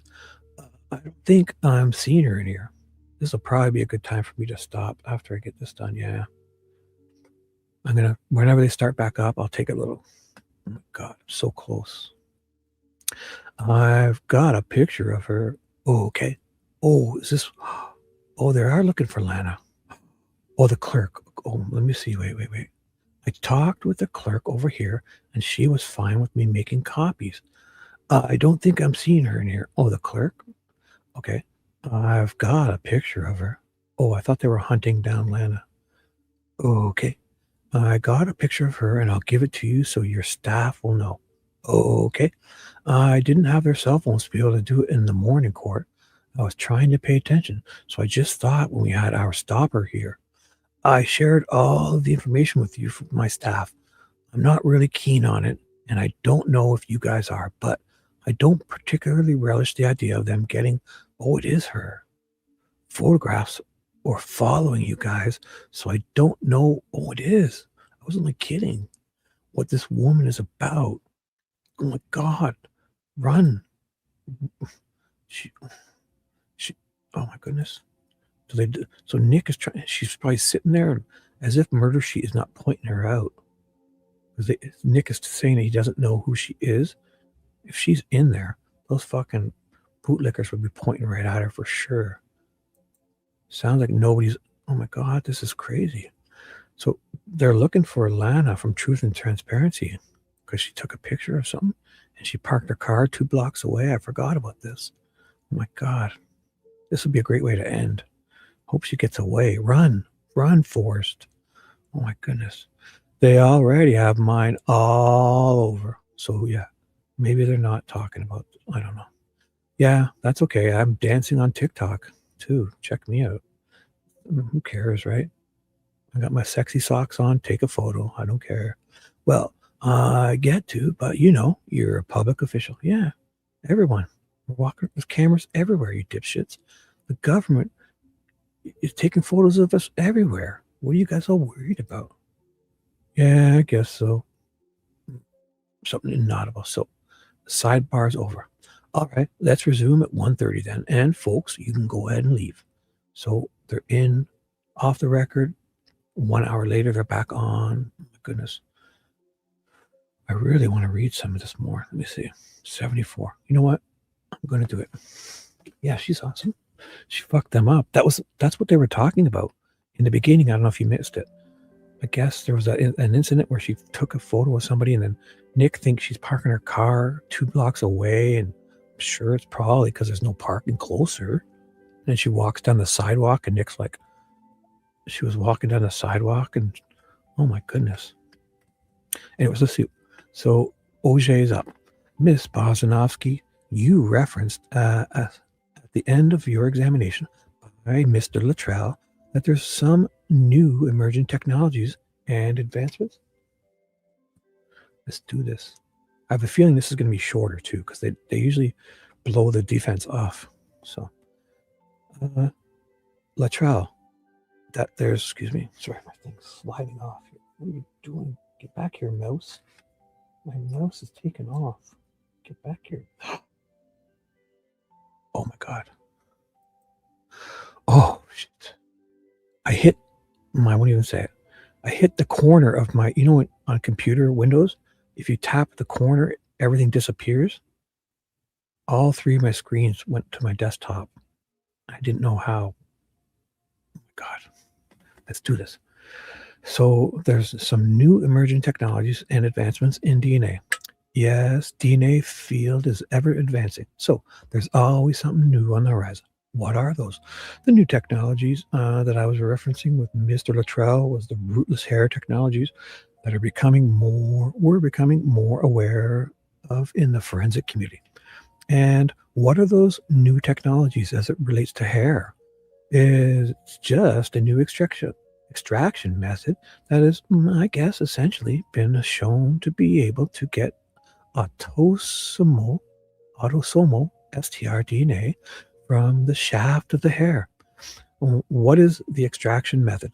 It is, as far as I know, proprietary method. It's being used by private companies only. It's not something that I have the direct knowledge of exactly what the extraction method is. And there have been criminal cases that have been resolved by the use of SMP DNA, right? Are criminal cases being solved by SNPs? Well, SNPs, or a SNP analysis, is typically used in sequence. So the sequencing analysis is typically used in forensic investigative genetic genealogy. It can also be used on low and degraded samples as well. So just so you know, now I got to give OJ the nice voice back. So regular Shibby will be now OJ, and the answer I'll give her the prosecution's Aki voice. But if the prosecution comes back, I'll give them the Aki voice, and she's going to get the nice voice. It's just so you know, you'll hear the difference in talking. You'll kind of get which is questioning and answer. So the main things, I don't stay the same, but I'm kind of going to, if the defense is going to get the nice voice, and now she's going to get Nick's shitty prosecution voice. But if the prosecution comes back, they'll get the shitty voice, and then she'll get a bit of a nicer voice. So, and people, so if you hear nice voice, it's going to be Auger until it switches back. So, and people have used, I said SMP, but you refer to it as a snip, right? Yes, that's how I call it. Oh, okay. And you can obtain SMP DNA from hair shafts, right? If you have an appropriate extraction method, then it's possible. And that's happened in the past in other criminal cases, right? I don't know of a case that's been specifically used on hair for SNP analysis. Oh, okay. And you are currently in the process of validating a lab in the ISP to improve your ability to conduct SNP analysis, right? And extraction. Not validating a lab, we are validating an analytical procedure using SNP analysis. So that you can increase your use of that, it is. Right. It is. It's a new tool that we can add to our technologies to potentially use on cases. Yeah. Okay. Because SMP DNA is, provides accurate and reliable DNA extraction that can be used to solve crimes.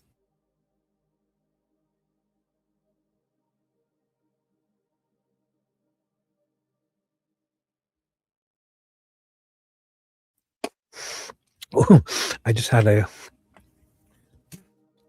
drank my coffee and something went on my lip. Okay, let's do this. Where did I stop? Okay, excuse me. It's possible. Again, it depends on what we're talking about. But we do currently perform SMP analysis in our laboratory with next generation sequencing, and we do that right now only on an unidentified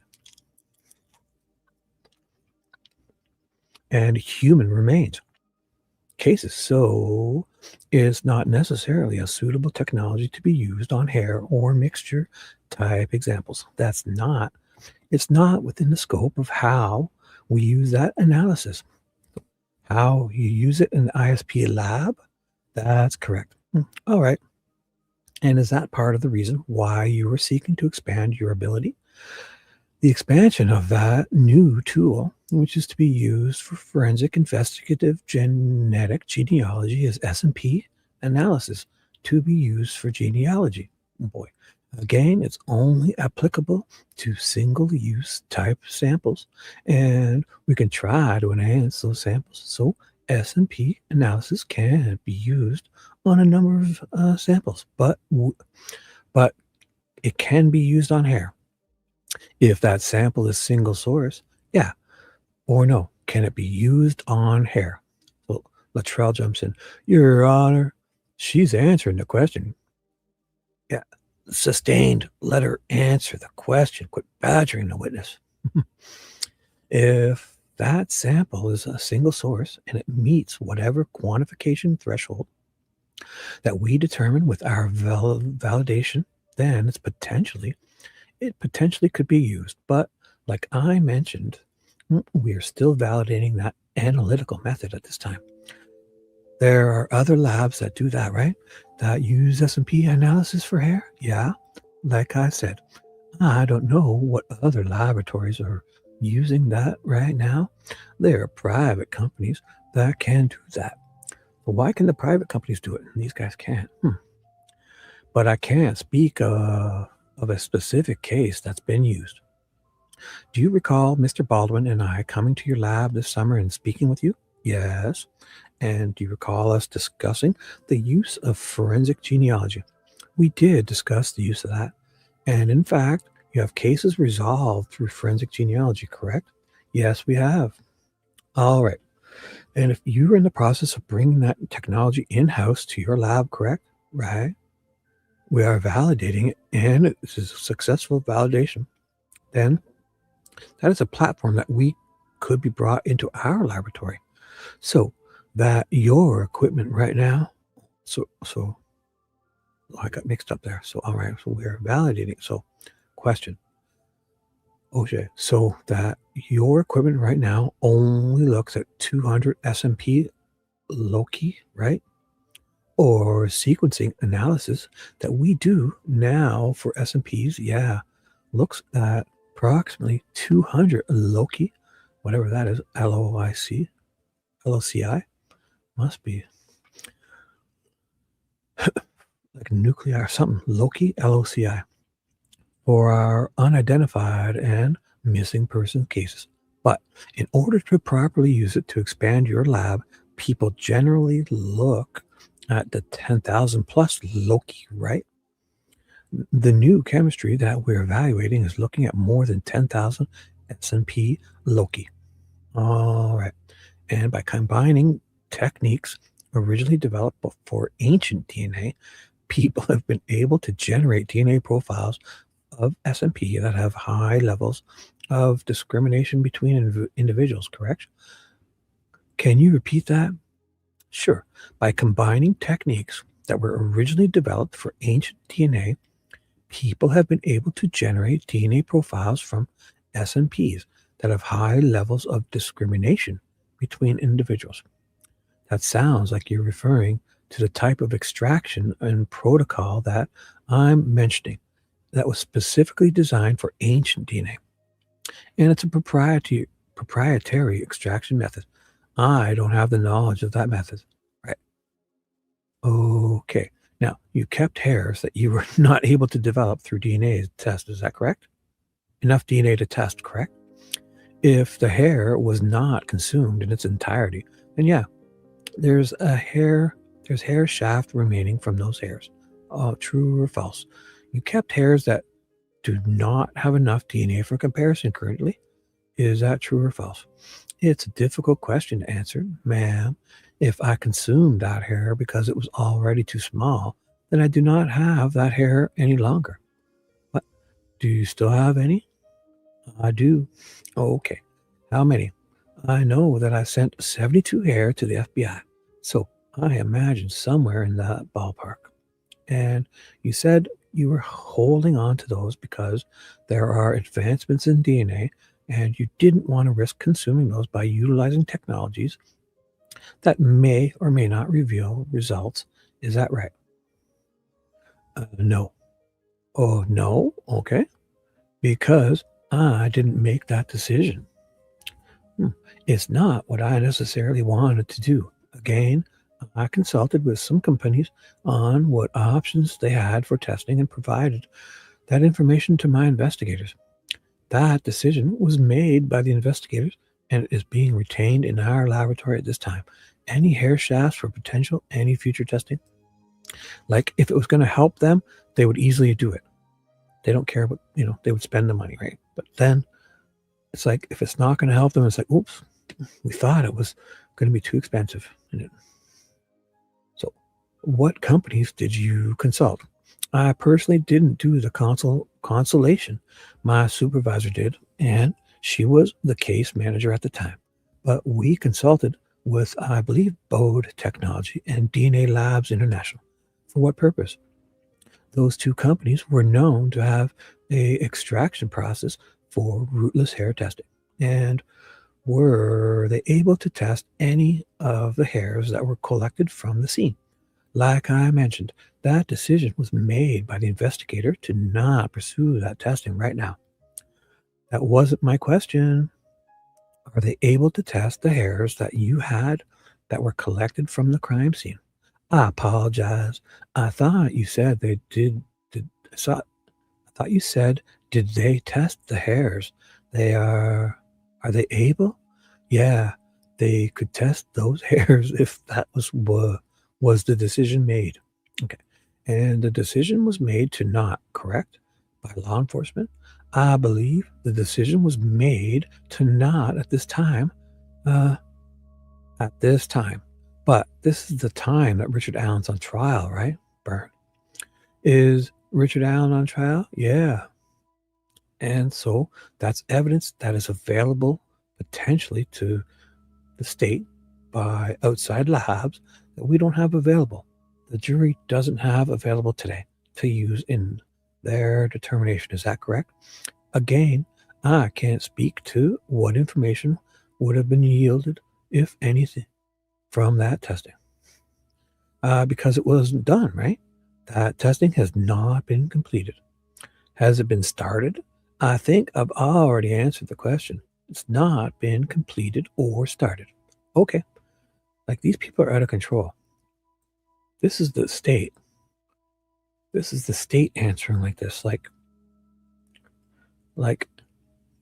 you know, if it could help nail this guy, they would speed it up.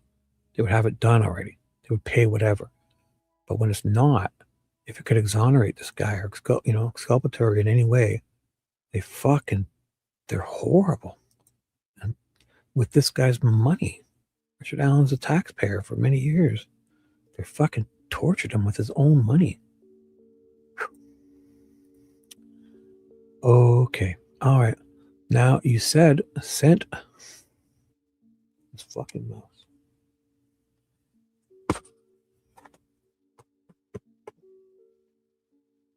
Sorry, my mouse keeps taking off on me. Okay. All right. Now, you said you sent 72 hairs to the FBI lab, correct? Yes, ma'am. All right. And they sent you one report back dated May 20th, 2020. Is that correct? That's correct. And they identified 36 items, correct? It looks like there's 36 items on their list. Thank you. And they also told you that if microscopic hair comparisons are requested, please submit known head samples from any subjects. Recall that? Top of page 3. I do recall that. Okay. Have any samples from Richard Allen been submitted to the FBI? Nope. Have any samples from anyone been submitted to the FBI? Nope, they have not. And those are microscopic examinations, correct? Latrell jumps in. Objection to what those are. I don't know if she's referring back to the hair examinations by the private companies or if she's referring to some other. Clarify your questions. Oh, sure. Okay. Yeah. The FBI examinations, those are microscopic examinations, right? In their report, they've said if microscopic hair comparisons are requested to these hairs, please submit head hair samples. So, is that yes? Yes. All right. And microscopically examining hair doesn't use up the hair, right? You can examine it over and over and over again. Good point. Oh, you're so disingenuous, woman. I do not perform this analysis, but I believe you are correct that they would just do a comparison of the hairs. Right, which is what Shibby's been bitching about this whole time. So you could submit any number of hairs and still have the original hairs that you're comparing it to for analysis for later. Yeah, there's other things you could do. Oh, goody. If you're going to sleep, nighty-night. Have a good one. I'll be around later tonight. Get yourself that sleep, young man. Got a big day ahead of you of sleep. So it's crazy how they could send the hairs in just to be examined, and they can learn things from it, right? And not ruin a thing and then have them sent back. But they're not doing that because they're afraid of what they're going to learn, right? Yeah, it sounds like it. And at the state police lab, you only conduct the tests that law enforcement requests. Is that correct? The law enforcement agency is our customer. So yeah, it's basically we perform tests on their behalf. Well, do you perform tests that they do not request? If the evidence warrants it, I guess I would need more specific example. Well, if you became aware of a test that could be conducted, do you go ahead and do it, or do you call law enforcement and say, hey, this is available. What would you like me to do? Again, it really just depends on what type of testing we're talking about. But if it's something that's like as simple as they asked me to look at for blood, but I see something that may be consistent with seminal material, then I don't go and seek consultation with the investigator to test it for seminal material. What about DNA comparisons? What about, do you ask to compare the items that you have to known samples, or do you go ahead and compare them to the known samples that you have? Well, typically, known samples are submitted for that comparison purpose. Yeah, you can tell these two are kind of like, you can feel them. You can feel them. They fucking hate each other already. It's gonna get snitty. Watch, I feel it. Or snarky. I feel it. Okay, well, let's talk about item 17. All right, that is a hair recovered from Abby's right hand, correct? I just want to clarify. Yeah, from the right hand. And you know pretty quickly that it was a female hair, correct? It was a profile consistent with a female's individual, and that it might be a female related to Libby. You also knew that right away, right? There were genetic consistencies that made me think that it could be a female related to Libby. And you had DNA samples from Becky Patty, her grandmother, correct? At that time, I did not. When did you get it? I received the DNA standard from Becky Patty at the same time I received the standard from Kelsey German Siebert. When was that? That was recently. I'd have to refer to my chain of custody. I believe it was, I would hate to misspeak, but it was recently. Oh, about 2 weeks ago? Yeah, somewhere around there. All right. So March 7th. You had a hair from March 7th, 2017. You had a hair that you identified as unknown female, one, that might be a female relative of Libby's, and no one asked you to compare it to Becky Patty or Kelsey German until 7.5 years later, after the trial started. Is that right? Essentially, yeah. My examination was mostly focused, like I've explained, on looking for male DNA. Oh my God, these people. Why? Well, there was indication that our perpetrator was a male individual. Indication. You're a horrible person. And that's what I was focused on, finding samples in which a male profile could be determined. Gull, how could you sit there with a straight face, Gull, and listen to this garbage? You had unknown female 1, which might be related. You also had unknown female 3, right? There was another unknown female number 3 on a different item. Right. And you had the hair from the sheet of the body bag in which Libby's body was sent for autopsy. Is that right? Item 35C. I do believe that's where the unknown female number 3 profile was coming from, was a sheet from the body. Thank you. If I could refer to my notes, though, to confirm. Yes, ma'am. Okay, so 35C was hair from the sheet in Libby's body bag, correct? That's correct. And, oh, yeah. Did I miss you? Sorry. If I missed you, wait, that was a while ago. Later, dude. All right. It was consistent with the female profile. So thank you. I always like to make that next leap, consistent with a female profile. And so we have unknown female 1 and unknown female 3, which is item 35C, right? It was 35B3, I believe. Unknown female 3 was from item 35B3. Thank you. So the only DNA profiles you have from items that came from the crime scene were unknown female 1, unknown female 3, and male DNA that you believe is from one of your lab personnel. Is that right? I think that summarizes the unknowns that I developed, yeah. And yet, you were only looking for males, is that right? I can't speak on behalf of the investigators what they were looking for, but like I've mentioned, I screened several of the intimate samples for the presence of male DNA, and I'm at the discretion of whatever the investigators submit for comparison to the unknown profiles that I've developed. I don't tell them how to do their jobs. Okay, so they were telling you, hey, we are looking for male DNA. Were they telling you they were looking for male DNA? That was just case information that I was looking at, that we had a male perpetrator. Oh boy, is she able to say this in a court of law? This is amazing. So that was what you decided, or law enforcement. I followed the procedures we have in the laboratory for a screening of SA kits and intimate samples when there is a male perpetrator. Well, ma'am, you don't know whether the perpetrator is male or female, right? I had reason to believe from the case information that I was provided that it was a male perpetrator, so I screened the evidence collection kits looking for male DNA. And then the other remaining samples from clothing and swabs, that type of screening mechanism was not used. Those samples were amplified and profiles were determined if there was enough DNA present, regardless if it was male or not.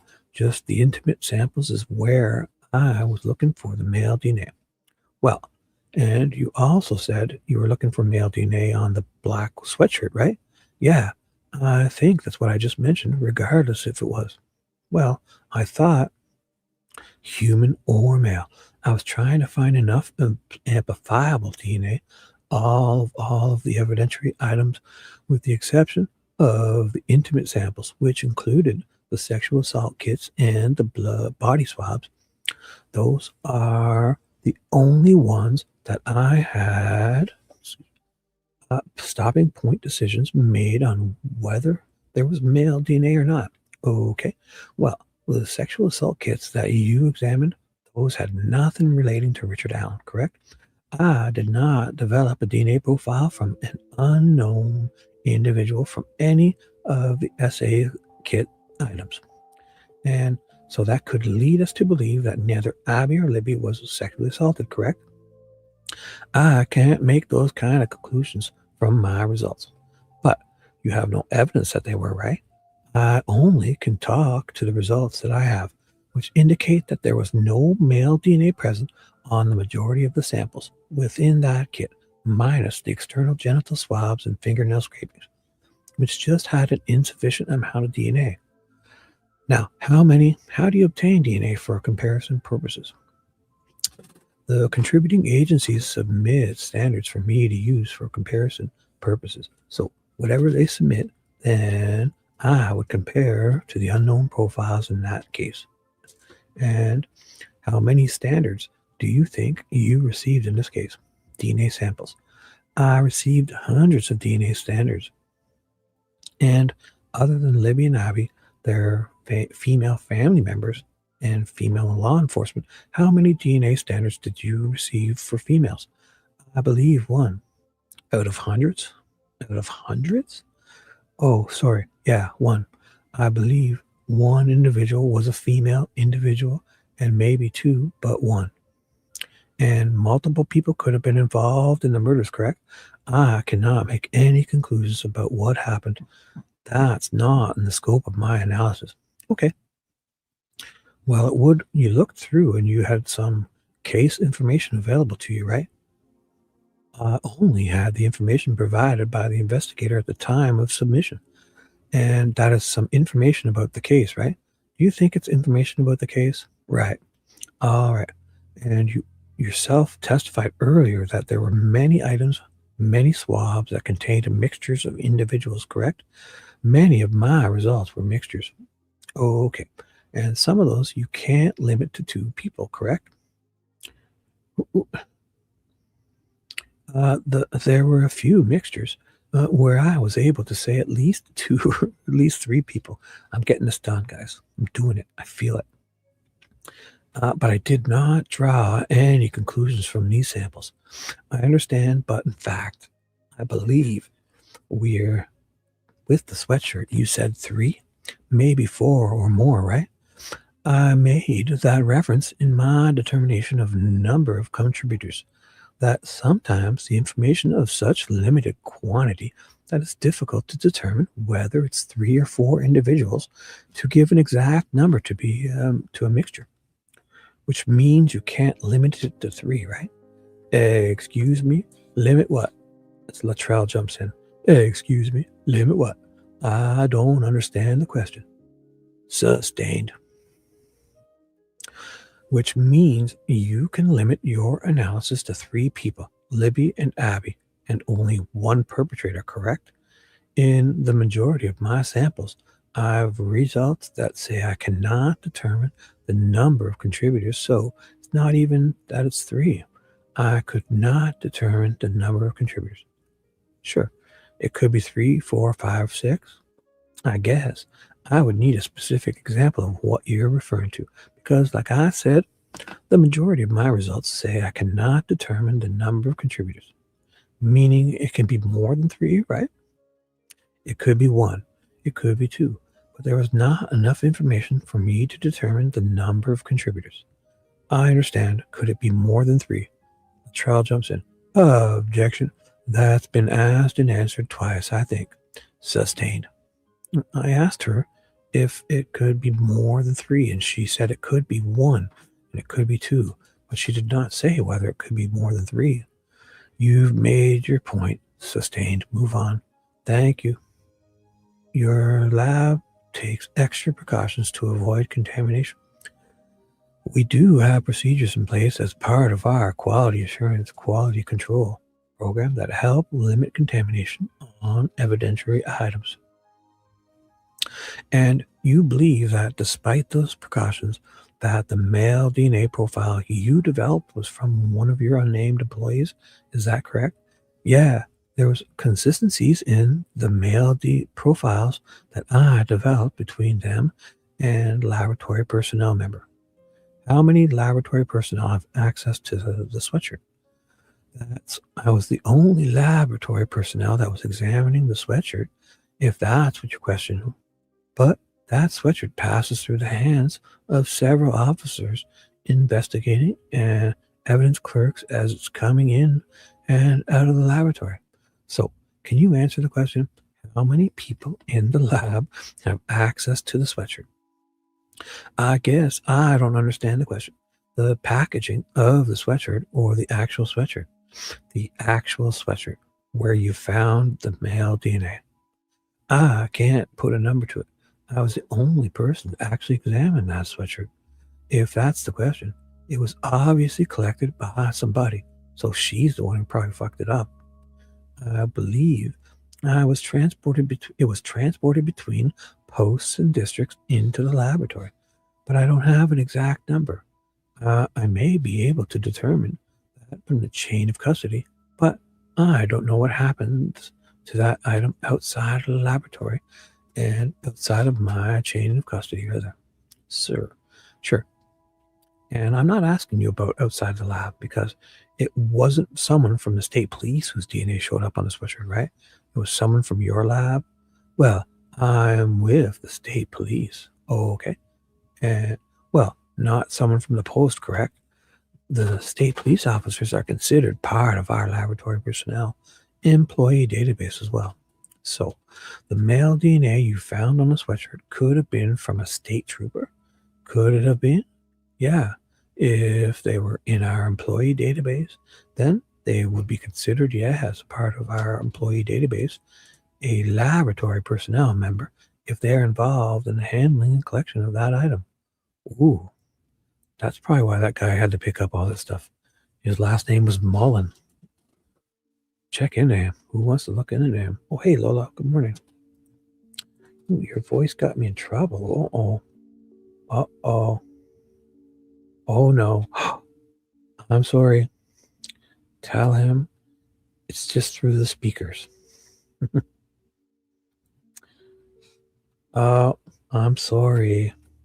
Tell them, give them my channel, and I'll prove to them that I was not in your room. Just through the speakers. I'll prove it. That's funny. So, yeah, you thought you had a guy over? What? I couldn't see him, but he sounded amazingly nice. That's funny. Good morning to you. Did I miss anyone? Look at me. Look at me. I'm getting people in trouble just by speaking through the speakers. Oh my goodness. Now, it's not. So, despite your precaution,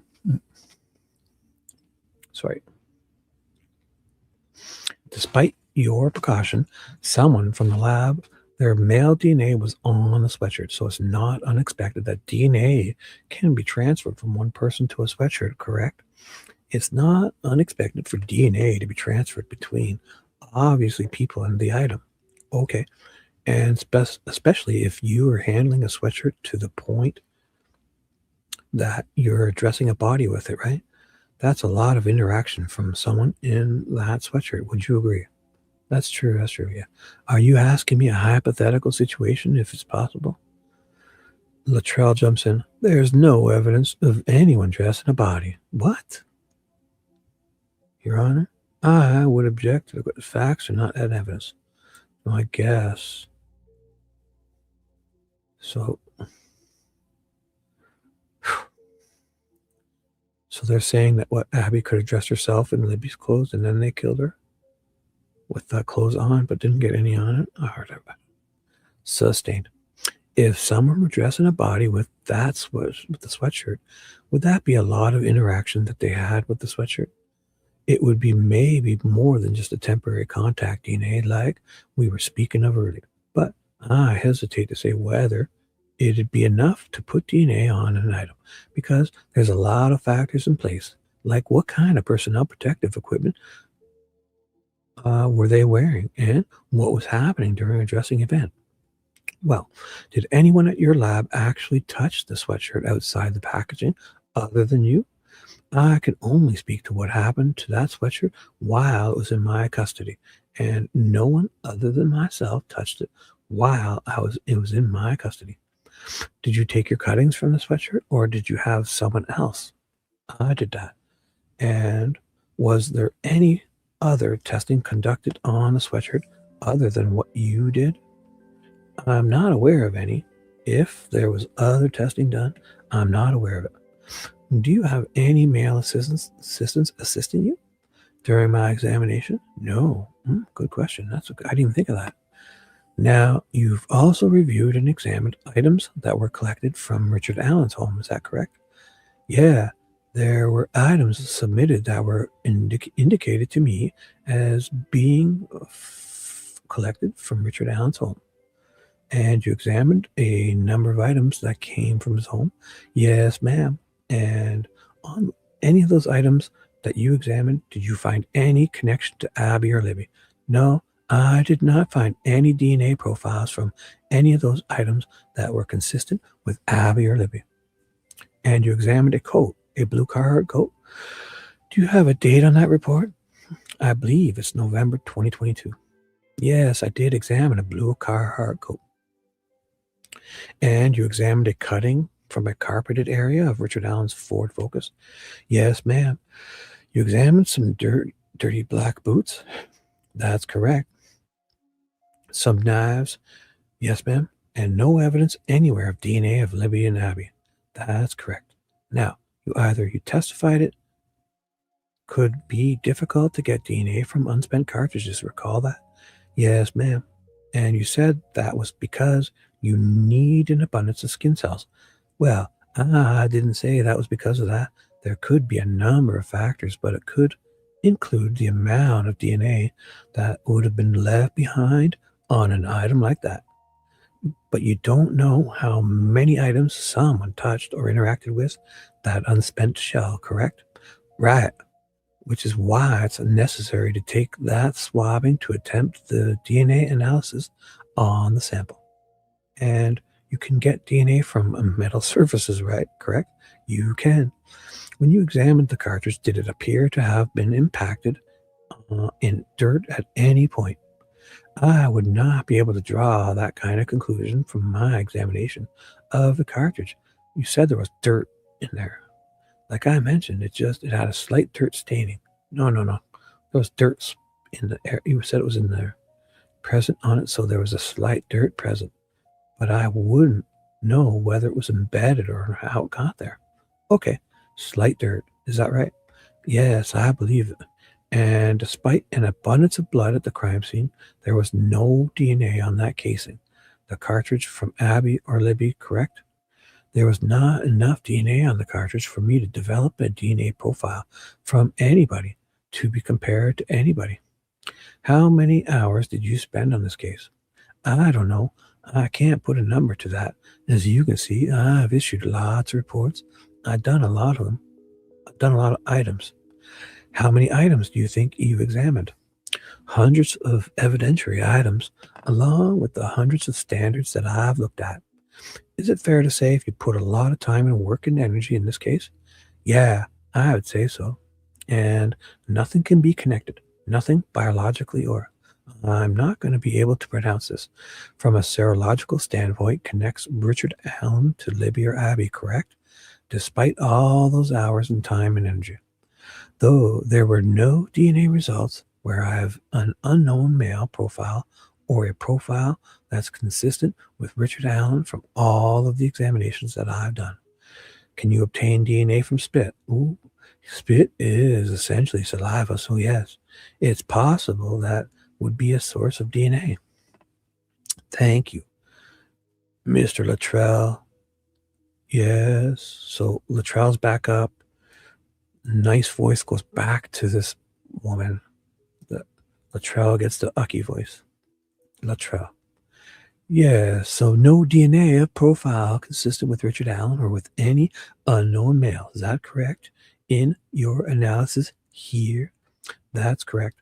I did not develop a DNA profile of any unknown male individuals from the items that I've examined and talked about here today. These new ventures of DNA that ISP is entering and attempting to validate, you are a part of at least 2 of those initiatives, correct? That is correct. And would either one be of assistance to the jury in this case, in your view? Like I mentioned, the S&P analysis that we're currently using in our laboratory, that I'm an analyst using for casework, is only because being used on unidentified human remains and missing persons casework, and only for samples that are reasonable to be single source profiles, so no mixture samples.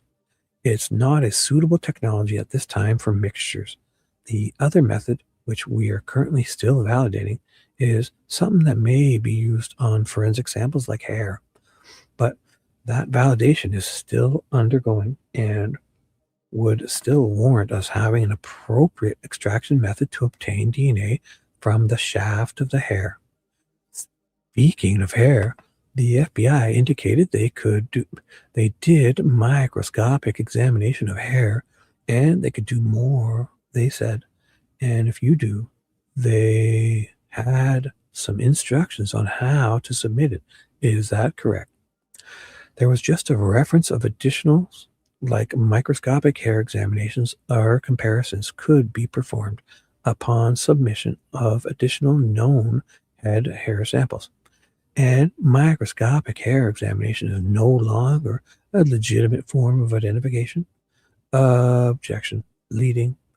Sustained. I'll rephrase it. Is it a legitimate form of identification in comparison in identifying an individual?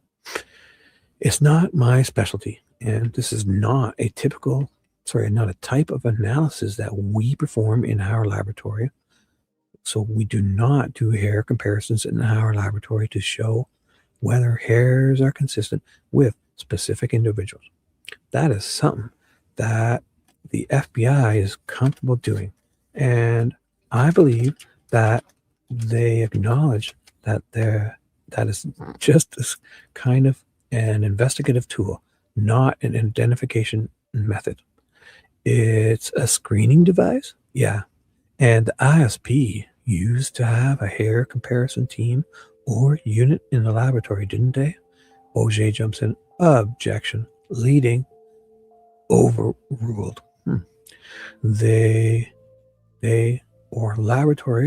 Our laboratory did used to do those types of comparisons way before my time. I'm not familiar with that, and it's nothing that's been in place in the 18 years that I've been in the laboratory. Are you aware of whether or not microscopic hair comparisons for identification has been discredited and no longer in place in the ISP? I am aware that there's been concerns about these types of hair comparisons in the forensic science community. Aside from the fact that you were doing male-specific, searching for male-specific information in the sexual assault collection kit, the other examination, were you focusing only on limiting your search to male DNA? No. Outside of the evidence collection kits and the other body swabs that were taken from Libby, I was just looking for enough DNA to amplify and develop a DNA profile. The intimate samples from Libby and the samples from the evidence collection kits I screened under laboratory protocols, looking for the presence of male DNA and determining a stopping point essentially on those samples based off of how much male DNA was present. All the other items that you examined, you couldn't tell the swab or the hair or the cutting, whether it was male or female before you tested it, correct? Right. That type of determination is made during the quantification step, whether there's indication of male DNA and human DNA. The amount of, I guess, female DNA can kind of be inferred from a comparison of male and human DNA. Just one moment, Your Honor. I think I'm about finished. Was there any source within the ISP DNA laboratory that you believe would be helpful that you did not employ here on this in your analysis and investigation? In my review of the evidence for this case, I feel like I've exhausted a lot of the resources that we have, if not all of the resources that we have in our laboratory. There's nothing that comes to mind when I think about the disciplines that could have been or should have been considered in the evidence that I've looked at. Well, there was stuff that you didn't send in. So what are you talking? Thank you. I have no further questions. Miss Auger. So questions by Miss Auger, nice voice. Lucky voice goes back to this woman. Nice voice, Auger, defense. There are other labs with greater capabilities than yours, correct? I would hate to say greater. Each laboratory has different procedures and different processes in place for DNA analysis. There are labs that can do things that your lab can't. Yes, ma'am. Okay. And you sent off cigarette butts for forensic genealogy, correct? Yes, I did facilitate sending off those examples because you didn't have the ability to do that at the ISP lab, right? That's correct. And would you agree with the idea that hairs without roots can provide mitochondrial? What? You sure? Don't you dare. I'm going to listen on my laptop. I'm going to check. I'm going to check right now. I'm talking to myself. Oh, I hear perfectly. Something's wrong with your audio. Because I hear perfectly. So check. Are you serious? I hear it on my laptop, so check whatever's happening is on your end for sure. I can prove it here too. I hear it on my laptop, so check that on my... I hear it in two different places. So maybe it's that man in your room. So yes, hairs. So where was I? And would you agree with the idea that hairs without roots can provide mitochondrial DNA, which can be useful for genealogy purposes? Yes, hairs without roots could be used for, or could have mitochondrial DNA performed on them. I'm not sure if the mitochondrial results can be used in genetic genealogy other than maybe assigning like a maternal haplotype group. But again, I'm not a mitochondrial DNA analyst at this time. Are you aware if this time, oh my God, I sound good, that it can provide information on maternal lineage? Yes, ma'am. That's the maternal haplotype that I was referencing. And it can also be used to predict externally visible characteristics such as eye, hair, and skin color. That type of external visible characteristics is not coming from the mitochondrial DNA. So those types of conclusions are based off of SNP analysis or SNP markers. Okay, if you can get the SNP markers from the hair shaft, if yes, through that, okay, thank you. Analysis. Now, you sent hair 72 or the 36 they received. Hairs off to the FBI lab for microscopic comparison. We're outside the scope of redirect. Your Honor, we've been over this. I would object. No, he asked her about microscopic hair comparisons as well discounted. I did. Yeah. And now you're talking specifics. So is that what you're doing again? Well, if I mean, answer my question so I can rule on this objection. Yeah. Overruled. Oh. Thank you. Sorry. I didn't mean to hinder the process, so I apologize. Oh my goodness. So she's overruling Luttrell. Luttrell. So she was kind of, Auger was beating around the bush. And she's like, just answer my question so I can rule. And she's like, yes. So overruled. And Auger is surprised, like, whoa, thank you. Like she overruled him in her favor. And she didn't seem like it. Oh boy, sorry. I didn't mean to hinder the process, so I apologize. Auger. Wow. So you sent microscopic. Oh, I kind of remember doing that too. So you sent microscopic. You sent 72 or 36 hairs off to the FBI for a microscopic hair comparison, correct? Yes. They didn't ask for it. You sent it and asked them to do it, right? Who didn't ask for it? The FBI. The FBI didn't ask to receive the hairs. You sent them and asked them to test the hairs. Oh, yeah, sorry. I wanted to clarify. Sure. I sent that hair on behalf of my investigators who did ask for it. So that's why I wanted to clarify. The FBI did not request those hairs. Yes. Okay. And was it? And they responded in 2020, right? The report is dated from 2020. Thank you. Nothing further. Does anybody on the jury have any questions for Miss Bozinovski? Would counsel approach? So here they're going to go over the questions until this is when there's a sidebar. They're just going to ask the questions you hear will not be answered.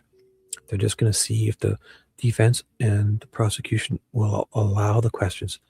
So until your sidebar is over, you're going to hear questions, but no answers. Just a decision if they want to keep them. So the question is from the court. What type of quality control is necessary when testing for DNA reagents? For DNA what? Reagents. Oh, I don't know if we had reagents, but she can answer that. Yeah, sure. So the next question. Do you need to do repetitive testing to validate your results? That's fine. What type of testing? Repetitive. Oh, another question. She testified that has presumptive and confirmatory. So not sure if that's a question. Do multiple people perform various phases of the analysis? Yeah, good question.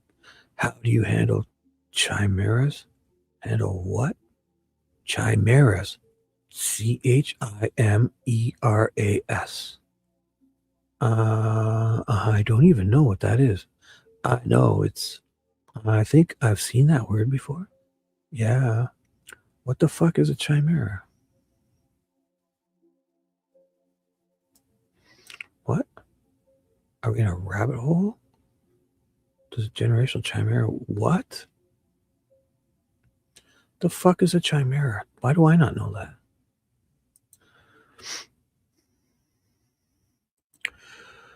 Chimera definition. The fuck? A fire-breathing female? Are they fucking around? Did I get chimera? The meaning of chimera is a fire-breathing female monster? This is a joke. Or imagine that's bits and pieces of other things mashed together into a fantasy? What the fuck? Wikipedia says chimera has come to describe a mythical or fictional creature with parts taken from various... What? The fuck? Meaning use quotation evidence chimera as a hope or dream that is very unlikely ever to come true? What is happening? A monster from Greek mythology?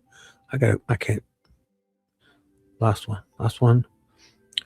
A strange or horrible, impossible idea. A figment of the imagination. Oh boy. What the fuck? How do you handle chimeras? Handle what? Chimeras. Chimeras. I don't even know what that is. I know I think I've seen that word before. Yeah. So the next question. Oh, what the fuck? Hey, what's up, Shay? You got accidentally. I'm glad you're back. You must have your caps lock on because your first word is not capital, but it's cool. It's cool. Hey, Shay, did you get my message? I think somebody accidentally timed you out or hid you or something. Or did you even notice? You're back. I'm glad. So an individual with 2 sets of DNA. Yeah, I could tell because your first letter wasn't small. I do that all the time because then I write with the caps, like when I'm making these thumbnails. If I don't turn it off, but then I hit the shift, and you get that. So that's funny. Don't you ever be sorry, young lady. I'm glad you're back. Look at this. 10 hours. I'm almost done. I got 8 more pages. So welcome. Fucking chimera. Why couldn't I find that? Individual with 2 sets of DNA? Why have I never heard that? Oh my goodness. An individual has 2 sets of DNA. Holy shit. Is that for real?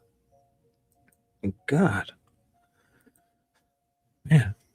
So the next question, does a generational chimera weaken over generations, or can the contributor be isolated? Are we in a rabbit hole?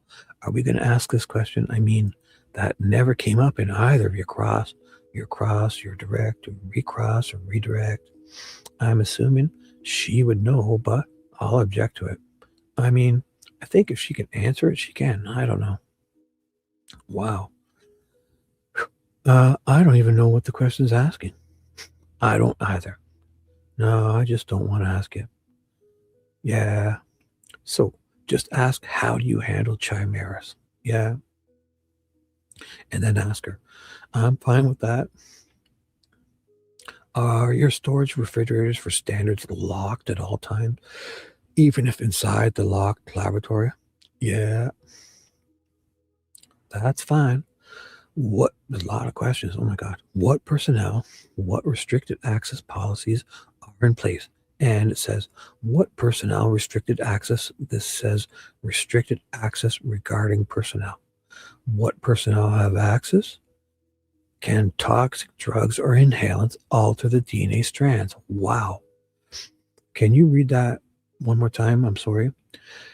Can toxic drugs or inhalants alter the DNA strands?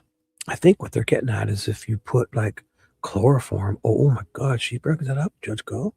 While there's a bandana, chloroform over someone's face, can that alter the DNA? I mean, that's fine. What is PCR? Right. Yeah, because there's that guy. They got DNA from somebody that works there. So what is PCR on an analyzer or methodology?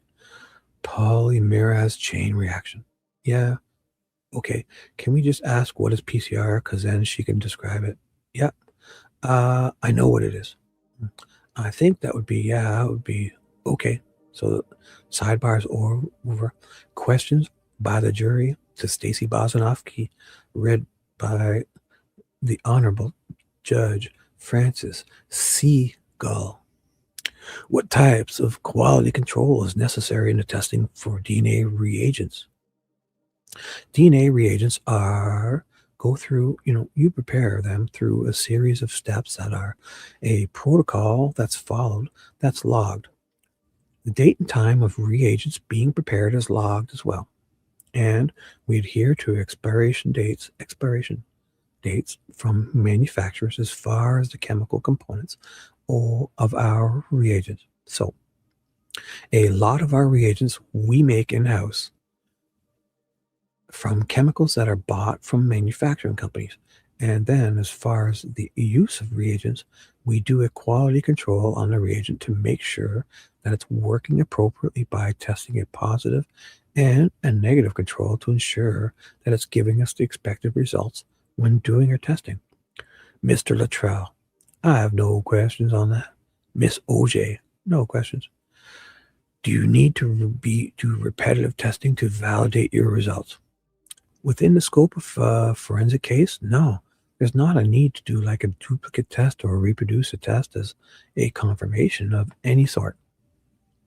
I will say that as something that is considered as part of our validation studies, we'll consider, testing multiple samples to ensure that we are getting, consistent results from a sample. Mr. Luttrell. Follow-up questions by Mr. Luttrell. Okay, so the follow-up to that question by Luttrell. And the results of those validation studies are that do you get consistent results or not? Yeah, it's really dependent. That's kind of within the scope of sensitivity test in a validation sample, or even like concordance test, like a concordance test. We'll make sure that it's yielding reproducible results in that validation. If we are reaching a sensitivity level that isn't yielding reproducible results within validation, then that's kind of how we help determine our thresholds for when we can make interpretations on a sample. So if a validation study will show you are not getting reproducible and consistent results, then that might fall outside of the scope of what is something that we would incorporate into our procedures. Miss OJ, nothing. Questions read by Gull again. Do multiple people perform various phases of the analysis? Not within our laboratory. So we have a case is assigned to an analyst, and that analyst works the case all the way through for the majority of cases. Occasionally, you'll have an analyst that may only do the serological examination in a case, and so they'll do all the screening and determining what body fluids are present. And then a separate analyst may do the DNA analysis. But for the most part, most cases in our laboratory are completed by one analyst and all the way through.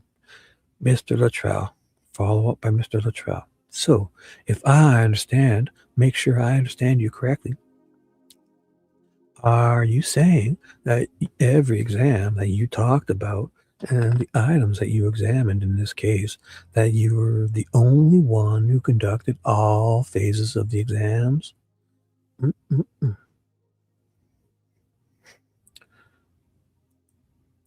Oh boy. Ooh, doppelgangers. Oh boy.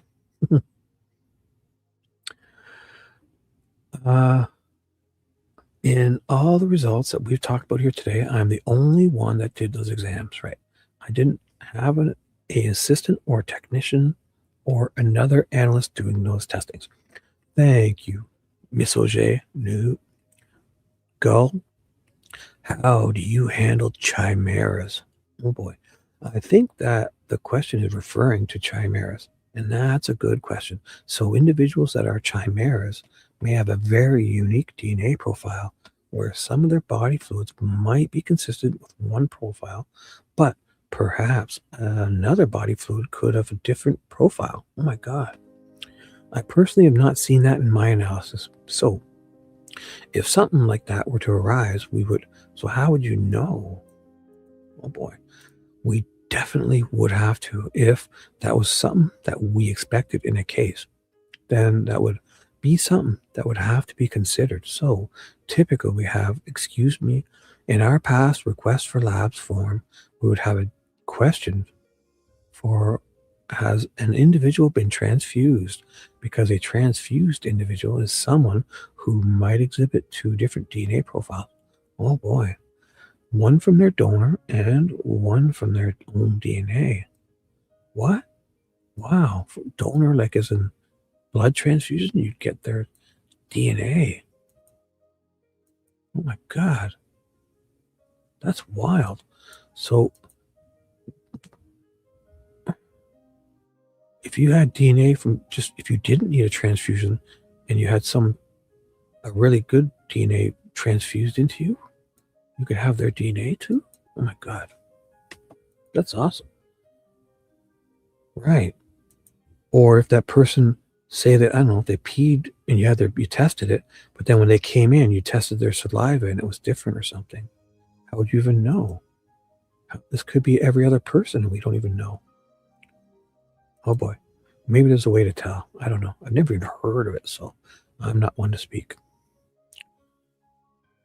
Whew. Maybe I should continue reading the professional here. So typically we have an excuse me in our episode because a transfused individual is someone who might exhibit two different DNA profiles, one from their donor and one from their own DNA. That hasn't come to mind in any case that I can think of, but in that instance, we would need to have a DNA profile from both of those kind of body fluid sources to be able to compare back to an unknown profile. Mr. Luttrell, thank you. I have no questions. Miss Auger, no questions. Next question. Are your storage refrigerators for samples locked at all times, even if they are inside a locked laboratory? Not necessarily. We have personnel evidence storage boxes within a freezer.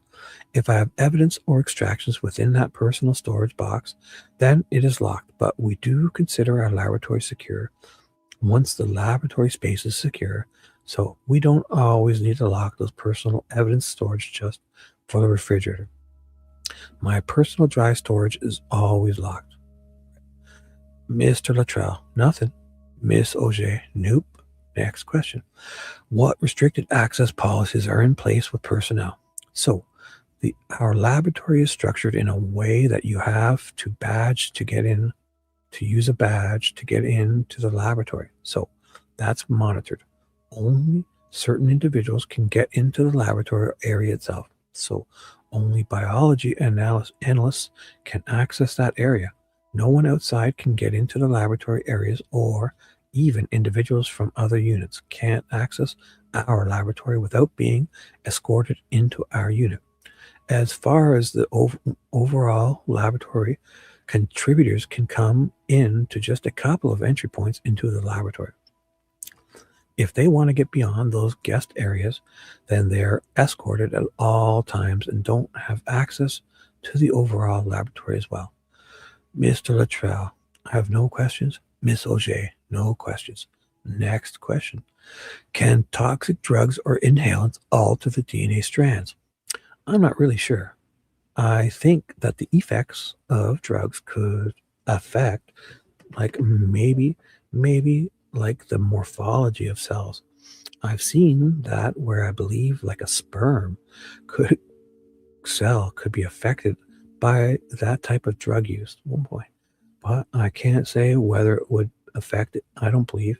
Obviously, we all have cellular material in our body, but it shouldn't affect whether there's DNA that can be left behind by someone who might have had a toxic exposure to a drug.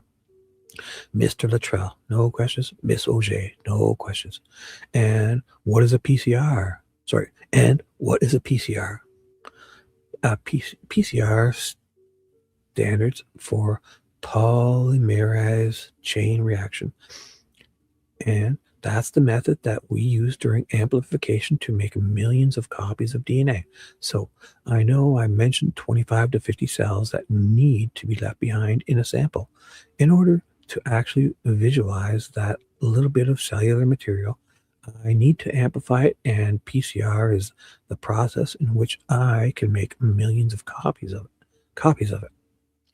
Mr. Luttrell, who's going to do a follow-up? Mr. Luttrell. And when you make those copies, are you changing the DNA? Essentially, no. If there's a sufficient amount of DNA present, then it's making copies of the DNA that's present. It's when you get into like a low template quantity where there's just a very little bit of DNA, then your amplification process could cause some effects that I'd hesitate to say change it, but may give you some effects that aren't necessarily accurate. Thank you, Miss OJ. Nope. Thank you, Miss Bozinovski. You may step down. Thank you. You may call your next witness. Thank you, Your Honor. The state will call Pat Cicero. Oh, boy. Witness is sworn in. Just one moment, Your Honor, if I may select some items. Boom. Look at that. Hey, I just got done. Oh, look at this. Look at you. I just finished. Look at you. What 9:28? Oh my God, V. You've been here a minute and I literally just finished. Like I've been going 109. Look at, yeah. Oh, you can't see it, can you? It's here. I just finished it right now. Crazy, eh? Page 109. I just finished right now. Cicero, I'm done. Oh my goodness. I've been going strong. Rabbi, look at you guys showing up. Just in time for me to end. Rabbi always says, get off. You're starting to babble. Oh my God. 10 hours and 30 minutes. What's my record? What is my record? Do I have it? Oh my God. This guy's crazy. Lives. Wait, what is my record? 7:30, 9:21, 2:50, 10:22. I beat 10:22. I'm not trying to, but 10:02, 8:37, 2:43, 2:17, 8:52, 6:03, 7:35, 8:50, 5:25, 3:35. Is this my longest show ever? 10:09, 10 exactly, 9:37. Oh no, 11:24. No, there's no way I'm sticking around for another 50 minutes to beat this. Oh my God, I've done 11:24. So today is not the day. You're right. You're so right. Good morning, guys. Let's do this. How about I just start Cicero and read all day, right? I'm only kidding. Let me just double check. It's a good idea. I should just check how many he's got. So we finished. Oh my God. We finished this one. She's crazy, this one. Where are you, Cicero? How long are you? What's going on? Mullen 2? Wait a second. Oh, I clicked the wrong date. Oops. That's why. I was looking at day 9, right? Yeah. Day 9. Here we go. Cicero. Major Patrick Cicero. He is 65. That's perfect. That's good. 65 is good. Anything over 100, it gets, oh my goodness, it's too much. But I did get off onto a few things. Yes, you're right. I'm going to go to bed. I'm going to sleep. Thanks, guys. Let's do this. I was going to play a quick thing. What was it? It was for Nicole. She wanted an outro. What was it?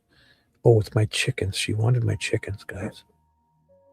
It's 33 seconds long, weirdly. Oh my goodness. My outro is 33 seconds long. So should I play it? Or should I? My max is 34 seconds. No, I'm going to stick with this. Nicole wanted 33 seconds. So let me set it up so I can play that. My outro. Boom. I got to save. Oh my goodness. Save it. Let's go. All right, guys. It's been a while. Thank you so much for being here. No way I could read for hours. Yeah. I can go all night long. Boom. Have a great day, guys. Well, we'll see you later. I'll be there tonight, right? Night. Bye. All you ladies pop your pussy like this. Shake your body, don't stop, don't miss. All you ladies pop your pussy like this. Shake your body, don't stop, don't miss. Just do it, do it, do it, do it, do it.